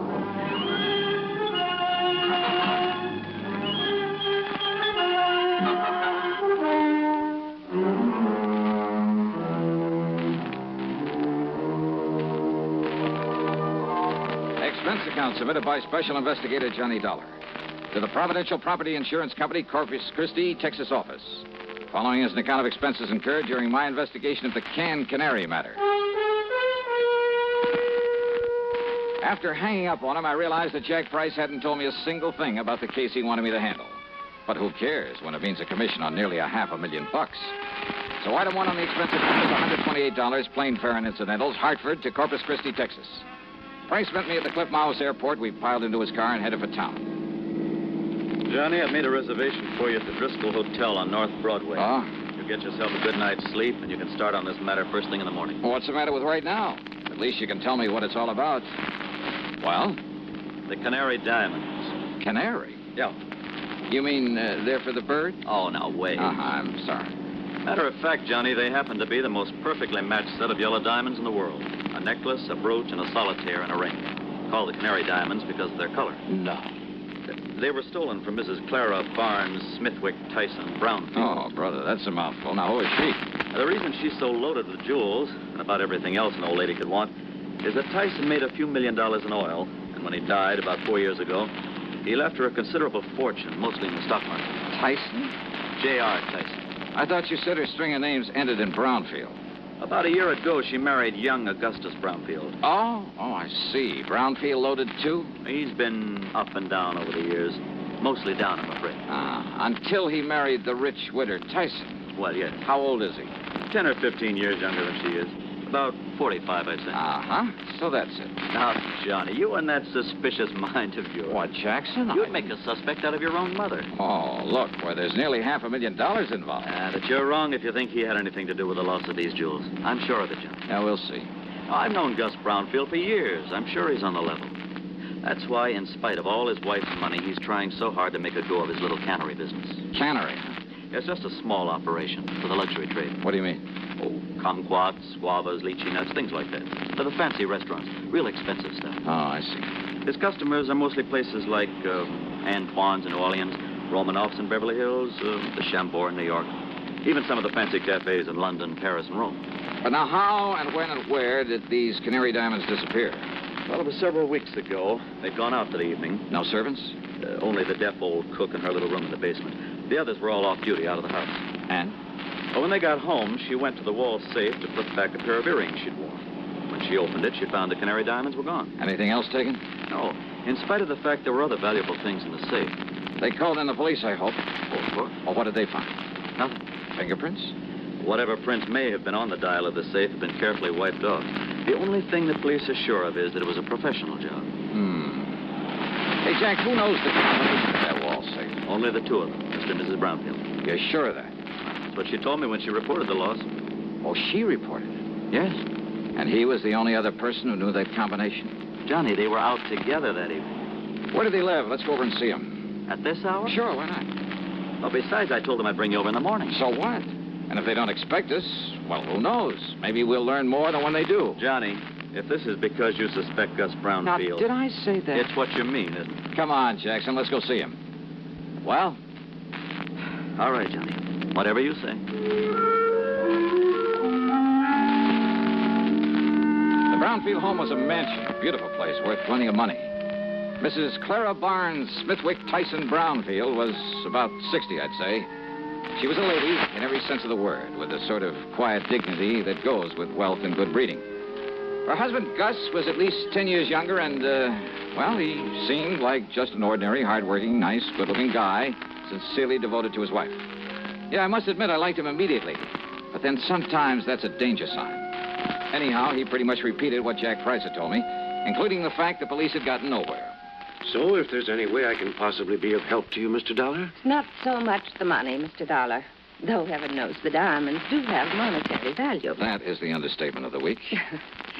Well, yes, I suppose it is. But when I think of some thief taking those beautiful stones out of their lovely mountings to dispose of them... Mr. Brownfield, you and your wife were together all the time the night they were stolen? Yes, we were attending a party at the home of... Oh, no, wait. Yeah? Why, yes, dear. You left us for a few minutes to go over to the Canary. Yes. Why? Well, when we'd passed it on the way to the party... Yes? Well, I'd noticed that someone had left the lights on. Probably someone who'd worked late. Who? Well, frankly, I don't know. Well, go on, please. Well, the party had been rather dull, so I used that as an excuse to leave for a while. Yeah? I drove on over to the Canary, took care of a few odds and ends at my desk, turned out the lights, and then drove back to the party. Then we came home and found that the diamonds... Mr. Dollar. Yes? If you're thinking what I think you are... That your husband had plenty of time to come here during his absence from the party? Well, now, look here, Plus the fact that he knows the combination to the safe? Young man. No. What? No, Mrs. Brownfield. I was thinking of something you said a minute ago. About the thief disposing of those jewels. But, Dollar, if you think for 1 minute... Just hold your horses, please, Mr. Brownfield. Young man, this is outrageous. I refuse to listen to anything more from you. Yeah? Yes. Well, I think you'd better, Mrs. Brownfield. If you want the Canary diamonds back.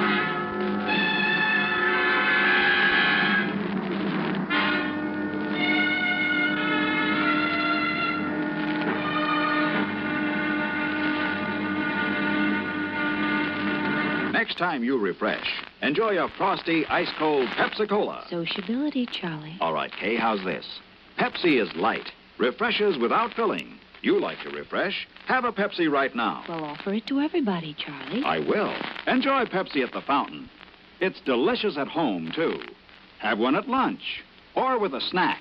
Charlie. At the beach or at dinner. Wherever you go, wherever you're thirsty, Pepsi is there. It's here, too, in our Be Sociable song. Be sociable, look smart, keep up to date with Pepsi.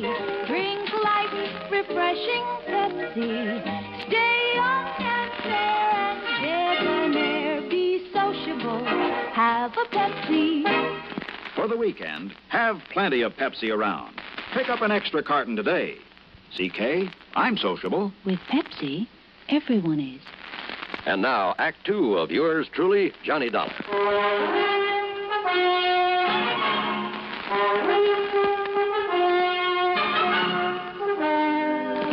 Dollar, this is ridiculous. Is it, Mr. Brownfield? And I suppose the fact that my cannery business is not particularly profitable. Oh, I didn't know about that. I suppose you've decided that that's a motive for the theft of the diamonds. Well, I suppose it could be, couldn't it? Now, listen, Johnny, this is ridiculous. Take it easy, Jack. This is not only ridiculous, it's insulting.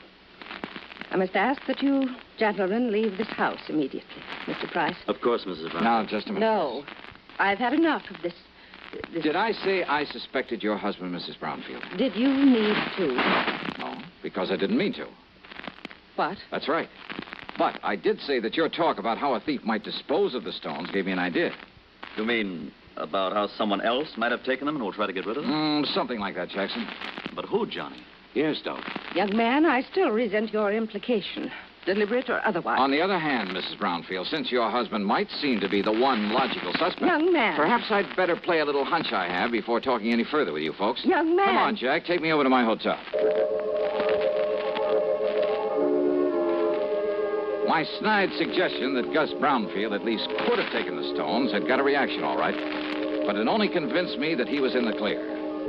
The police had decided the whole thing was a professional job, and it would have taken a pro to crack that wall safe. And a pro would have sense enough not to try disposing of such distinctive stones in this country, in or out of the original settings. A pro would have some way of getting them out of the United States. But to where? And heavens knows he'd had plenty of time to get them almost anywhere. So there in my hotel room, still acting on a hunch, I was about to make a transatlantic phone call, but I didn't. Not then. Yeah? Johnny? Who's that? Doc.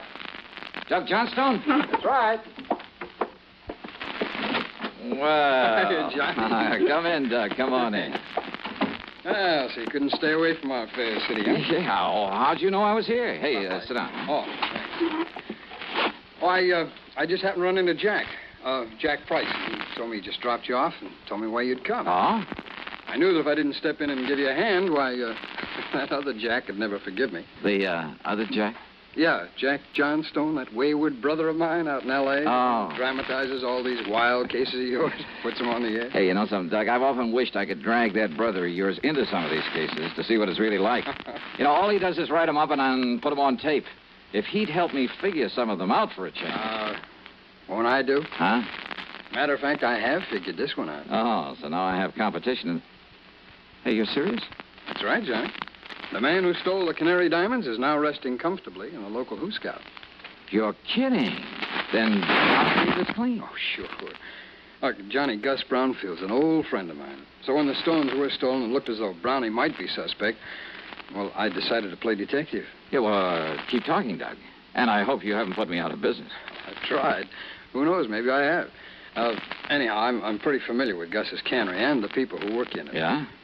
And there was one man in his shipping department. Well, when I heard about the robbery, I started digging through old newspaper files down at the library. It took me weeks, Johnny, but I knew I'd seen that guy's face before.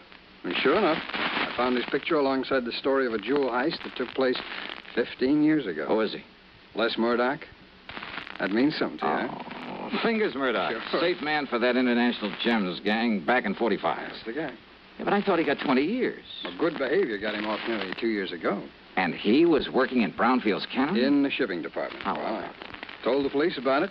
We descended on him a couple of hours ago, gave him a cock and bull story about having found some of his fingerprints around, and he confessed. Well, good. Good work. Well, now that I've solved the case for you, you can buy me a drink and be on your merry way back to Hartford. Sure. And the jewels? The jewels. Well? Well, Johnny, the police have tried every trick in the book on him. And he won't say what he's done with them. In other words, my end of this case is only beginning. What do you mean? Bring the dirty criminal to justice? That's for the police, not me. What I'm hired to do is get those diamonds back. Johnny, if Murdoch won't say what he's done with them, and believe me, there's nothing in the world that's going to make him. You got any bright ideas? What'll you do? Well, you want to know something, Doug? You got a good question.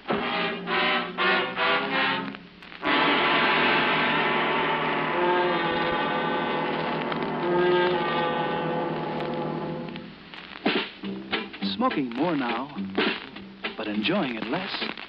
Have a real cigarette. Have a Camel. So good. Have a Camel cigarette. So rich. Have a real cigarette. Have a Camel. So mild. Have a Camel cigarette. And here's the reason why. Best tobacco makes the best smoke. Have a Camel cigarette. You can say that again. Best tobacco makes the best smoke. Have a Camel cigarette.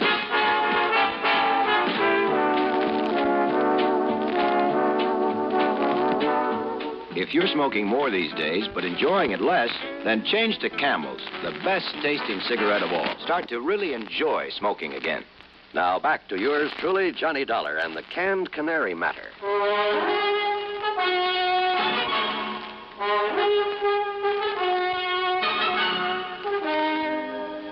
I went down to the Corpus Christi Central Jail and wasted an hour trying to get something out of Fingers Murdoch.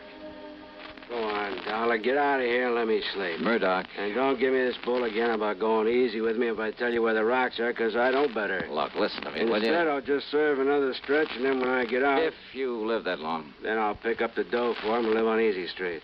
Then you've passed them on to a fence, huh? Did I say that, Dollar? Now, go on. Get out of here. You bother me. Then I remembered about some of Murdoch's earlier activities, about his international connections, about the impossibility of successfully disposing of the Canary diamonds anywhere in the United States. Item 2, 10 cents for a phone call to Mr. Brownfield. Yes, there had been a shipment of canned goods the day after the robbery to an outfit in Paris called Imperial Import Company. The shipment was supposed to arrive there late today. Item 3, $12 for a transatlantic phone call to Paris to a wormy little character named Louis Dumassac, who had another name for himself. Oui, monsieur. This is your oldest, your dearest, your most devoted friend, Le Jacques, the Great Cat. Yeah, devoted friend, huh? You mean as long as I keep forking over good American dollars for information? But of course, monsieur. Sure. If somebody else came along with a bigger bankroll, you'd sell me out in a second. Oh, no, mon ami. You touch me to the quick. Sure. I mean, to have you put it so bluntly. All right, now tell me just one thing. What do you know about canaries? Canaries? That's right. Uh-huh. Well? They are for the birds. Wait, well, monsieur, that's not a very funny thing I've just said. Oh, very funny. So what about the Canary diamonds? Well, alas, I've never heard of them.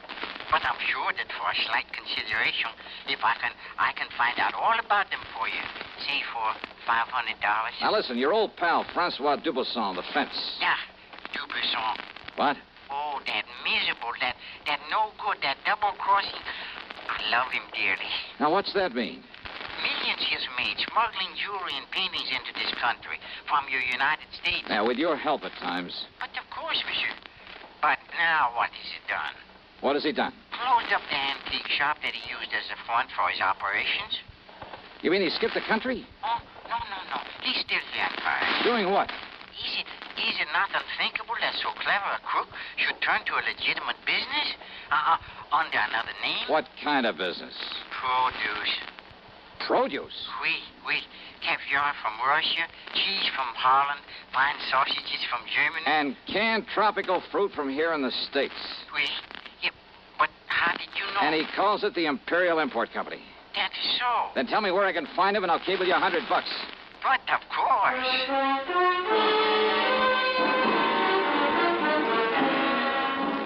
Item 4, a real wild one. $488, transportation to the airport, to Chicago, to Paris, France.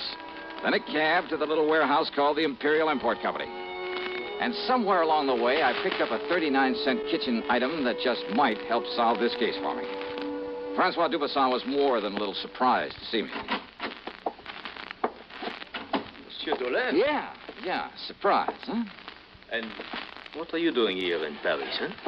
Well, I want you to help me find some stolen jewels, Dubuisson. I help you? Mm-hmm. After the trouble you have made for me in the past, it is to laugh, monsieur. Yeah, well, you go right ahead and laugh. But maybe I can persuade you. By waving that pistol in my face, huh? I want to look at your latest shipment of canned goods from the United States. Canned goods? Monsieur, Come on now. Where do you store the stuff for this phony import business you're using as a front now? If you will put down that gun... Maybe through this door, huh? Well, we'll see. Monsieur! Well, now, how about this? Will you kindly explain what you mean by this intrusion, huh? Yep. 10 cases of fancy tropical fruits from the Brownfield Canary in Corpus Christi, Texas. And why not, sir? Only one of these cans doesn't contain fruit. I beg your pardon. As if you didn't know. All right, here you are. Take this and we'll get to work. And just what is this, eh? Well, now, Dubuisson, that's a fine old American institution. It's called a can opener. Yeah, I'll pry open the cases and you open the cans. Monsieur. Uh-huh. Until we find the Canary diamonds. All right, here now. We'll start with this case right here. Oh, I know nothing of the Canary diamonds. You are going to wield that can opener until you do. Monsieur Dolar. 24 cans to a case, 10 cases. That shouldn't take you too long, though you might raise a handful of blisters. There you are. Get started, brother. Have you forgotten? You have no authority here in Paris. Oh, have you forgotten this 38 might give me all I need? And, of course, I can always call in the police. Police? But I won't unless you make me, Dubuisson. I would not like the police. Oh, I know. And if you want the truth, when it happens, I'll kind of hate to see them catch up with you. Huh? Sure, with you in the clink, I wouldn't know where to turn when I'm over here looking for something smuggled in from the States. Then, but all I'm interested in at the moment is watching you get to work with that can opener. Well, go ahead, Dubuisson. No. No? What do you mean by that? It will not be necessary. I shall show you the case, the very can that contains the Canary diamonds. That easy, huh? Oui, monsieur. Each of them bears a mark known only to me. And, of course, to the unfortunate fingers murderer who stole them. Too bad, Dubuisson. Eh? Well, I'm really kind of sorry to hear that. You are sorry? Yeah.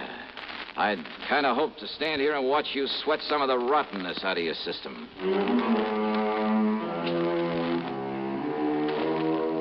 Thanks to its Paris representative, the company was able to arrange for getting the stones back to the U.S.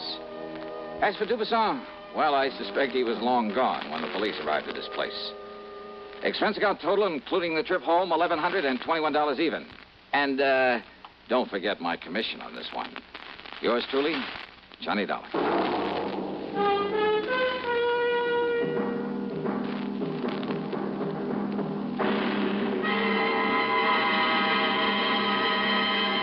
Hi. Maybe you'll recall this tuneful reminder of times past. This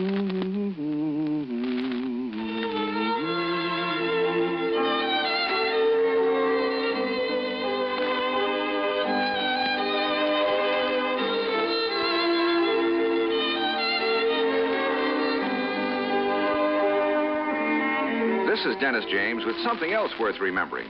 It's this. You're so right to stay regular with Kellogg's All Brand. See, it's the normal, natural way to youthful regularity. The whole brand content of Kellogg's All Brand supplies your system with all the bulk-forming food that you need every day. There's only one All Brand. It's Kellogg's All Brand. So relieve irregularity from lack of bulk, as millions do, with a bowl full of Kellogg's All Brand each morning. ALL-BRAN. It's Kellogg's All Brand.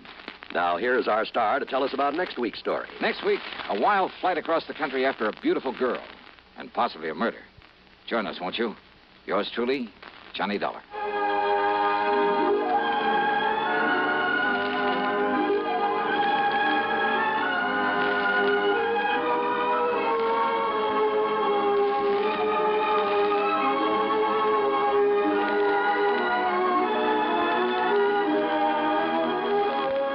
Truly, Johnny Dollar, starring Bob Bailey, originates in Hollywood and is written, produced, and directed by Jack Johnstone. Heard in our cast were Virginia Gregg, Jack Edwards, Russell Thorson, Stacey Harris, Jack Crucian, Forrest Lewis, and Tony Barrett. Be sure to join us next week, same time and station, for another exciting story of yours truly, Johnny Dollar.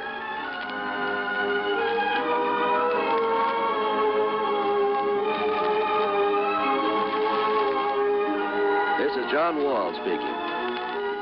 Greed for Gold promises doom from Suspense on the CBS radio network. You know, Dooley, I've been reading up on hypnosis. Come here and let me try it on you. I'm an officer of the law and don't approve of making a man divulge his secrets. However, I'll stand by in case there's criminology involved. I just want to clear up some of his problems, Officer Suggs. But I haven't got any problems. I'm the soul of contentment. Maybe that's your trouble. You're too contented. Lie down, Dooley. You're going to sleep. I feel so good. He's under my influence. Now, little tyke, get up. Go straight to the beer of your choice. Astounding. He's heading for Utica Club. 'Cause Utica Club will still take the trouble to age beer the natural way. Utica Club, you see. He's got no problem. He's a happy, well-adjusted beer mug. Brewed by the West End Brewing Company of Utica, New York. You're tuned to 590 WROW in Albany. 5:30. Good evening, friends. With a special word of thanks to our sister network, CBS, we invite you now to test your memory of the great radio adventures.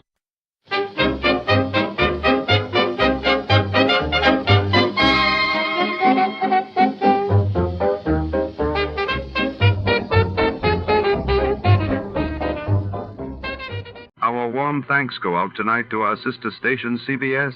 And before the curtain rises on another thrilling episode, let's enjoy a few delightful melodies for the road.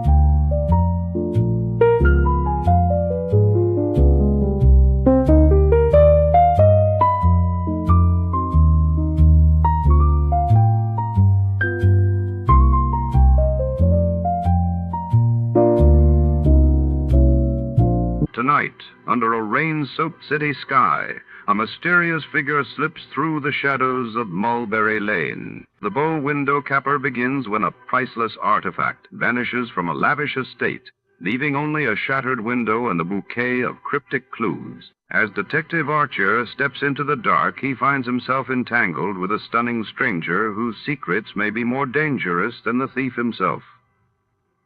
What lies behind the glass, and who can be trusted? Before we begin, let's see what happened on the day it aired. It was May 13th, 1949. That day, the world learned that the Soviet Union lifted the Berlin blockade, reopening land routes to West Berlin, while in London, the British Parliament debated nationalizing the steel industry.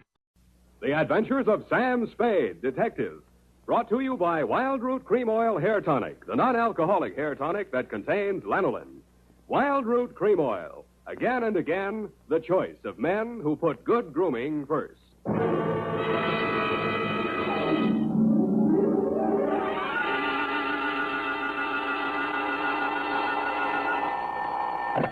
Sam Spade Detective Agency. Hello, sweetheart. It's only me. Oh, Sam. Why so modest?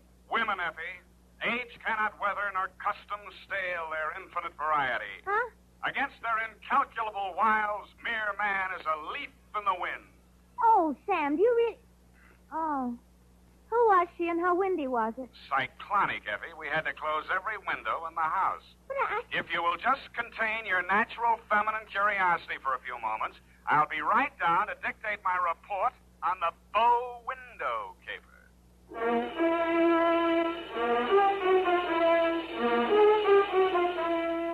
Dashiell Hammett, America's leading detective fiction writer and creator of Sam Spade, the hard-boiled private eye, and William Spear, radio's outstanding producer-director of mystery and crime drama, join their talents to make your hair stand on end with the adventures of Sam Spade. Presented by the makers of Wild Root Cream Oil for the hair. To every man who says, I don't use a hair tonic or I don't believe in a hair tonic, I say this.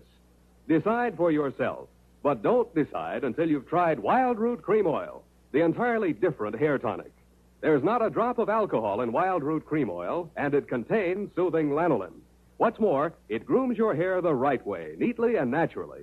So get the big economy-size bottle and the handy new tube at your drug or toilet goods counter. Wild Root Cream Oil Hair Tonic. Again and again, the choice of men who put good grooming first. And now, with Howard Duff starring as Spade, Wild Root brings to the air the greatest private detective of them all in The Adventures of Sam Spade.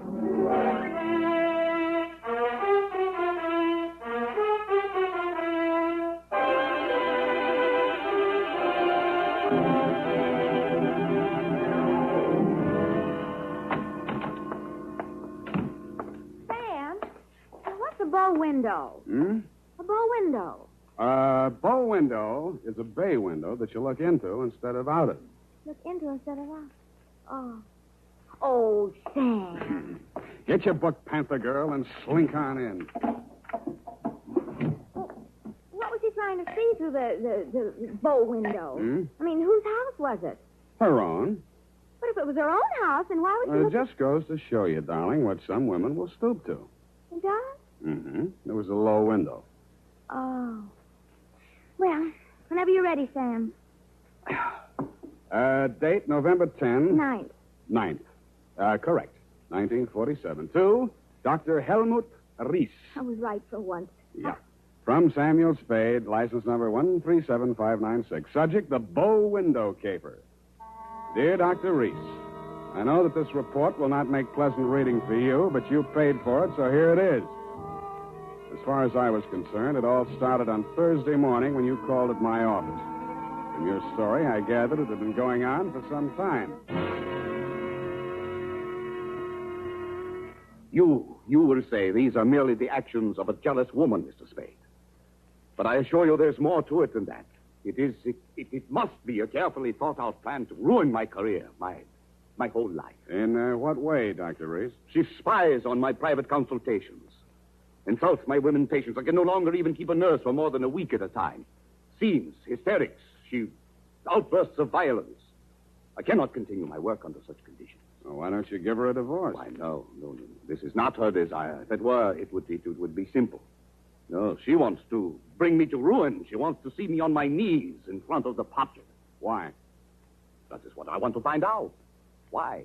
Doctor, I think you ought to take this case to a head doctor. I have consulted a psychiatrist. He examined her. She's perfectly competent mentally. So you see, there's here already some mystery, for which one comes to a detective. How long has this been going on, Dr. Reese? Since 3 months only. But in this time, she has reduced me to utter desolation. Dr. Reese was a very good divorce lawyer right down the hall from my office. No. I discussed the matter of a divorce with her a few days back. This was her answer. You see, a receipt for the purchase of a gun. And this note in her handwriting. I hope you will not force me to use this. Esther. Yes.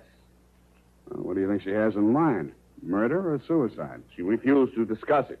But one thing I have noticed. Since she has bought this gun, a new development. A strange man watches my house. Several times I have caught him following me. Well, she might have hired a detective to check on whether you visit a lawyer. Perhaps it is very simple, but it is all too strange to be harmless. I half-heartedly agreed that it might be, Dr. Reese, and when your check for $100 didn't bounce, I went to work wholeheartedly.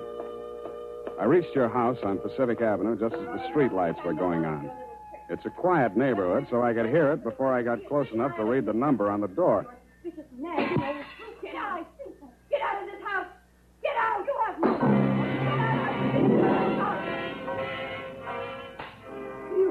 They seemed to be slugging their way toward the back of the house, so I decided to risk an entrance. I found the doorbell, and I was about to punch it when I caught sight of your mystery man. He was crouched in a clump of shrubbery that grew under the bow window at the corner of the house. He was still there with his eyes glued to the window when I walked up behind him. Hey, let go of me. Let go. Come on. You're going inside. Listen, I'm not just a snooper. I didn't say you were. I'm just inviting you inside for a better look. Now, I'm warning you, if you don't let go of me, Stop squirming, will you? Go!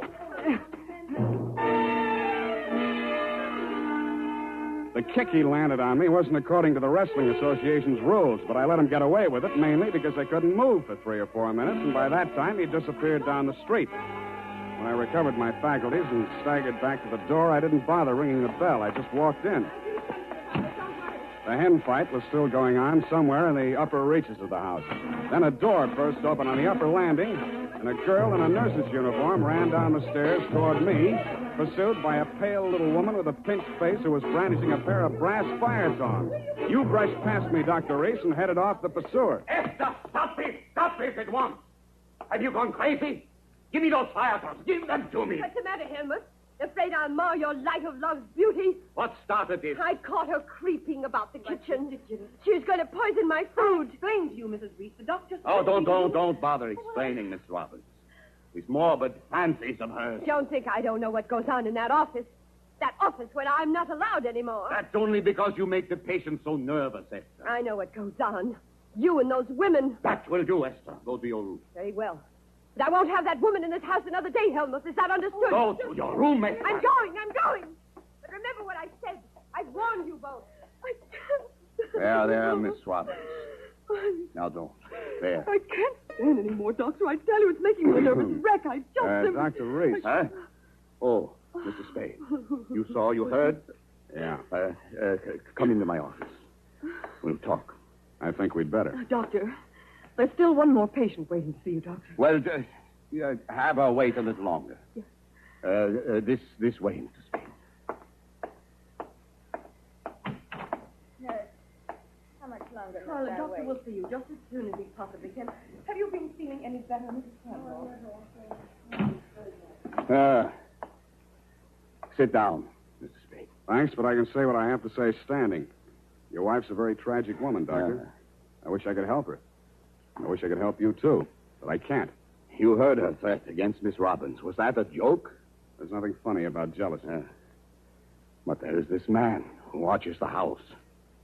And the gun she bought. I collared him outside just now. Oh, well, did you get him to talk? No, but I wouldn't worry about him if I were you. And about that gun. The Constitution says every citizen shall have the right to bear arms. Even Parnell Thomas can't do that. Mr. Spade, I've not yet told you all. If I... Oh, Doctor, I'm sorry Yes. to interrupt, but this patient, she's been waiting for more than an hour. Well, who is she? Mrs. Kavanaugh. Kavanaugh. Cavanaugh, who? Well, has she been here before? Of course, last week. Here's her card. Oh, yes. I'd better get it over. Send her in. Yes, Doctor. And Doctor, I'm resigning. I'll finish today, of course, and then I'm through. I'm sorry. Yes, well. Very well, Miss Robbins. I can't say that I blame you. Good luck. Goodbye, Doctor. Well, I'll be going along myself now, Dr. No. You must hear me out, Mr. Spade. I've not yet told all. If you'll just wait until I have seen this patient, please, Mr. Spade, please. Okay, I'll wait outside. Oh, I beg your pardon. I beg yours. Come on in, Mrs. So, you're leaving the doctor's employ, nurse? I am. Well, Mr. Spade, how does it look from the grandstand? Messy? Mm-hmm. You don't mind if I finish cleaning out his desk? Go right ahead. Thank you. What's the matter with Esther, anyway? I could sum the whole thing up in a single 5-letter word, shall I? You have. Are you going to walk out on him? Aren't you? Yes. Yes, I am. Oh, but Esther isn't jealous of your type. If you don't mind my mentioning it. I feel heartened to think that you noticed I was different. Oh, I did, Mr. Spade. I really did. You don't seem particularly nursey to me, either. I'm not. My, you have a fast pulse, Mr. Spade. Yes, I've been feeling very weak the last few minutes. I need care. Oh, you don't eat enough apples, Mr. Spade. Well, I guess I finished. Oh, there's that old contract. I wonder. Mr. Spade, will you tell the doctor I've left and thank him for me again? Aren't you going to see him before you go? No, I'm not. He'd only begged me to stay, and it's simply out of the question. Oh, the poor guy. I just don't know what I'd do if I were in his place. For you, Mr. Spade.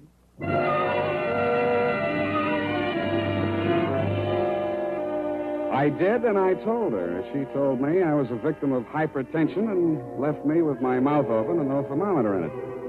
5 minutes after she'd gone out through the front entrance, your wife came down the stairs looking knowingly at me and the door to the doctor's office and left by the same route.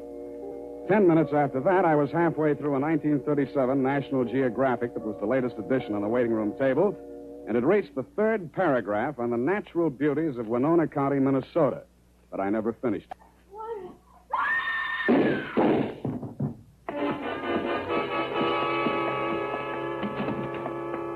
The first thing I saw when I entered the room was Mrs. Cavanaugh, your patient. Why did he do it? You, Doctor, were standing over her, nervously twitching off the rubber glove from your right hand. You tested her throat for pulse, then listened through a stethoscope. It was purely a formality. One of the .38 caliber slugs had entered the right temple. The other had torn through the base of the skull. How did it happen? I don't know. I had completed the examination and walked over there to put my instruments away. When I turned back, she had a gun in her hand. Before I could stop her, she pulled the trigger. Suicide, of course. Why? Well, I just told her the truth, that there was nothing I or any other doctor could do for her. That she had perhaps a month, perhaps less. She had suffered great pain, of course, for some time. Uh-huh. You saw her shoot herself, you say? Yes. The gun, she took it out of my desk drawer. I'd removed it from my wife's room earlier today. I see. Well, Doctor, this is the neatest suicide I ever saw. No powder burns, and from the way she's lying, she must have shot herself in the direction of that window, at least 10 feet away.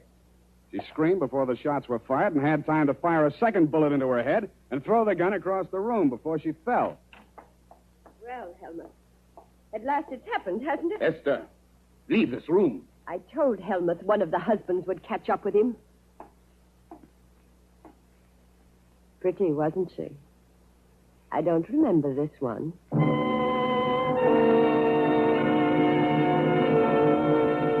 The expression on your face might have been horror or fear or both, Dr. Reese.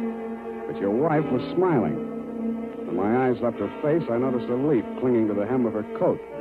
It might have come from the shrub that grew up against the house. And her shoes were splotched with mud that could have and probably did come from the cultivated flower bed just outside the bow window.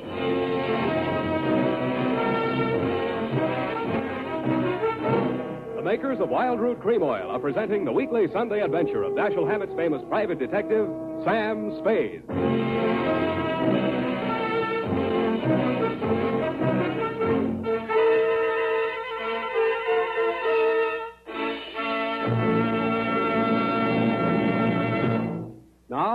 Now, here's important news on good grooming. Better than 4 out of 5 users of Wild Root Cream Oil say they prefer Wild Root Cream Oil to all other hair tonics. Here is new and even more conclusive evidence that Wild Root Cream Oil is again and again the choice of men who put good grooming first. So if you want the well-groomed look that helps you get ahead socially and on the job, listen. Recently, thousands of people from coast to coast who bought Wild Root Cream Oil for the first time were asked, how does Wild Root Cream Oil compare with the hair tonic you previously used? The results were amazing. Better than 4 out of 5 who replied said they preferred Wild Root Cream Oil.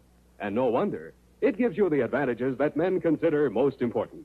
Wild Root Cream Oil grooms your hair neatly and naturally, relieves annoying dryness, and removes loose dandruff. What's more, non-alcoholic Wild Root Cream Oil is the only leading hair tonic that contains soothing lanolin. That's like the oil of your skin. So ask for Wild Root Cream Oil. Again and again, the choice of men who put good grooming first.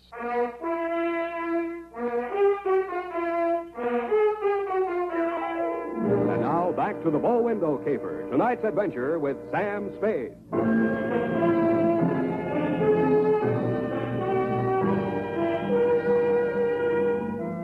Obviously, there were 2 equally good suspects in the Kavanaugh murder.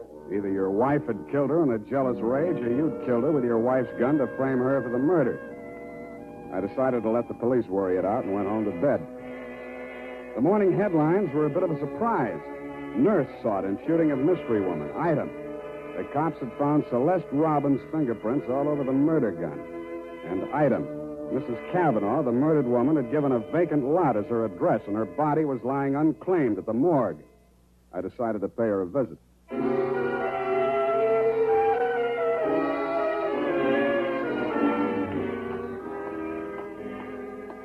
Maxie, hey, Maxie. What? Oh, Sam.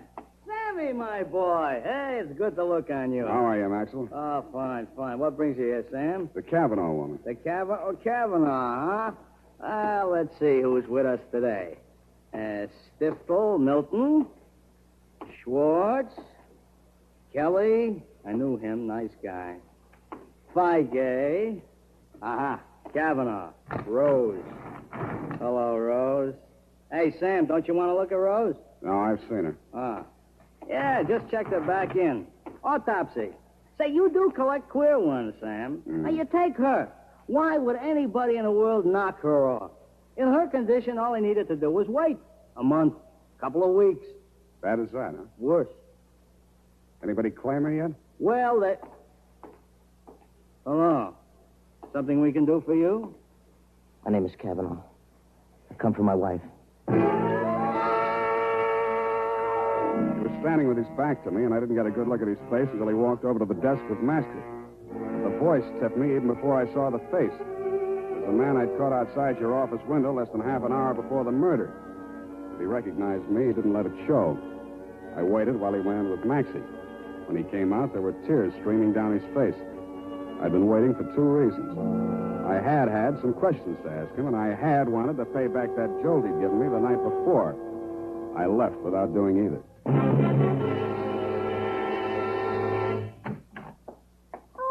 Hello, Sam. Oh, sweetheart. Any calls? Lieutenant Dundee of Homicide. Yeah. Dr. Reese. Mm-hmm. And there's a girl waiting inside. Wouldn't give any names. So you let her wait in my private office? Well, I don't think you'll mind when you've seen her. She's by way of being a knockout. Well, thank you, Effie. That was very thoughtful of you, dear. You're welcome, Sam. Sam, please don't be angry with me for coming here. I had to talk to somebody. What you need is a good criminal lawyer, Nurse Rodder. Oh, no. Do you think I killed that woman? How did your prints get on that gun? And don't tell me she threatened you with it and you grabbed it out of her hand. No, I didn't. I did nothing at all. Take it easy, Nurse. Take it easy. Would you like a drink or something? No, of course. Thank you anyway. I'll be all right. Well, she came in from shopping 3 days ago. Just as nice as pie. And she came creeping around. You know how she is. And she said, I bought something today. It's lovely. And with that, she hauled this gun out of her handbag. And so, to humor her, I took it and I looked at it. That was foolish. It certainly was foolish. Well, nickel-plated, ideal surface for fingerprints. And I remember she was wearing gloves. Struck me as peculiar at the time, but I'm so peculiar at the time, but I'm so stupid. I didn't think of it until just now. Everything's a little peculiar about this caper. A woman who was dying anyway gets shot. Nobody even seems to know who she was. Doesn't make sense. No, it doesn't make much sense, does it? What should I do, Sam? Give myself up? I think you should. Yes, I thought you'd say that. All right, phone the police. You got a lot of courage. Sure you don't want to drink? No, thank you. I'll be all right. I'll be all right. Homicide. Dundee. Dundee, Sam Spade. I got the Robbins girl here in my office. She wants to check in. Oh? Well, tell her to forget it, Sam.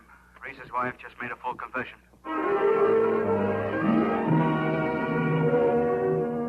That tore it.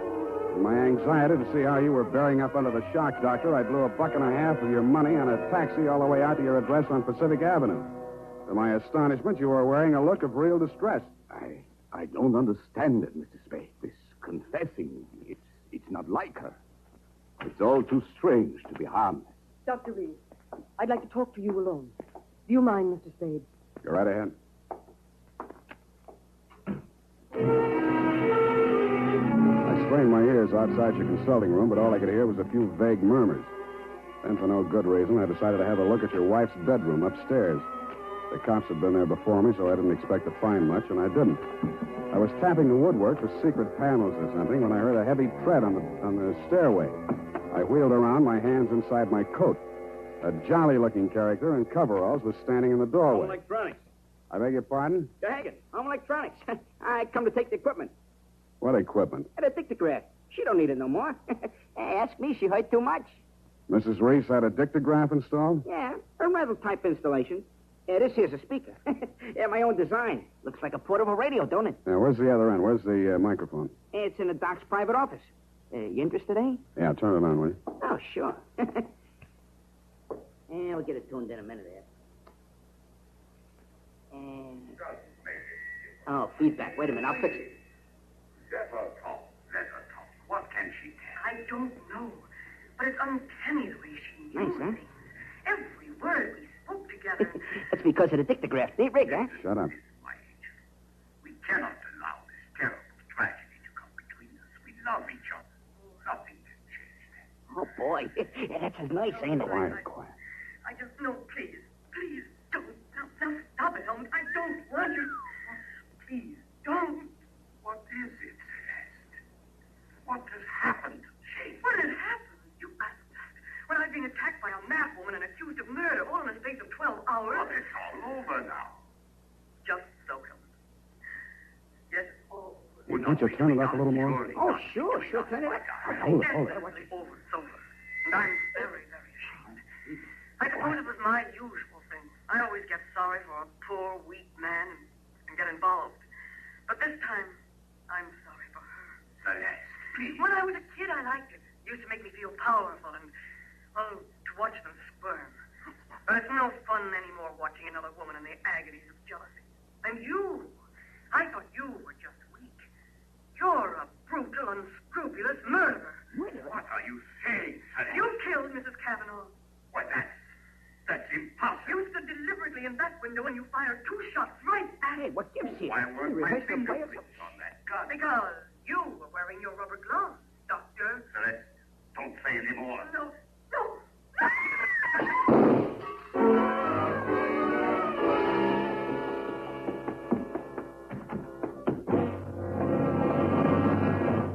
Here, help me. Help me get his shirt off, Mr. Spade. He's been shot. Who shot him, you? Through the window, the same man, the one who watched the house. Hold this tourniquet tight, please. Nothing. A flesh wound. His aim was bad. Yeah, too bad. Cavanaugh, you still out there? You got nothing to worry about. He's still alive. I missed him. Give me a hand. Come on. That's it. I missed him. That was lucky. You're taking the rap for your wife's murder, too, if you're a better shot. He did it. He killed my wife. I was at the window. I saw him. What I don't understand is why his wife confessed. She loves him, Mr. Cavanaugh. You should understand that. I guess that's what happens to love when it gets crossed up. Why didn't you tell the police what you saw? They'd have hung it on me. She was a stranger to everyone else. I'd been quarreling with her, suspicious, acting like a maniac. She never told me. She must have been going to one doctor after another, trying to find one that would give her one ray of hope. In pain all the time, too, and never letting on. Never. Even after that first visit she made to Reese's office, I didn't tumble. I thought she was meeting him on the sly. And I followed her both times. That last time I carried a gun. I might have killed her if what I suspected had been true. I'm very sorry, Mr. Cavanaugh. I didn't realize. You're pretty late with your regrets, Doctor. I don't quite figure either. Maybe the prison psychiatrist can. Dundee homicide. Dundee, tear up Mrs. Reese's confession. Come on over and get the doctor. Dr. Reese? Yeah. By the way, he accidentally shot himself in the arm. Isn't that right, Doctor? What? Oh, yes. Accident. Why didn't she tell me? Why didn't she tell me? I don't know, Cavanaugh. Women, sometimes they make too much sense, or we don't make enough, or maybe we're all crazy.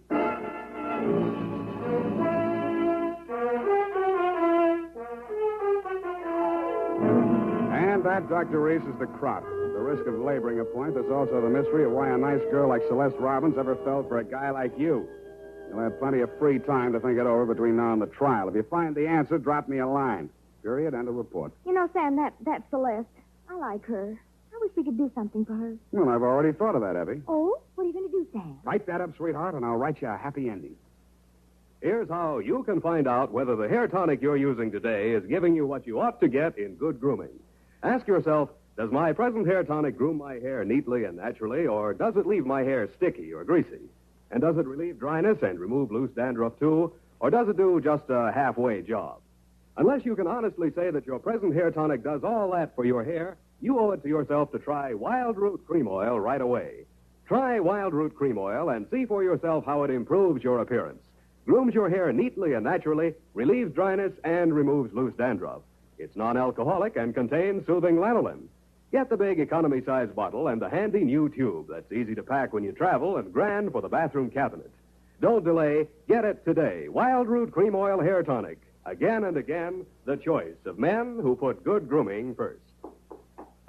Oh, here's the report, Sam. Do you want to read it over? I do not. File it under F for forget. About that poor Celeste, Sam. Oh, yeah. Well, I made a date with Celeste to take her dancing tomorrow night. She needs cheering up, you know. Well, what for? Well, you said she needed help. Well, that isn't exactly the kind of help I had in mind. Oh. I don't see why it's necessary Effie, to take... we must each of us give a particular kind of help each of us is particularly equipped to give. Very well. She used to make over men just to get the other women jealous. That she did. Aren't other women silly to allow themselves to get jealous when they know just what she's up to? Idiotic. Just idiotic. Sure thing. And go home, Effie. I'm a lousy dancer. Oh, very well. Have fun, Sam. Good night, Sam. Good night, sweetheart.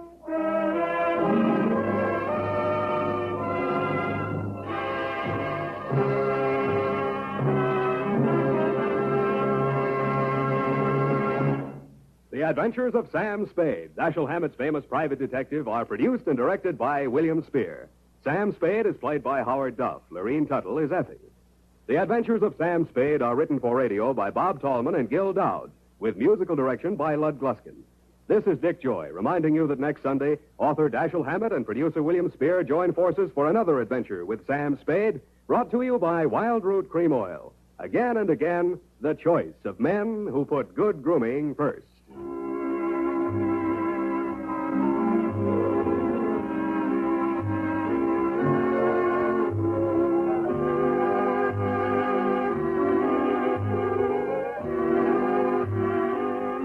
Smart girls use Wild Root Cream Oil, too, for quick, good grooming and to relieve dryness between permanents. Mothers say it's grand for training children's hair. This is CBS, the Columbia Broadcasting System. This is Escape Radio speaking, with our thanks to the fine folks at CBS. And now, ladies and gentlemen, a little challenge for true fans of adventure radio.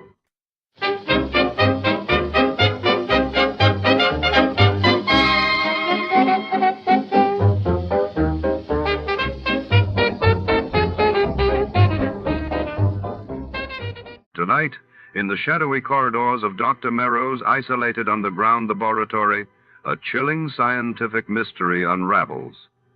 The city's most brilliant minds gather for a secretive experiment involving a mysterious element, boron 112.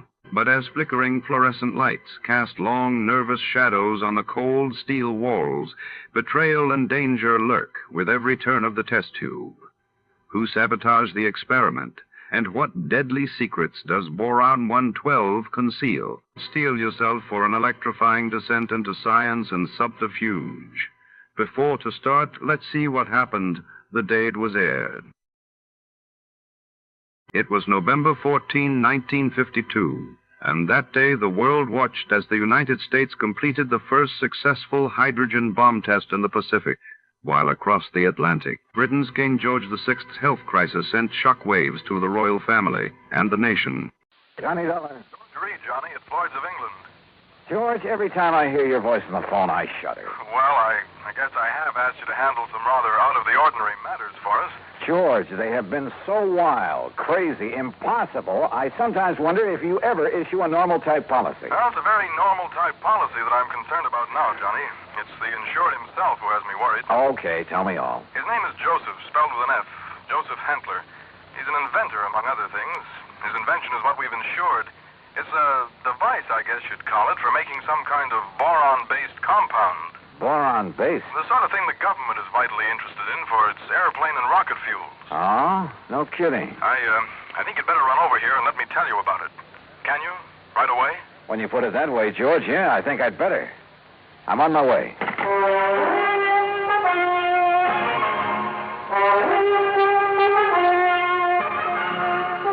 Bob Bailey in the exciting adventures of the man with the action-packed expense account, America's fabulous freelance insurance investigator. Yours truly, Johnny Dollar. And now, Act One of yours truly, Johnny Dollar.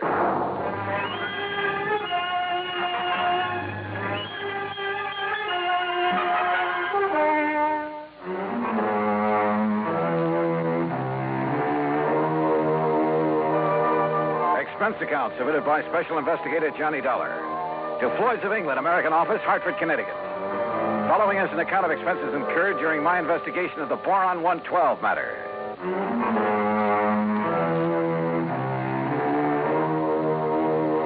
Expense account item 1, $1.10 cab from my apartment to George Reed's office.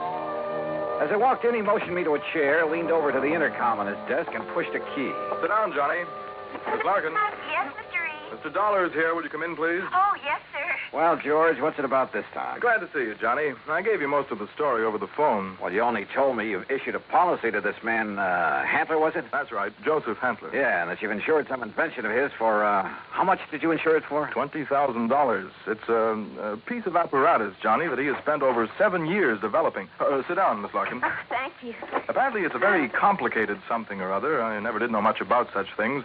For making borax, or more specifically, a compound he calls Boron 112 for use in high-powered fuel. Sounds important. It is, at least so far as I've been able to determine. Yeah, been all sorts of government tests and experiments with these super fuels, hasn't there? Exactly. Many things formerly used purely as explosives, remember this, Johnny, many things formerly used as explosives are now being developed as fuels.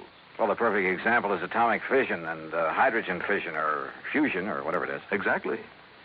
All right, now let's get down to cases. You've insured some apparatus that's supposed to make boron 112. What kind of apparatus? I've never seen it. It's all very secret.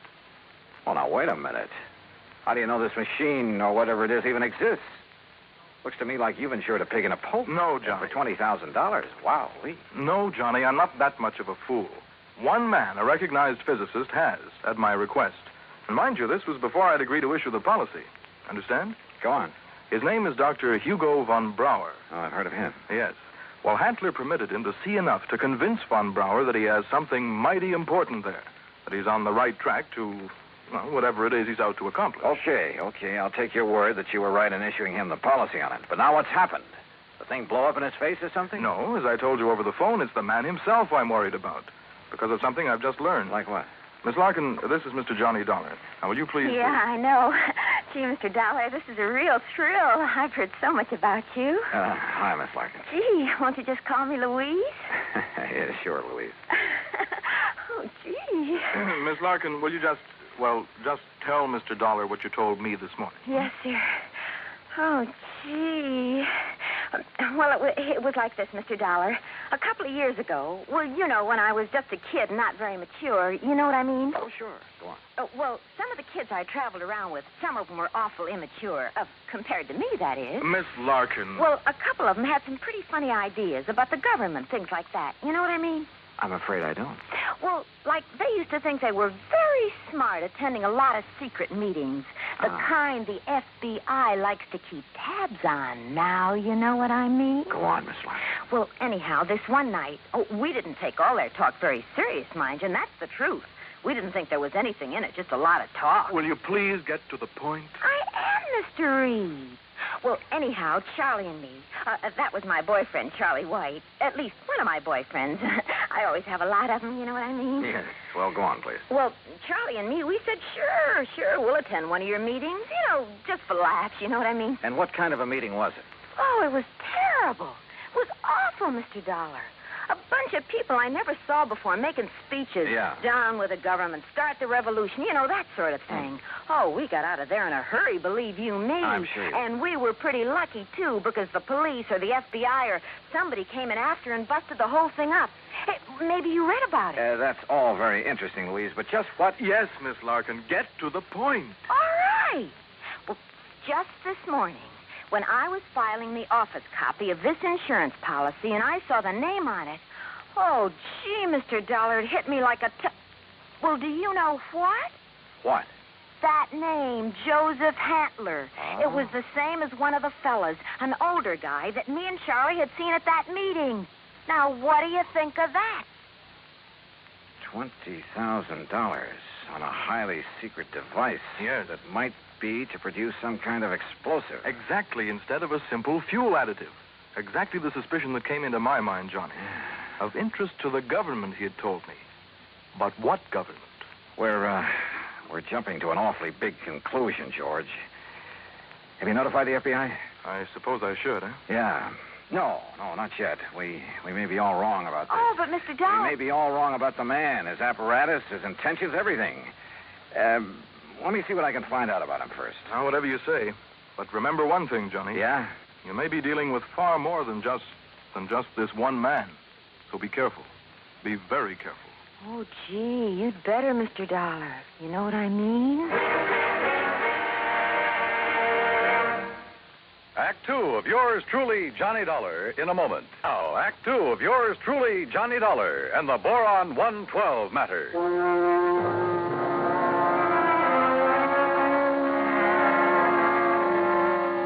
Louise Larkin, secretary to George Reed at Floyd's of England, was certain she would recognize Joseph Hantler, the inventor who had ensured a secret process for making Boron 112. If, that is, he were the same Joseph Hantler she'd met at one time at a meeting of a subversive group. Expense account item 250, deposit on a rental car. In it, Louise and I crossed the Connecticut River to East Hartford, went south to Hockenham on Route 2, then south and east on a seldom used gravel road that took us a few miles to the edge of a stream called the Salmon Branch. There in a little grove of trees, we found a windowless concrete block building, the so-called laboratory of Joseph Hantler. Gee, those directions Mr. Reed gave us were pretty good, weren't they? Yeah. Hantler certainly picked himself an isolated spot. Come on. Boy, this is exciting, isn't it? Now, just remember what I told you.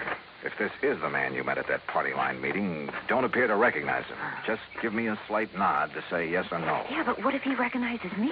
Yeah, we'll cross that bridge when we get... Stop right where you are. Do you not see the signs on the fence? Keep out, keep out. Yeah, Johnny, it's him. You're sure? Yeah, gee. Where did you hear me? I'd like to talk with you, Mr. Hantler. It is Dr. Hantler. Who are you? My name is Dollar, insurance investigator. And who is this woman? Just a friend of mine. So, what do you want with me? Well, I want to see the machine, the apparatus that Floyd's of England has insured for you. No, you may not. I'm engaged in highly secret work here. Work that is worthy only of my own great talents as a physicist, chemist, and inventor. Work for the government. Yeah? What government? What are you talking about? The United States government, of course. Suppose you let me see whatever contract you may have with them. I let you see nothing. I have no contract. Oh? And I do not have any patent on my converter. And why? Because either one would reveal the secret of this amazing device before I can turn it over to the government of this fine and glorious country. Yeah, sure. So that is also why I will not permit either you or anyone else to see inside of my laboratory. So leave. Immediately. Go, get out of here. Dr. Hantler, if you'll just let us... No. Do you understand me now? Mr. Dollar. Oh, hey, now, wait a minute. What's that thing for? You are trespassing on my private property. If I shoot you, I am within my rights. Now leave. Now! Do you hear me? Come on, Louise. Gee, yeah. And do not come back here. Do you hear me? Never! Same man, huh? Oh, he sure is. Gee, that gun he pulled on you, I was scared, you know what I mean? Yeah, I know what you mean. Well, what are you going to do, Mr. Dollar? You know something, Louise? I'm not sure. But I was sure by the time we got back to Hartford. I took Louise back to George Reed's office. George was out to lunch, but I stopped long enough to telephone an old friend of mine, Lee Houck, at the local office of the FBI. Asked him to meet me for a bite to eat. Sure, Johnny. How about the Hearthstone? Anywhere you say. 1 o'clock? I'll be there. Well. Yeah, I know what I'd do, Johnny. What, Louise? I'd tell the FBI. That's exact. Yeah, well, we'll see. I know what Charlie would do, too. Charlie? My boyfriend, I told you, Charlie White. Oh, yeah. Well, I'd better be on my way. He'd go out there and he'd kill that crazy old man. Well, Johnny, he just hates those people who are conspired to overthrow the government. Hey, look, tell George when he gets back to the office. Ever since we got drugged into that awful meeting of those awful people, why, he hasn't even seen those guys that persuaded he and I to go there that night. Louise. He says if he ever does see any of them, boy, what he'll do to them. Yeah, I'm sure. Now, look, I got to keep a luncheon date. Tell George Reed when he comes back that I'll see him later, huh? Then I'll see you again, Johnny, huh? Hadn't you better answer that phone? Huh? Oh, yeah. Oh, goodbye, Johnny. See you. Floyd's at England. Oh, Charlie. Hey, Charlie, what do you think's happening? Who I've been talking to? My dream man.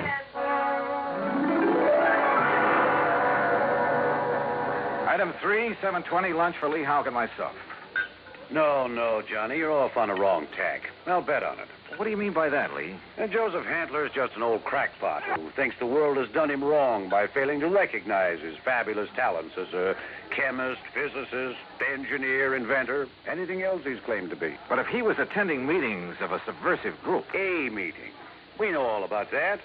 A lot of innocent people have been sucked in on that sort of thing at one time or another. It doesn't mean that they belong or ever have. You can't blame me for being suspicious, though. Isn't George Reed your contact at Floyd's of England? Yeah. Okay. Even his kind of dumb little secretary, name's Louise Larkin. I know the girl. Even she was at one of those meetings before we cleaned him out of town. Not much gets by you boys. With one of her boyfriends, Charlie somebody or other. He's the kind you have to watch out for, Johnny. Young hothead. An easy recruit for a group like that, huh? More important, the kind who's liable to take the law into his own hands when it comes to fighting back at him. But you're sure old Hantler is harmless? Sure. He's an erratic old coot, liable to blow your head off if he thinks you're interfering with one of his crazy projects. Yeah, he'd probably rob a bank if he thought he could get away with it to further one of his crackpot inventions, and would feel entirely justified. But believe me, he'd have no part of subversive activity. Hey, you said crackpot inventions. George Reed tells me Dr. Hugo von Brauer okayed this present project. That's a real sad one, isn't it? Huh? Von Brauer, one of the best minds in the country. Until that breakdown last fall. You mean that he's no longer... Holy smoke. Well, sure, Johnny. If George sold him insurance on von Brauer's okay... Well, how does Handley keep going? Does he ever sell anything he develops? No, he probably lives off an old trust fund, something like that. Want me to check on it? No, wait till after I've seen him again. Somehow I've got to see that machine of his, see how badly the insurance company stands to get took.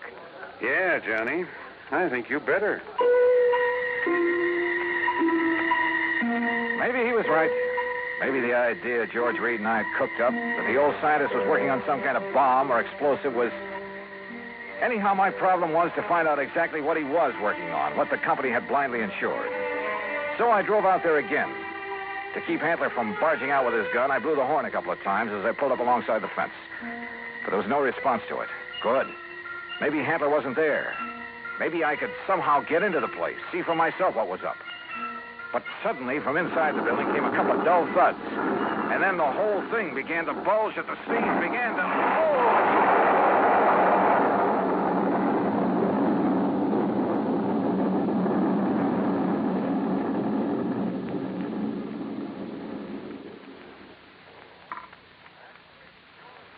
Act 3 of yours truly, Johnny Dollar, in a moment. 3 of yours truly, Johnny Dollar, and the Boron 112 matter.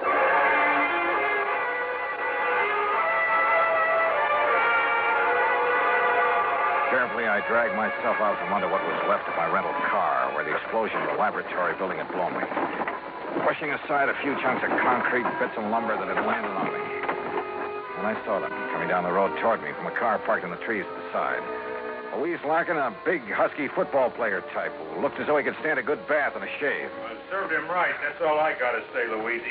Any guy plotting against the United States, murder's too good for him. Oh, gee, Charlie, it sure looks like he's done for now. He must have went up with the building. Yeah, and it served him right. Oh, gee, there's not a thing left of this lap. Oh, Hello, Louise. Mr. Dollar. Yeah, that's right. And I take it you're Charlie. Yeah. Hiya, Dollar. What do you think of that? You did a pretty good job, didn't you? What? Yes, sirree. Huh? What are you talking about? Was he still inside?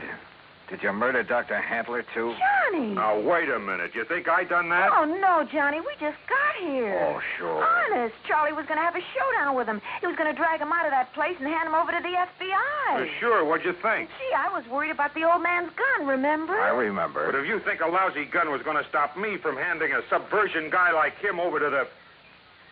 Now, look, you don't mean you think I done this. What would you think? No, I did it. Oh, was it not wonderful? Dr. Handler. Yes, Mr. Dollar, and I want you to meet... So you're still alive, huh? You're okay. I beg your pardon? Well, you won't be for long because I'm going to take you in. I'm going to... Quiet. Mr. Dollar, my good friend, Mr. Dollar. Huh? I want you to meet this gentleman from the commission in Washington. Commission? D.C., Washington. Dr. Bernard Steiner. The Dr. Steiner? Yeah, but of course. I've heard of you, and now it's nice to meet you, Mr. Dollar. This final test, it was proof. It was final, all right. Yes, it was all the proof I need. We observed the buildup of the explosion from the top of yonder hill. The proof of what? That Dr. Handler has finally come up with a controlled power source in his boron compound of inestimable value to the country's rocket program. So, I am a great man at last. Though why he calls it Boron 112, I'll never know. Well, because it was experiment number 112 with my wonderful converter process. What else? Hey, if you're from Washington, mister, I am, young man, and I assure you the government will take over Dr. Handler's process immediately. Well, I'll be doggone. I don't get this. Neither do I, honey. Well, what about the converter, as you call it? Did that go up with the building? Yeah, but of course. And now I can build for the government a big one. Big enough to serve this glorious country of ours. Yeah, sure. But you'll expect the insurance company to pay for the one you deliberately blew up. Me? Dr. Joseph Handler? No, never. I am a great man now. I am above such petty things. I tear up that policy. I do not want their money because now I am a great man.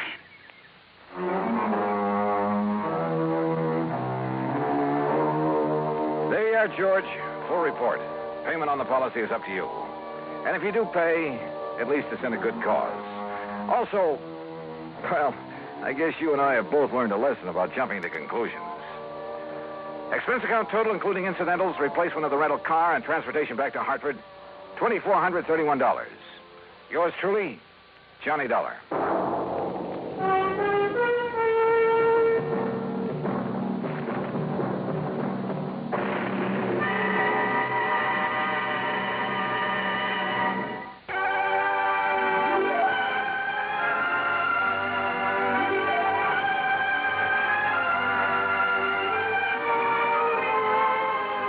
Truly, Johnny Dollar, starring Bob Bailey, originates in Hollywood and is produced and directed by Jack Johnstone, who also wrote today's story.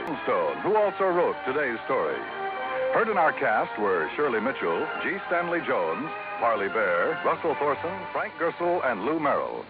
Be sure to join us next week, same time and station, for another exciting story of yours truly, Johnny Dollar.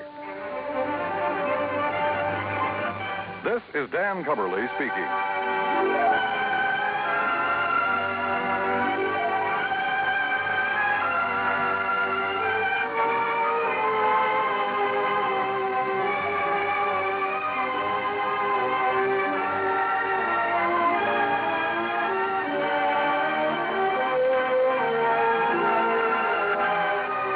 This is the United States Armed Forces Radio and Television Service.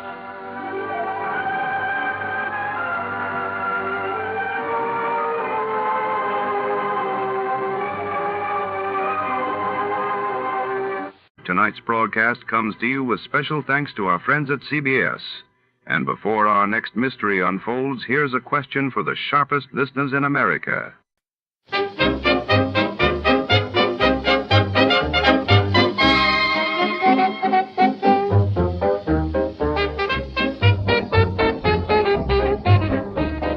Tonight in Out of This World, Audition, our story unravels within the dimly lit soundstage of the legendary Republic Pictures Studio, Los Angeles, 1947. Beneath the glare of hot spotlights and between the maze of film sets, a desperate actress vanishes during a high-stakes screen test for a new science fiction blockbuster. Was her disappearance part of the script, or something far more sinister? As shadows move between the soundproofed walls and whispered secrets echo in the dressing rooms, a hard-boiled detective stalks the corridors, hunting for clues under the watchful eyes of Hollywood's elite. Before to start, let's see what happened the day it was aired. It was October 13, 1947, and that day, headlines blared as U.S. Air Force test pilot Chuck Yeager broke the sound barrier in the Bell X-1. While in Europe, the United Nations General Assembly convened in Paris to address the ongoing crisis in Greece.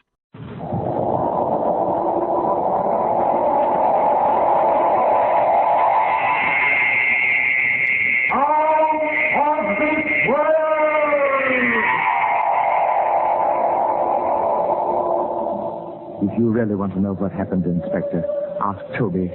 Yes, Toby, who is only a ventriloquist dummy, but who knows more than you think. If you want to hang me, let him be a witness.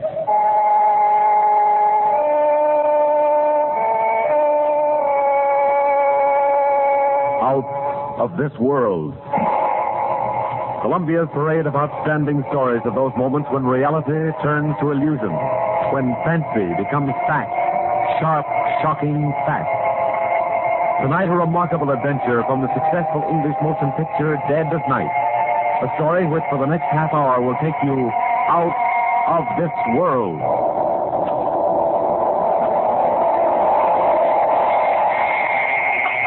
Stop! Here now, Tompkins, here now. Enough of that noise. You're disturbing all the other prisoners. God, tell me, where's Toby? What have they done with my Toby? Ah, so it's Toby again, is it? Now stop all that fuss about the dummy. I won't give afford any more noise in that solitary confinement for you. But I must see Toby. Oh, God, I'll pay you anything if you bring Toby to me. Ah, you ventriloquist, a queer one. All this fuss about a talking doll. He's not a talking doll. Don't you understand? He's Toby.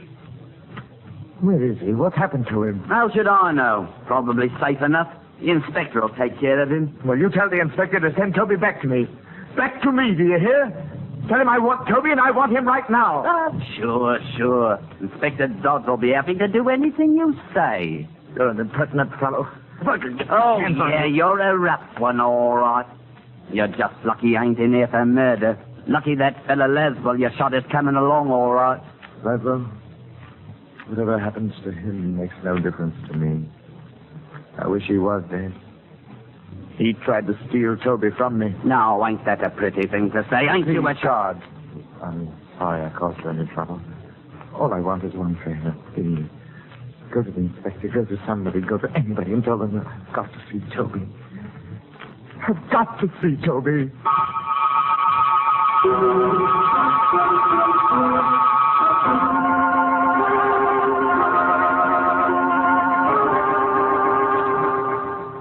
Tompkins, Inspector. He's raising a devil of a row down in the tills. Keeps yelling he wants his dummy brought back to him. I see. Well, if letting Tompkins have the dummy will keep him quiet, perhaps we can arrange it. Oh, good heavens, sir. Is that him there, in the chair? Huh? Oh, yes, that's Toby. How cool. Sits up in the chair real lifelike, don't he, Inspector? Amazing, ain't it? It's fantastic that a man could be attached to such a thing. Queer how Tompkins keeps saying, if you want to know why he shot Laswell, ask the dummy. He's an odd one, all right. Imagine asking anything from the likes of this. Such a blank, idiotic little face he's got. Yeah. So you're Toby, are you? So it's you that's responsible for all the trouble I'm having with your master today. Poor Mr. Tompkins. If I wasn't a mild man, I'd change that smelly smirk on your face. I'd give you a real sad look, I would. All right, now hold on there. Do you think that stick of wood will answer you? Eh? Oh, you know very well only a ventriloquist can make a dummy talk. Well, sorry, sir. I guess I did look a bit foolish. Yes, so before we all do, we'd better get to the bottom of this. God, bring Tompkins up here. Time we had a little talk.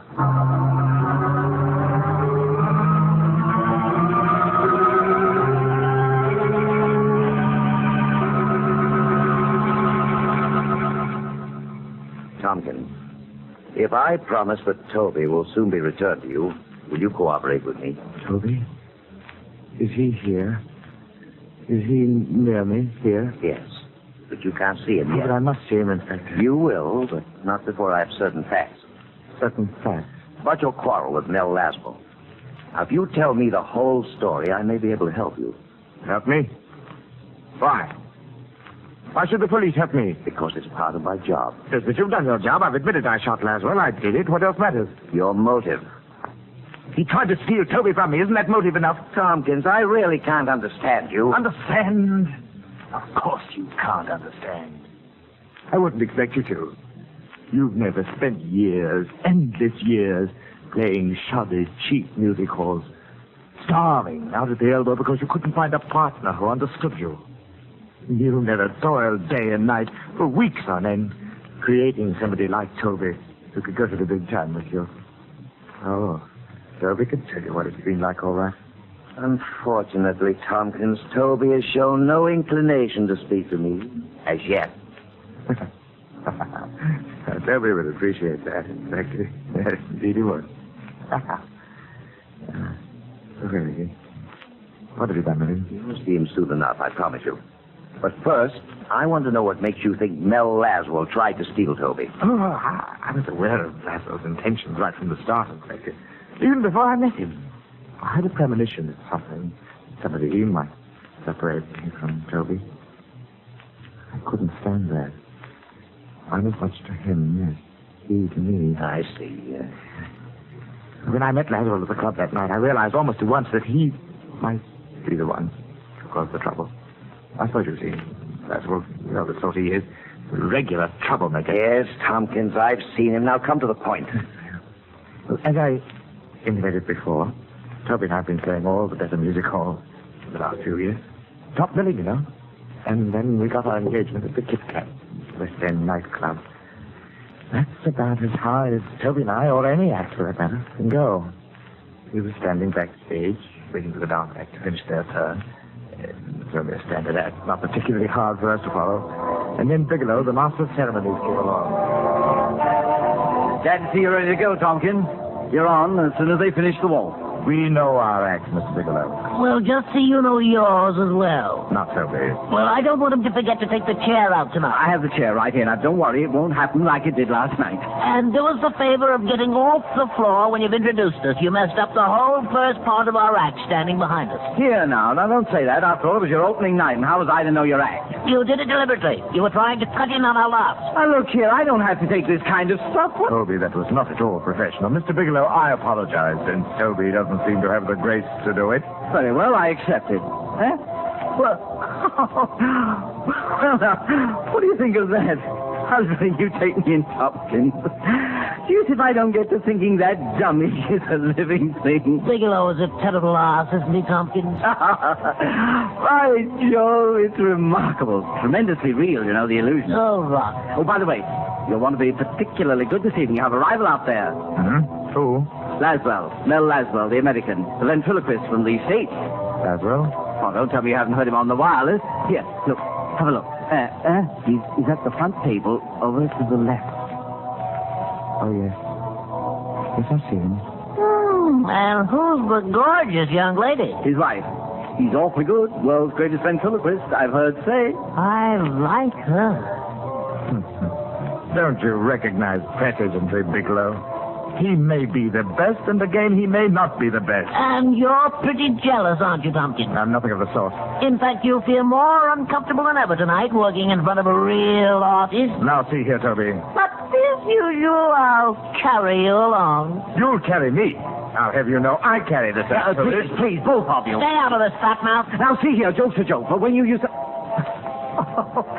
By George, you took me up the road again, Tompkins. I thought you and this wooden imp were rowing. As though he were human. Imagine me thinking he's actually human.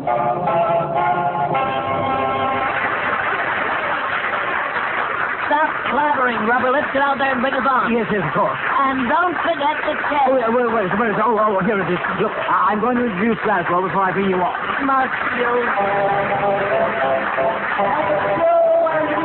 That's right. Give the boy and girl a great big hand. The finest dance seen in all the United Kingdom.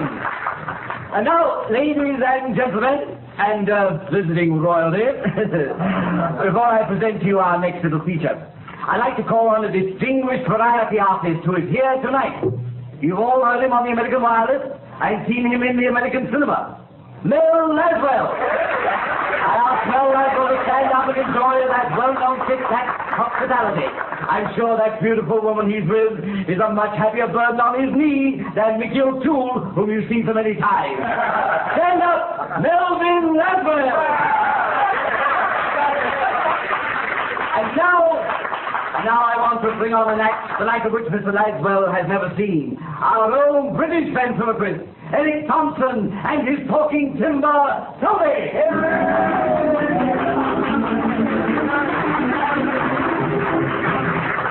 Well, good morning. Hey, Tompkins, go easy on that morning stuff. How come, Toby? Well, that man over there looks like the steward's officer. Why, that shouldn't bother you, Toby. You've been a very good boy, haven't you?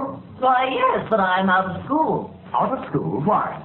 Appendicitis. Out of school because you have appendicitis? No, not because I had it, but because I couldn't spell it. Now, Toby, my lad, you better watch that appendix of yours. After all, people die of appendicitis, you know. And then you'd be a skeleton. I bet you don't even know what a skeleton is. Get a good grip on your nose, darling. That guy's got the worst material in the British Isles. Please, now, act as though you're enjoying this. People are watching Well, you. then, what is a skeleton? A skeleton is a lot of bones with all the people scraped off. You know, Toby, I saw a very strange thing the other day. Toby, are you listening to me?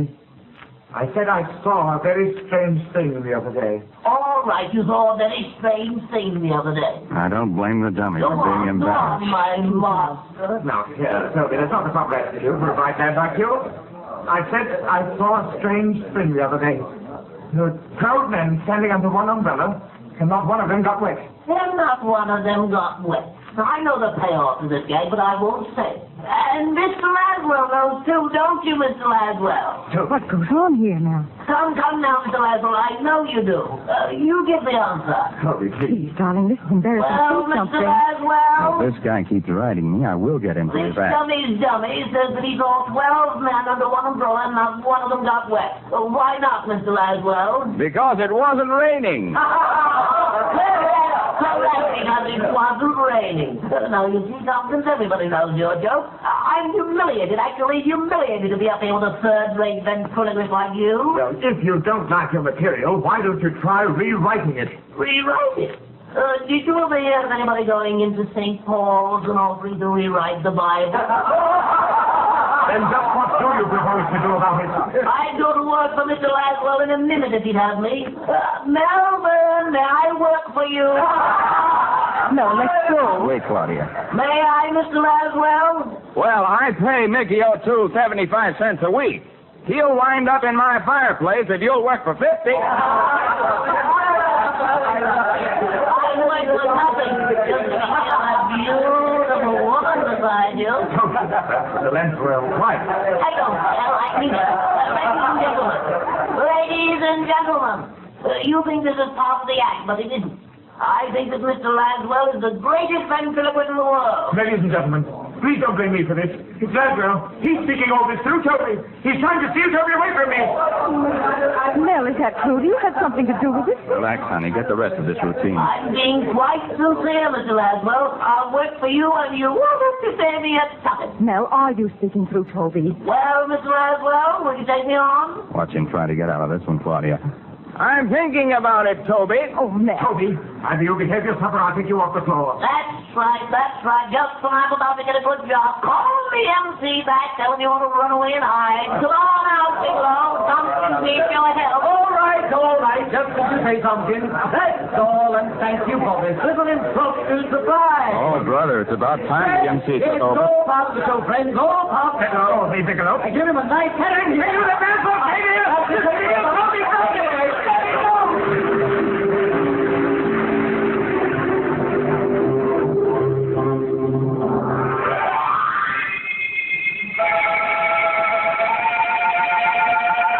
That's how I knew, Inspector, that Laswell had taken more than casual notice of Toby. Oh, I could have forgiven him for his interference on the floor of the club. That might have been mere professional discourtesy. But there was something else in Laswell's attitude that made me fear the man. It was his personal interest in Toby. Now, he wanted to separate us. I became certain of this later when he came back to my dressing room pretending friendliness. Anyone in there? Who is it? Mel Laswell, Tompkins. Mr. Laswell. Well? Oh, how do you do? You mind if we come in for a moment? All right. Please do. This is my wife, Mr. Tompkins. Mrs. Laswell. Mr. Tompkins? Won't you sit down? Throw those dressing gowns on the floor. Thank you. Well, so this is your boy. Nice carving job. I'm very handsome. Don't you think so, Mrs. Laswell? Well, you certainly are, Toby. Tompkins, I've been curious to know who made him for you. Don't put your hands on him. Oh, well, I prefer that you left Toby alone. Well, certainly, you needn't worry. I'm quite handy with dummies myself. You certainly surprised me with that little act out front. Your own part in it surprised me, Mr. Laswell. Oh, believe me, Tompkins, I never... You didn't expect anything. You'll see, Mr. Laswell, Tompkins' attitude requires some sympathy. He's quite aware he's not our equal. Keep quiet, Toby. Tompkins, how far does this gag go? That depends on you, Mr. Laswell, and on just why you came to my dressing room. Oh, only professional courtesy. If you've come to make some sort of a bargain for Toby, I am not going to permit it. Now, wait, Mr. Tompkins. I will not Let's permit it. wait, Tompkins. I will not permit it. Whatever the Laswells have to say to me is my affair. You might even pretend you're a gentleman and make a grateful exit. Toby, if you're trying to make me look ridiculous... I'm succeeding. Yes, I know. Now go on over behind the screen and get your makeup off. Very well, Toby, but I warn you... Beat it! Pay no attention to him, Mrs. Laswell. I don't. Well, I don't understand. This fellow's amazing. Not at all. He's stupid, really. Constantly interfering in my affairs. Mrs. Laswell, now that we're alone, may I tell you something? Something I'm sure you've heard before. What is it, Toby? That you're very beautiful. That I'm very fond of you, Mrs. Laswell. Oh, now, look here. And whatever Tompkins thinks, Mrs. Laswell, you're really a very nice woman. Well, I'll be... No, I don't like this. Tompkins. Yes? Come out here. Well, what is it? How far do you want to carry a joke? A joke? Either you apologize to Mrs. Laswell... Apologize? Right For what? for the last crack you just made through Toby. Did I? Listen, you... Really, Mr. Laswell, I don't know what you're talking about. Mel, darling, let's get out of here. You're not going to leave me, are you, Mr. Laswell? Please don't. You're an awfully funny fellow, Tompkins. Don't blame me for all this. Take me with you, Mr. Laswell. I just want to be near her. If you're afraid I'll make love to her, you needn't worry. I wouldn't. Tompkins, this is the most disgraceful demonstration I've ever heard. What can I do about him? Mel, please, come on. I love her. I'll do anything if you'll just let me go with you, Mr. Laswell. Anything. All right, Tompkins, you asked for it. Oh, no, Mel, don't hit him. Don't hit him. Oh, Mel. Why did you do it? The man's not natural. What's going on? I don't know what's eating that fellow. A rib's a rib, but he doesn't know where to stop. I guess he got the last laugh on me, making me lose my temper. Well, he doesn't seem to be doing much laughing. He's all right? He's a bit done in. Can't say he didn't have it coming, though. Oh, darling, I'm glad he didn't break the dummy when he fell. And you do care what happens to me. I love you, Mrs. Laswell.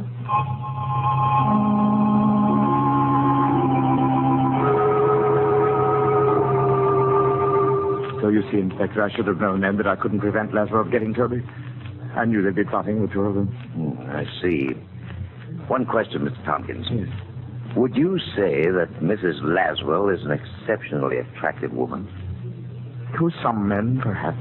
And since we know that you think and speak through the dummy, isn't it just possible that you may yourself find Mrs. Laswell appealing? Oh, what is this rubbish you're talking? Are you interested in learning the truth of what happened, or are you trying to muddle me up? I'd like to hear the matter out, Mr. Tompkins. Sorry.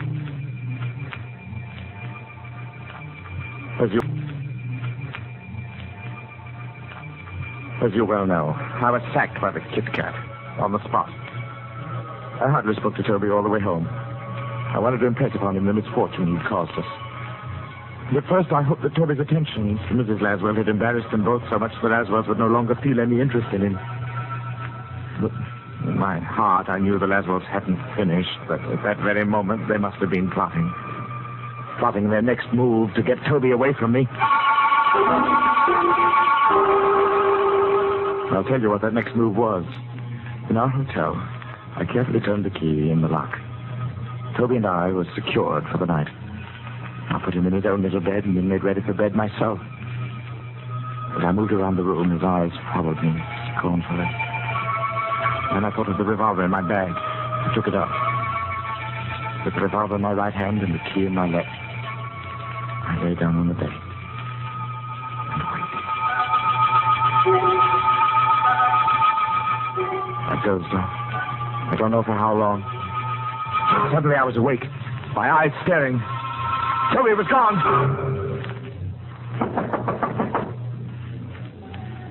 What is it? Laswell, I want to talk to you. No, be careful. It's Tompkins. The door is locked. Where is Toby? Get out, Tompkins. I'll come for Toby. Where is he? You've stolen Toby from me and I want him back. I don't know what you're talking about, but if you're referring to your dummy, I haven't seen him. Now, get out. Oh. No. What's wrong, dear? On the floor. On the floor at the foot of my bed. Toby. Toby, there you are. I found you. Oh, my poor little Toby, you've been kidnapped. Look, Tompkins, I don't know how your dummy got here. Toby.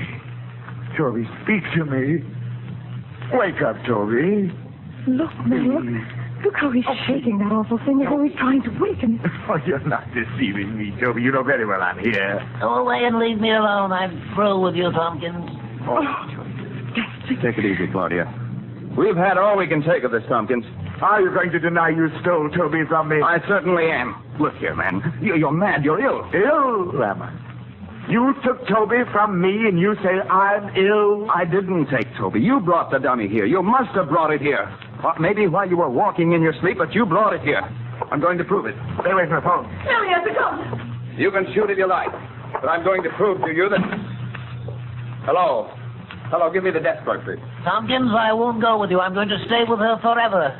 If Mr. Laswell will let me. Clerk, this is Mr. Laswell in 722.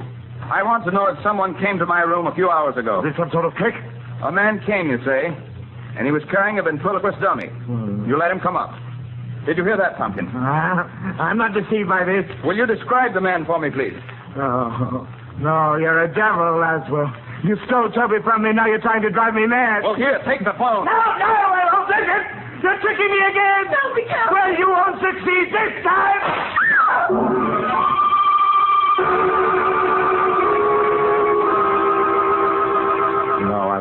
deny that I shot Laswell, Inspector, but I believe the provocation was ample. I dare say you will agree.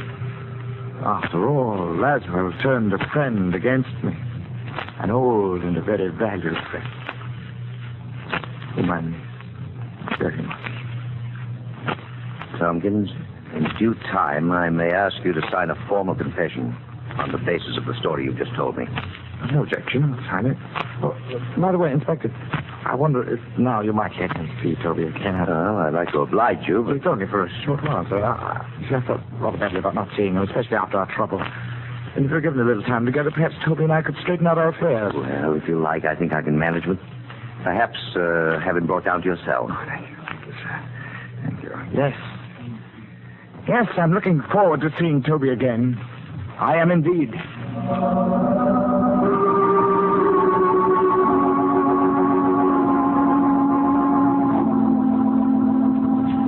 And that's the story as Tompkins told it to me, Mr. Laswell. And it's incredible. I had some idea what was going on in the fellow's mind, but that is... Mel, I'm so sorry for it. Just one question, Mr. Laswell. You'll pardon my asking. Yes? Did you have anything to do with what's happened to the Kit Kat? I mean, you didn't project your voice through Toby. Certainly not. So I thought. This business has me baffled. If I thought Tompkins might be more dangerous than he's already proved. Well, I'm afraid there is that possibility, Inspector. Huh? It may be that Tompkins has become so accustomed to thinking as two persons that the personalities have actually become divided. Is that possible? For one man to have two separate and distinct personalities? Yes, that's not rare. Well, I'll admit I've never heard of anything exactly like this business. What will happen to him now? It's a battle that Tompkins will have to fight out within himself. As long as he's in that cell without the dummy, he may learn to think for himself as himself again. Good heavens, man. Look here, I permitted that dummy to be taken to the Tompkins in his cell. You what? Tompkins was so keen on having a dummy with him that Do you think that will harm him? Well, I don't know, but... Inspector, All right, Dollar. here I am. It's that Tompkins, sir. Jerry knows something awful in this cell. What's happened? We put the big doll in with him, like you said, sir, and right off he began arguing with it, carrying on a fight, real life-like. It's just like two people what hate each other. Laswell, you were right. Come on, we'd better get to them before it's too late.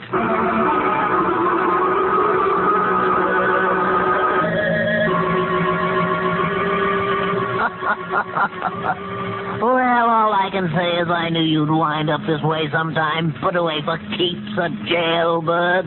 Oh, Toby, I can't stand you having you talk to me that way. How can you be so ungrateful?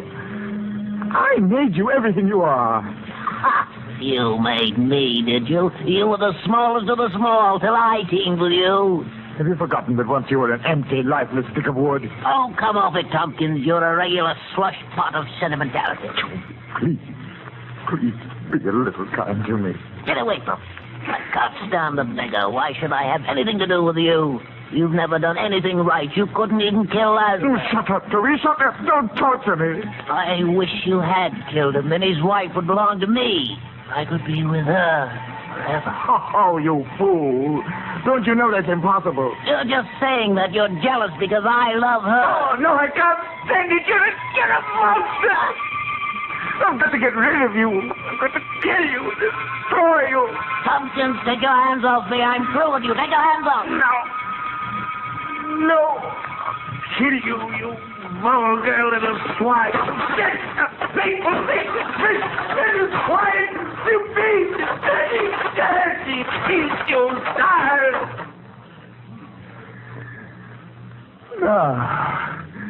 Now talk back to me, you little monster. Now tell me I failed at everything. I smashed your face. You can't kill me, Tompkins. No matter how you try, you can't kill me. Canary!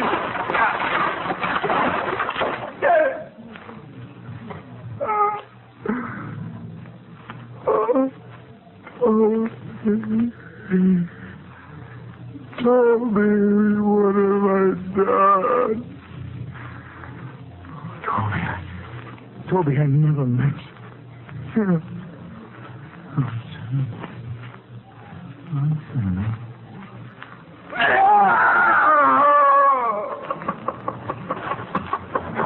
Down this way. There we are. Mel, he smashed the dummy. Steady, Claudia. Oh, it isn't real. It can't be. We didn't reach him in time. He seems to have fainted. I guess we better see what we can do for the poor devil. Certainly made a pile of kindling out of his dummy, didn't he? Oh, Mel, what'll it do to him when he sees what he's done to Toby? How is he, Inspector? He's coming around all right. Tompkins. Tompkins, come out of it, fellow. Everything's going to be all right. He's reviving. He's opening his eyes. Come on now, I'll help you sit up. There's a fellow. Feeling a little better now, aren't we? Mr. Dodd. He's looking around for the dummy. Here we are, Tompkins. I guess this is what you're looking for. The dummy's broken up a bit, but he'll be all right. He said he'd kill me, but I told him he couldn't. I killed him. Isn't that wonderful, Mrs. Laswell? Tompkins is dead. Now we can be together forever, the three of us. You want me, don't you, Mrs. Laswell? You've got to want me because I think you're beautiful. And I love you, and I'll be your slave always and always.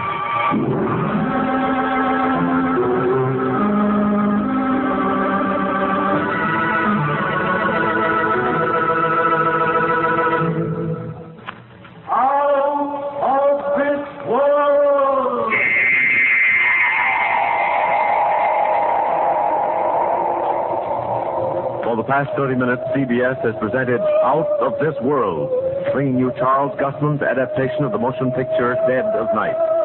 Barry Kroger was featured as Tompkins and Art Carney as Toby. Original music by Albert Berman.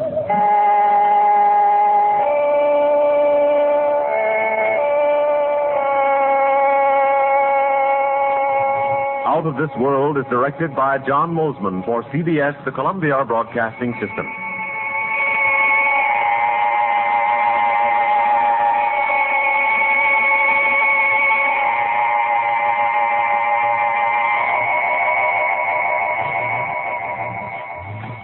This is Escape Radio speaking, with our thanks to the fine folks at CBS.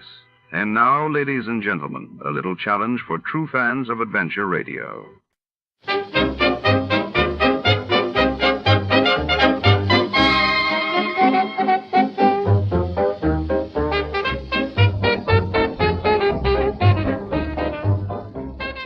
In the shadow-drenched alleyways of the city, a vengeful secret stirs.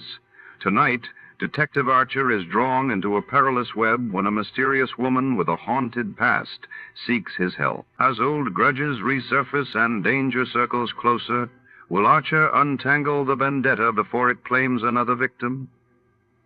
Step inside the Vendetta Caper, where every whisper could be a threat, and trust is the most dangerous gamble of all. Before we begin, let's see what happened on the day it aired.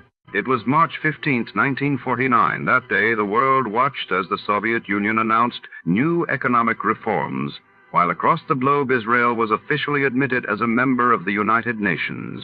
The National Broadcasting Company presents The Adventures of Sam Spade, Detective.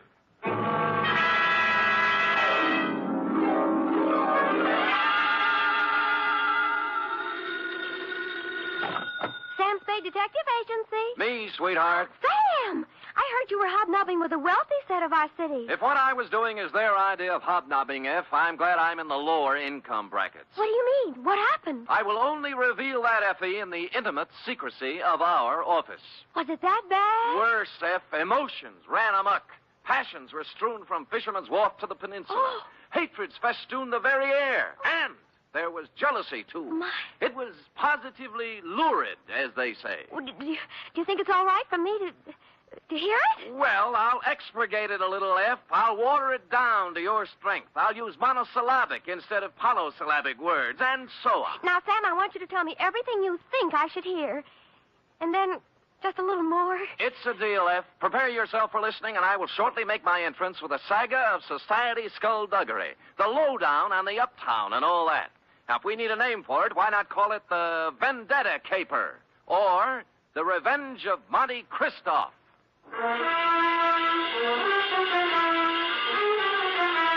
Transcribed for NBC, William Spear, radio's outstanding producer-director of mystery and crime drama, brings you the greatest private detective of them all, in The Adventures of Sam Spade. You don't have to call, Sam. I'm right here. Let me take your coat. Well, Effie, isn't this sufficient of you? Now be quiet and give me your coat. All right. Thank you. Now, I've oiled your chair so it won't squeak. Sit down. Well, you make me feel like an emotional invalid, but it's wonderful. And here. Oh, will miracles never cease? A double. Well. It's 8-year-old stuff. I had Friskin's drugstore send it up. Applejack, it's called. Applejack. Well, what brought it on, F? Why this particular polishing of the Applejack? Well, Come on, out with it. no, I just thought, well, you've been working with the rich people, and maybe you were handsomely compensated. Mm-hmm. And, my back salary? You're not mad, Sam? Well, as it happens, I did make a few dollars, and yours will be the first account settled. Oh, Sam! So, it wasn't me. It was the money all the time. No, Sam, no, I just... I accept your apology. To Lieutenant J.F. Randall, San Francisco Police Department, from Samuel Spade, license number 1375596. Subject, The Revenge of Monte Cristoff. Monte Cristo? Is this a historical drama? Cristoff. Cristoff. Oh. Monty. Monty. And it's still a historical drama. Dear Lieutenant, revenge is an old-fashioned motive, but when you get it raw and distilled, as in the Gosden affair, it's new all over again. This was the slow-burning, deliberate kind of passion that starts smoldering way back in the forgotten days and explodes among some people who never knew they were living over a keg of dynamite. It was yesterday morning that the distant sputtering of the fuse began to be heard by a man named Chandler Gosden. You know him, the hulking rich boy, the electrical appliance scion who took up professional boxing for a while. I think he was billed as Gold Plate Gosden, a society scrapper. And he was doing well, too, until a right cross by someone who needed the money more than he did sent him back to clipping coupons. Spade? Yeah? I'm Chandler Gosden. Well, I recognize you. What do guys like you charge? Well, it depends on the job. Investigation. $60 a day, and any unusual expenses. Cheap. Well. Do you guys have some kind of a code, huh? Code? You know, like doctors. Do you keep things in confidence? Well, most of us do, including me. Yeah, I don't suppose it'd make any big difference if it got out. I'm not afraid of him. I just as soon punch him in the mouth as look at him. Who? Monte Cristoff. Heard of him? No. Moved into the peninsula, my neighborhood. Bought the Major Dunhill place. Oh, yeah, I know the estate. Must have cost plenty to buy. $250,000, I hear. And what's money these days? Everybody's got it. Yeah, isn't it awful? It's a tax scheme, I suppose. Ever since he moved into that ark of a house, he's been throwing parties.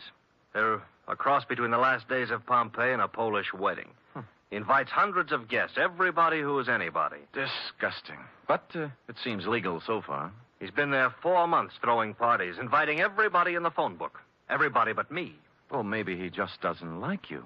What are you talking about? I'm one of the best-liked guys in the peninsula. Everybody likes me, little kids, cops, the guys at the country club.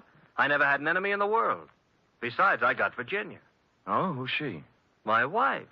Oh. One of the sweetest little girls that ever came down the pike. Well, my apology. She was a Baldwin. Oh. The year I married her, she was the social catch of the year among the women. Really? Yeah. So was I among the men. Well, look, I got to tell you some more. A month ago, one of my company warehouses burned down. Somebody slipped up and the fire insurance hadn't been renewed. I lost $350,000. Guess who had lunch with my insurance man a week before the fire? Monte Cristo. You got it. Next thing is, the rumor gets around that the Gosden Electrical Company is on the verge of bankruptcy. No, of course it isn't. Absolutely not. A gossip columnist reports that I'm going to close up shop and beat it to South America with what dough is left. Then when the stock prices start dropping, somebody suddenly buys them up so fast they disappear overnight. Some corporation I never heard of called the Dantes Corporation. I see. And then all my friends start getting unfriendly. As soon as I show up, everybody stops talking. Act as if there's some big secret about me that I don't know. And they've all been to Monte Cristo's parties lately. That's right. The week after he arrived in town, all these things started happening. Now, what I want to find out is why. I don't even know the guy, but he's making a big change in my life. Well, it sounds like you're entitled to know. I don't know how far I can get. The best I can do is find out who he is, where he comes from, who his friends are, all those things. Okay, you're hired. Now find out everything about this Monte Cristo. I got to know what's going on. I'm sorry, Chandler. I wasn't able to get here when you said. The traffic was absolutely unbelievable. Cars everywhere. They must be giving cars away these days. Everybody has one. I think we should get a helicopter. Mr. Spade, my wife, Ginny. Well, how do you do, Mrs. Gosden? Chan, I hope you haven't lost your head and blabbed everything to him. I told you these sort of men weren't trustworthy. I beg your pardon, madam? Look, Ginny, I told him, and he's a good guy. Well, if you just want to go around giving your life secrets... Oh, shut up, will you? I'm the man of the house. Really? And I suppose I count for nothing? Oh, no, forget it. Spade, I'm depending on you. Don't let me down. You wouldn't think a millionaire would be hard to biograph, but I came up with very little information on Mr. Monte Christoph. He'd arrived in town 4 months ago, stayed 10 days at the St. Mark Hotel, then bought his house. He had a bank deposit running into 7 figures. He had no known business connections, just money. The register at the St. Mark said he came from Chicago, and an airline company verified that he'd been a passenger aboard one of their ships from the Windy City. This was as far as I'd delved when my place of business was entered by a man in powder blue livery. You Spade? The same. Mr. Monte Christoph sent me to pick you up. I see. Up for where? For his mansion on a peninsula. Oh. He said he knew what a rough time you must be having at your present job and that he'd be glad to make the whole thing simple to you. Oh, he really said that? That's what he said. Oh. But I don't know what it means exactly. Well, I don't know what it means exactly either, but there's one good way to find out. Home, James? My name is Bertuccio, sir. Bertuccio? I see. How long have they been calling you that? Well, let me see. It's about... Oh, what do you mean? I mean, it's my name. All right. We'll talk it over in the car.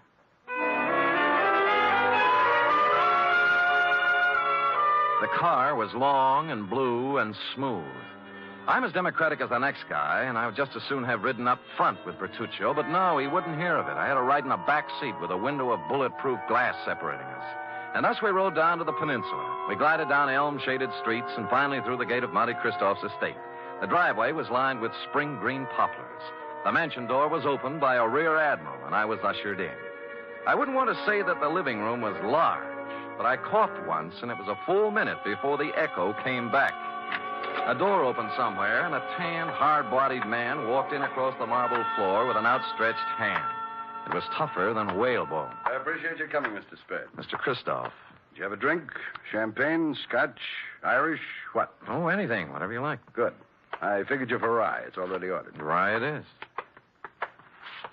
Cigar? No, thanks. They're custom rolled Havanas, made expressly to my own taste. No, thanks anyway, but I have some beat-up cigarettes here, son. Oh, try mine. The King of England, I did him a favor once. He ships them over. How is George? You drink, Mr. Spade. Oh, thank you, Bertuccio. Now, you've been investigating me. Yes. And you haven't found out anything. How'd you know, Mr. Christoph? There was nothing to find out. Well, you read. I'll do you a service and save you time and money. Well, that's a handsome offer. I accept. I was born in Michigan to a prosperous lumber family. I went to Phillips Andover and Harvard. Well. Mark's fair. I served with the Army in the recent war. Major. Military police. Wounded twice. Uh-huh. Parents died while I was in Italy. I inherited enormous lumber holdings, which I sold. Hence my bank account. I like San Francisco. Came here, settled down. Well, you're very kind, but I don't need all this information. I have more money than a man can spend in a lifetime. And by that, I don't mean to boast. It was an accident of birth. Yes. Now, Mr. Christoph, I'm only trying to find out. I know what you're trying to find out. Chandler Gosden put you on my trail. Well, there's no need to deny it. And what would you take to get off my trail, Mr. Spade? Well? New car, a selection of fine liquor, a better job, cash? All rather enticing, but I'm afraid you've misjudged me, sir. I only work for one client at a time. Is there anything wrong with switching your allegiance? Well, I'm afraid it wouldn't be cricket. Is that the way they say it at Andover? Very well. Huh. Then I'm afraid I've given you all the information I can about myself. Well, you've been very generous. But just one other thing. How long did you live in Chicago? Chicago? Yes. I never lived there. But you flew here from Chicago. Oh, that. I was just there on business. Uh-huh. Well, if you say so. Bertuccio is outside with a car. He'll drive you back to your office. And with that, he turned and left me. Outside, Bertuccio was waiting. Impassively, he ushered me into the limousine and started out. Only we didn't head for my office. Instead, we seemed to be leaving town. I banged on the glass between us, but Bertuccio didn't choose to answer. When we stopped at a light, I tried the doors, but they were both mysteriously locked. I was a prisoner in a moving jail. I made desperate signs to passers-by and traffic policemen I knew, but they just smiled and waved back at me. It was all very jolly. So I sat back and waited. About 20 or 30 miles out of town, we pulled onto a lonesome road and stopped. that? Well, just where are we and why? Now, don't blow your top. Christoph told me to take you out here and to give you this. Oh? What's in the envelope? Money. $2,000 to be exact. Well, that's a lot of grands. They're going to do a lot for you. You're going to take it and keep going north. 48 hours will be long enough, just so you keep out of Frisco. Well, just so you know how I stand, I'm going back. You know, I was hoping you'd say that. Now I can do things my own.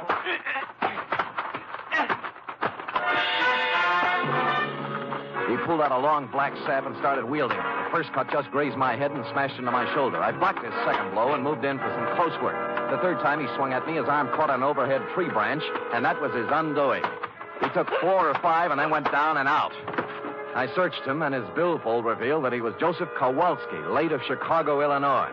The cards and addresses it contained left little doubt that Kowalski was in the rackets.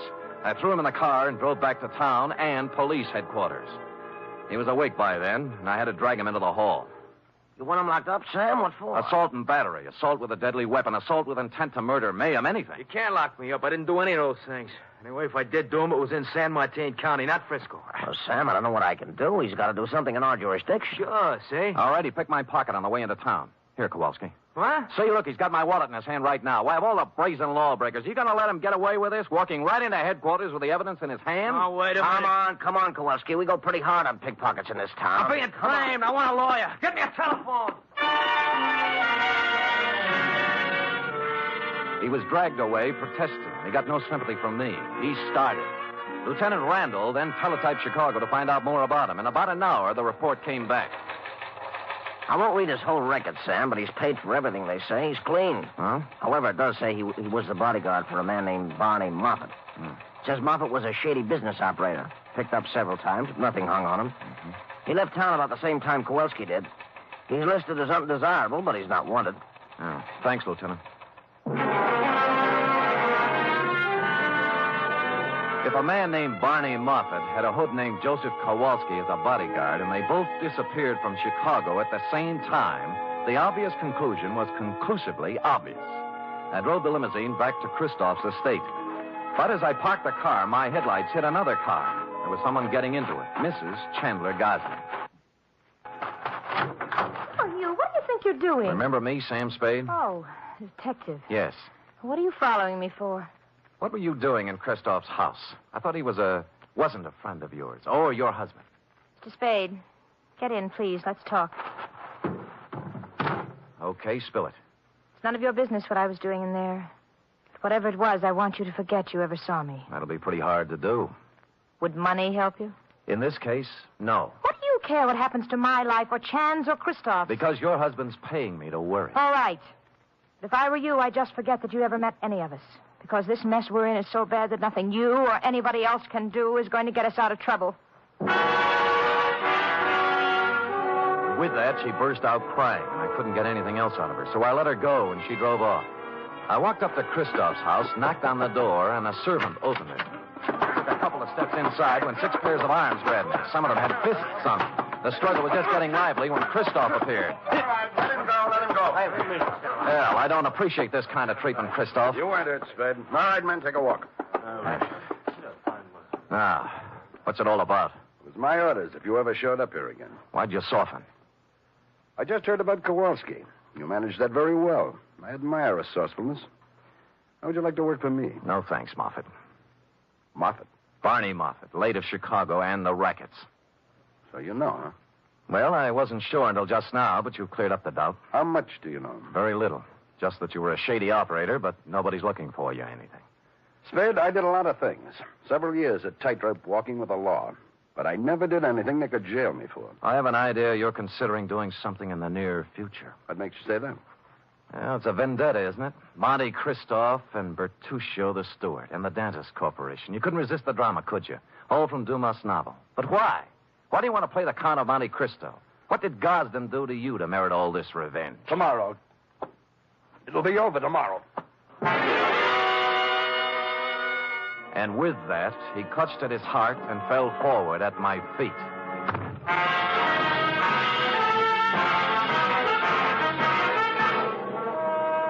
You are listening to the weekly adventure of radio's most famous detective, Sam Spade.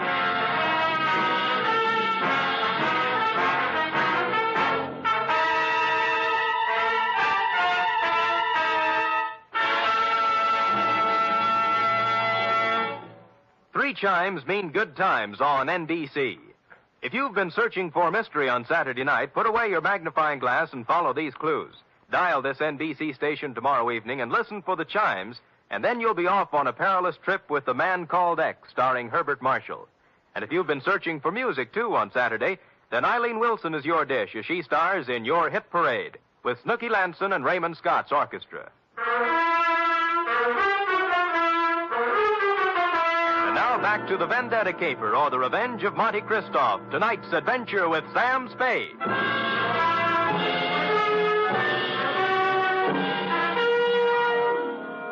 I bent over and listened to his heart. It was okay. Monte Cristo had just keeled over, apparently, from a crescendo of emotion. He blacked out. I didn't want to be held up by his henchmen, so I left the room and walked out of the house without calling anybody. I walked down the road, and good luck, there was an empty cab cruising along. At Chandler Gosden's, I found him pacing the living room in a state of physical and mental disorder. I told him what I knew. Vendetta? Why? I never heard of him. I never did anything to the man. Why would your wife go and see him? I don't know. Why don't you ask her? Because she hasn't been home all day, and here it is, 1 o'clock in the morning, she's still listening. Tell me, is there something special happening tomorrow? Christoph seemed to think that everything would be settled tomorrow. It's our annual corporation election, just a matter of form. I'm elected president, a few other people voted into office, always the same people. Well, then he must plan to swing the election his way. Maybe put you in office. Huh, got a fat chance of that. I don't care how much stock he buys. Ginny owns 10%. I own 41. That's 51%. If he bought 49% in the open market, that still wouldn't be enough. We could still outvote him. You're sure you've got the stock in your possession? I saw it last week when I was down in the hall looking for my birth certificate. Stupid me. Forgot I don't have a birth certificate. Huh? No, that must be Edson, my lawyer. Called and said he had something on his mind. Chandler, I have bad news for you. It can wait. No, it can't. This is Sam Spade, Ralph Edson. How do you do? Spade. Now, Chan, listen to me. All right, what's biting you? Just this. We're liable to lose that election tomorrow. What are you talking about? We can't. I just found out that Monte Cristo has 59% of the voting stock in Gosden Electric. 15? He can't have it. Oh, look, wait a minute. If my wife sold her stock, he could have 59, couldn't he? He could. Spade. Huh? Are you positive you saw her coming out of Christoph's house? I'm afraid I did. I'm gonna find her. I'll kill her! I tried to dissuade him, but he brushed me and the lawyer aside and ran out of the house. I called the police and told them to try and find Virginia Gosden before her husband did. Then I went looking myself. The first place I tried was Monte Cristoph's mansion. There were lights on, so I entered, gun in hand. I didn't have any time to dicker with servants and bodyguards, and Christoph appeared in a matter of seconds. All right, Spade, what is it you want now? Virginia Gosden. She hasn't been here since the last time you saw her. You know where she is? Haven't any idea. Well, if you know, tell me. Her husband's looking for her with homicide in his eyes. I can't say I'm sorry. Well, that's a nice sentiment. She sold you her stock in the Gosden Company, didn't she? Since you seem to know about it, yes. Why? She in love with you? I think maybe she is. And you're in love with her? She's a stupid, empty-headed nothing. I can't stand the sight of her. I hate her. Now, hold it now. You'll knock yourself out again. Yes. Come over here.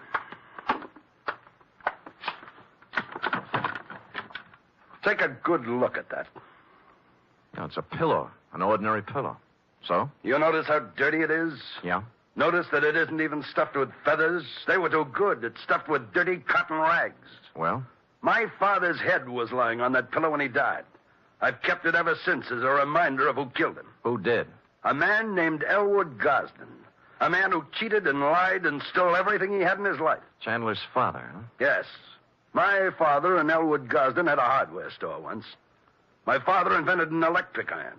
Ever heard of the Gosden iron? Yeah. It should have been the Moffat iron. Elwood Gosden stole the plans from my father, registered them first, and then drove my father out of business. He made a fortune out of it, and then went into other electrical appliances. Well, things are beginning to gel now. My father became a peddler and died poor and broke and ill. My mother died 20 years before she should have from overwork, while the Gosdens grew fat and respected on the Moffat brains. So you started your vendetta, huh? I started it the day my father died. I set out to make one thing in this world, money. And I made it in handfuls. You can look me up. Barney Moffat, Chicago. Gambling, black markets, gun running, slave trading, anything and everything that had a big profit in it. And then I set out for San Francisco to break that Creighton son of Elwood's and his whole family. And on the way, you lost a guy named Barney Moffat. What difference? Huh. Look, you've got money now and everything you need. Why go on with it? I don't care anything about money. I only want to use it against them. Do you know why I had all those parties? To buy stock from people. Yes. Stock in the Gosden Company. I've paid twice, 3 times what the shares were worth.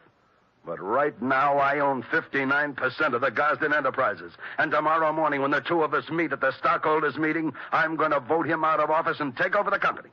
And then, I'm going to drive it right into bankruptcy. And you got Mrs. Gosden's stock by making her fall in love with you. I had to. Now, let's talk about it anymore. About Chandler Gosden. He's a man with a very short and violent temper. He might come gunning for you. That's just what I hope he does. Ask the man at the door to show you out.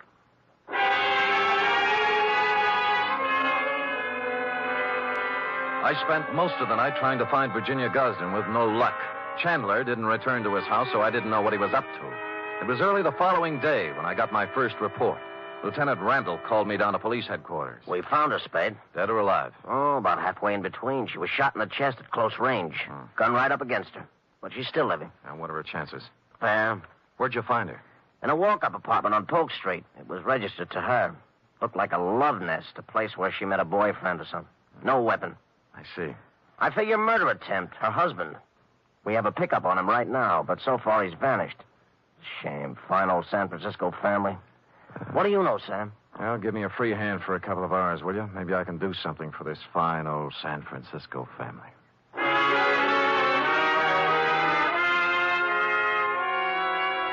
I had no more idea than the police where Chandler Gosden was at the moment, but I had a good idea where he might be later in the morning. I put a call into Ralph Edson, his lawyer.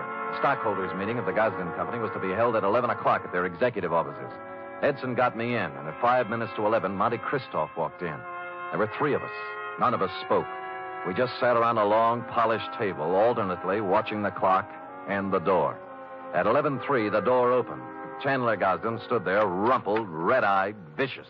He had a gun. The first man who moves is going to get a bullet right in the face. Chandler, for heaven's sake. Shut up. Is that the gun you tried to kill your wife with? It's the gun, but I didn't try to kill her. She did it herself because he drove her to it. Me? Yeah, you, Christoph. You were meeting her in an apartment. Don't think I've been dumb. Put that gun away and let's get down to business. Are you kidding? I got the same gun she used on herself, and I'm going to use it on you. Well, stop talking and get it over with. You act as if you want me to do it. All right. Edson, Spade, clear out of here. Gosden, use your head. I said get out of here. Now go on. Okay, but don't take your eye off him. He's got a gun in his pocket. Don't worry, I won't. You were working for him. Working for him all along. Everybody was. No, now listen to me. He wanted you to kill him. He doesn't care about himself. He just wanted you to be put away for murder. Spade, this is our affair, not yours. Now, look, both of you shut up and listen. This is a tough thing to try to settle something that's been boiling up in you, Moffat, ever since you can remember. You spent all of your grown-up life trying to get back at the wrong man. It appealed to some ironical sense of yours to carry out the Monte Cristo revenge story. Now, let me ask you this. You remember all about Monte Cristo and how he ruined the people who had ruined his life and how his father died heartbroken. But do you remember the end of that book? Go on. He found that he couldn't bring himself to revenge the wrongdoings of families on their innocent children. That reads good in a book, but I don't feel that way. Well, maybe you will when you hear this. What? This man right here that you spent 20 years getting ready to ruin is not even a Gosden. Huh? What? He's an adopted son. Mr. Elwood Spade, Gosden adopted him from an Oakland orphanage on October 11th, 1907. I got the records to prove it this morning. I don't believe it. I would have known. Mr. Edson, you've always been the family lawyer. Isn't this true? It was a long chance that Edson would play along with it. But to bring it off, it needed the final clincher. Lawyer Edson looked at me, then looked at Chandler Gosden. He gulped and licked his lips. It's true. It's true, Chandler. Adopted? Your father never wanted you to know. Chandler didn't move. He just stood there stunned. But Barney Moffat sank down into a chair and buried his head in his hands. Edson and I looked at each other and waited. And finally, Christoph looked up and spoke. Start the meeting. Mr. Edson? I hereby declare the annual stockholders' meeting of the Gosden Company open. Mr. Gosden? I don't care what happens now. I bow to the majority stockholder. Oh, Mr. Christopher... I beg your pardon, Mr. Moffat? As the majority stockholder, I vote that the chairmanship of the Gosden Electrical Corporation remain as it has for the past 20 years with Chandler Gosden.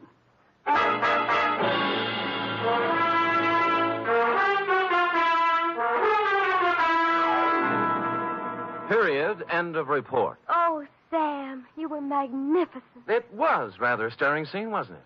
I was good. But it was superb. It really was. Mm-hmm. Did he sign over the stock and everything? Oh, he did indeed. Oh. Sam, do you think the world will ever get to a time when everybody has all he wants, and instead of trying to get more, everybody spends his time just trying to enjoy life? Well, you know best, Effie. Do you really believe that, Sam? Well, you've got to believe something. It's better than nothing. I guess. I have a theory, too, Sam. Well, spout it out. Well, if everybody in the world picks somebody else to be nice to, there'll never be any more trouble anywhere.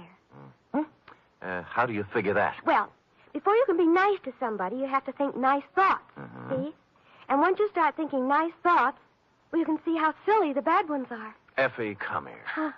You know, I might just put you up as a candidate for a chair of philosophy at Columbia. Oh, Sam.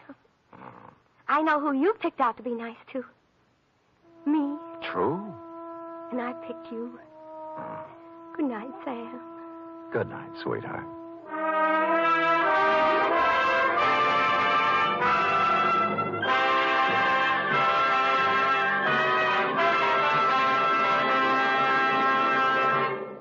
Tonight's transcribed adventure of Sam Spade was produced, edited, and directed by William Spear. Sam Spade was played by Stephen Dunn, Lorene Tuttle as Effie.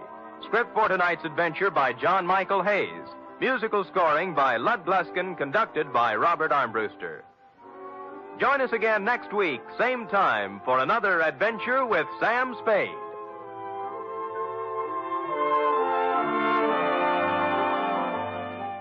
From all of us here at Escape Radio, thanks kindly to our sister station, CBS. Now then, let's see if you're true masters of classic radio.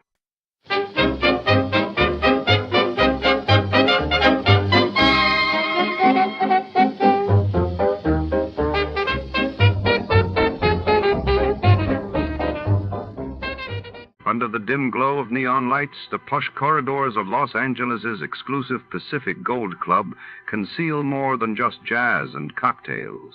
Tonight, a tiger stalks its prey not in the wild, but among the city's elite, where secrets are as costly as diamonds. In He Who Rides the Tiger, a desperate gambler, a vanished syndicate ledger, and a private investigator with nothing left to lose cross paths in a high-stakes game of deception and betrayal. The mahogany bar, smoke curling in lazy spirals, holds the promise of fortune or ruin. Before to start, let's see what happened the day it was aired. It was February 26, 1959. That day, the world reeled as Turkish Prime Minister Adnan Menderes survived a dramatic plane crash near London while in the United States. The first successful test firing of the Titan intercontinental ballistic missile made headlines. You are lying helpless in a rude hut in the deep interior of China, not knowing how you got there or why. And before you, you see the face of a beautiful girl and the hard, ruthless figure of a guerrilla chieftain. And you know that in this room there is danger for you, perhaps death.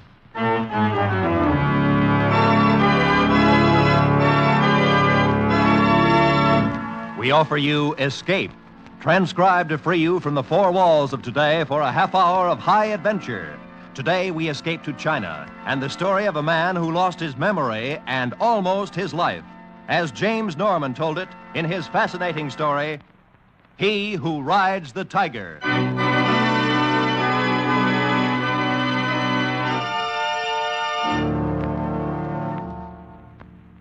The figures and faces would come and go. Sometimes I seemed to be floating along with them through endless space, but more often I could feel myself lying on a hard bed and watching, not moving, with sick and fevered eyes. There was a big man with brown skin and close-cropped hair, and an older man with a white coat. But best of all was the girl, a beautiful girl. Usually her face would dissolve into a great lotus flower that would hang for a moment in the air and then float slowly beyond reach of my thoughts and disappear. Part of this was a dream, of course, and part reality. But I was unable to separate one from the other.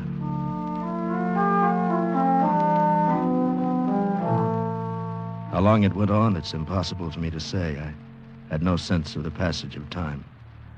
One morning, though, I opened my eyes and looked at the bare walls of the room. The white-haired man sitting by my cot, the other man sitting a few feet away, smoking a cigarette. And then I knew that the dreams had gone away and would not come back.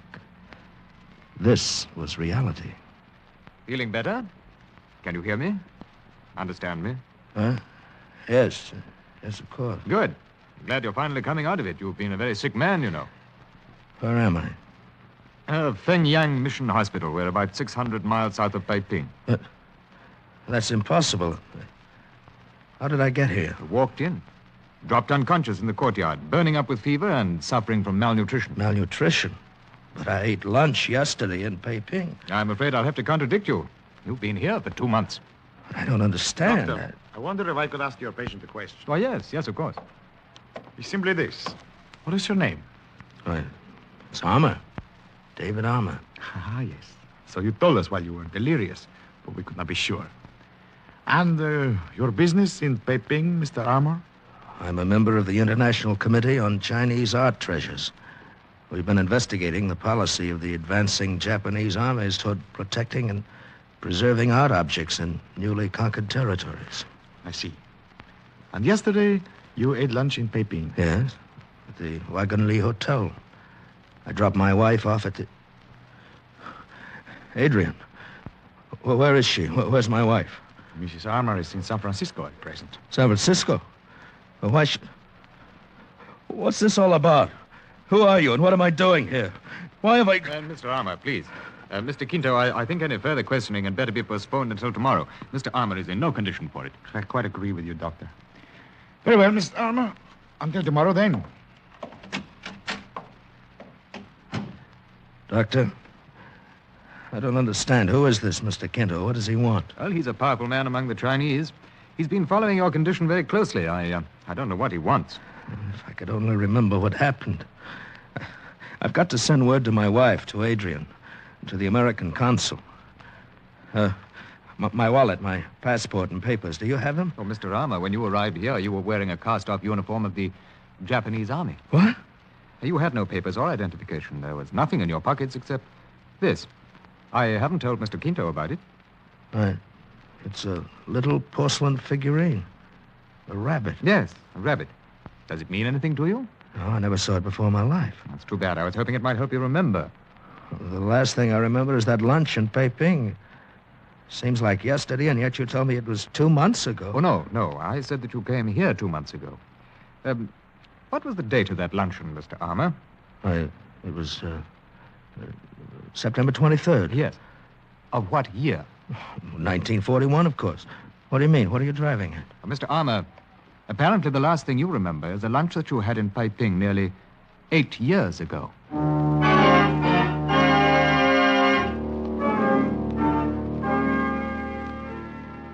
I understand the doctor has brought you more or less up to date, Mr. Armour. Well, in a general way, yes. He told me about Pearl Harbor and the war, and finally the Japanese surrender, the revolution in China, and so on. Hasn't helped any as far as my memory is concerned, though. It's too bad. Let me extend that memory by about 20 minutes. What do you mean? On September 23rd, 1941, you ate lunch at the Wagon Li Hotel in Peiping with a Mr. Ficking, the Far East correspondent for an American newspaper. Yes, I know that. You left the hotel with Mr. Ficking and engaged a rickshaw, naturally. 2 blocks away, it was bumped by a Japanese army truck and overturned. You were thrown out and struck your head on the curbing. But I don't understand. Your companion became embroiled in an argument with the truck driver, and a crowd gathered. And when the affair quieted down, you had disappeared. From that time until your appearance here at Fengyang 2 months ago, your whereabouts are unknown. But how did you find out about this? That is unimportant. I am concerned with what you did after that. A war was being fought in China. The whole country was under martial law by one side or the other. Yet, I can find no record of you anywhere. What are you getting at? You were not with the American or Chinese armies, and neither the Japanese army nor the puppet government lists you as a war prisoner. You were not with the Chinese guerrillas. I was one of their leaders. I would have known about that. So, what were you doing, Mr. Armour? Collaborating, perhaps? With the Japanese? There would be no listing of your name in that case. They destroyed all such records before the surrender. And you were wearing a Japanese uniform when you came here. You're out of your minds. Then suppose you tell me what you were doing. I can't tell you. I don't remember. What do you want, anyway? What brought you into this? 2 simple words that mean $1 million. Huh? Even when they are whispered by a man in delirium. Tang bronzes. Tang bronzes? You've heard of them? Yes, of course. The only 2 pieces in existence are in the Buckingham Palace collection in London. But what have they got to do? No, not those, Mr. Armour. I'm referring to the 4 Tang bronzes that are in existence in China. Well, they've been lost for centuries. Oh, no. A few Chinese in every generation have always known where they were. We were forced to move them for safekeeping several times during the war. The last time was a few days before the surrender. My men in charge of the job were ambushed and murdered, and the bronzes were stolen. By whom I've not been able to discover. Are you implying that I learned they were being taken to Shanghai. I traced them past Nanking and lost the trail. But they did not reach Shanghai. Of that I'm certain. So? Why do I come in? Well, from things you've said in delirium, I believe you have seen and touched those bronzes. Perhaps even you know where they are, if you could remember. I want them back. You want your memory back. It's not good to lose 8 years with no accounting for one's actions. Just what are you suggesting? I suggest that I settle all suspicion by a public statement that you are a member, incognito, of my guerrilla forces during the entire war. Then the 2 of us will start from Shanghai and work toward Nanking, hoping that some scene or association may serve as a key to unlock your memory. When that happens, we both have what we want. I see. Well, there's only one thing wrong with it. I'm not going to do it. Too bad. What are your plans, then, Mr. Armour? The doctor says I'll be able to travel by the end of the week. I'm going to take a train to Shanghai and hop the first plane out to San Francisco. I'm afraid you're making a serious mistake. But, of course, it's every man's privilege. At least, I hope you'll carry this with you on your trip. Pistol? What for? Because somewhere there is a person who may not stop at anything to make sure you do not regain your memory at some inconvenient moment. Had you forgotten about that, Mr. Armour?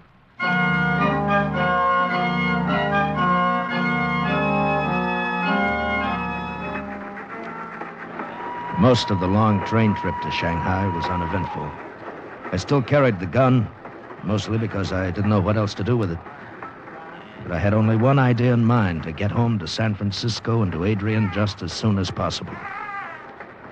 At Nanking, the papers that came on board were carrying the story of my wartime association with Kinto's guerrilla forces. Apparently, he'd gone ahead on his own with that part of his plan. From Nanking on, I could hear the other passengers discussing me amongst themselves.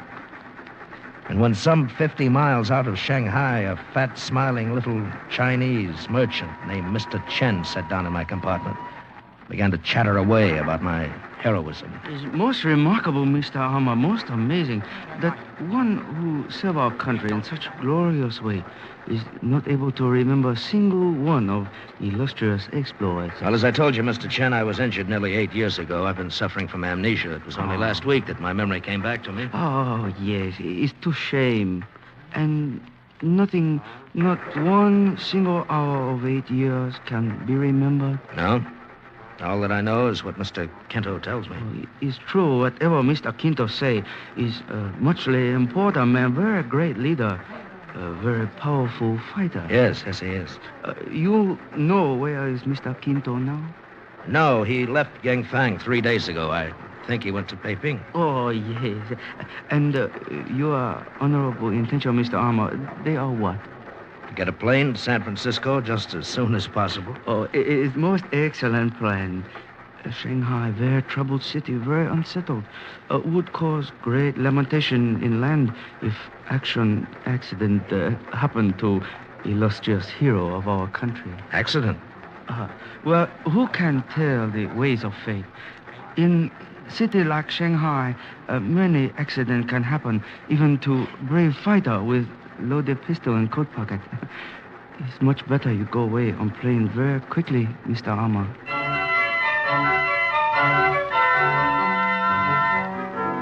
In Shanghai, I took a taxi to the Cathay Hotel. When I started to check in, I got the first of several surprises.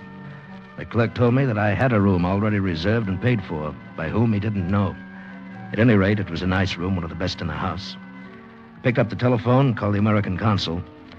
Then I started the hotel clerk working on an airline reservation. Sent my clothes out to be clean, climbed into a shower. And by the time I'd finished, a boy knocked on my door with an envelope. I opened it, took out the note. Humble token of appreciation for illustrious wartime services, Mr. Chen. Attached to the note was a plane ticket to San Francisco and a seat reservation for noon the next day. I should have expected the second note delivered 15 minutes later, but I didn't. It read, "Please do me the honor of joining me in the American bar downstairs at your convenience. Signed, Kento." But of course it was I who reserved the room, Mr. Armour. I knew you were planning to stay here at the cafe, and I was only too happy to assist you with a small favor. It won't do you any good, Mr. Kento. I told you in Pengyang I'm going home right away. Hasty decisions are often reconsidered. Anyway, I think you may have helped some already. Oh? In what way?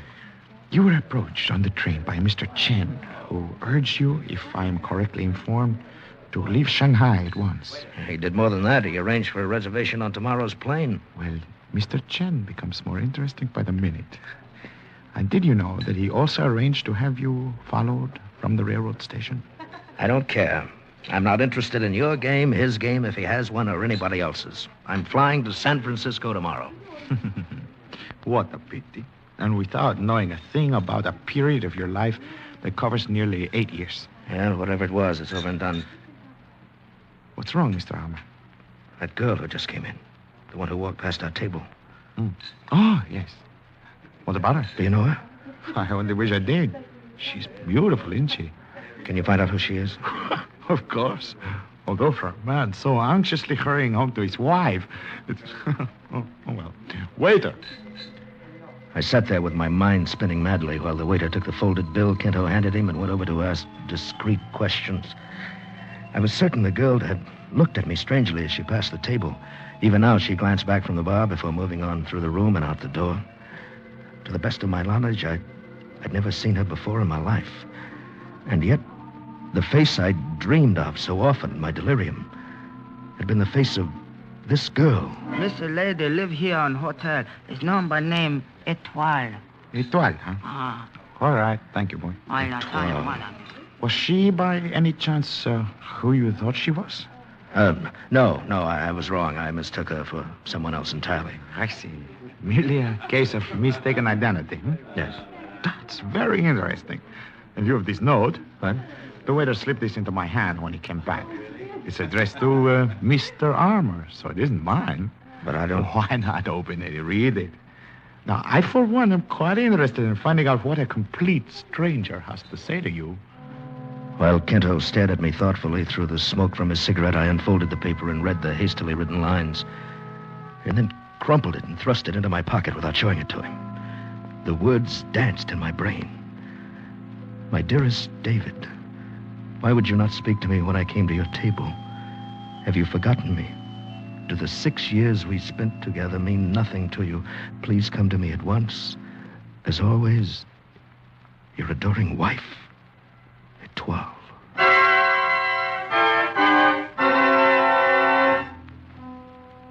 Kento probed skillfully, trying to discover the contents of the note Etoile had sent me.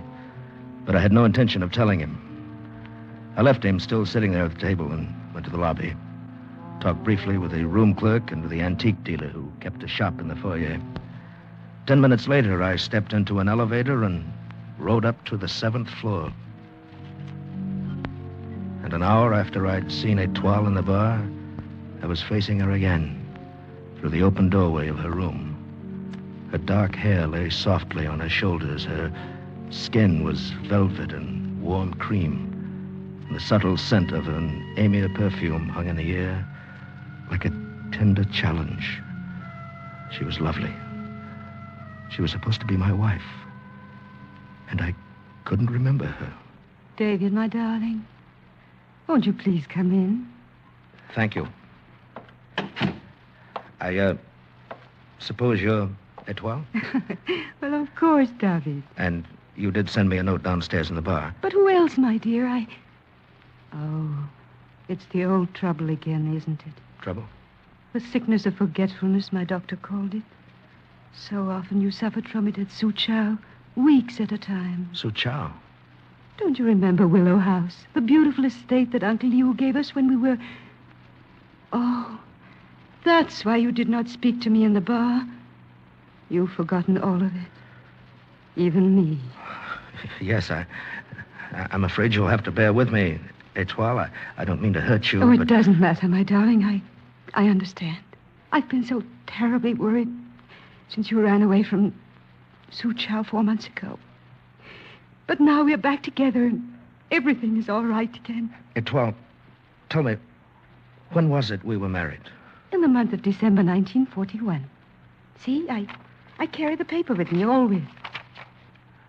Yes. We were married in the Chinese manner by Uncle Wang. And then Uncle Liu gave us Willow House. And we lived there all through the war? Well, why weren't we bothered? I mean, by the Japanese? Uncle Wang was very important in the puppet government. He was mayor of Suchow before the guerrillas shot him. I see. Why not come with me to Suchow tomorrow, David? Perhaps when you see Willow House again, you'll remember. All right. Suppose we leave around noon. Anytime you say. Good, then I'll arrange to hire a car. There is one thing, David. I think it is better you know now instead of remembering later. Oh? What's that? Your job during the war. Uncle Wang arranged it for you. Uncle Wang arranged it for you. Well? You translated captured American documents for the Japanese army. Oh, great. You didn't realize what you were doing, and we had to live. I'm sorry, Etoile. I'd better get out of here. I'll call for you tomorrow. David, even though you can't remember me yet as your wife, could you not at least kiss me goodnight? Well,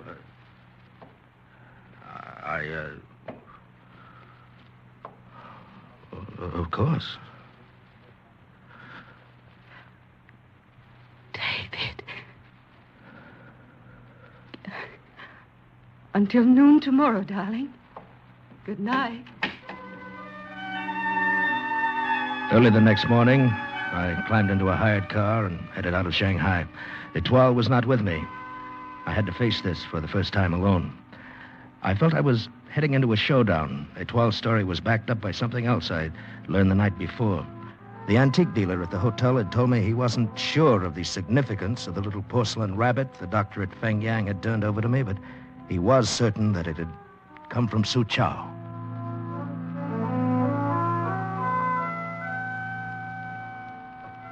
A servant let me into the Willow House, and he left me alone in a large room furnished sparsely in the Chinese manner.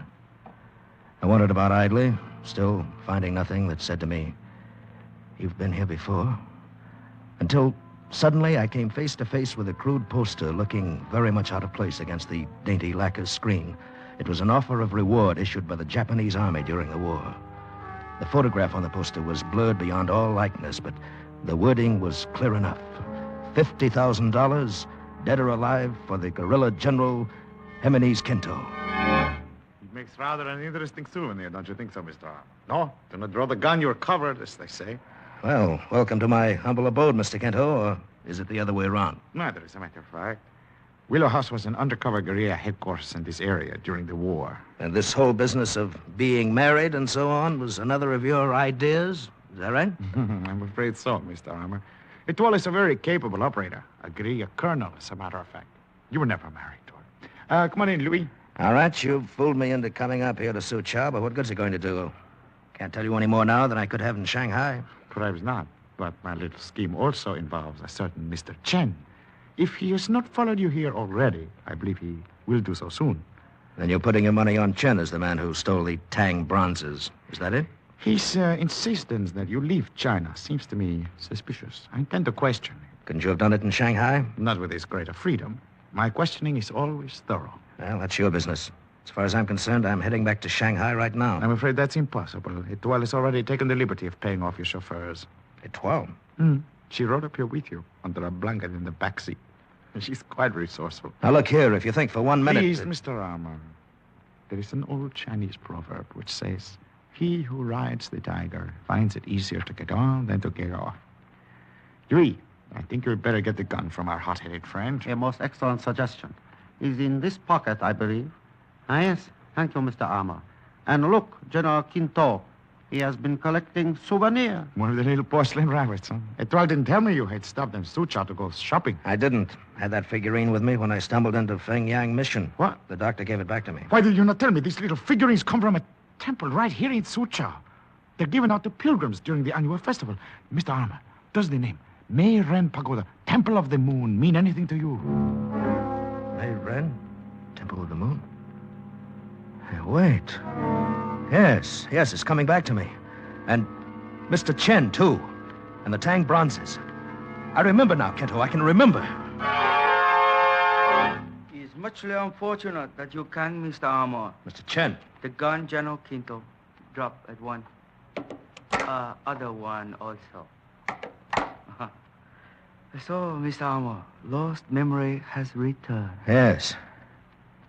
Yes, I only saw you a few times during the 7 years. That's why I didn't recognize you.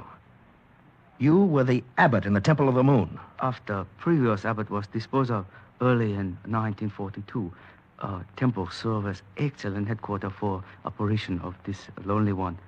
Also, a very amusing location being so near to your headquarters, General Quinto. And to understand that you were a collaborator. Quite so. Among other things, of course, even Kung Fu Tse say men must live. Yes. I wandered here to the temple after that accident in Shanghai. The old abbot took me in without question, and I became one of the brothers.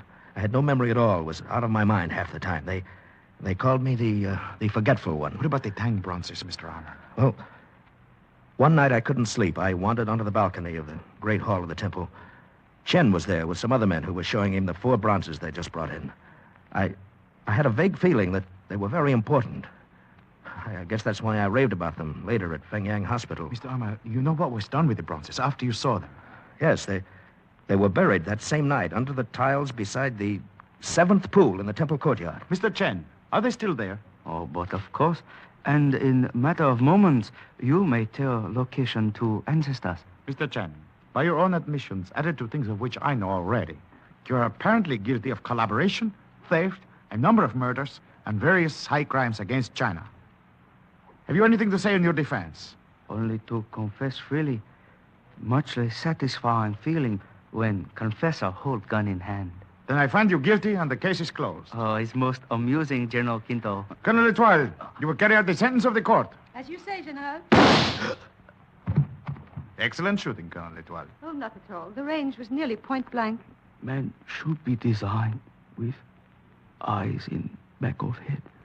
Man should not try to ride the tiger.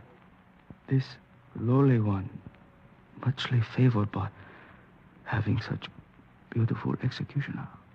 Thank you, little Chen. Mr. Armour, you have met Etoile before, under a false impression. May I now present her as my wife? Your wife? Well, last night I thought she was my wife. Yes, such are the remarkable ways of fate, hmm? You didn't mind it, did you, David? Well, Colonel Etoile, Oh, my Jimenez. But come, we must round up the men and enter the temple as quickly as possible. We cannot afford to lose the bronzes now. You're quite right. Yui, take care of the late lamented Mr. Chen. Come it well. You are served well, Mr. Armour. My advice to you now, go to San Francisco at once. To your wife. Your own wife. Adios. Come and see us, David, when we are the rulers of China. Au revoir. I stood there and watched her go, swinging along beside him, lithe and graceful. And a sudden, sharp feeling of loneliness came over me. Then the moment passed, and I smiled to myself. She was only a part of all this, these stirring and exciting events. Nothing more. In San Francisco, the wife whom I loved was waiting for me. And Adrian, too, was a very beautiful woman.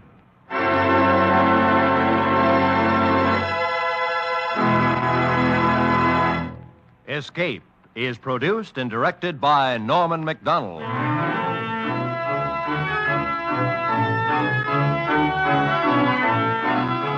Today we have presented transcribed He Who Rides the Tiger by James Norman, adapted for radio by Les Crutchfield, with editorial supervision by John Dunkel. Starred as David Armour was Bill Conrad, with Barry Kroger as General Quinto. Featured in the cast were Maria Palmer, Jack Crucian, Ben Wright, and Edgar Barrier.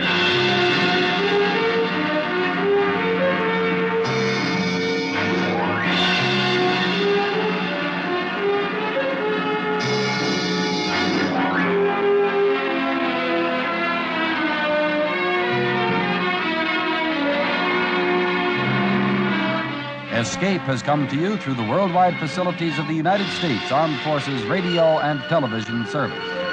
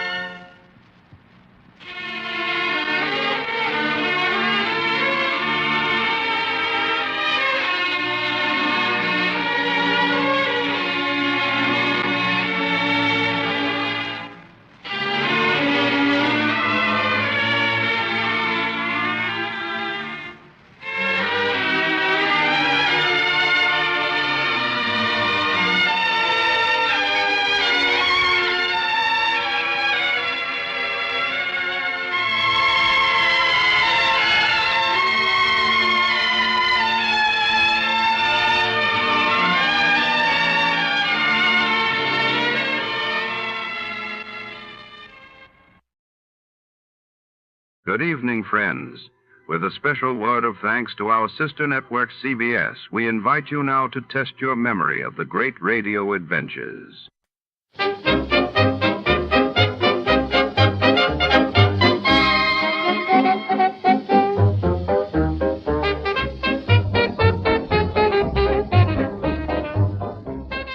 Before tonight's next adventure begins here on Escape Radio, we'd like to thank our friends at CBS.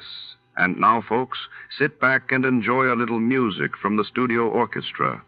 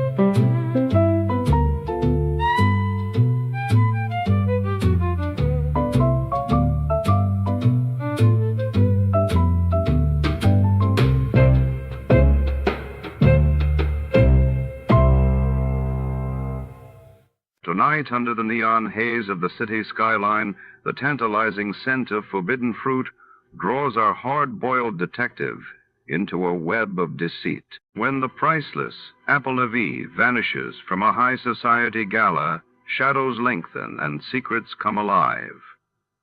Who wanted it gone and why? With every step, danger and desire walk hand in hand.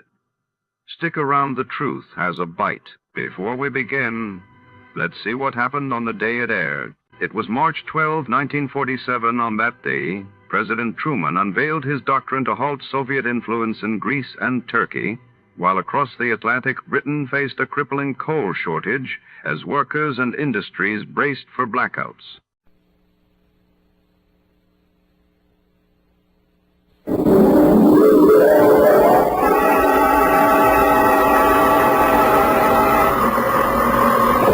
Sam Spade, Detective Agency. Me, sweetheart.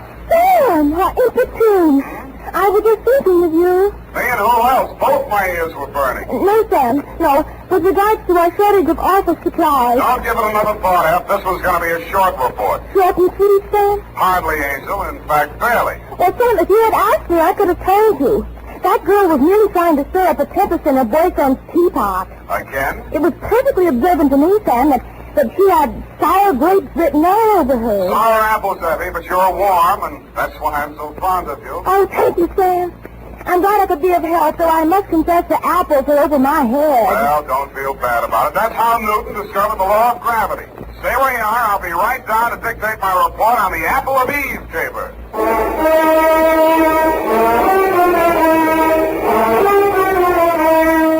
Dashiell Hammett, America's leading detective fiction writer and creator of Sam Spade, the hard-boiled private eye, and William Spear, radio's outstanding producer-director of mystery and crime drama, join their talent to make your hair stand on end with the adventures of Sam Spade.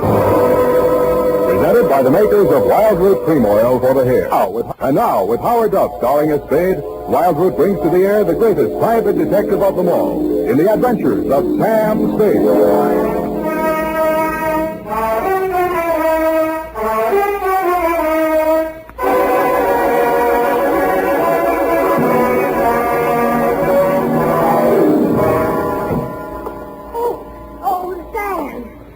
Come right in.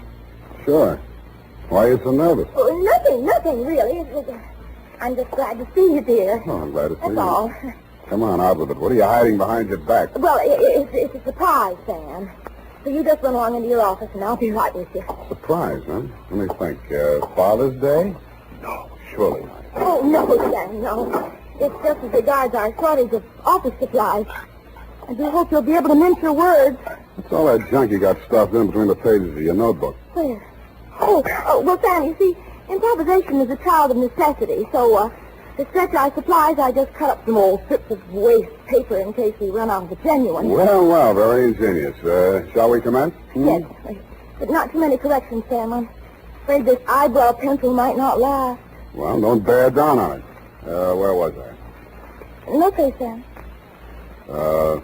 Date? I already have that, Sam. Oh, this one goes to... Hey, Yes, Sam? the calendar. Where is it? Calendar? Which calendar, Sam? You know perfectly well which calendar. It's been hanging there on the wall for 3 years. The one from Harold's Club in Reno. Oh, that old calendar. It was out of date anyway, Sam. That calendar was timeless. It was not, Sam. It was vulgar. That's a lie. I met the girl who posed for it. In more modest circumstances, I hope. Put it back. Now, Sam, don't. What did you do with that calendar? You mustn't excite yourself, Sam. Let me see that notebook. Yes, Sam. Uh-huh. Old waste paper, indeed. An art treasure mutilated, and for what? To serve your own base purposes. Just because you were too absent-minded to order a few office supplies. But I frequently alluded to our dwindling resources, Sam. But no, you were too proud. Take these and put them in a safe place. You can put it back together with Scotch tape on your own time. Oh, we're out of Scotch tape, Sam. We've got a first aid kit, haven't we? Well, you don't. Use the adhesive. Date, June 19, 1949. I won't soon forget that. To Detective Lieutenant Dundee, Homicide Detail, San Francisco Police, from Samuel Spade, license number 137596. Subject, the apple of Eve caper. Dear Tender. The start of it was yesterday when Eve Adams first walked into my office. She was angry and she was terribly, terribly hurt. In fact, she had a shiner, a swollen jaw, and somebody had bitten her on the arm. And furthermore, she had the audacity to suggest that there was something shady between I and Mr. Hagen, when it is an item of public information that her and Gorse Hagen were voiced up practically before they started. And I might just add in passing... Just a minute, Miss Adams. You say this girl came to your apartment in a jealous rage and attacked you without provocation. None whatsoever. I never opened my trap to her, except to remind her that it would have been a blessing to the human race if her old man had never met her old lady. And if she thought those 3 layers of pancake on her puss could fool a blind man at her true age, and seeing as what her mouth was, she should never open it for fear of what might come out. I see. And the girl's name? Down at that flea bag where she works, she's billed as Dream of Love. And is she ever a nightmare? Dream of Love. That's D-R-E-A-M-A? It says there, but I do not intend to take this episode lying down on my chin, Mr. Spade. Why, if it had not been for the timely arrival of my comfortee, that cheap mare would have brained me with my own gin bottle. I see. Landlady broke it up. And you say she threatened to return with a gun and blast you if you continued seeing Mr. Hagen. That is a fact. And she is just cheap enough to try some low trick like that. Mm-hmm. And what do you want me to do, Miss Adams? I want you to pay a formal call on that dame and tell her that upon the very next occasion of any violence or threats thereof out of her, I'm going to yell cops. In fact, Mr. Spade, I am placing my life and limbs in your hands, and if you are anything of what you're cracked up to be, you'll have no difficulty in giving that creepy crow the bum's rush straight out of my life.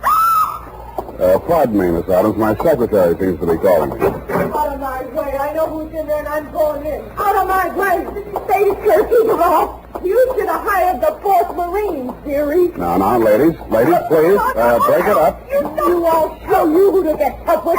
You're not calling me shamus, or I'll let you have it. Now, ladies, please. Now, let's talk this over calmly and sensibly. Okay, you asked for it. Now, ladies. Oh. Please.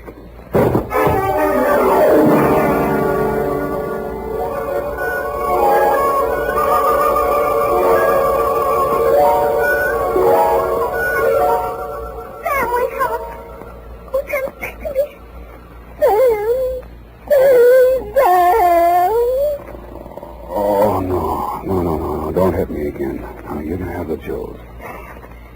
Oh, Sam, you poor darling.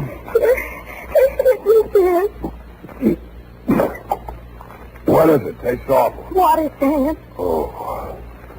Where'd they go? Well, they chased each other down the hall.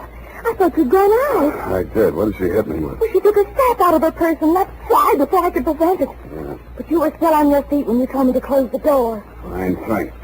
Help me up. Oh, yes, Sam. Easy, easy. Oh, when I think of you lying in here unconscious all that time while I went out to lunch. What? If anything had happened to you, I'd never forgive myself. You call this nothing? Oh, you poor dear brave boy. Now, you just sit down and relax. Now, the ambulance will be here any minute. Ambulance?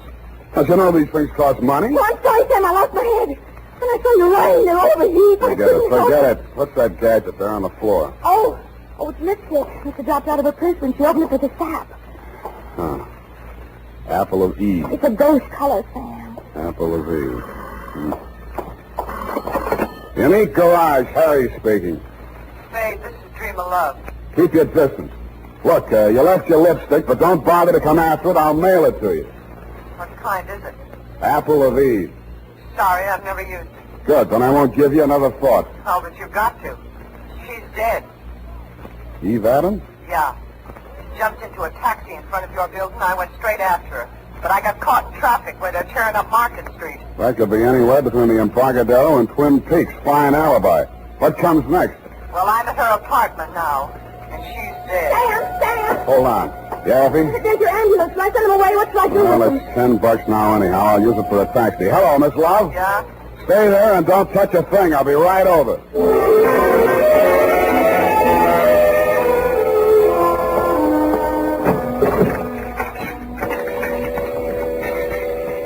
Dream I hadn't waited, if that was really where she'd called me from. Eve Adams was on the bedroom floor in front of a dressing table. There was broken glass all over the floor. The place reeked of perfume. The front of her negligee was splashed with red. I looked for the wound, but I didn't find any. Then I looked at her hand. All the nails on her left hand and 2 on the right were the same color as the stain on her clothing. Evidently, she'd been seated at the dressing table putting on nail polish when the murderer entered the room. The back of her head had been creased by the well-known blunt instrument, such as a heavy sap. I felt the bumps on my head and looked at the overturned nail polish bottle on the dressing table. It was called Apple of Eve.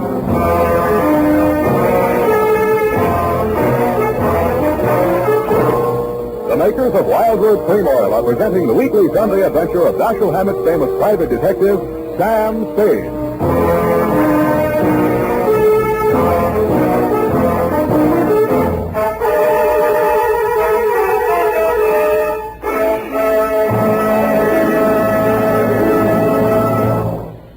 Now, important news on good grooming. If you want the well-groomed look that helps you get ahead, socially and on the job, listen. Recently, thousands of people from coast to coast who bought Wild Root Cream Oil for the first time were asked, how does Wild Root Cream Oil compare with the hair tonic you previously used? The results were amazing. Better than 4 out of 5 who replied said they preferred Wild Root Cream Oil. Remember, non-alcoholic Wild Root Cream Oil contains lanolin. It grooms the hair naturally, relieves dryness, and removes loose, ugly dandruff.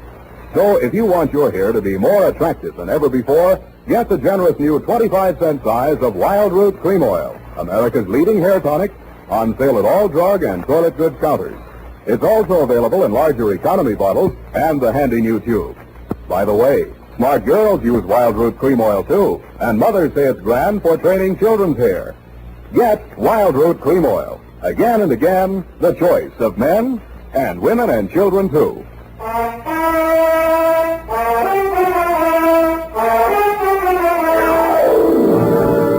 And now back to the Apple of Eve caper. Tonight's adventure with Sam Spade.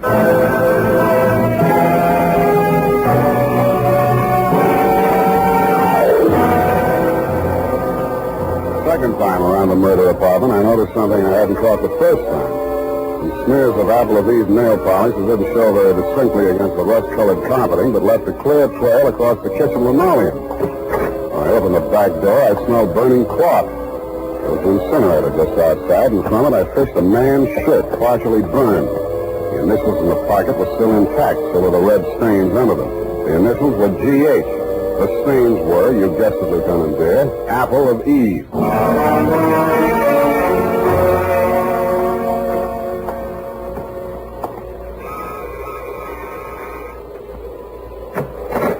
Yeah? I'm looking for Miss Dream of Love. She home? No, she isn't. Thanks. I'll come in and wait. Wait a minute. Okay, you're in. What do you want with her? She's in a little trouble. You a cop? When do you expect her back? I don't know. What's this trouble? She threatened to kill a woman, and now she's dead. Who? A girl named Eve Adams. Why would she want to kill Evie? The way I got it, they were locking horns over a guy named Gorse Hagen. You know him? Yeah, and I wish I didn't. Who is he? He used to run a gambling ship down at Malibu's, and the law turned it into a bait barge. Now he calls himself a yachtsman. But if you're trying to connect him up with my sister, it's a bad connection. She hasn't seen him in years. His idea or hers? Hers? And mine. And what was the beef? And who are you? I'm her brother. Eddie's my name. And why would there be any beef between those two?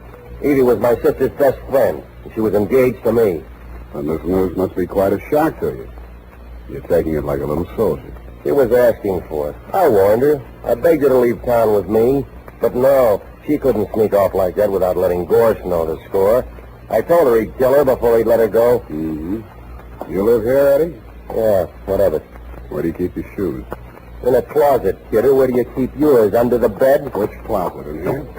Wait a minute, Take your hands off of me. Let me see your warrant. That better be good or you're going out of here on your head. Take your hands off me, Eddie. Let's see that warrant. All right, I got a warrant, Eddie.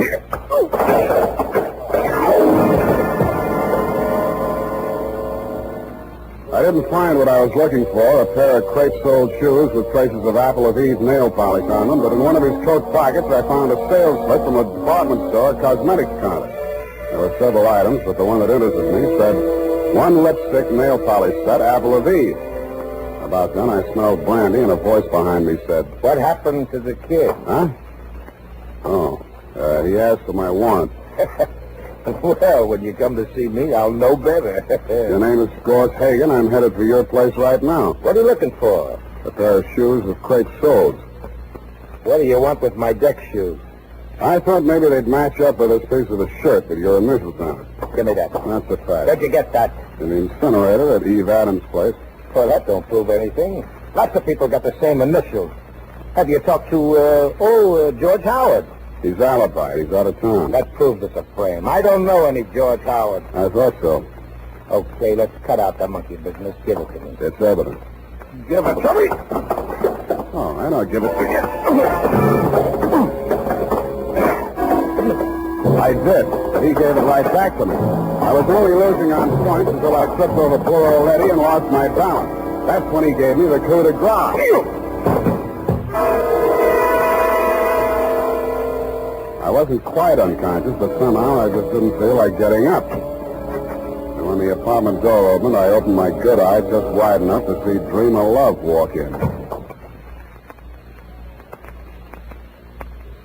Oh, what are you doing here? I've come to help you, Dreamer. I don't need any help from you, Goss. I told you that 3 years ago. Why did you kill her? I don't know what you're talking about. You killed Eve Adams. Why? You're wrong, Goss. I haven't seen Evie in ages. Why did you kill her? All right, I did it. Yeah? Why? I was jealous. Seeing the two of you together after all we'd been to each other. Go on, laugh at me. I don't mean murder out of love for you. It's very funny, isn't it? I'm very fond of you, Dreamer. My poor little Dream of Love. I'd give you anything, honey. The shirt from my back. Here. Here's a piece of it on account. Oh, what? I see you're impressed. Me too. Come on, we'll go someplace where we can be alone and talk things over. No, Goss, please. I can explain everything. Explain in the car on the way down to the boat. Come on. You're hurting me. Oh! No! Come on, off the door.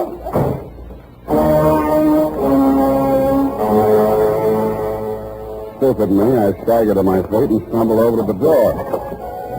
I reached it just as Hagen's car pulled away from the curb. By the time I found a taxi, they were at least halfway to wherever they were going. I didn't know whether the boat he had mentioned was tied up at the Embarcadero, anchored in the marina, moored at Sausalito, or becalmed in Oakland. But there was a seafaring man in our town who knew about such things. My port of call was the Seahorse Bar and Grill just off ahead of Pier 16, or is it the Foot?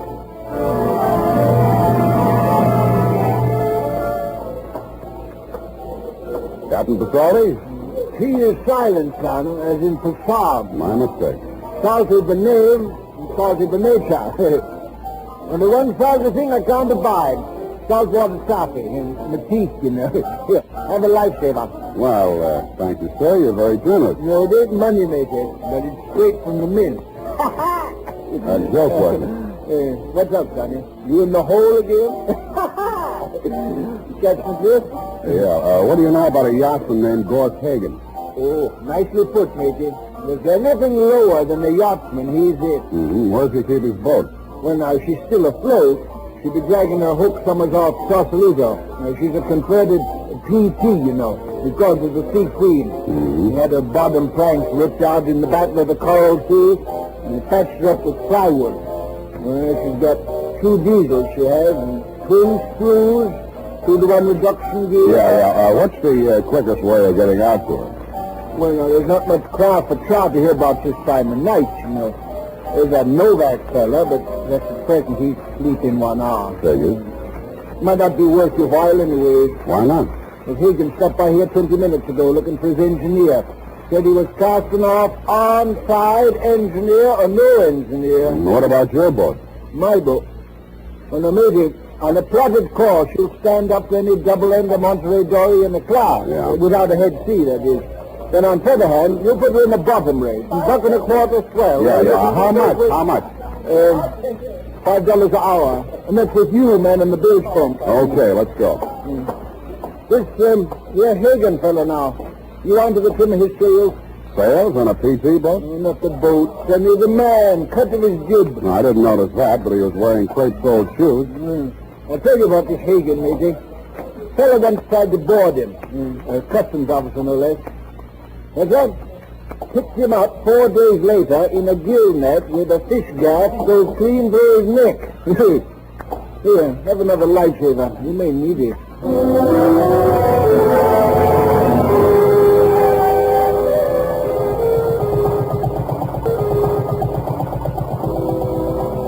After we'd last meet at my station at the Bulls Pump, Captain Society got his double into Monterey Joy on a plotted course to Sausalito, he hoped, and we plunged recklessly into the fog. As nearly as I could catch the script, there was a 50-50 chance that A, Hagen had found his engineer and would be halfway to the Farallone Islands before we could make it past Alcatraz, if we stayed afloat that long, or B, that he hadn't found his engineer and might be having trouble starting up those two diesels with the twin screws and the two to one reduction gears, whatever they are.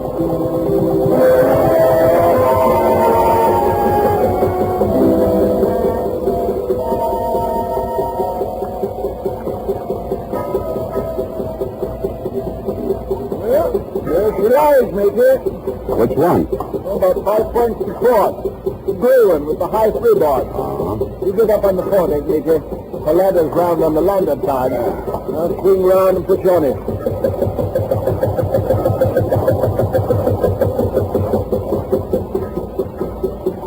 Hey! Anybody home? He's likely below, messing them diesels. You better rear back and holler, Major, like this. Ahoy! The sea queen! I like that. I know there is 'em.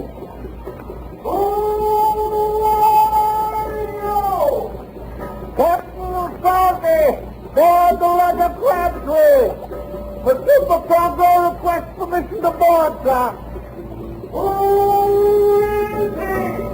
Spade! I want to talk to you, Hagen. That's so. Blow up down, you clumsy lover. Where'd he get you? Some writing note. That's a midship. Here. How do you learn this thing? I got to get you to shore. That's Stefano. There's a Ford gear. Don't pull it back all the way. She'll die. And that's some fun. You lie still. What are you looking for? Jump a bucket. Lifesaver. In case you need it. I don't know more.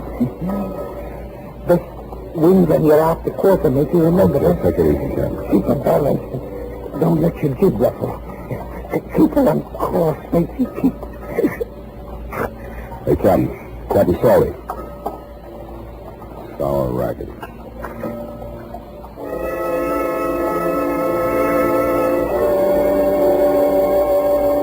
I crawled over the rail and tried to make out Hagen's silhouette on the other boat. I could just barely make out the shape of the hull against the faint glow of light from the Sausalito shore. He drifted a few yards astern of Hagen's boat, but not out of rifle range. I wondered why. If he could see us well enough to drop Captain Salty, he'd let it go at that. And I got it. He was listening.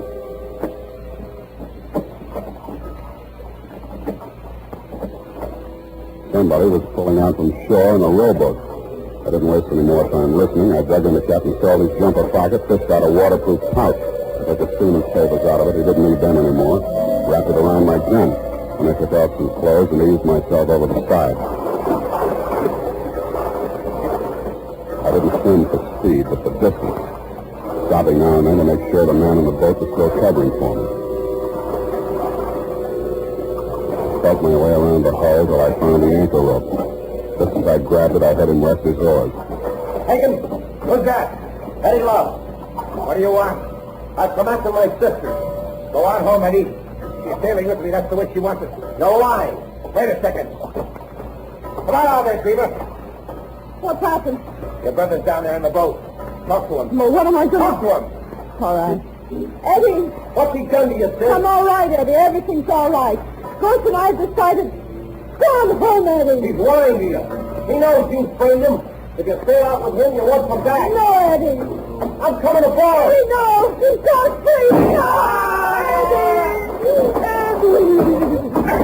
Drop it, Hagen. Oh, drop the rifle. I'll go up with you. You're lousy. Damn it. Stop it. What's yours? Sam, did he hurt you? No, I've been kicked in the stomach before. It takes a woman to kick you in the teeth. I'm sorry. I don't care what you did. What burns me up, you didn't do it right. I hit a bungler, especially a female bungler. I'm a bungler. You're the one. It would have worked if you hadn't gone poking in the incinerator. I should have called the police. They'd have known what to do with evidence like that. They've been wanting to get something on Gorse ever since repeal. Listen, Angel, any flatfoot could have seen through that setup. Eve Adams was sitting in front of a mirror when she was maced. She saw the murderer enter the room. She got it in the back of the head. That means she trusted whoever walked up behind her. That also means the evidence of a struggle was fake. But the nail polish on Gross's shirt. You put that nail polish on her fingers after she was dead, laid that trail to the incinerator with a pair of Gross's shoes where any flatfoot was supposed to think he'd try to destroy the incriminating shirt. But the dumbest thing you did was lying to me about that matching lipstick you dropped in my office. That made you look guiltier than anybody, because anybody could have planted that fake evidence. I didn't kill her. I'm not a murderer. Your brother might have got off easy. Crime of passion. Please don't say that. I can't bear the thought that after everything I did, it's all come to nothing. Here. Have a lifesaver. You may need it.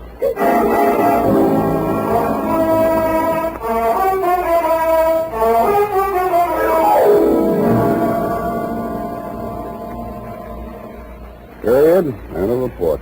Oh, Sam. Poor Captain Pistolfi.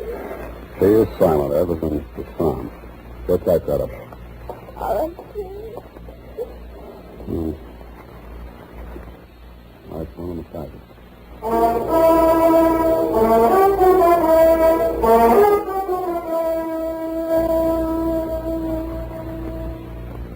And now, listen to this. There's nothing like it, friends. There's nothing like Wild Root Cream Oil to groom your hair neatly and naturally. To it. As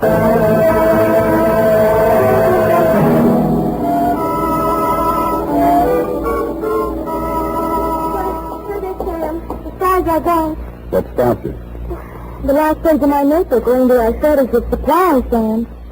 But anyway, I'm glad. Because I didn't have to go through it again.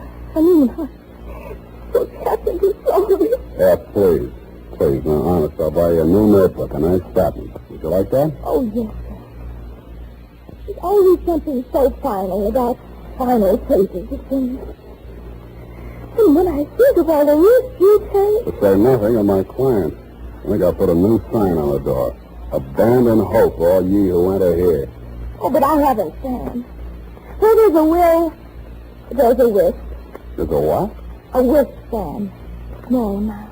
Which reminds me, I've got the sound like. Join me, just a whisk? No, Sam.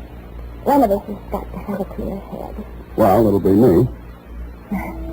All best. Good night, Sam. Good night, sweetheart.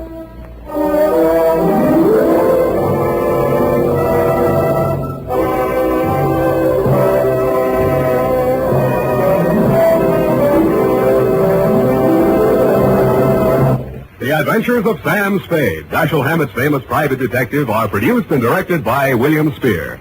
Sam Spade is played by Howard Duff. Lorene Tuttle is Effie. The Adventures of Sam Spade are written for radio by Bob Tallman and Gil Dowd, with musical direction by Lud Gluskin.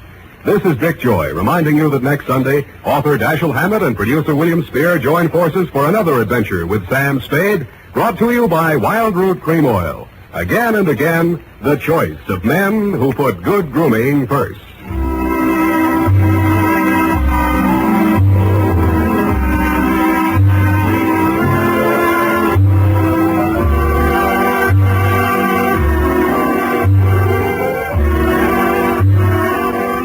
Smart girls use Wild Root Cream Oil, too, for quick, good grooming and to relieve dryness between permanents. Mothers say it's grand for training children's hair.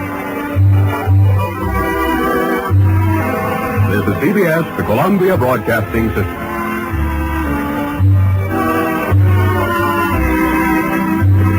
Here at Escape Radio, we proudly thank our partners at CBS. And now, folks, a quick challenge before the next thrilling chapter.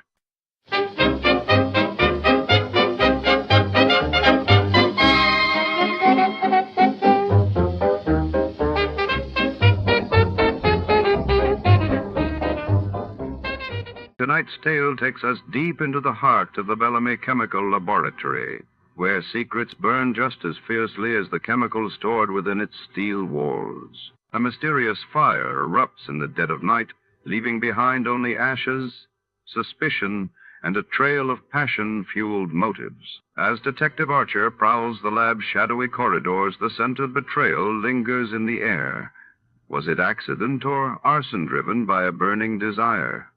Shadows flicker between test tubes, and every suspect holds a match. Before to start, let's see what happened the day it was aired.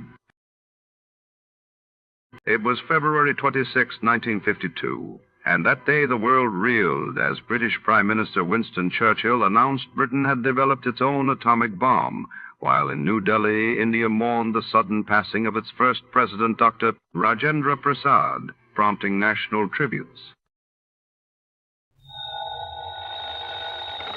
Johnny Dollar. Yeah. What? I said, yeah. Oh, what's that supposed to mean, and who are you? Oh, Johnny, this is Pat McCracken at Universal Adjustment Bureau. Well, hi, Pat, but what's with the crazy dialogue? Oh, that word, that yeah, was most of the conversation I got from some crazy character who just called in. I'm afraid I don't dig you. Oh, he called about 5 minutes ago. Said he'd been trying to reach you, but he got no answer. I was out picking up a morning paper. Who was he, Pat? He wouldn't say. He just gave his phone number. Wait a minute. There's only one man in the world talks like that. Yeah. Yeah. Was the call from San Francisco? No. Oh. Los Angeles. Well, then maybe I was, Well, because the man I was thinking of... Now, wait a minute. Yes, I'm waiting, Johnny. Tell me just one thing, Pat. Well? Have any of your insurance companies been having to pay off on any big fires lately? I mean, out in Los Angeles? On any fires? You'd better start checking with those companies out there. No, wait a minute. Do it, Pat. And I'll lay odds that you get a handful of arson reports. Arson? Yes. Johnny, just because some silly guy calls up and all he says is, yeah. Hey, let me have that phone number he gave you. Now, Johnny. Come on, Pat. What is it?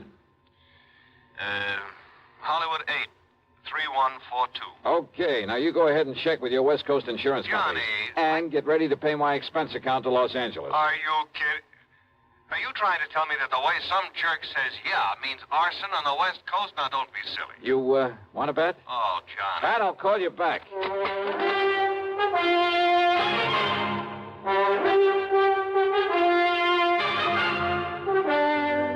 CBS Radio brings you Bob Bailey in the exciting adventures of the man with the action-packed expense account, America's fabulous freelance insurance investigator. Yours truly, Johnny Dollar.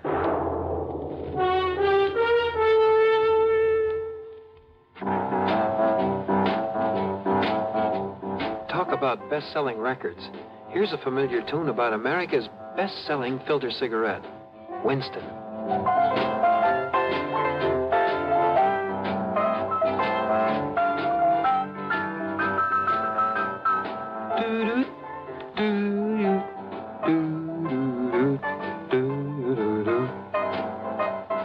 Winston gives you real flavor, full, rich tobacco flavor. And you know, that's because only Winston has filter blend up front. Choice, flavorful tobaccos, specially selected and specially processed for filter smoking. No wonder Winston tastes good, like a cigarette should. Smoke Winston. And now, Act One of yours truly, Johnny Dollar.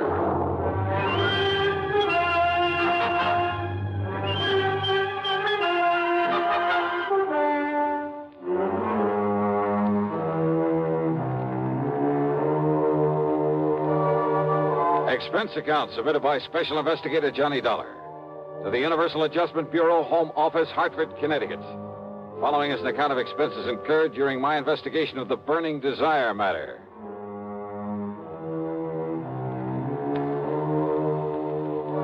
Yeah, as I told Pat McCracken, there was only one person I knew whose conversation might consist mostly of that one word. So, expense account item 1, $250 for a phone call to Hollywood 8, 3142.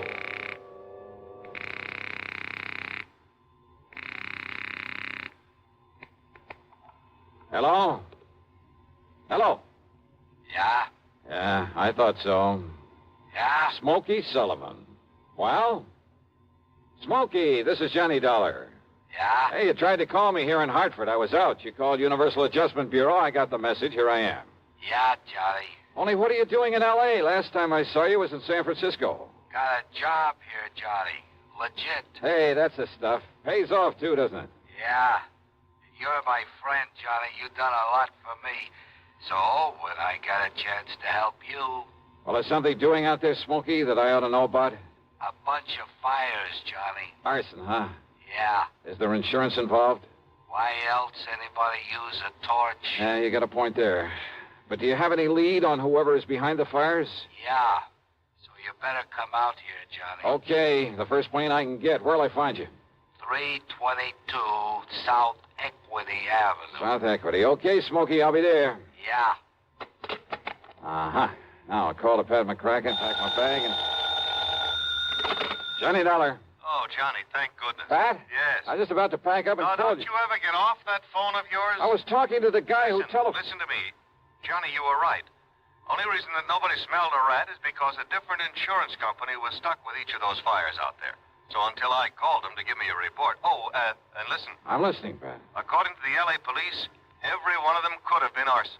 Okay, I'll grab the first 7 plane. of them in a row, Johnny, that we know about so far. I mean, I haven't got the reports in yet from all the companies, and I'm also waiting for another report from the police. Now, Johnny, your best contact out there. That I've already got. What? Yeah. Oh, you mean that character who called us up? Yeah.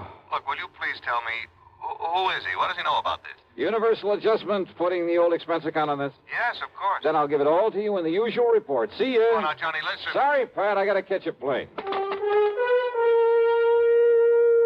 Expense account item 2, $162.85 plane ticket from Hartford to Los Angeles.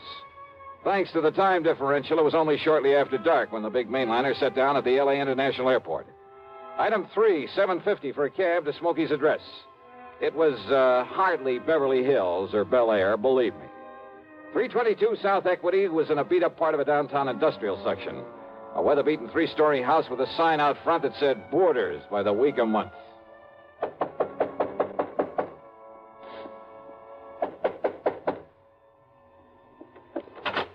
Yeah, who are you? Well, my name is... Just what's a fancy dresser like you want around a place like this, huh? Well...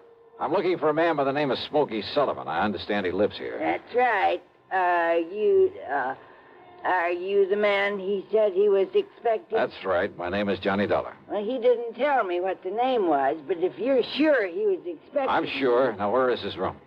And I don't know. Where is his room, please? Well, it's up on the second floor. It's just to the right after you get up the stairs. Okay, But now, thank look, you very much. Well, now maybe you'd better... It's all right, I'll find it. Thanks a lot. No, what I mean is, I thought you'd already come. I mean, what I mean is...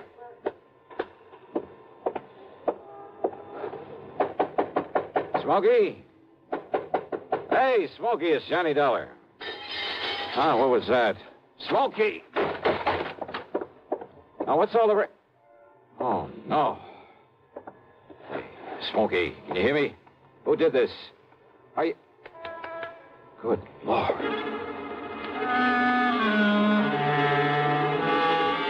Smokey had really had it. Whoever had beaten him up probably would have killed him if I hadn't come along and scared him away. I looked out of the broken window, but of course it was too late to see who'd done this. Meantime, the landlady appeared, and I had to get me some towels and a basin of cold water. Here you are, Mr. Oh, good. Thanks a lot. Somebody sure laid into him, I'll say that. You ask me, it's a wonder if he stays alive. He'll be all right. He'd better be. You're lucky you come along to see him, is all I got to say. Yeah, you better get me a couple more towels and maybe another basin of water. No, wait. What?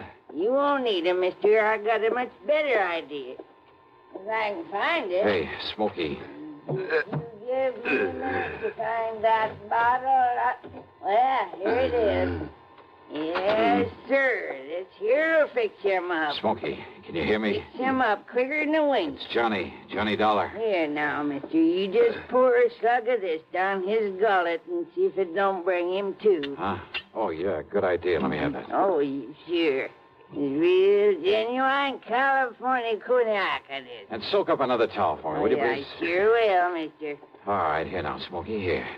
See if you can get down some of this. Easy now, huh? That's it. Attaboy. Really? Yeah. A little more of this. Here. You know, before you come up here, mister, I tried to tell you. Easy now, Smokey. Yeah, I tried to tell you. I thought that other man that come up here to see him was the one he was expecting. Here, now, here's your fresh towel. Thanks. Did you say other man? That's right. Come in just before you did. You know him, who he was? The chimp. What? What's Smokey? The chimp, Johnny. That's who it was. The chimp? Yeah. Strong arm for Mickey Fortina. Who's Mickey Fortina? He's the one that... Oh, now, look, Smokey, maybe you'd better wait until you feel better. You and I should get a doctor. No. Now, listen, Johnny. Yeah? Unless you stop him, there's going to be a lot more fires around here. Fires? That's what he said. Just don't worry about it, Mrs. Miss Fletcher. Bertha Fletcher. That's my name. Johnny, listen. Oh, okay, Mrs. Fletcher. You go along. I'll take care of him. Oh, well, now, I don't know. You sure I hadn't better get a doctor? No. I'll take him to a hotel. In his condition, I'll look after him. Now, you go downstairs and give me a cab. Well, I don't know. Here's a 10 spot for your trouble and this bottle of brandy. Oh, well, thanks. You're a gent. Go ahead, please. Oh, yes, sir. Anything you say. Johnny. Yeah? You gotta listen to me. Yeah, go ahead. You had come up the stairs, scared him off. The chimp might have killed me. Well, he won't get to you again. I'm going to take you out of this place. Somebody must have tipped off Mickey Fortina. Must have known I'd put in that call to you. So listen, Johnny. Later, Smokey, after I get you out of here.